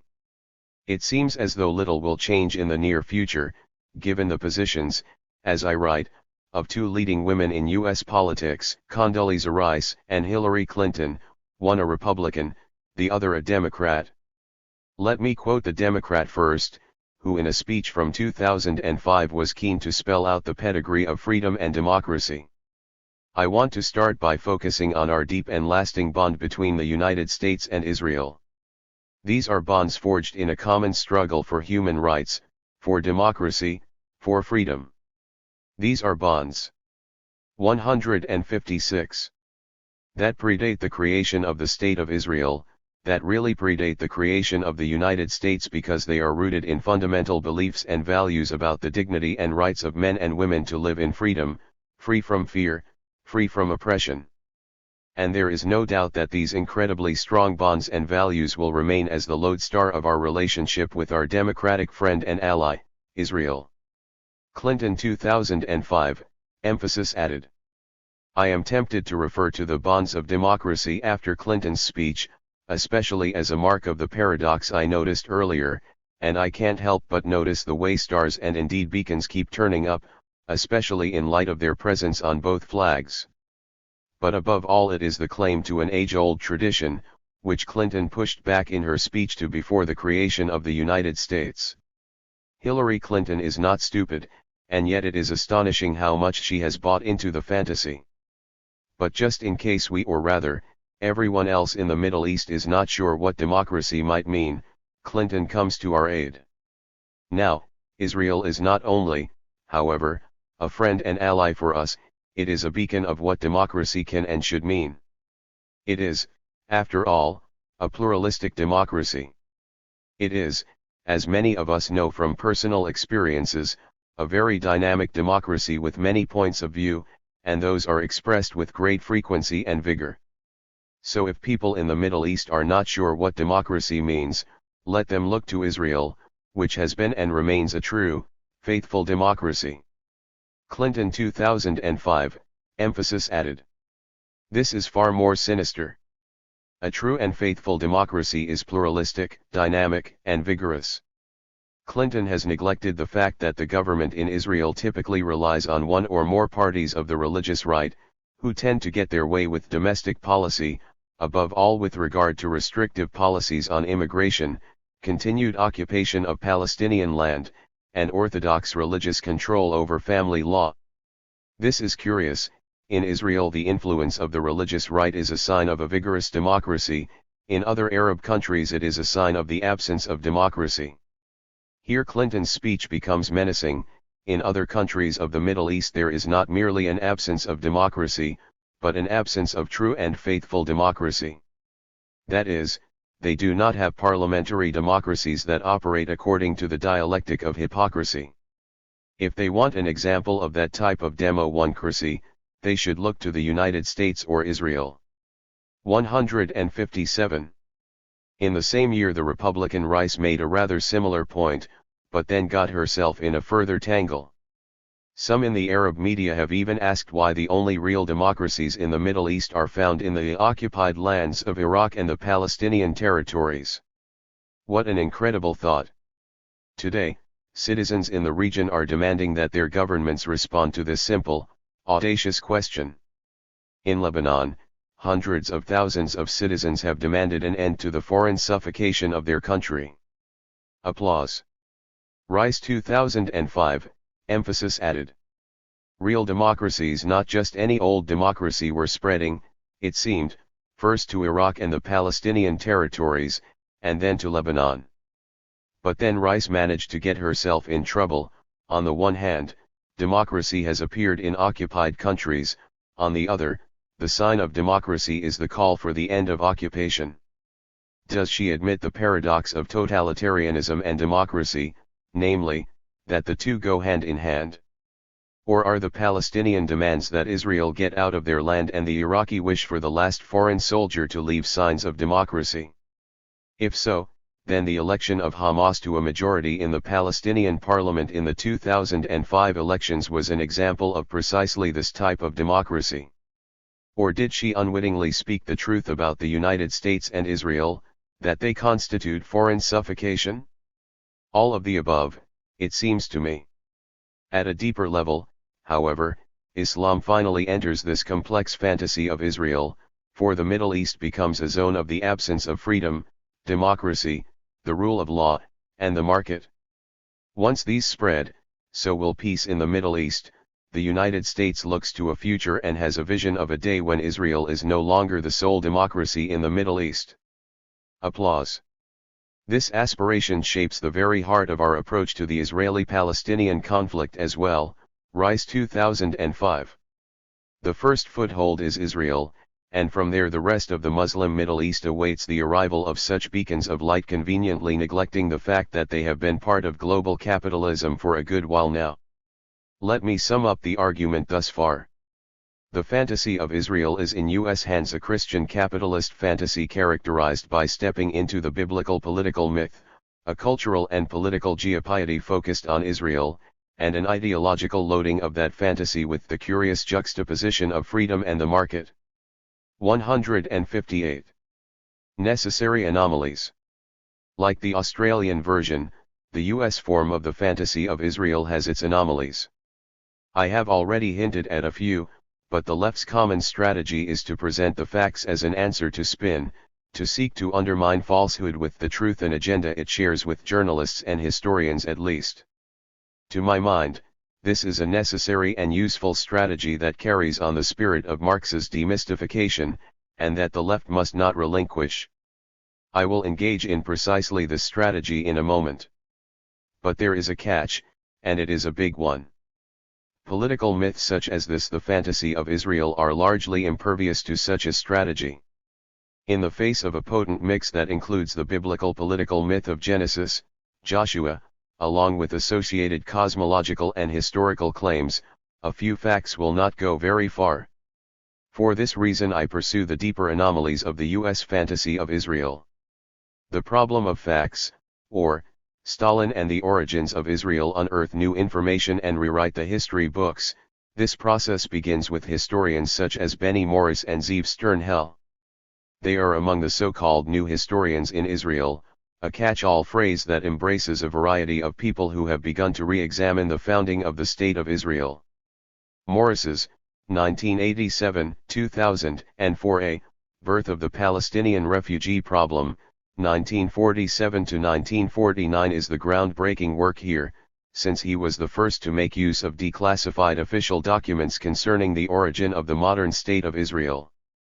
Given the fiery passion surrounding these problems, Morris writes as dispassionately as possible, in the process deflating both Zionist and Palestinian versions of events.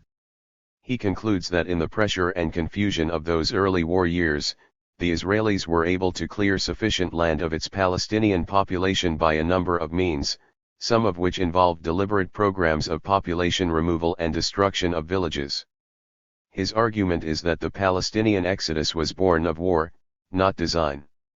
Other historians, such as Norman Finkelstein, 1991, have challenged Morris's work, especially the holes and inconsistencies in his use of documentation concerning policies of expulsion. A notable example of this work is Parsons's, 2001, analysis of the role of the Druze minority in Palestine. She focuses on documents explicitly directing the nascent Israeli forces not to destroy Druze villages or remove the populations, even those that fought against the Israelis, rather than those still largely classified documents that contained orders to expel or destroy. The underlying desire was that the Druze and other minorities, such as the 159 Maronites of Lebanon, would become allies, or at least form a significant buffer zone, since, according to Israeli opinion, they would be happy to be under Israeli control. Zeev Sternhell, 1997, is more interested in the ideological and political origins of Zionism, establishing that a constructive socialism lies at the basis of Zionism. This was Stalin's idea of socialism in one state rather than the global communism of Marx and Lenin, a policy with which many of the Eastern European Zionist leaders were well acquainted. In light of these ideological and political alignments of the early Zionists, the USSR and the other states of Eastern Europe supported their moves. Hence Stalin's position as the grandfather of Israel, although the shipments of arms the USSR and its allies sent during the 1948 conflict also helped with this image.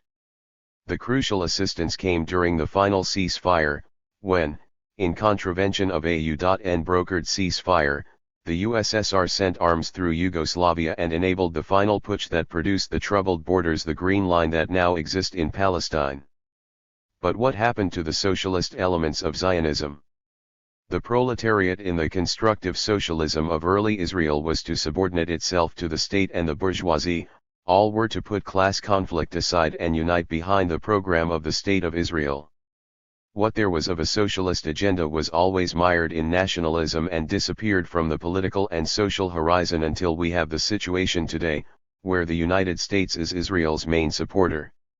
If the 1948 war was Stalin's moment, the 1967 war was the moment of the United States. After the so-called miraculous victory of this war, in which Arab forces armed with Soviet weapons were convinced by the USSR on the dawn of battle that Israel would not attack them if they did not attack first, the United States and arguably Australia saw in Israel both the possibility for an ally against Soviet expansion as well as a model for how the West and its colonies could deal with the growing threat of anti-colonial uprising. As George W. Bush said in 2004, the Israeli people have always had enemies at their borders and terrorists close at hand. Again and again, Israel has defended itself with skill and heroism. And as a result of the courage of the Israeli people, Israel has earned the respect of the American people, Bush 2004b. Or, at the very least, proved their usefulness. Further, contrary to the image of an equal partnership, one in which the United States shares in the narrative of origins, or indeed steps into the biblical political myth itself, the relationship that developed from this point is a chronically unequal one. So much so that Israel, argued 160. Henry Kissinger, became dependent on the United States as no country is on a friendly power. It takes a special kind of heroism to turn total dependence into defiance, to insist on support as a matter of right rather than as a favor, quoted in LaGuardia 2005, 32. There is a distinct value in such recasting of the narrative, of beginning again and challenging the accepted historical narratives. This was of course Foucault's genius. But it is, as I mentioned earlier, a limited strategy unless the new narrative catches on and displaces the old. However, putting out the facts themselves and expecting them to be efficacious because they tell what really happened is not going to get us very far at all. The right plays the same game. They have little effect in puncturing a fantasy like this one. Once again, the dialectics of peace and violence. So let me move to a second level and pursue the tensions a little further into this US fantasy of Israel. The tension that shows up rather quickly is very similar to the one I tracked in the Australian version, namely, between hope for peace and ongoing violence. I begin by returning to Benny Morris.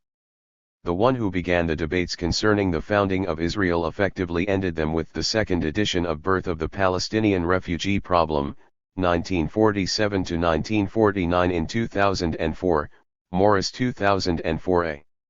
In an interview at the same time, Morris, 2004b, pointed out that more documents had become available that showed far more Israeli acts of massacre than even he had previously thought, along with orders for the expulsion of Palestinians signed by Ben-Gurion and the darling of Western liberals, Yitzhak Rabin.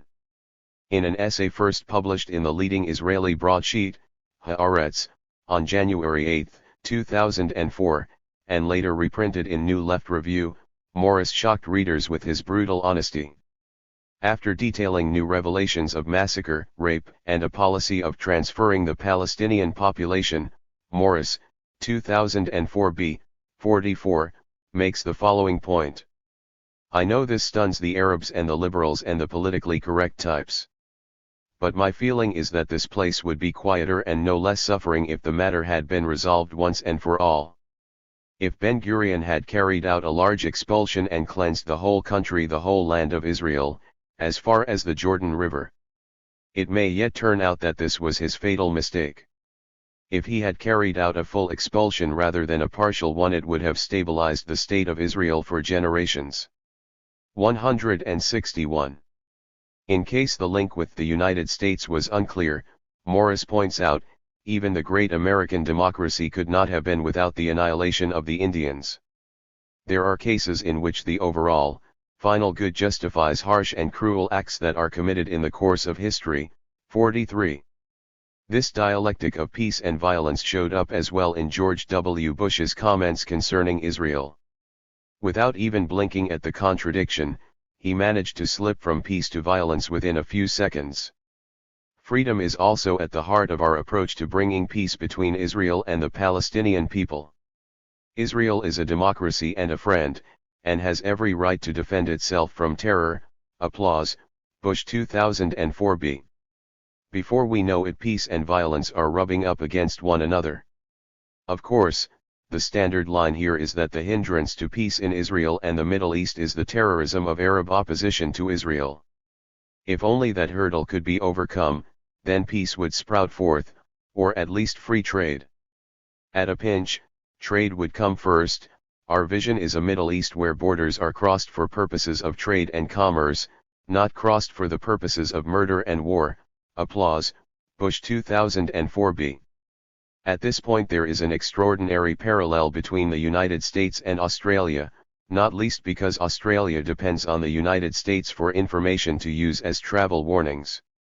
Compare the following travel warning with the one for Australia in the preceding chapter, this one from January 16, 2006, emphasis added.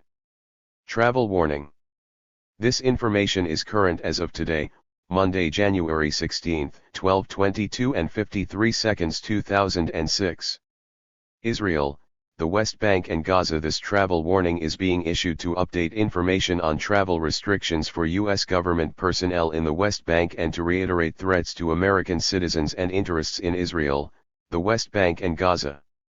It supersedes the travel warning issued April 7, 2005. The Department of State urges U.S. citizens to carefully weigh the necessity of their travel to Israel in light of the risks noted below. The department also urges U.S. citizens to defer unnecessary travel to the West Bank and avoid all travel to Gaza.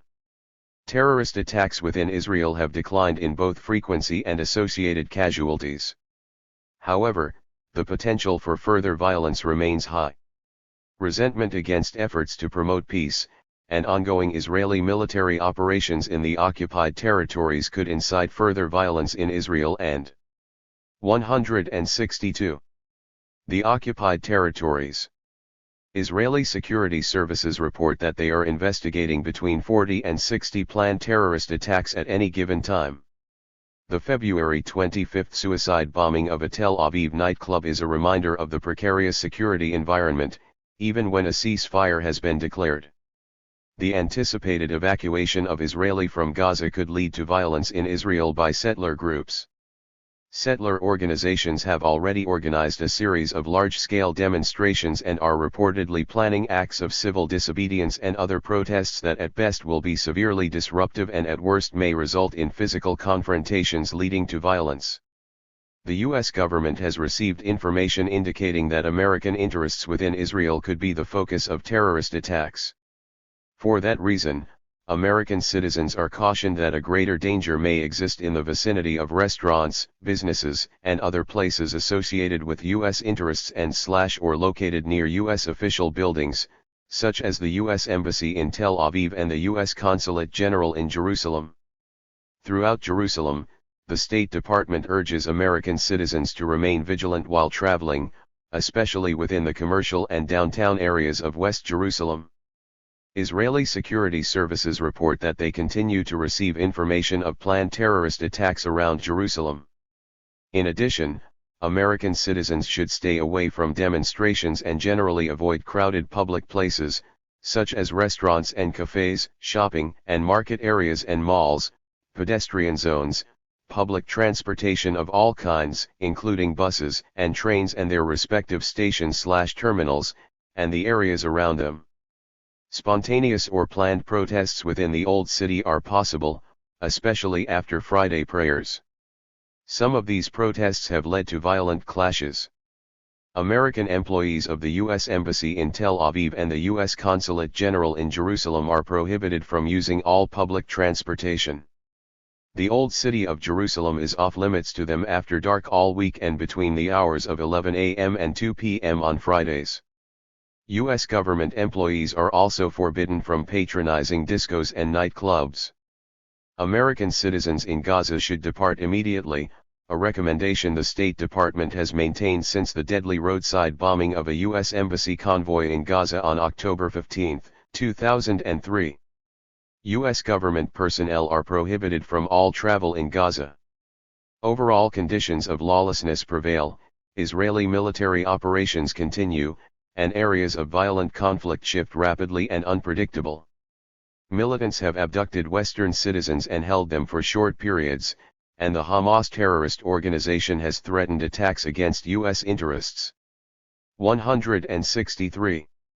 In September and October 2004 and February 2005, citizens of Western nations, including Americans, involved in pro-Palestinian volunteer efforts were assaulted and injured in the occupied territories by Israeli settlers and harassed by the Israeli Defense Forces. Those taking part in demonstrations, nonviolent resistance, and direct action are advised to cease such activity for their own safety. For official operational needs only, U.S. government personnel are permitted to travel to and stop in cities and towns in the West Bank, depending on prevailing security conditions. For limited, personal travel, U.S. government personnel and family members are permitted to transit the West Bank on primary roads to reach the Allenby/King Hussein Bridge and the Dead Sea Coast, north of Ein Gedi and Masada, in the south. For safety and security reasons, all cities, towns, and settlements in the West Bank, including Jericho and Bethlehem, remain strictly off-limits for personal travel by U.S. government personnel and family members. U.S. government personnel and family members are expressly prohibited from using Route 443 between Modi'in and Jerusalem for personal travel. All travelers who enter or travel in Gaza or the West Bank should exercise particular care when approaching and traveling through checkpoints and should expect delays and difficulties. Travelers should also be aware they might not be allowed passage through checkpoints. Any American citizen who intends to travel to Israel, the West Bank or Gaza in spite of this and prior warnings should carefully review the consular information sheet for Israel, the West Bank and Gaza. That reference describes other potential dangers and difficulties and offers detailed security recommendations. Palestinian Americans face many additional obstacles and regulations that are described in that document. As a consequence of the current limitations on official travel to the West Bank, and the prohibition on travel by U.S. government employees to Gaza, the ability of consular staff to offer timely assistance to U.S. citizens in these areas is considerably reduced. Although we find similar talk and hope for peace, the warnings of the dangers for U.S. citizens in Israel and Palestine are more urgent and explicit than in the Australian statement.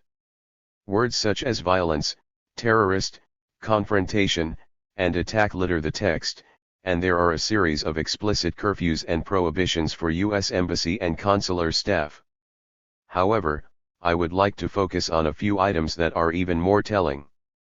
First, note how the Gaza Strip is characterized as a zone of lawlessness where even the 164 Israeli occupying army has trouble. Further, Israelis living in Gaza are settlers, not colonists. One wonders, of course, how the image of lawlessness sits with the idea of settlers, unless of course we are in the ideological construct of the Wild West of the United States. Second, an inconspicuous sentence says far more than at first appears. Palestinian Americans face many additional obstacles and regulations that are described in that document. An unfortunate group. From a U.S. perspective, they are a migraine headache. But the sentence points to another element forgotten in the clean ethnic and religious lines that are drawn in these various texts. What of the Palestinian Americans, whether Muslim, Jewish, Christian, or anything else? And what of the Arab Jews, Sephardic Jews, or even Ethiopian Jews? Finally, the violence from Palestinian groups is the result of resentment against efforts to promote peace, an extraordinary example of doublespeak if ever there was one. Then we find that Americans and others involved in pro-Palestinian demonstrations and nonviolent resistance have triggered violence from Israelis, especially the colonists. Everyone, it seems, is becoming violent in the face of peace. Or rather, the threat of peace generates violence from both Palestinians and Israelis. At this point the U.S. State Department's travel warning makes explicit the logic of the fantasy of Israel. In the previous chapter I suggested that the phantasmatic kernel, the unresolvable trauma in that fantasy, is not violence but peace itself. The real terror is peace, and any effort toward peace generates further violence. I repeat the point I made there: should peace inexplicably break out in the Middle East, then without the uniting force of a foreign foe Israel and Palestine would tear themselves apart through the internal political, religious, and class conflicts that have been kept at bay. Nancy Pelosi in her speech of 2005 made a desperate attempt to put the usual spin on such a situation when she reflected on a congressional trip to Israel, Egypt, Lebanon, Jordan, and Iraq. One of the most powerful experiences was taking a helicopter toward Gaza, over the path of the security fence. We sat down in a field that belonged to a local kibbutz. It was a cool but sunny day, and the field was starting to bloom with mustard. Mustard is a crop that grows in California, and it felt at that moment as if I were home. And then we were told that the reason we had to land in that field, as opposed to our actual destination, was because there had been an infiltration that morning, and they weren't sure how secure the area was. And that point alone brought us back to the daily reality of Israel. 165.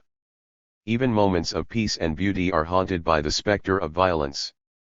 Pelosi 2005, emphasis added.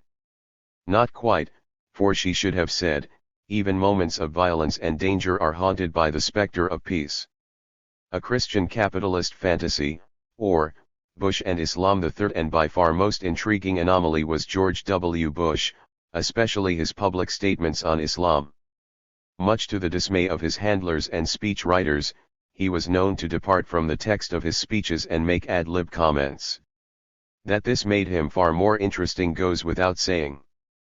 But first let me return to my discussion of the fantasy of Israel in Australia. There I argued that the fantasy of Israel is a distinctly Christian fantasy that quietly removes Judaism from the Judeo-Christian pair.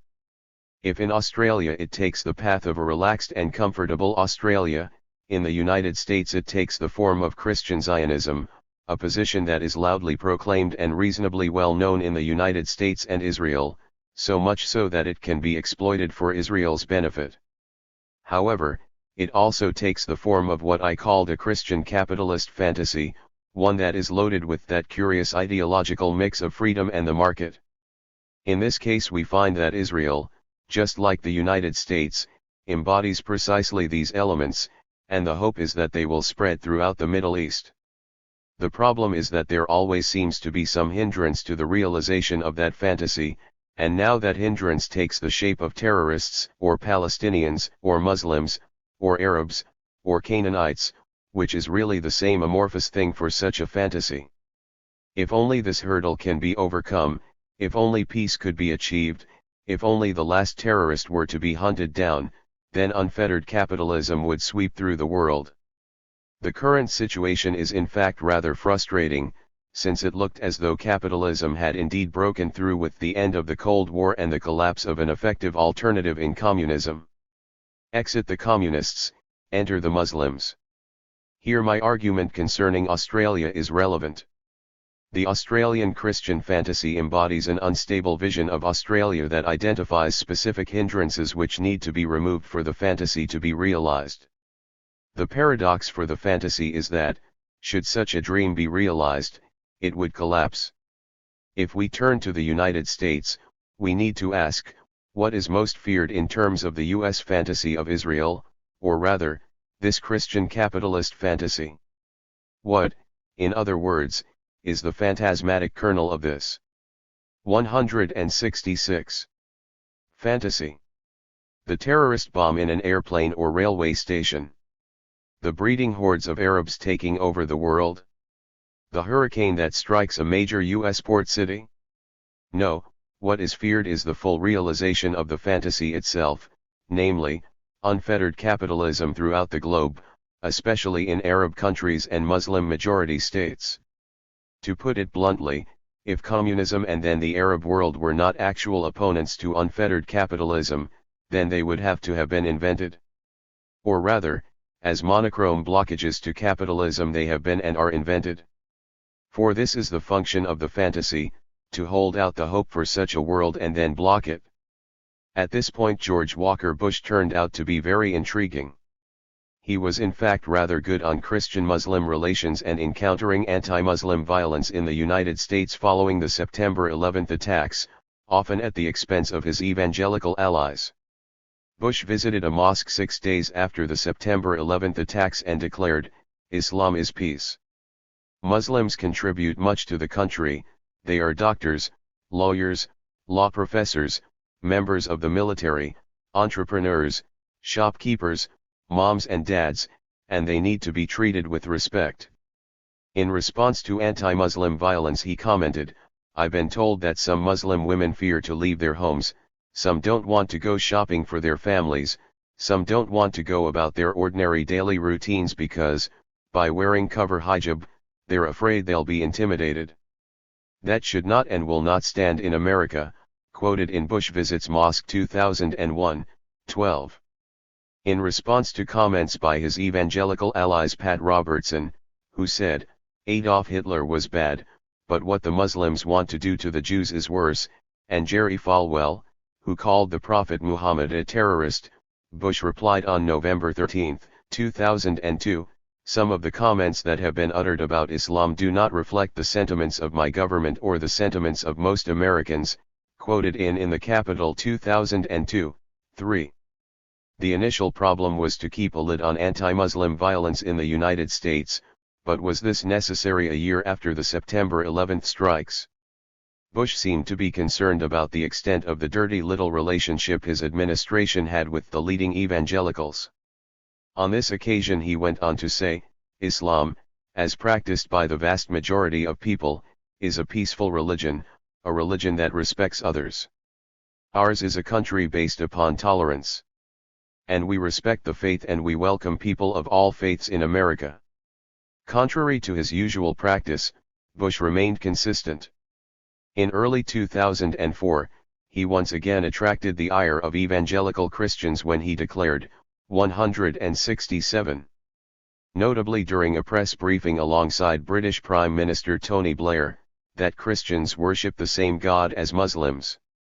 Responding to a question, Bush declared, "I do say that freedom is the Almighty's gift to every person. I also condition it by saying freedom is not America's gift to the world. It's much greater than that, of course. And I believe we worship the same God." A key Bush ally, Ken Lund of the Southern Baptist Convention, responded, "We should always remember that he is commander-in-chief, not theologian-in-chief. The Bible is clear on this, the one and true God is Jehovah, and his only begotten Son is Jesus Christ," both quoted in the Capitol 2004, 3. What are we to make of this? Was Bush alienating a sizable portion of his voting base? At the time it seemed that this was not the only group that was in a hurry to put as much distance as possible between themselves and Bush. Liberals, Social Democrats, and the left in all its varied colors always found Bush and his neoconservative power base obnoxious, but in the second year of his second term as president all shades of the right began to abandon him as well. Internationally, the disastrous invasion and occupation of Iraq was waiting to take its toll. On top of that, domestically the two major moments were the failure to respond decisively and rapidly to the aftermath of Hurricane Katrina in New Orleans in 2006, why would you bother when those left are blacks, Latinos, and poor white trash, and then the dismay and furor at his approval of the purchase of 6 U.S. ports by a company owned by the government of a key U.S. ally, the United Arab Emirates. Either Bush had lost the plot, as his allies and supporters seemed to think, or, as I prefer, perhaps he was a little too close to the plot. On these matters, the right is worth listening to, especially when it votes with its feet. The problem for the right is that with these acts Bush gave us a glimpse of a realized fantasy, a phantasmatic kernel laid bare. What was implied with declarations of worshipping the same God, or Muslim peace and tolerance, or selling U.S. assets to Muslims is precisely what the fantasy I have been tracking in its various forms holds forth, unfettered capitalism throughout the globe. But whenever Bush gave, however unwittingly, those who hold most strongly to that fantasy a glimpse of its possibility, they dumped him and ran for the hills. For they knew, equally unwittingly, that the realization of that fantasy would be the end of what it promised. They want their myth, but they want its blockages too. What, then, is to be done? If realizing the myth, if grasping the phantasmatic kernel should lead to the unraveling of capitalism, then that is what the left should do. In other words, the left should call capitalism's bluff. Chapter 7. The left is the locus where the question of politics, and above all of the limits of the political, can be formulated and dealt with. Julia Kristeva, 1996, 174. N. Now it is time to take the hazardous path of mythic construction. It is all too easy to criticize the abuse of myth, but quite another to engage in myth-making itself. And that myth asks, what if? What if we pushed the political myth of the right to its logical end? What if we reveal the con of such myths of the right that I have explored in the previous chapters and revealed their grisly underside? What if we bring the phantasmatic kernel out from its corner? In this sense it is a negative myth for the left, for it calls on us to embrace the myth which the right has presented to us and tell the myth's full story with all its consequences. Why would I want to take this path? It relies on what I have called Ernst Bloch's cunning of myth. This cunning has been part of the earlier discussions as an underlying, submerged concern. Here it becomes the main voice. To recap, the cunning of myth means that the subversive possibilities are not merely repressed by reactionary ones, rather, sedition arises from within the dynamics of reaction. Myths, especially of the political variety, have a sly knack of undermining the dominant ideology that so often seeks expression in such myths. This wily dimension of myths shows up in two major aspects of my discussion: calling the bluff on the unbearable truth of a realized capitalist utopia and invoking the reel of chaos from my discussion of the master myth of Genesis, Joshua, a myth that remains so 169. Important for contemporary political myths. Indeed, a reuse of this myth enables us to take the side of rebellion, of natural and political chaos that runs deep in the Hexateuch. 4 major steps structure this chapter.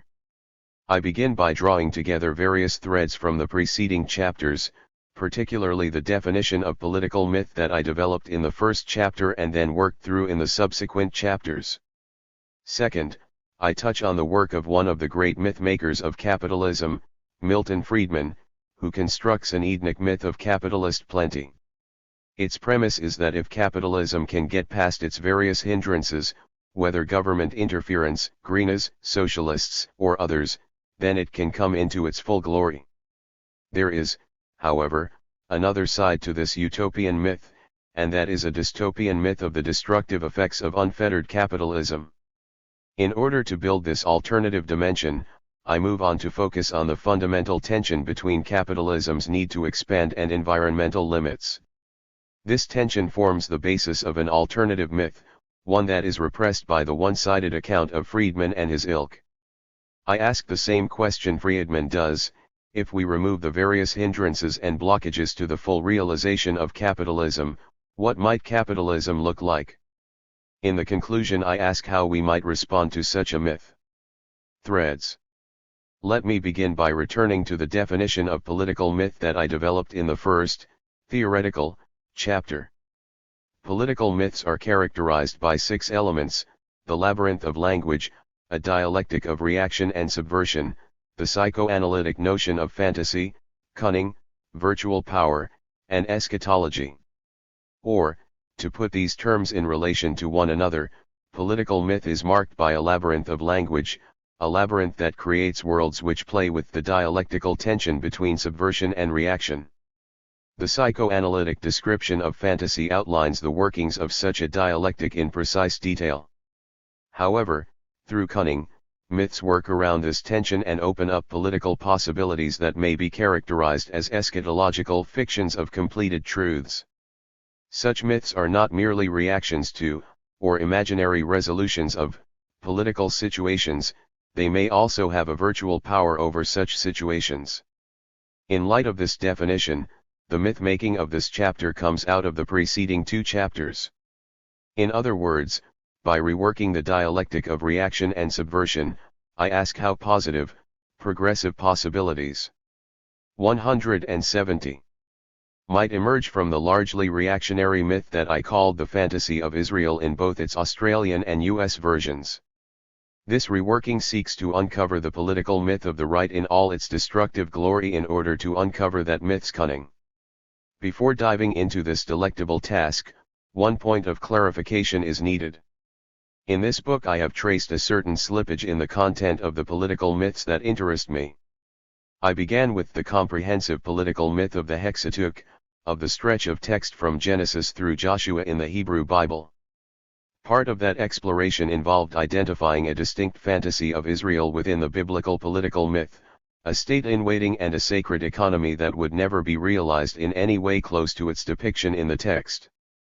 In the next step, my discussion of Australia, I began with the fantasy of Israel as a central feature of a certain Australian political myth. Although that fantasy manifested itself most obviously in Australian foreign policy, it became apparent that these were not its only features. The other side of the fantasy is a distinctly Christian fantasy that projects a domestic myth of Australia. Thus far the development is from political myth to a specific content of the fantasy of Israel to a Christian fantasy. The final step came with my discussion of the United States, for here the fantasy of Israel is not merely a Christian fantasy, it is also very much a capitalist one, a Christian capitalist myth, if you will. Although the content of these myths moved from a Hebrew political myth to a Christian capitalist myth, the form remains remarkably similar. There is a distinct mythic logic that appears again and again through the midst of the changing content. It is that logic that I exploit once more in what follows. I begin with the one-sided utopian political myth of capitalism as it has been expounded and developed by one of its most accomplished myth-makers, Milton Friedman. Indeed, this myth is a final step on the path from the Hebrew political myth to the Christian capitalist fantasy. Friedman draws deeply on precisely the material that has been the subject matter of this book, namely, the mythic material of Genesis, Joshua. For Friedman, capitalism is the nature not of fallen man, but of redeemed man. Were capitalism's dream to be realized, were we to overcome the final hindrances that block its way, we would find ourselves in a state that is both a prelapsarian paradise and a post-conquest promised land. Nobel Prize winner, writer, and presenter with his wife, Rose Friedman, of a TV documentary series called Free to Choose in 1980, market evangelist, and untiring traveler, Friedman is an accomplished ideologue, mixing detailed analysis with sweeping statement. Thus, while we find his and his disciples' work studded with the paraphernalia of the hard sciences and mathematics, graphs and formulae such as the quantity theory of money, Friedman 1956, and the expectations augmented Phillips curve, we also find passionate arguments in favor of capitalism. Much of the literature presents Friedman as a monetarist and therefore an opponent of a Keynesian economics that he once espoused, but reading his Capitalism and Freedom, 2002, see also Friedman 1984, originally published in 1962, one soon realizes that communism is the great enemy.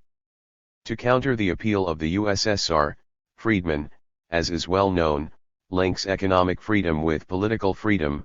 In a command economy there is no economic freedom, hence no political freedom.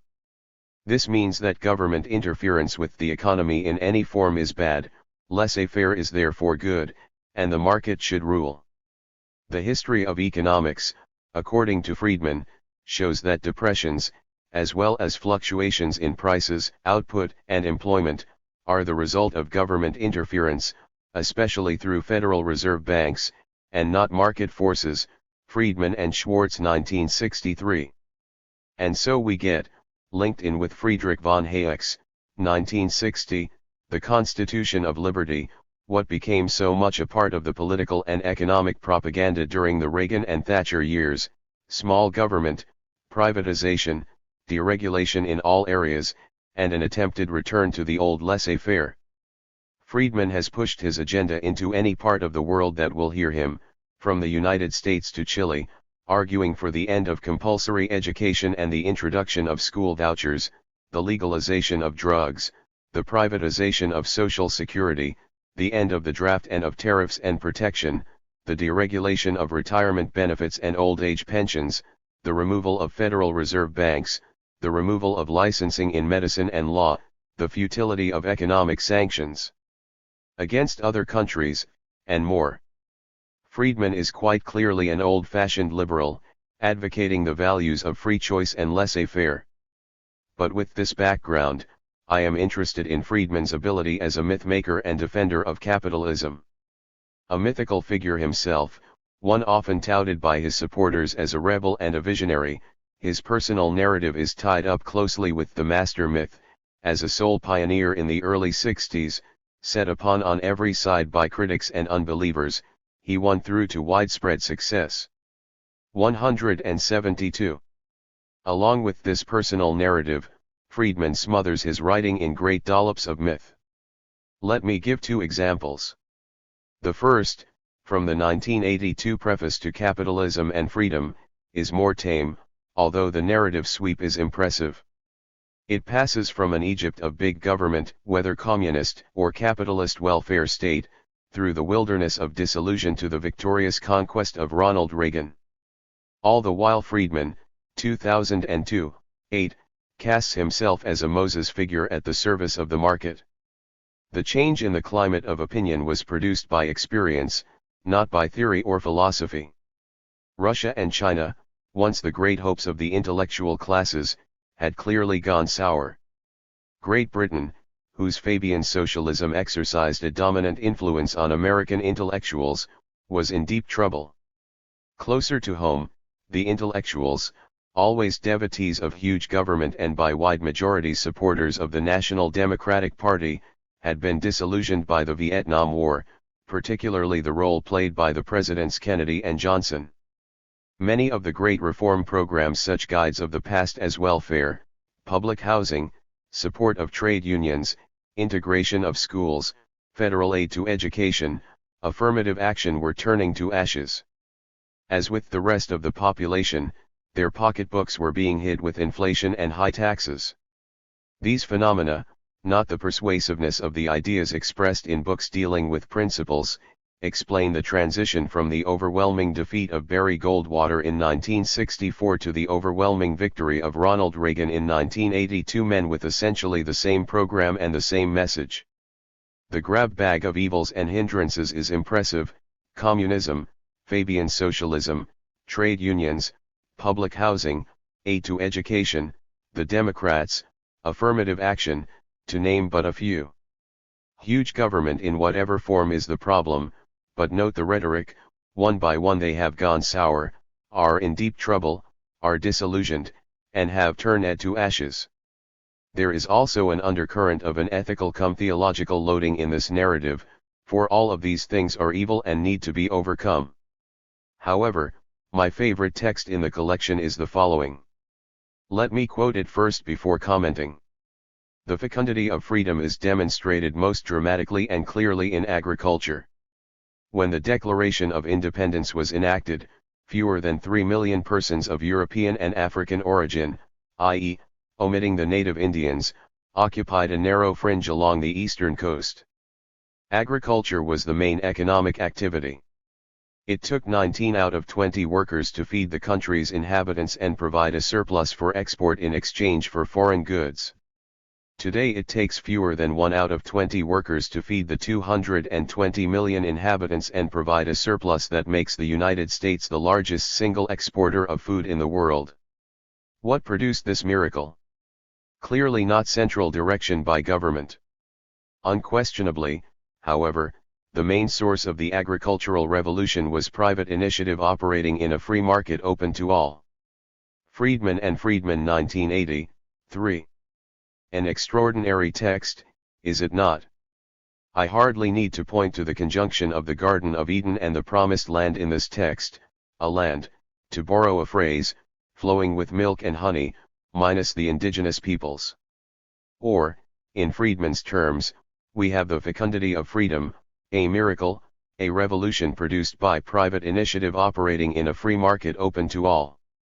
This, I hate to say, is not my experience of the United States, where I found myself time and again witnessing the stark contrast between a vast sea of poverty surrounding islands of privilege. But Friedman needs to be careful, for one might be mistaken in believing that the promised land of this myth has been achieved in the United States. So he must play off the specific example with the myth still to be realized. Agriculture is but a glimpse of what lies before us, for a far greater world of fecundity and freedom awaits us if only we can get past the hurdles presented by the interference of government. But what does that myth look like? Apart from bowing to the will of the market, the key lies with the status of general equilibrium. In the ideal state, in which the market is complete, consumers are rational, and there are no external disruptions, all factors of a capitalist economy will achieve equilibrium. Thus supply meets with demand, wages come together with prices, no one is wealthy and no one is poor. In short, the price and quantity of goods stabilize so that all prices are exactly what they should be and the quantity of all goods and services is exactly sufficient to meet all wants. This is the moment of optimal equilibrium, or what is known as Pareto optimality. But it can happen only when the market is given free rein, fulfills its mission, and is not hindered in any way by the external forces. An Edenic, utopian picture, is it not, in which the market realizes its great mission? We are in fact in the realm of Adam Smith's Manifesto of Capitalism, The Wealth of Nations, which, for all its economic arguments that Marx would 174 pull to pieces and then use to build his theory, ultimately relies on a mythical construction.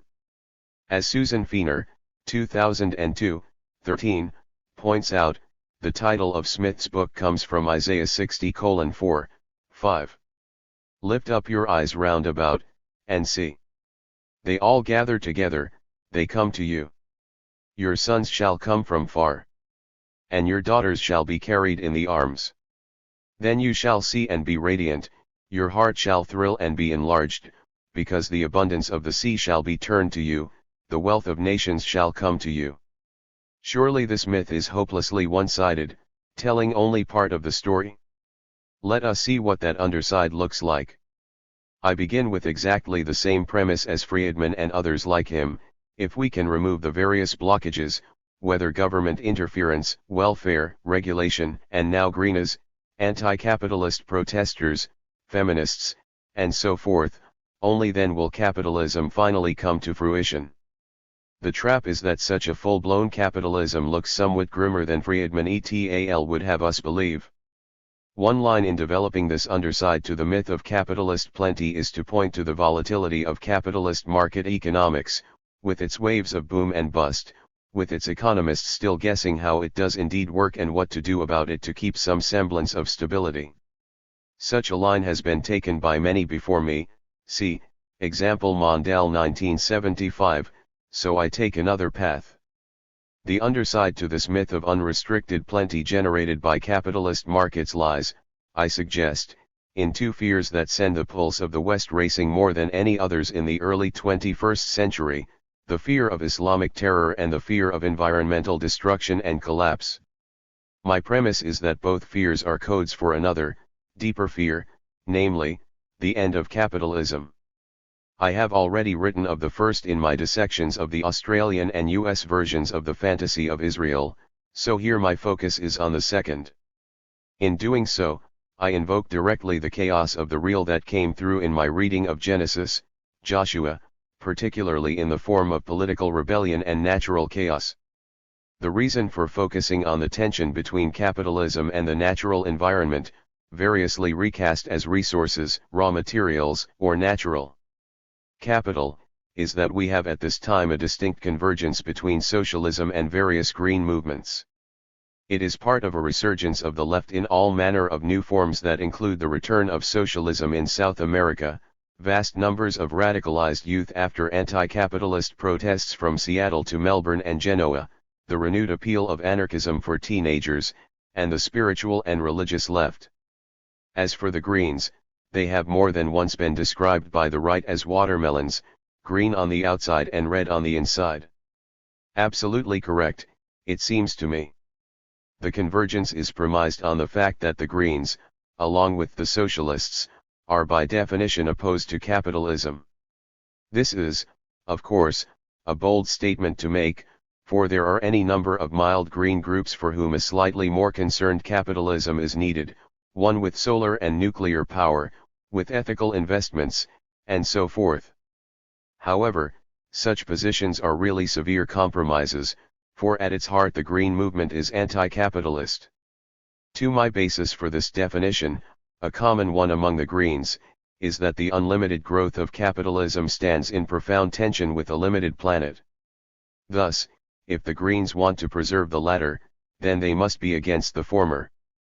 I will explore this tension more in a moment, but it will suffice for now to point out another contradiction. Capitalism relies on such limits to function in the first place, and yet those limits inhibit the full realization of capitalism. Of course, there are multiple variations of the Green Movement, from radical groups like Sea Shepherd, Earth First, and the Animal Liberation Front, through the New Age left, what I like to call lovingly the Lupa left, and the media-savvy Greenpeace to genteel middle-class bird-watching groups like the Audubon Society and even the pro-capitalist Planet Ark.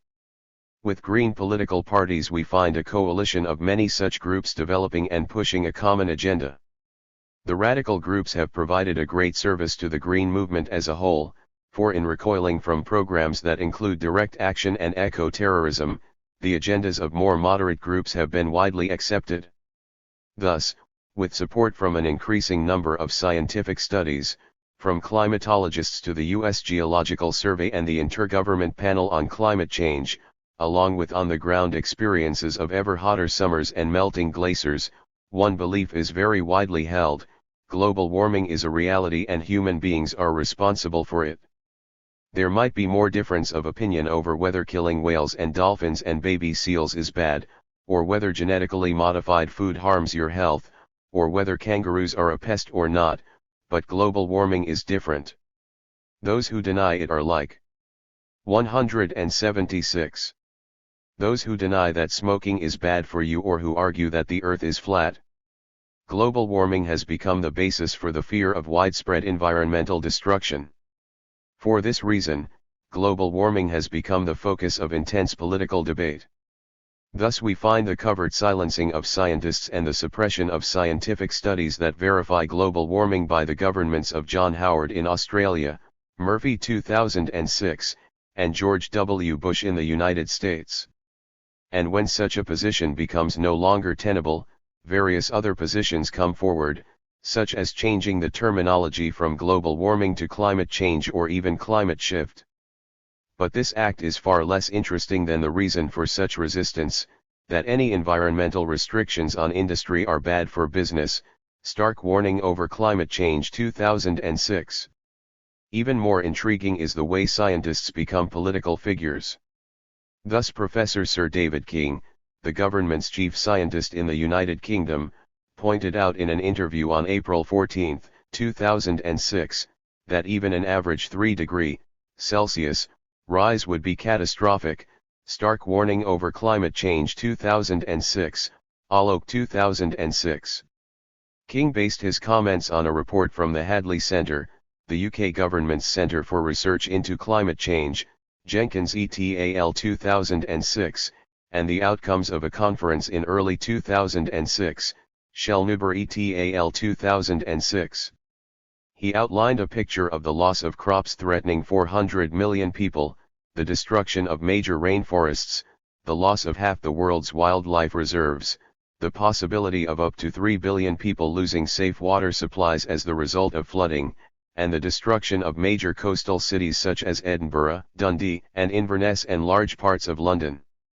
The key lies with the level of the greenhouse gas carbon dioxide, CO2. Once it gets to 550 parts per million, ppm, it would be about twice the level as at the beginning of the Industrial Revolution. To put this in perspective, typical periods of cooling in the past have generated 220 ppm of County 2, while during periods of warming the level has been around 270 ppm. Until 1800 the level of CO2 had not been above 280 ppm, by 2005 it was 380 ppm, and it continues to rise. Despite the EU's agreed level of 2°C, the 3° rise is the minimum level that the UK government feels achievable given the refusal of the United States, and Australia, to make any effort to reduce such greenhouse gases, along with the rapid economic growth of India and China. Despite some encouraging words, King doubted the will to make changes to achieve even this level. The information changes rapidly, and yet the basic picture is now rather well known. While the Hadley Centre report and the book Avoiding Danger 177. Us Climate Change, Schellnhuber et al. 2006, or even the widely discussed Fourth Assessment Report of the Intergovernment Panel on Climate Change, 2007, provide often conservative pictures of the possible effects of global warming. Events seem to outstrip the reports. All the same, their assessments are strikingly apocalyptic. A change of 3°C will begin the process of melting the Greenland ice sheet, melting the Arctic sea ice, 7.5% since 1970, to the point where there will be no sea ice in summer by about 2030 at the latest, releasing methane from the warming of cold ocean floors, and slowing and possibly switching off the warm Gulf Stream.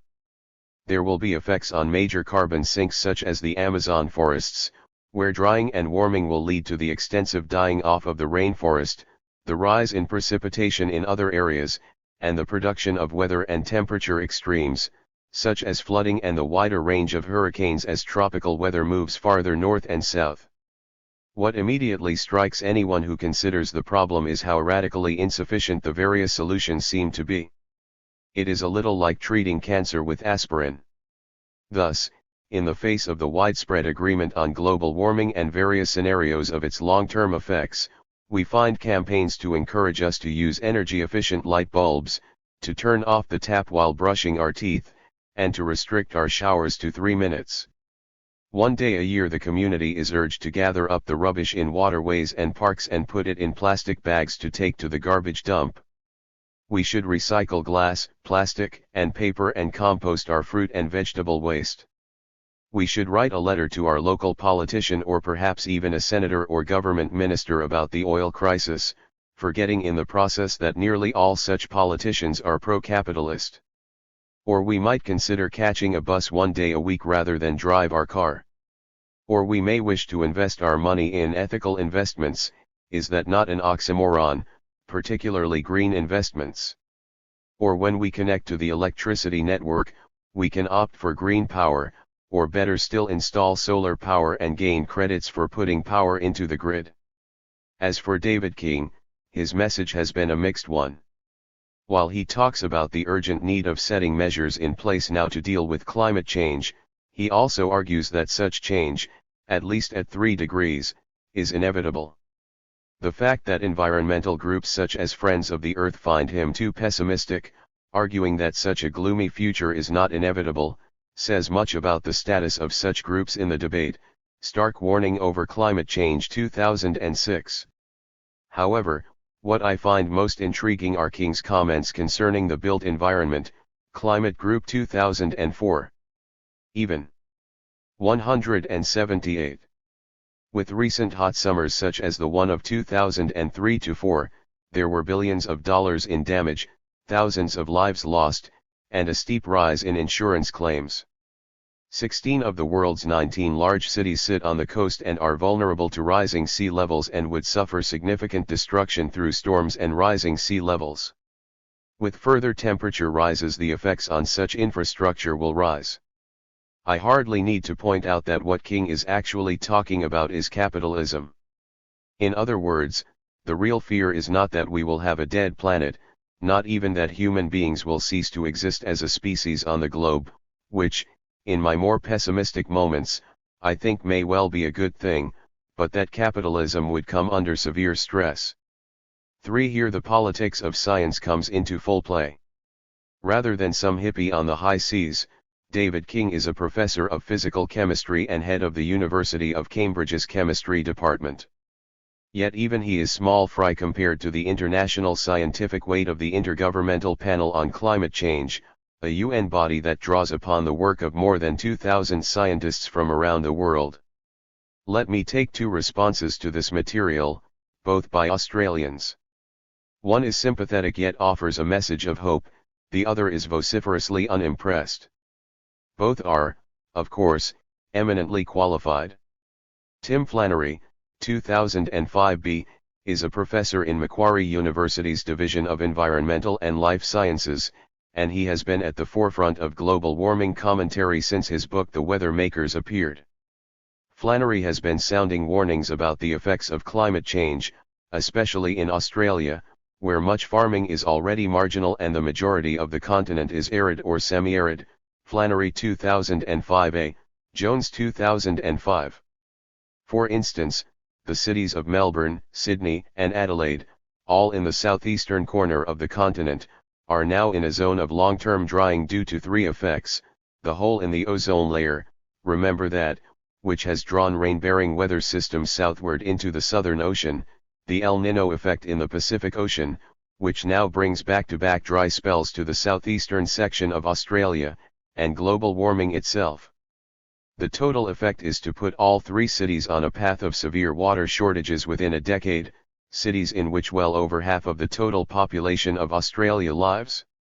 Although Flannery agrees with King, he offers a more hopeful view, arguing that there are still 10 to 20 years to turn things around and make long-term changes. An offer of hope and warning against an eschatological scenario, is it not? The question, however, is, why offer such hope? Apart from quibbles over interpreting scientific data, the underlying desire is to motivate people. 179. To bring about sufficient change in order to preserve our current way of life, that is, again, to preserve capitalism. The third figure is Ian Plummer, one of a group of climate change skeptics, 2004, and a professor of geology at the University of Melbourne.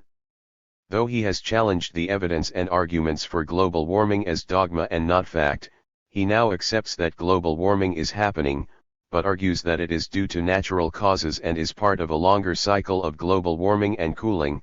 Plummer 2001. The responses to the Intergovernment Panel on Climate Change and other reports he describes as hysteria and superstition. His economic reading is what interests me. We should welcome such warming, he says, since global warming is good for business. Thriving of life and economic strength occurs during warm times. Plummer 2006, 12. A few meters of sea level and a few degrees of climate change are no great problem, argues Plummer, in the overall evolution of the Earth. However, he goes one step further, suggesting that any policies of curtailing global warming will have disastrous economic effects. In other words, let capitalism get on with its unfettered production and consumption. There are 2 points I want to make about this debate. Global warming is accepted by all parties, and the debate is now purely over its causes and its effects. The latter is either good news for capitalism, or bad. Into the scene comes the question of oil. Only a few years ago the mention of oil shortages in most social gatherings would at best generate the polite smiles and bored looks reserved for fanatics.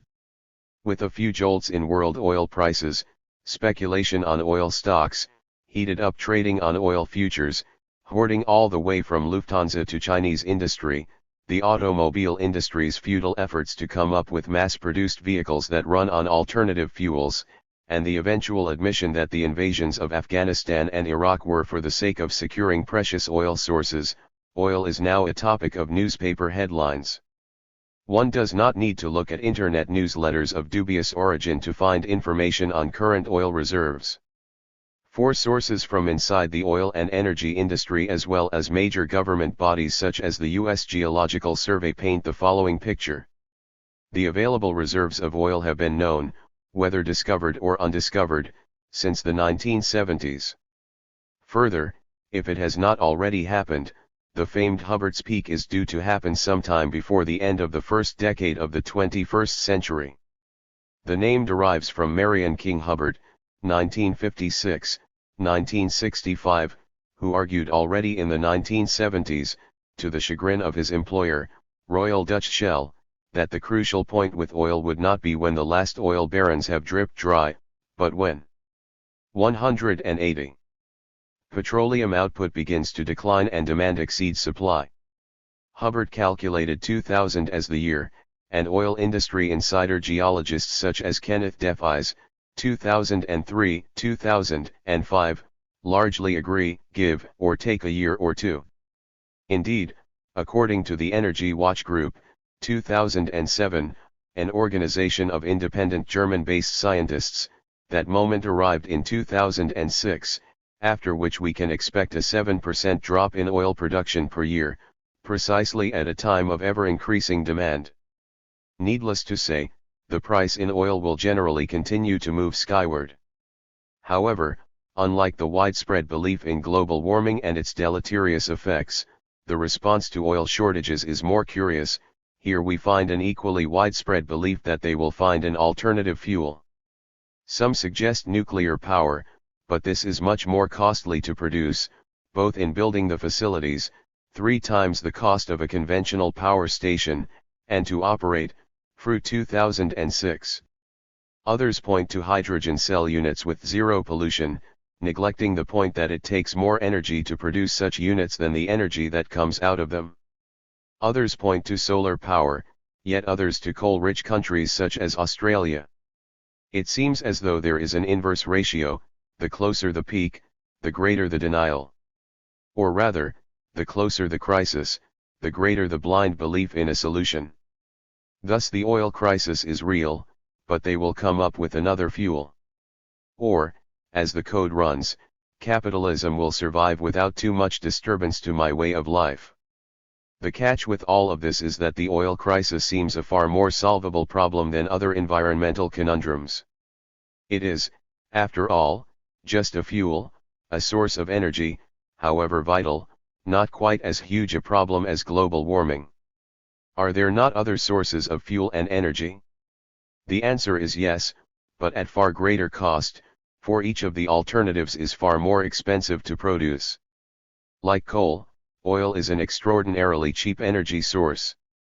For instance, while the ratio of energy input to output for oil is 1:20, for fuel from cereal crops it is 1:2, and for the hydrogen cell it is 1:0.8, a net loss. Nor will such changes in energy come without those positioned the old owners of capital, the new holders of finance capital to take advantage of a new situation. It is not a matter of putting a little device in your car and running it on, say, methane collected from sewage plants and one's individual fart power. Given the crucial role of oil in transport by sea, land, and air, in industries that rely on such transport from delivery all the way from raw materials through production to distribution and consumption, in the production of plastics, 20% of world oil production, steel, aluminum, glass, cement, and machines, and in agricultural production, the effect will be profound. Even cultural habits will be affected, gone will be 181. The satisfaction for an angry hormone-filled teenager to hit the accelerator and squeal the tires of her or his old car. Humming off in a small solar-powered vehicle or clanking the pedals on one's bicycle does not produce quite the same effect. My point in bringing together global warming and the oil crisis is that the two are directly related. For it is the fossil fuels, coal and oil and natural gas, that produce the greenhouse effect with carbon emissions. The worst possible scenario is if some massive unknown oil reserve or two is found, flooding the globe and its spreading industries with yet more cheap oil. This would merely accelerate the process of global warming and its associated problems. With this broad picture in place, none of which is particularly earth-shattering news, let me draw it all together with some key theoretical points concerning capitalism and its limits. The first comes from Frederick Jameson, 2005, who points out that a fully fledged capitalism is only just beginning to be glimpsed with globalization. The battles over globalization producing either widespread celebration or deep angst suggest a transition within capitalism, but it is a step toward a fuller realization of the logic of capitalism. Thus, with the increasing commodification of nature, of the genome, of plant species, of air and water, we begin to see what a fully commodified world might look like. Jameson, who first championed what is now the widely held position that postmodernism is not merely a style one may adopt or shake off at will, but the cultural logic of late capitalism, Jameson 1991, now argues that globalization is the flip side of that postmodernism. It would seem that globalization is a better term for the nature of capitalism now, rather than Mondel's, 1975, troubled notion of late capitalism. And in a move that remains unpalatable for the left, Jameson points out that the intelligent conservatives always worth listening to are right, globalization is a fact of our existence under capitalism. The second theoretical point comes from Slavoj Žižek, who argues that one of Marx's great discoveries was the constitutive exception. In his search for the secret of the commodity form, Marx took the anomalies of capitalism, the perceived blockages and distortions of the system, as the secret of the system itself, in short, the constitutive exception.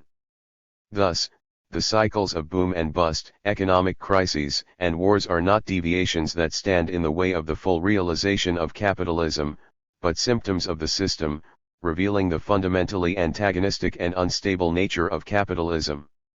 In other words, as Žižek points out time and again, drawing from Marx's third volume of Capital, the limit of capitalism is capital itself, the capitalist.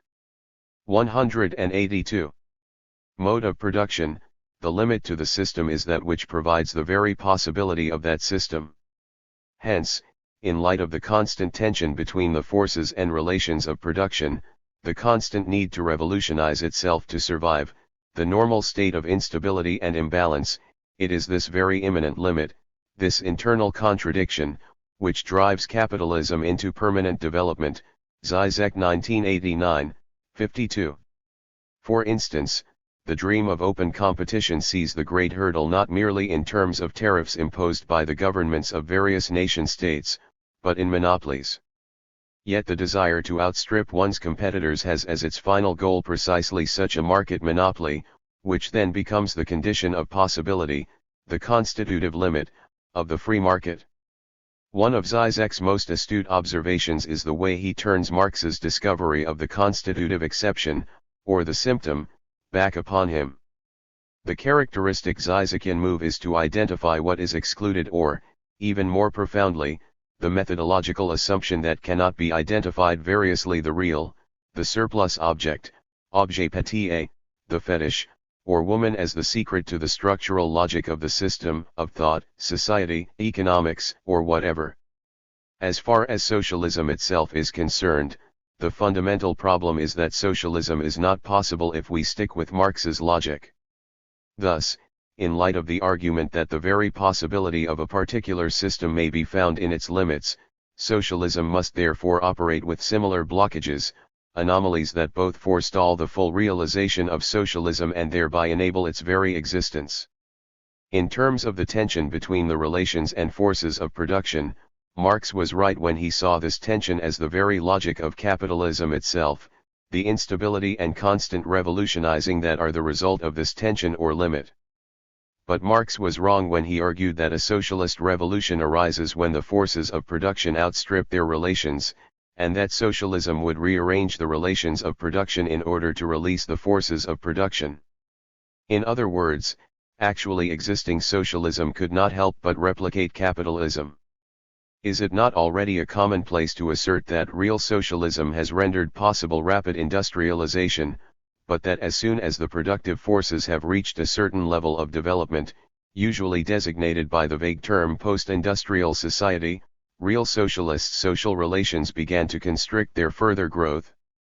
Zizek 1989, 53. In other words, the dream and promise of socialism, as it was conceived, was unfettered production without the limits of capitalism. But is this not at the heart of the myth of capitalism? If only we can get past these last hurdles, if only we can get rid of the nuisance of the union movement, if only we can arrange 183. The workforce so that it does as it's told, then capitalism will walk into its promised land. The inevitable conclusion is that the reason socialism, as it was conceived and practiced, is so unbearable for capitalism is that it provides a glimpse into the realization of the myth of capitalism. Above all, however, I want to draw from Zizek the point that the full realization of the myth of unfettered production and consumption, of complete commodification without restrictions, would mean the end of capitalism, for then it would be in the impossible state of operating without limits. So far I have drawn upon Jameson and Zizek, but finally I turn to one of David Harvey's, 1998, most important but nearly neglected essays. Harvey takes Marx's dictum concerning history that history may shape men, but men shape history and extends it to the natural environment. Although human beings may be formed by nature, they also form nature itself. In other words, the natural environment may shape a particular social formation, but that social formation fundamentally shapes the natural environment that shapes the formation. Thus the availability of raw materials, the types of animals and plants available in an area, the climate, rainfall, and fertility of the soil obviously shape the type of social formation that may arise. It is not for nothing that a hunter-gatherer existence characterized life in Greenland for centuries, while the naturally occurring sheep, goat, cow, and pig in Mesopotamia profoundly influenced the development of a sacred economy there. But mode of production also shapes nature.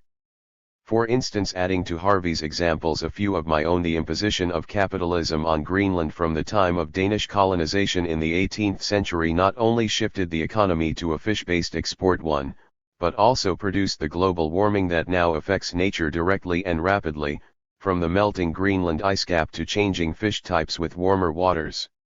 In Australia, the introduction of a host of plant species since British colonization in the late 18th century, along with animals such as the cat, dog, goat, deer, camel, water buffalo, and rabbit, all of which have gone feral, means that nature in Australia means something far different under capitalism than it did under an earlier mixture of hunter-gatherer economy and settled agriculture economy.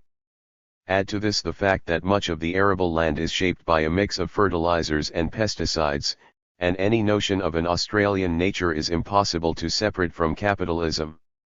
All of this may seem like common sense, but too often one comes across the assumption that nature has ultimate precedence, that it is the most basic of all materialisms, setting the agenda for language, culture, textual production, and society. Harvey's argument puts paid to that assertion. 184. But his argument also puts a new spin on Barry Commoner's first law of ecology: everything is connected to everything else. Commoner's law of interconnectedness overcomes the opposition between human beings and nature, asserting that human beings are part of a much larger nature. Harvey shows that, more extensively than other species, human beings are part of nature by profoundly shaping it. There is nothing more or less natural, for example, about a freeway overpass than a field full of grass and trees. However, Harvey also has his eye on political change. His final 2 points are the most telling.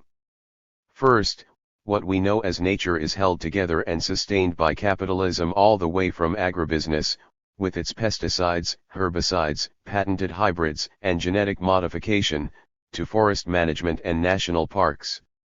Second, if capitalism were to break down, so would nature as we know it.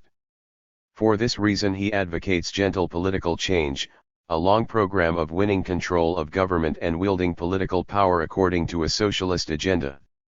For otherwise, he argues, in the ensuing social chaos fascism is far more likely to arise. For Harvey then, capitalism constructs a certain form of nature which would undergo severe stress and readjustment if capitalism were to be removed. But this is where the contradiction I have been tracing comes to a head, for if we turn everything around and make Harvey's conclusion our starting point, then capitalism constructs its own limit, that is, nature. We have, then, a further contradiction: capitalism constructs the nature on which it relies, but that nature in all its many facets is ultimately a limited resource. Let me draw together the three contributions from Jameson, Zizek, and Harvey. While capitalism is inspired by a myth of the unfettered growth of production and consumption, by the perpetual increase of the wealth of nations, it can operate only with the limits it simultaneously produces and yet so desperately wishes to overcome. Perhaps the ultimate self-produced limit is that of nature. If nature as we know it is created and sustained by capitalism, nature is crucial for capitalism to continue. Remove one, the other collapses. It's the end of the world as we know it, and I feel fine. The picture I have been constructing in the preceding section, the dialectical tension between an unfettered capitalism and a limited environment of its own making, is the first step to telling the other side of the myth. 185. Of capitalist plenty. That myth is predicated on the need to remove all the limits and hurdles to the full realization of capitalism. In telling the second part of the story, I ask exactly the same question: what if we dispense with those hindrances, such as various oppositional groups or even government interference? So I would like to speculate a little, conjure a myth of what a fully realized capitalism of endless production and expansion might look like. This is a myth in which the forces of chaos break through. Rather than the program of control and order that constantly struggles to keep chaos at bay, chaos breaks the dams and surges forth. At the point where demand exceeds supply and production begins to fall, the cost of oil begins to climb steadily. At first it has a mild inflationary effect, from air travel to private vehicles to the transport of goods. Since it has been at historically low prices, oil reaches a more realistic price.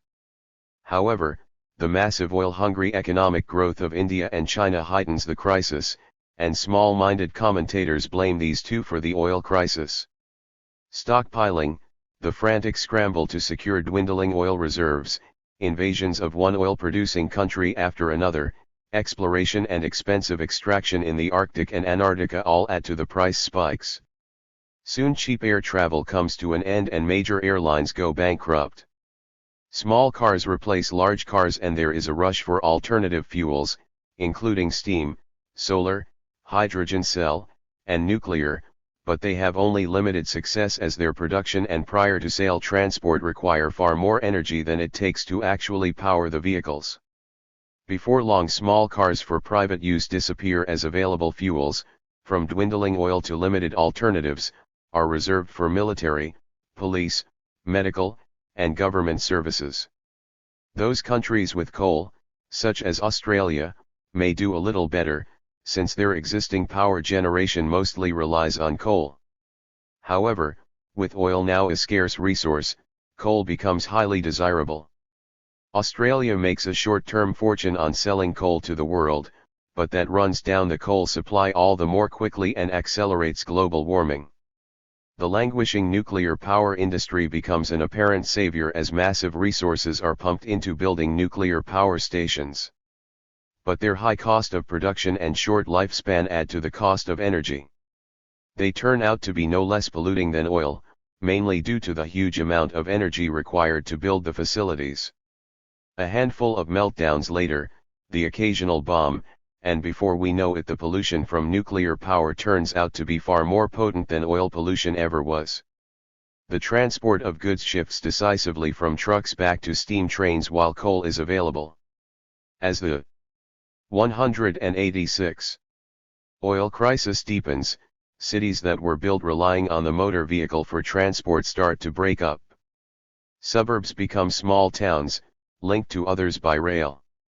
The freeways and motorways and highways stand empty, great monuments to the false confidence of the past as people begin to use some as cycleways, breaking others up to use for landfill, building materials, paving, and whatnot. In the United States, Eisenhower's Great Freeway Network, originally planned as an alternative to rail should there be a nuclear strike from the USSR, is now commandeered by the military to maintain control against rising civil unrest. A single crisis like that of oil will not bring about the end of capitalism.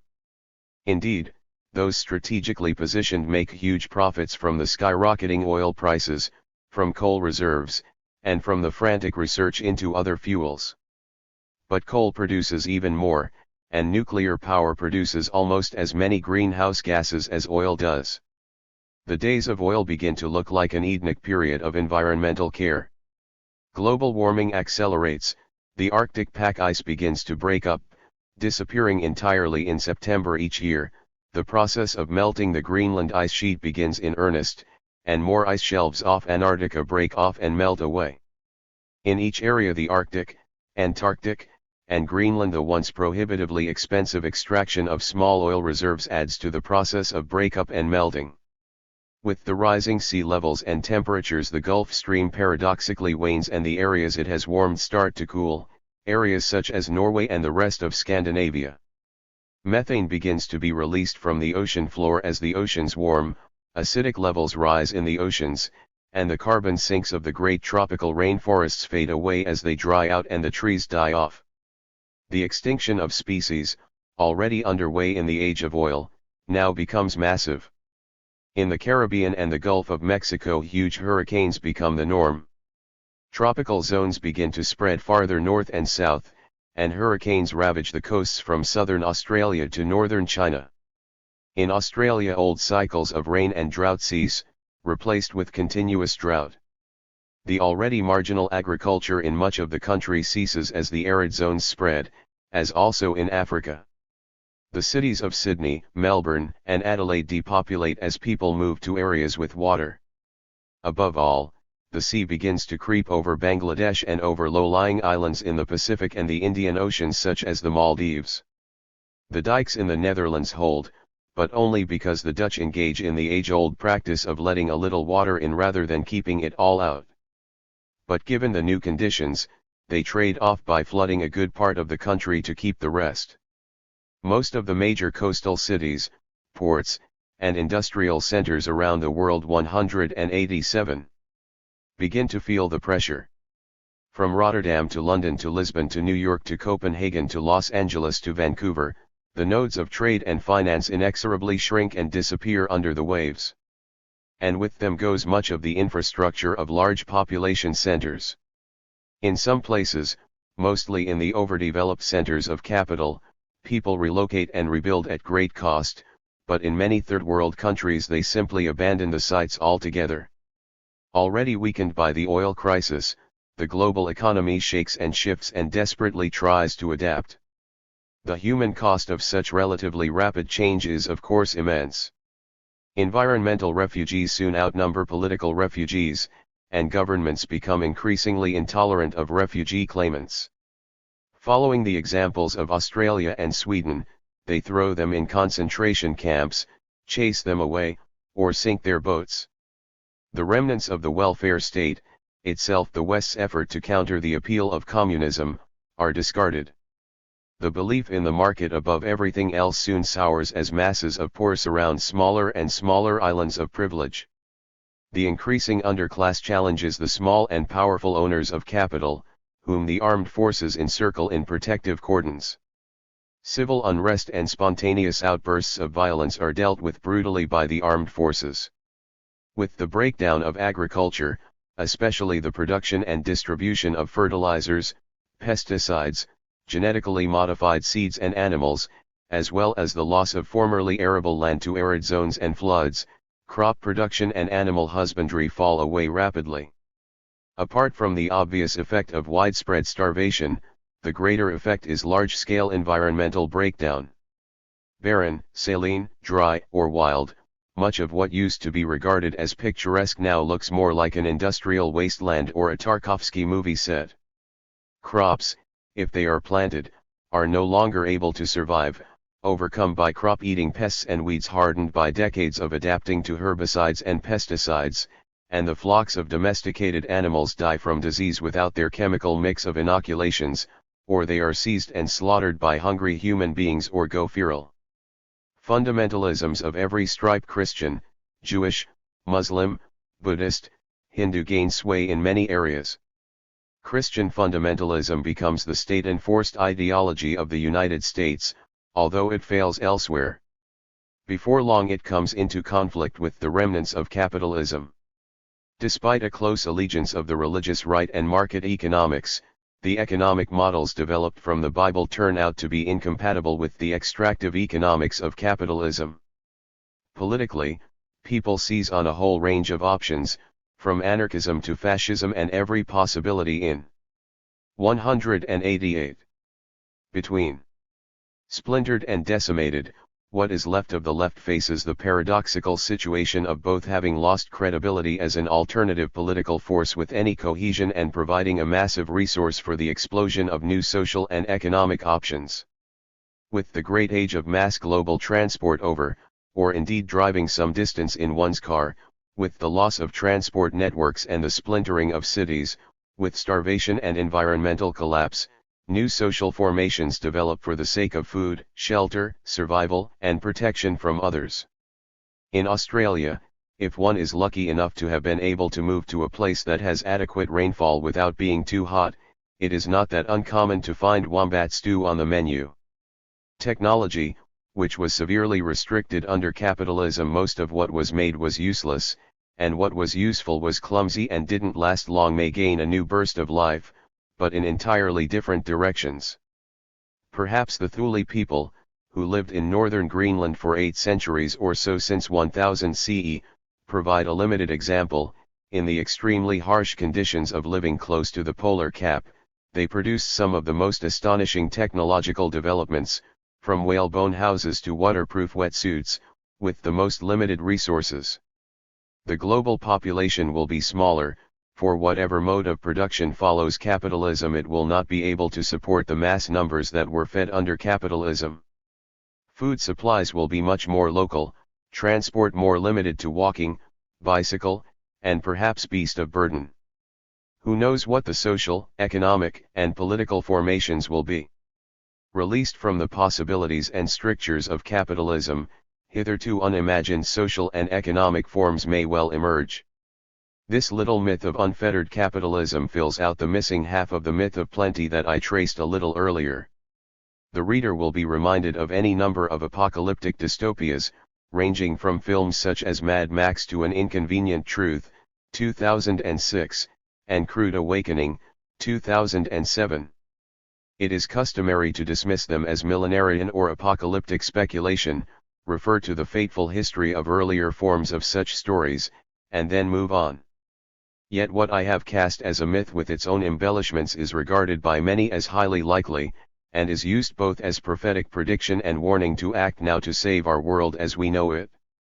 I suggest that the left needs to take a different tack, namely, to say that we do indeed want the end of the capitalist world as we know it. The last thing we want to do is save it.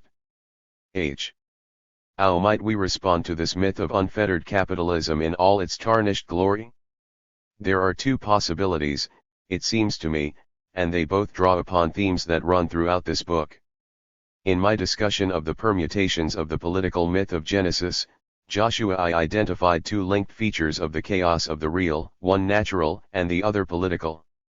The first shows up in stories such as the flood and Korah's rebellion, the other comes to the fore with the murmuring stories in the wilderness and what I called the demi-monde, the rebellious undercurrent of the text.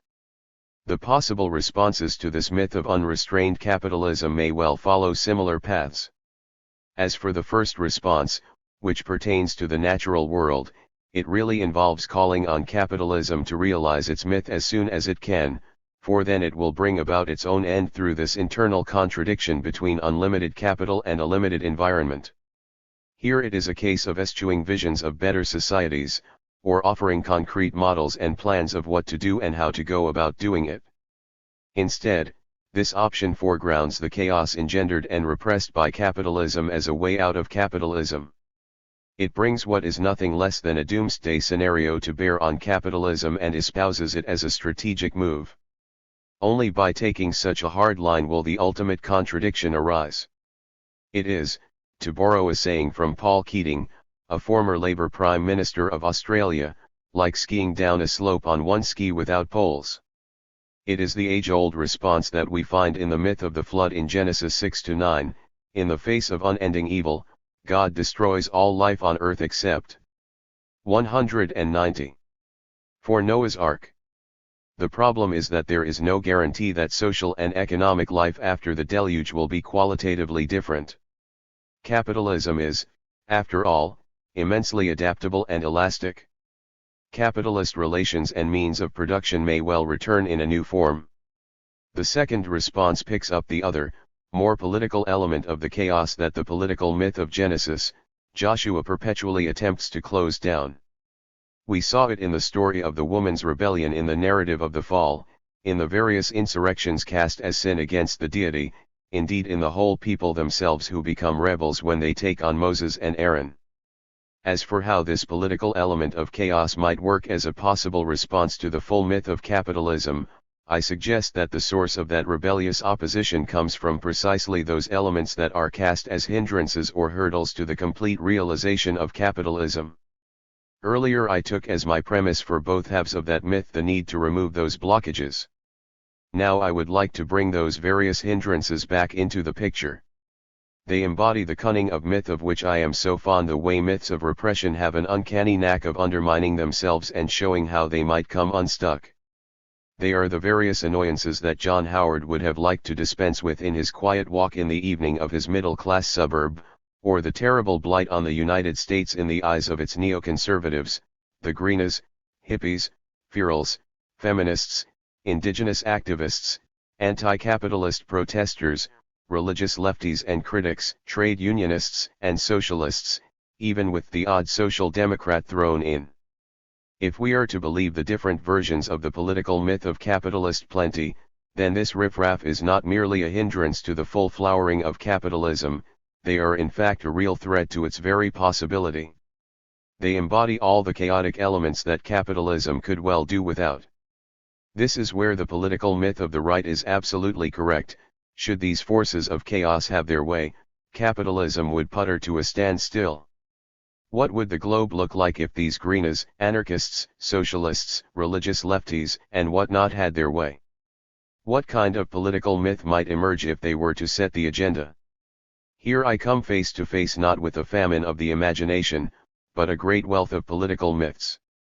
Full of utopian dreams, visions, plans, and political agendas, they spill out in all directions. But then the utopians too are used to dealing with the realms of political myth. In light of all of these myths, the myth of capitalist plenty begins to look sparse indeed. 191. They are a mixture of old and new. Communism has its own myth, captured by the slogan "from each according to his abilities, to each according to his need." Marx and Engels 1975-2004, Volume 24, 87.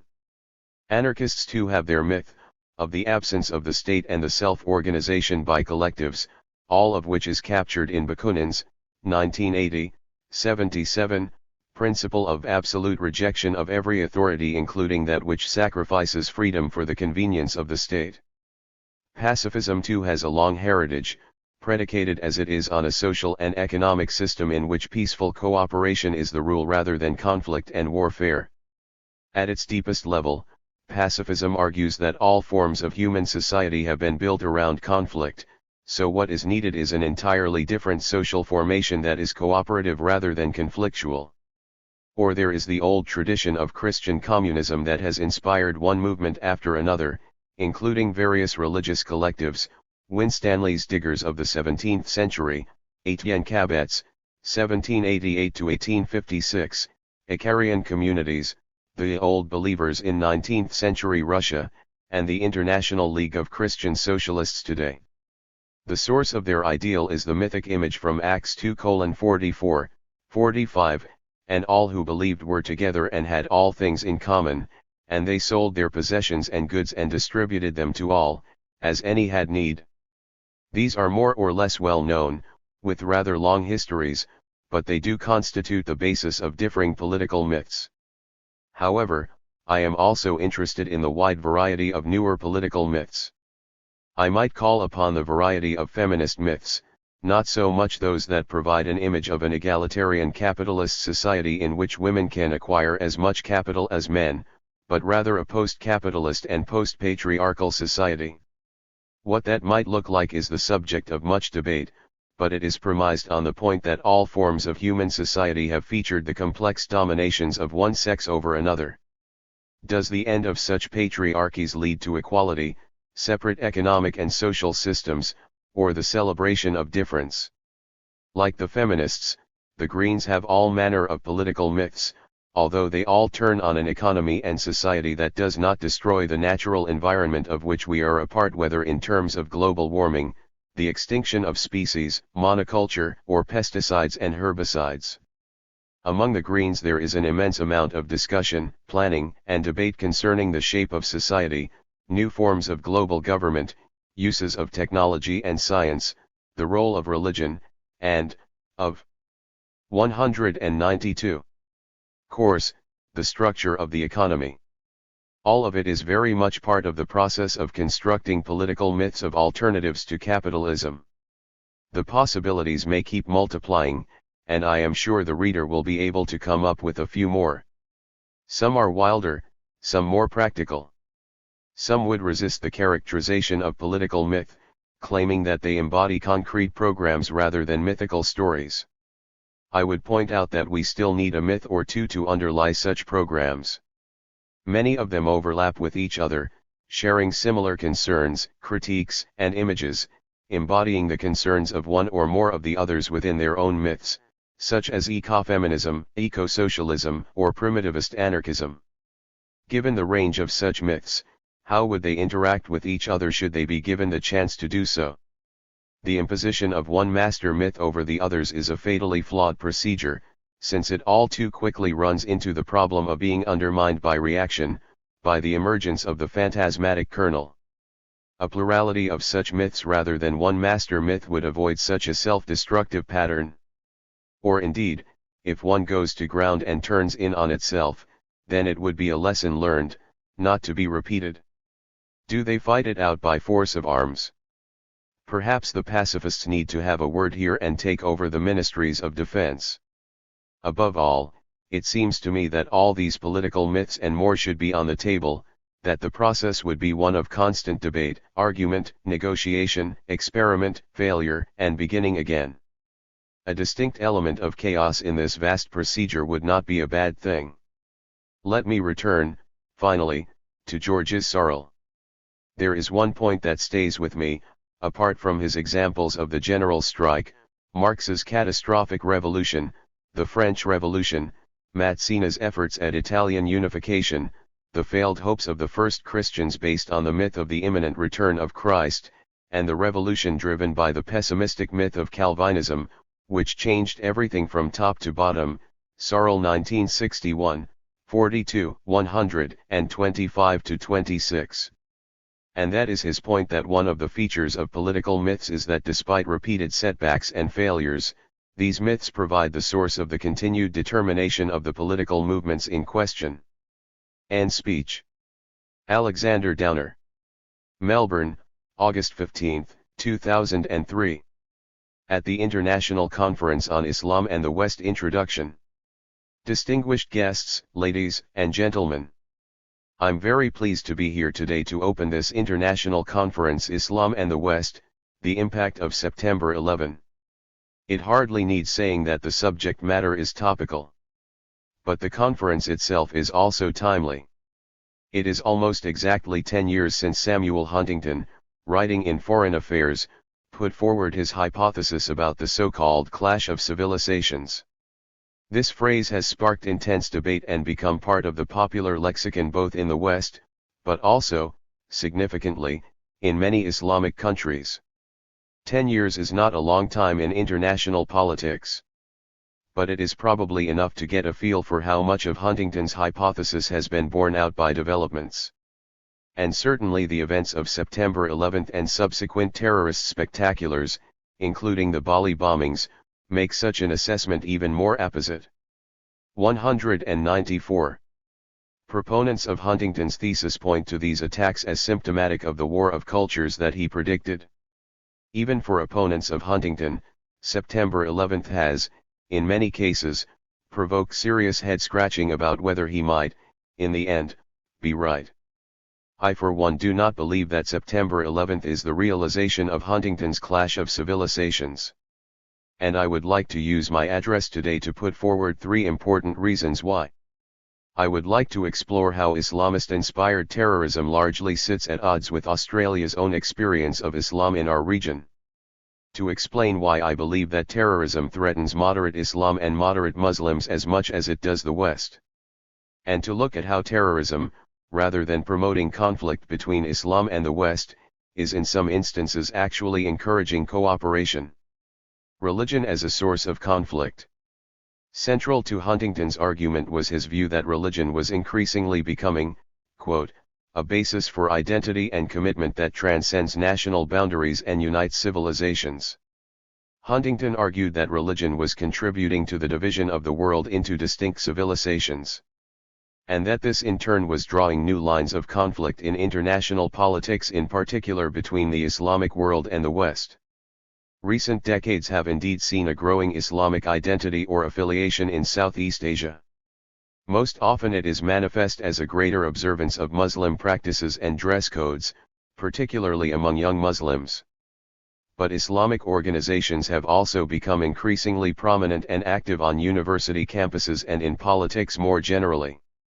Some of these groups have played significant roles in the process of political reform, notably in Indonesia. Much of this is evolutionary rather than revolutionary. Islam is not new to the region. Islamic influences in Southeast Asia date back to the 14th century, much of it the result of trade between the region and the Middle East.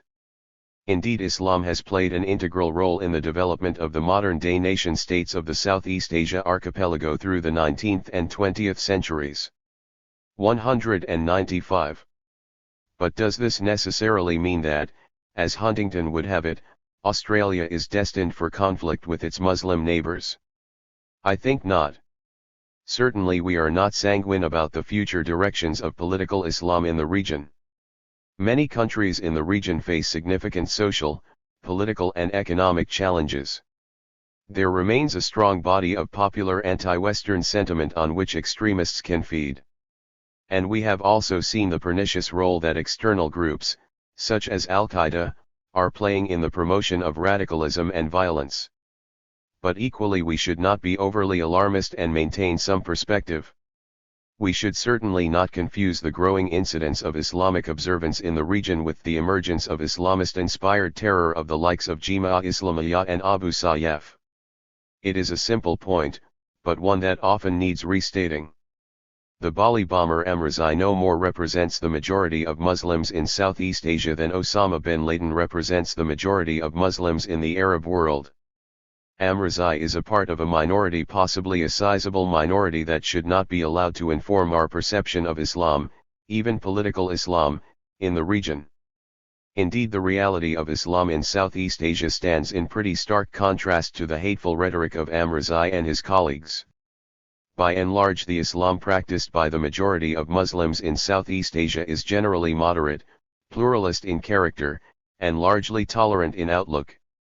For example, in Indonesia, the world's largest predominantly Muslim country, greater Islamic observance among the population has not translated into a greater desire by people to be ruled under an Islamic system of government. In the 1955 election, Islamist parties gained 43% of the vote. In the 1999 election, that support dropped to 38%. And Islamic parties that supported a constitutional amendment obliging Muslims to uphold Sharia law won just 4% of the vote. Mainstream organized Islam has played a positive role in Indonesian politics. In particular, Indonesia's two largest Islamic organizations were central to the successful transition to democracy, which, if you believe the 196 extremists, or Huntington for that matter, is an alien, Western value, incompatible with Islam. It is also worth remembering that for many of these countries Islam may be an important characteristic, but it is not necessarily the defining one. Indonesia, the Philippines, Thailand, and Malaysia are also modern, increasingly open economies, with a record of moderate secularism and increasingly vibrant democratic traditions and institutions. The targets of Islamist terror. The distinction between radical and mainstream Islam in Southeast Asia was illustrated at a joint press conference held last week in Jakarta by Indonesia's two largest Muslim organizations. At that press conference, new chairman Hasyim Muzadi said that all Indonesians, and not only the individual victims, had been injured by the recent terrorist bombing at the Marriott Hotel in Jakarta. Together with the head of the Muhammadiyah, he called on the Indonesian security services to act decisively to bring the culprits of this outrage to justice. Muzadi's comments and the condemnations of the bombing by other Muslim figures in Indonesia underline what I believe is perhaps the strongest reason for rejecting the Huntington thesis. That is, that Islamist-inspired terror strikes as much at moderate Islam and moderate Muslim countries as it does at the West. Certainly much of the rhetoric used by the extremists echoes Huntington's theme of irreconcilable cultural differences between Islam and the West. And there is no denying that a strong current of anti-Western sentiment lies at the core of Islamist extremism. But increasingly a great many Muslims also understand that they and their moderate vision of Islam is also under threat. Whether it be from the terrorists' vision of building Taliban-style theocracies in moderate Muslim countries, or from the extremists' misappropriation of their faith, or indeed, as we saw last week in Jakarta, from acts of violence and terror. That perception is not limited to Islam in Southeast Asia. Bin Laden rails against the West, but his chief target has always been the government of Saudi Arabia. 197.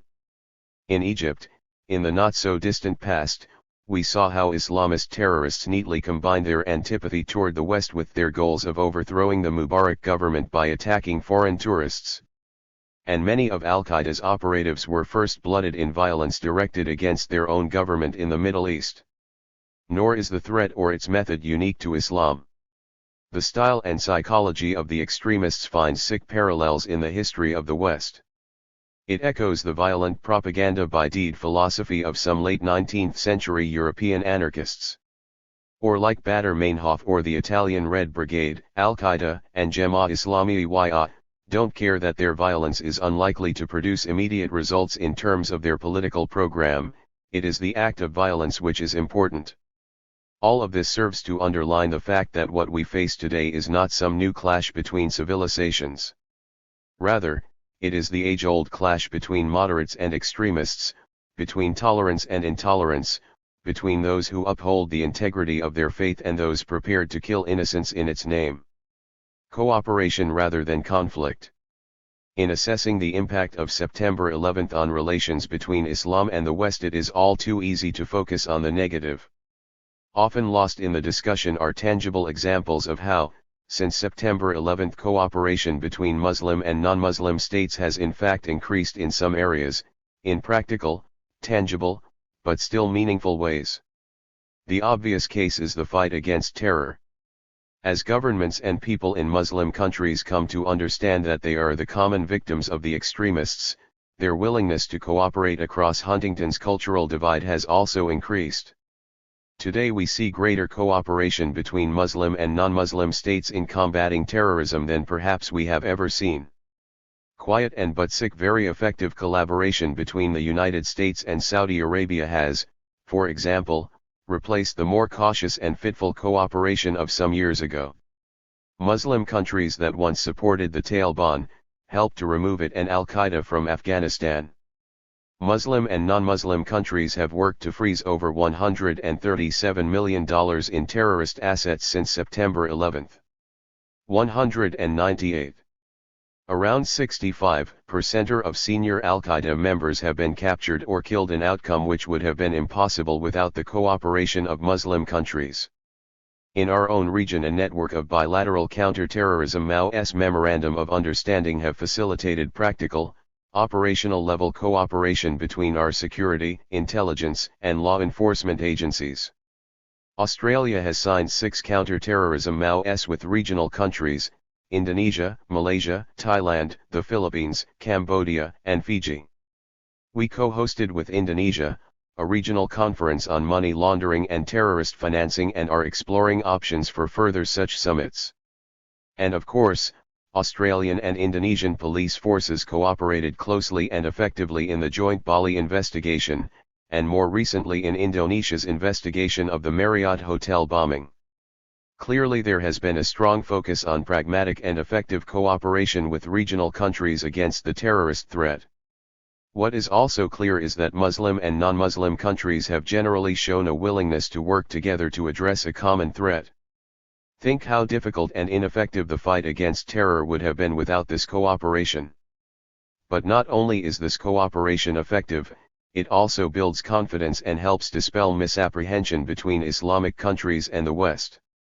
Of course, our effort to bridge between our cultures cannot stop here. We have to look at other mechanisms, including things like this conference, to both help promote greater understanding, and to address the root cause of extremism. In Australia's case, in parallel with our enhanced security cooperation with Indonesia, we have established a Muslim exchange program, under the auspices of the Australia-Indonesia Institute. It is our hope that it will help promote linkages both between our respective Muslim communities, but also between Muslims and non-Muslims in each country.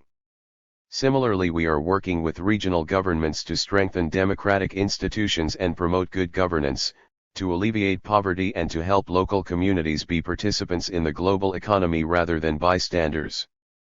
I do not believe that poverty is the cause of terrorism, as we have seen with Al-Qaeda.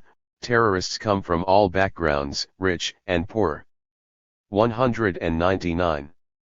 But it is important to ensure that for ordinary people there are alternatives to the politics of despair, peddled by extremists. The Muslim world also has a role to play. In particular, it cannot cede the agenda to the extremists. It must speak up, as it has since September 11, to condemn terrorism unequivocally. It must help us to highlight an Islam that we know is practiced by the majority of the world's Muslims, including those in Australia, strong in its faith, proud in its traditions, but willing to engage with people of other religions and cultures on the basis of mutual respect. Ladies and gentlemen, September 11 and subsequent terror attacks are not necessarily symptomatic of Huntington's clash of civilizations. But that does not mean that such a clash will not occur. Ultimately, it is up to us to determine what our relations will be, whether they will be marked by a clash or by cooperation. We must strive to understand that diversity and nuance characterize the Islamic world as much as it does the West. We must recognize that while our prayers might be different, our hopes and our fears are more often than not very similar, that values of openness, tolerance, and democratic principles are not things that divide us but things we share. I am confident that today's conference will do much to promote increased understanding of the complex relationship between Islam and the West. I wish you well in your deliberations. End speech. Alexander Downer. August 27, 2003. At the Sir Thomas Playford Annual Lecture.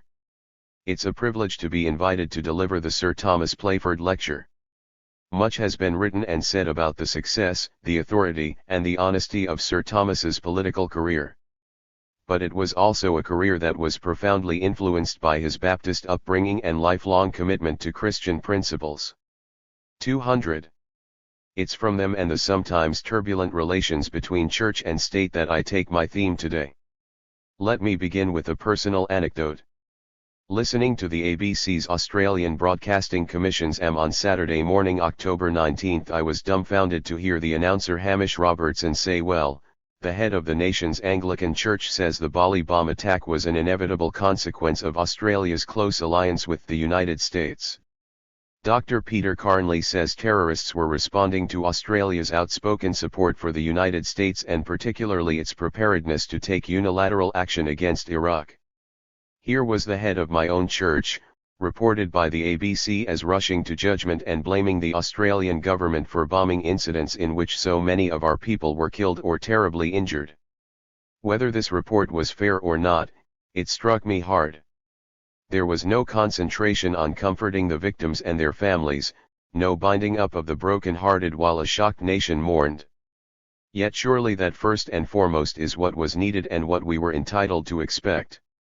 It was a stark reminder of the tendency of some church leaders to ignore their primary pastoral obligations in favor of hogging the limelight on complex political issues, and in this case a national tragedy, in ways which would have been inconceivable in the Playford era.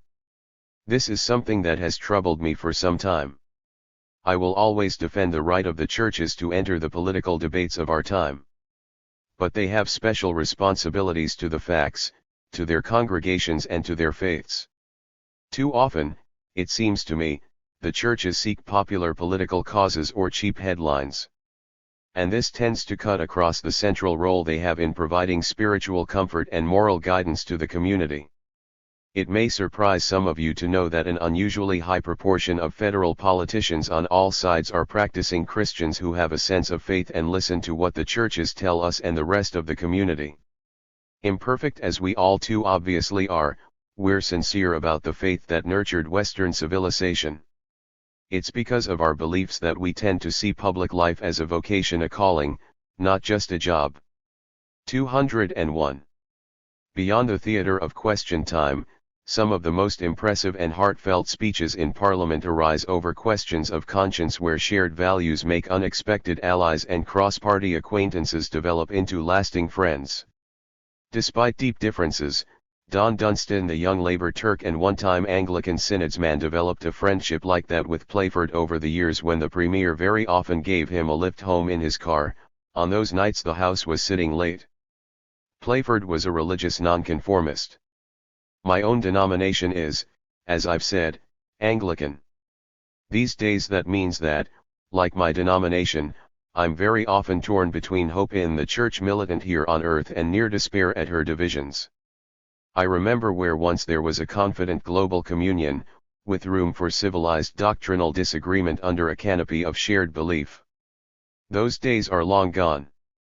In their place, uncertainty or disbelief in the fundamental tenets of Christianity are commonplace among senior clergy. Not since the Enlightenment swept through France has clerical scepticism been so much on the ascendant. I'm reminded of the dilemma faced by Louis XVI and his advisors, when the See of Paris fell vacant. In the Gallican Church the king had almost as much of a say in senior appointments as in England. The problem was one of finding someone both suitable and orthodox. When, in 1785, the Archbishop of Toulouse was recommended, Louis replied, no, The Archbishop of Paris must at least believe in God. The last 40 years of the Church has seen even core issues of faith such as the resurrection become the subject of vigorous dispute. Of course it is possible to believe in God in some sense, or other, without believing in the resurrection, as many good Jewish and Muslim Australians do. But the Christian Church has always taught that belief in the resurrection was the central tenet of Christianity. As a politician, I offer no judgment on this issue, just the observation that some church leaders have moved away from their core beliefs. Not surprisingly then, it's often said that we are entering a post-Christian age. 202. Whether there is a terminal decline in Australia remains an open question. It depends in part on whether you place more reliance on what people say they believe or in their actual church attendance. 43% of Australians believe the resurrection was an actual historical event, yet 20% attend church frequently according to the ACS Australian Church Life Survey 1998 survey. It may be that the gap can best be explained by what contemporary congregations experience in the pews. Confidence in the church has fallen in recent years from 56% in a comparable survey in 1983 to 39%. Still, the growing role of televised services for an aging population and the unexpected strength of new Pentecostal, evangelical, and Catholic youth movements may not have been captured in the survey.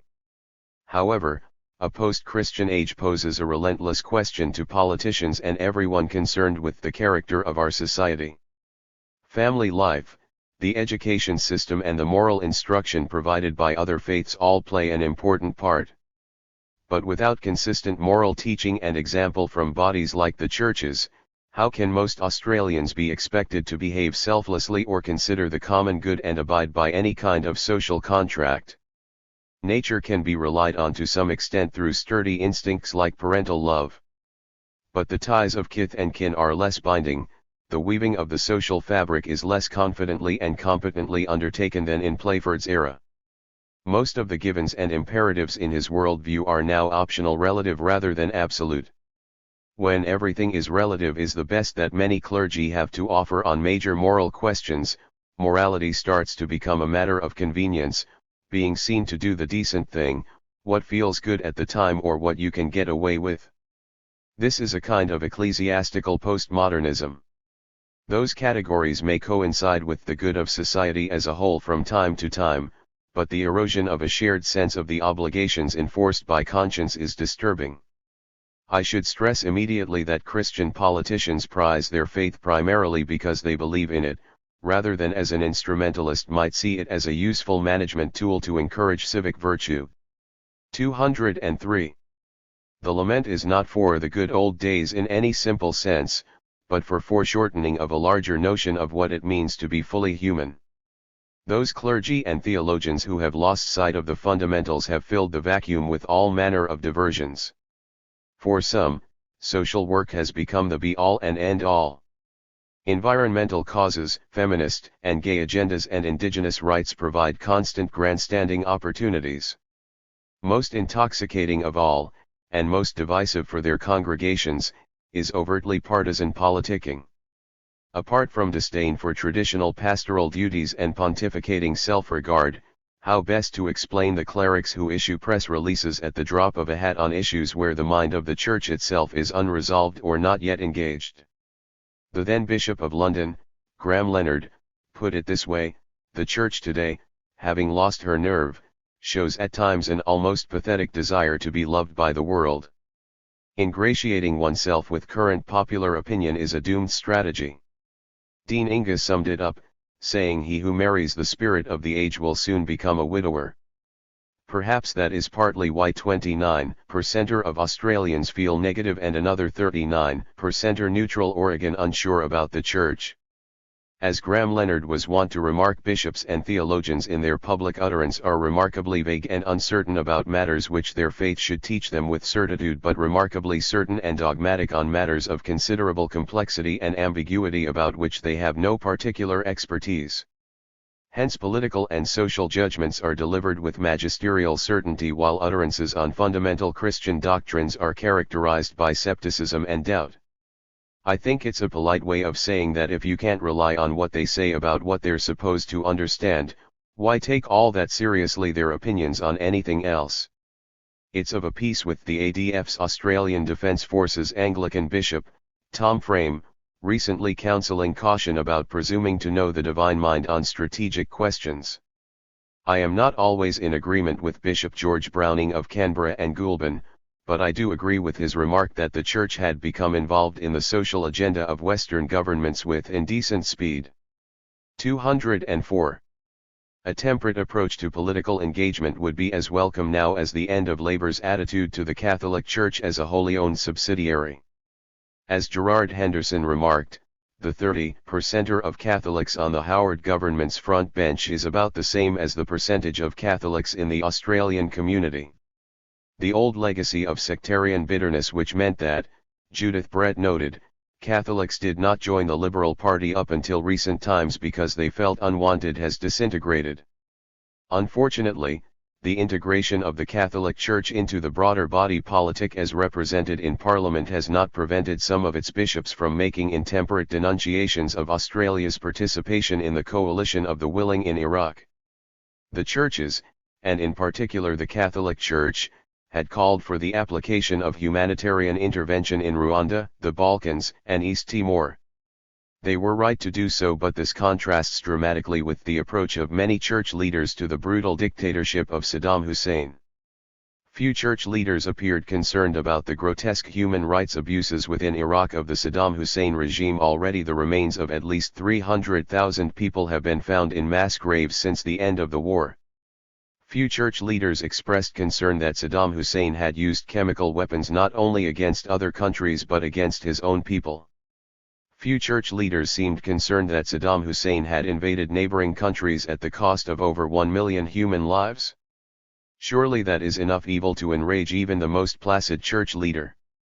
Instead, vocal church leaders seemed more engaged in an esoteric debate about whether the coalition of the willing was adhering to international law, when in fact it was Saddam Hussein who was in breach of that law.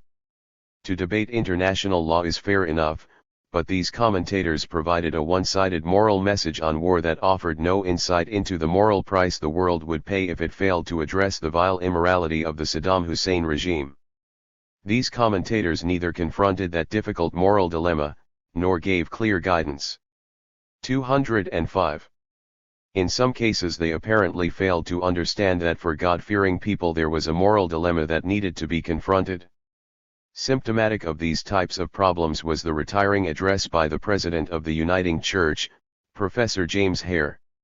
He said, "We live in a time of profound turning away from God in much of our social and national life."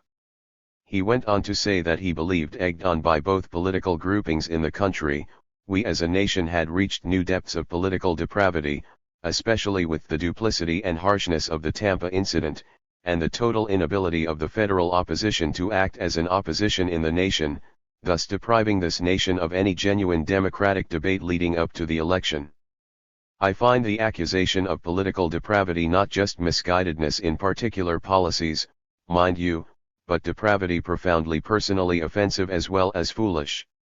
That he was attacking both the major parties is no comfort.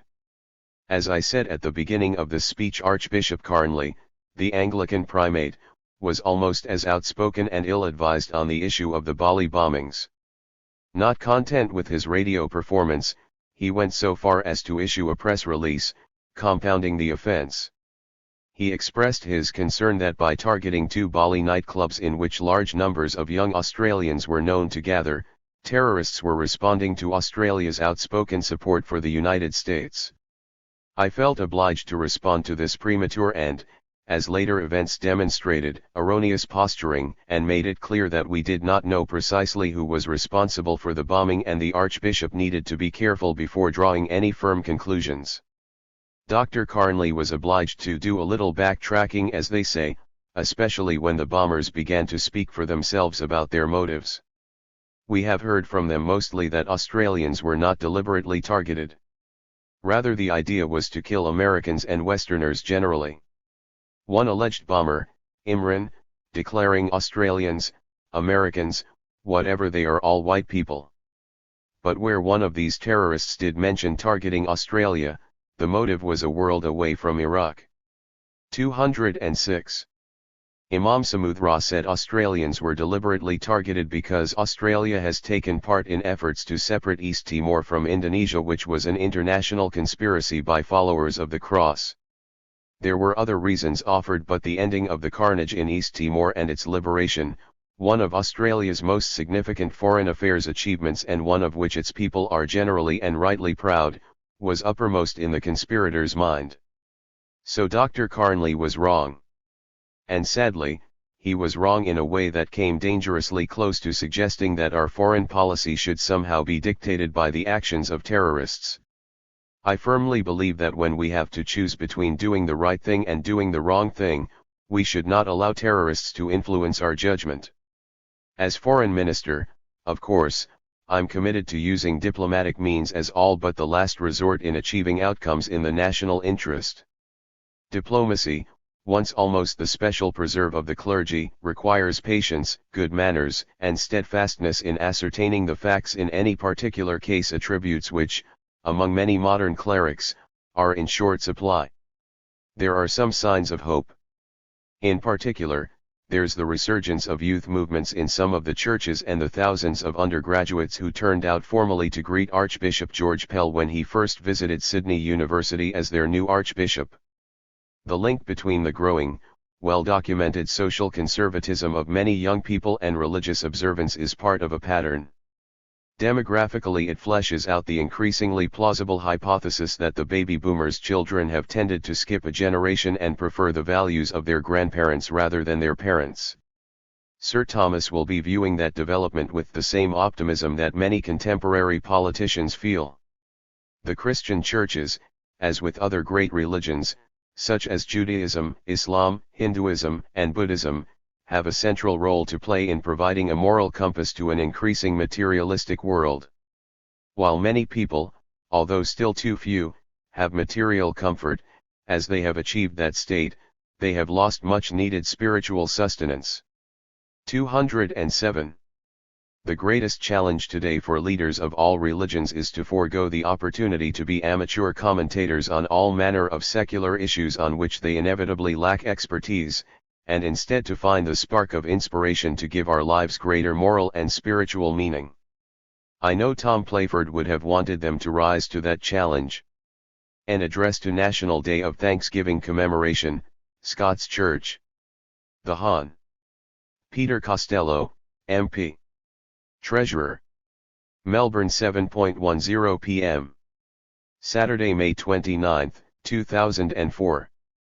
When Jesus told his disciples that they would be witnesses in Jerusalem, Judea, Samaria, and the uttermost part of the earth, the known world consisted of the Roman Empire, the Mediterranean and surrounds. No one in the Roman world, no one in the Jewish world, knew of Australia. From the then known world of the Mediterranean, Australia was beyond even the uttermost parts of the earth.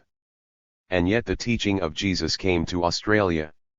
It took nearly 18 centuries. And we can pinpoint quite accurately the first time a Christian service was held on Australian soil. The sermon was preached by the Rev. Richard Johnson, chaplain of the First Fleet. It was preached on Sunday, February 3, 1788, under a large tree in Sydney. His text was from Psalm 116 verse 12. What shall I render unto the Lord for all his benefits toward me? The first Australian Christian service was a Thanksgiving service. It was thanksgiving for a safe passage in dangerous sailing ships, on a dangerous mission halfway around the world. 226 years later we meet tonight to mark a National Day of Thanksgiving for all the benefits rendered to us, in the modern Australia. Of course, the members of the First Fleet were not the first people to come to Australia. The Aboriginal people were here long before that. And I am so proud that we have descendants of those first Australians who are here tonight and who we have just honored. 208. But it was the First Fleet that brought the first chaplain and first knowledge of the Christian faith to Australia. This was the critical and decisive event that shaped our country. If the Arab traders that brought Islam to Indonesia had brought Islam to Australia and settled, or spread their faith, amongst the indigenous population our country today would be vastly different. Our laws, our institutions, our economy would all be vastly different. But that did not happen. Our society was founded by British colonists. And the single most decisive feature that determined the way it developed was the Judeo-Christian Western tradition. As a society, we are who we are, because of that heritage. I am not sure this is well understood in Australia today. It may be that a majority of Australians no longer believes the Orthodox Christian faith. But whether they believe it or not, the society they share is one founded on that faith and one that draws on the Judeo-Christian tradition. The foundation of that tradition is, of course, the Ten Commandments. How many Australians today could recite them? Perhaps very few. But they are the foundation of our law and our society, whether we know them or not.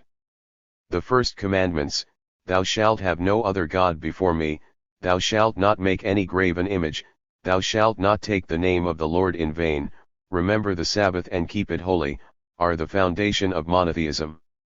The commandments, honor thy father and mother, thou shalt not commit adultery, are the foundation of marriage and the family. The commandment, thou shalt not to kill, is the basis for respect for life. The commandment, thou shalt not steal, is the basis for property rights. The commandment, thou shalt not bear false witness against thy neighbor, and thou shalt not covet thy neighbor's property, is the basis of respect for others and their individual rights. These are the great principles of our society. On them hang all of the laws and institutions that make our society what it is. When Moses gave the Ten Commandments, he initiated the rule of law. From the moment that he laid down these rules, it followed that human conduct was to be governed according to rules which were objectively stated, capable of being understood and, if necessary, enforced by the Hebrew judges. Prior to that, the people of the ancient world were governed by rulers rather than rules. The ruler was much more subject to 209. Whim and capricious behavior. Rulers were not subject to independent review or interpretation. The rule of law is the basis for our constitution and justice system. And so we have the rule of law, respect for life, private property rights, respect of others, values that spring from the Judeo-Christian tradition. Tolerance under the law is a great part of this tradition. Tolerance does not mean that all views are the same. It does not mean that differing views are equally right. What it means is that where there are differences, no matter how strongly held, different people will respect the right of others to hold them.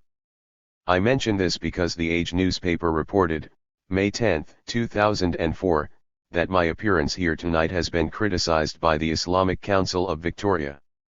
According to the president of that council, by speaking here tonight I could be giving legitimacy to parties that the Islamic Council is suing under Victoria's Racial and Religious Tolerance Act 2001, the Act. It is not my intention to influence those proceedings. But nor will I be deterred from attending a service of Christian thanksgiving.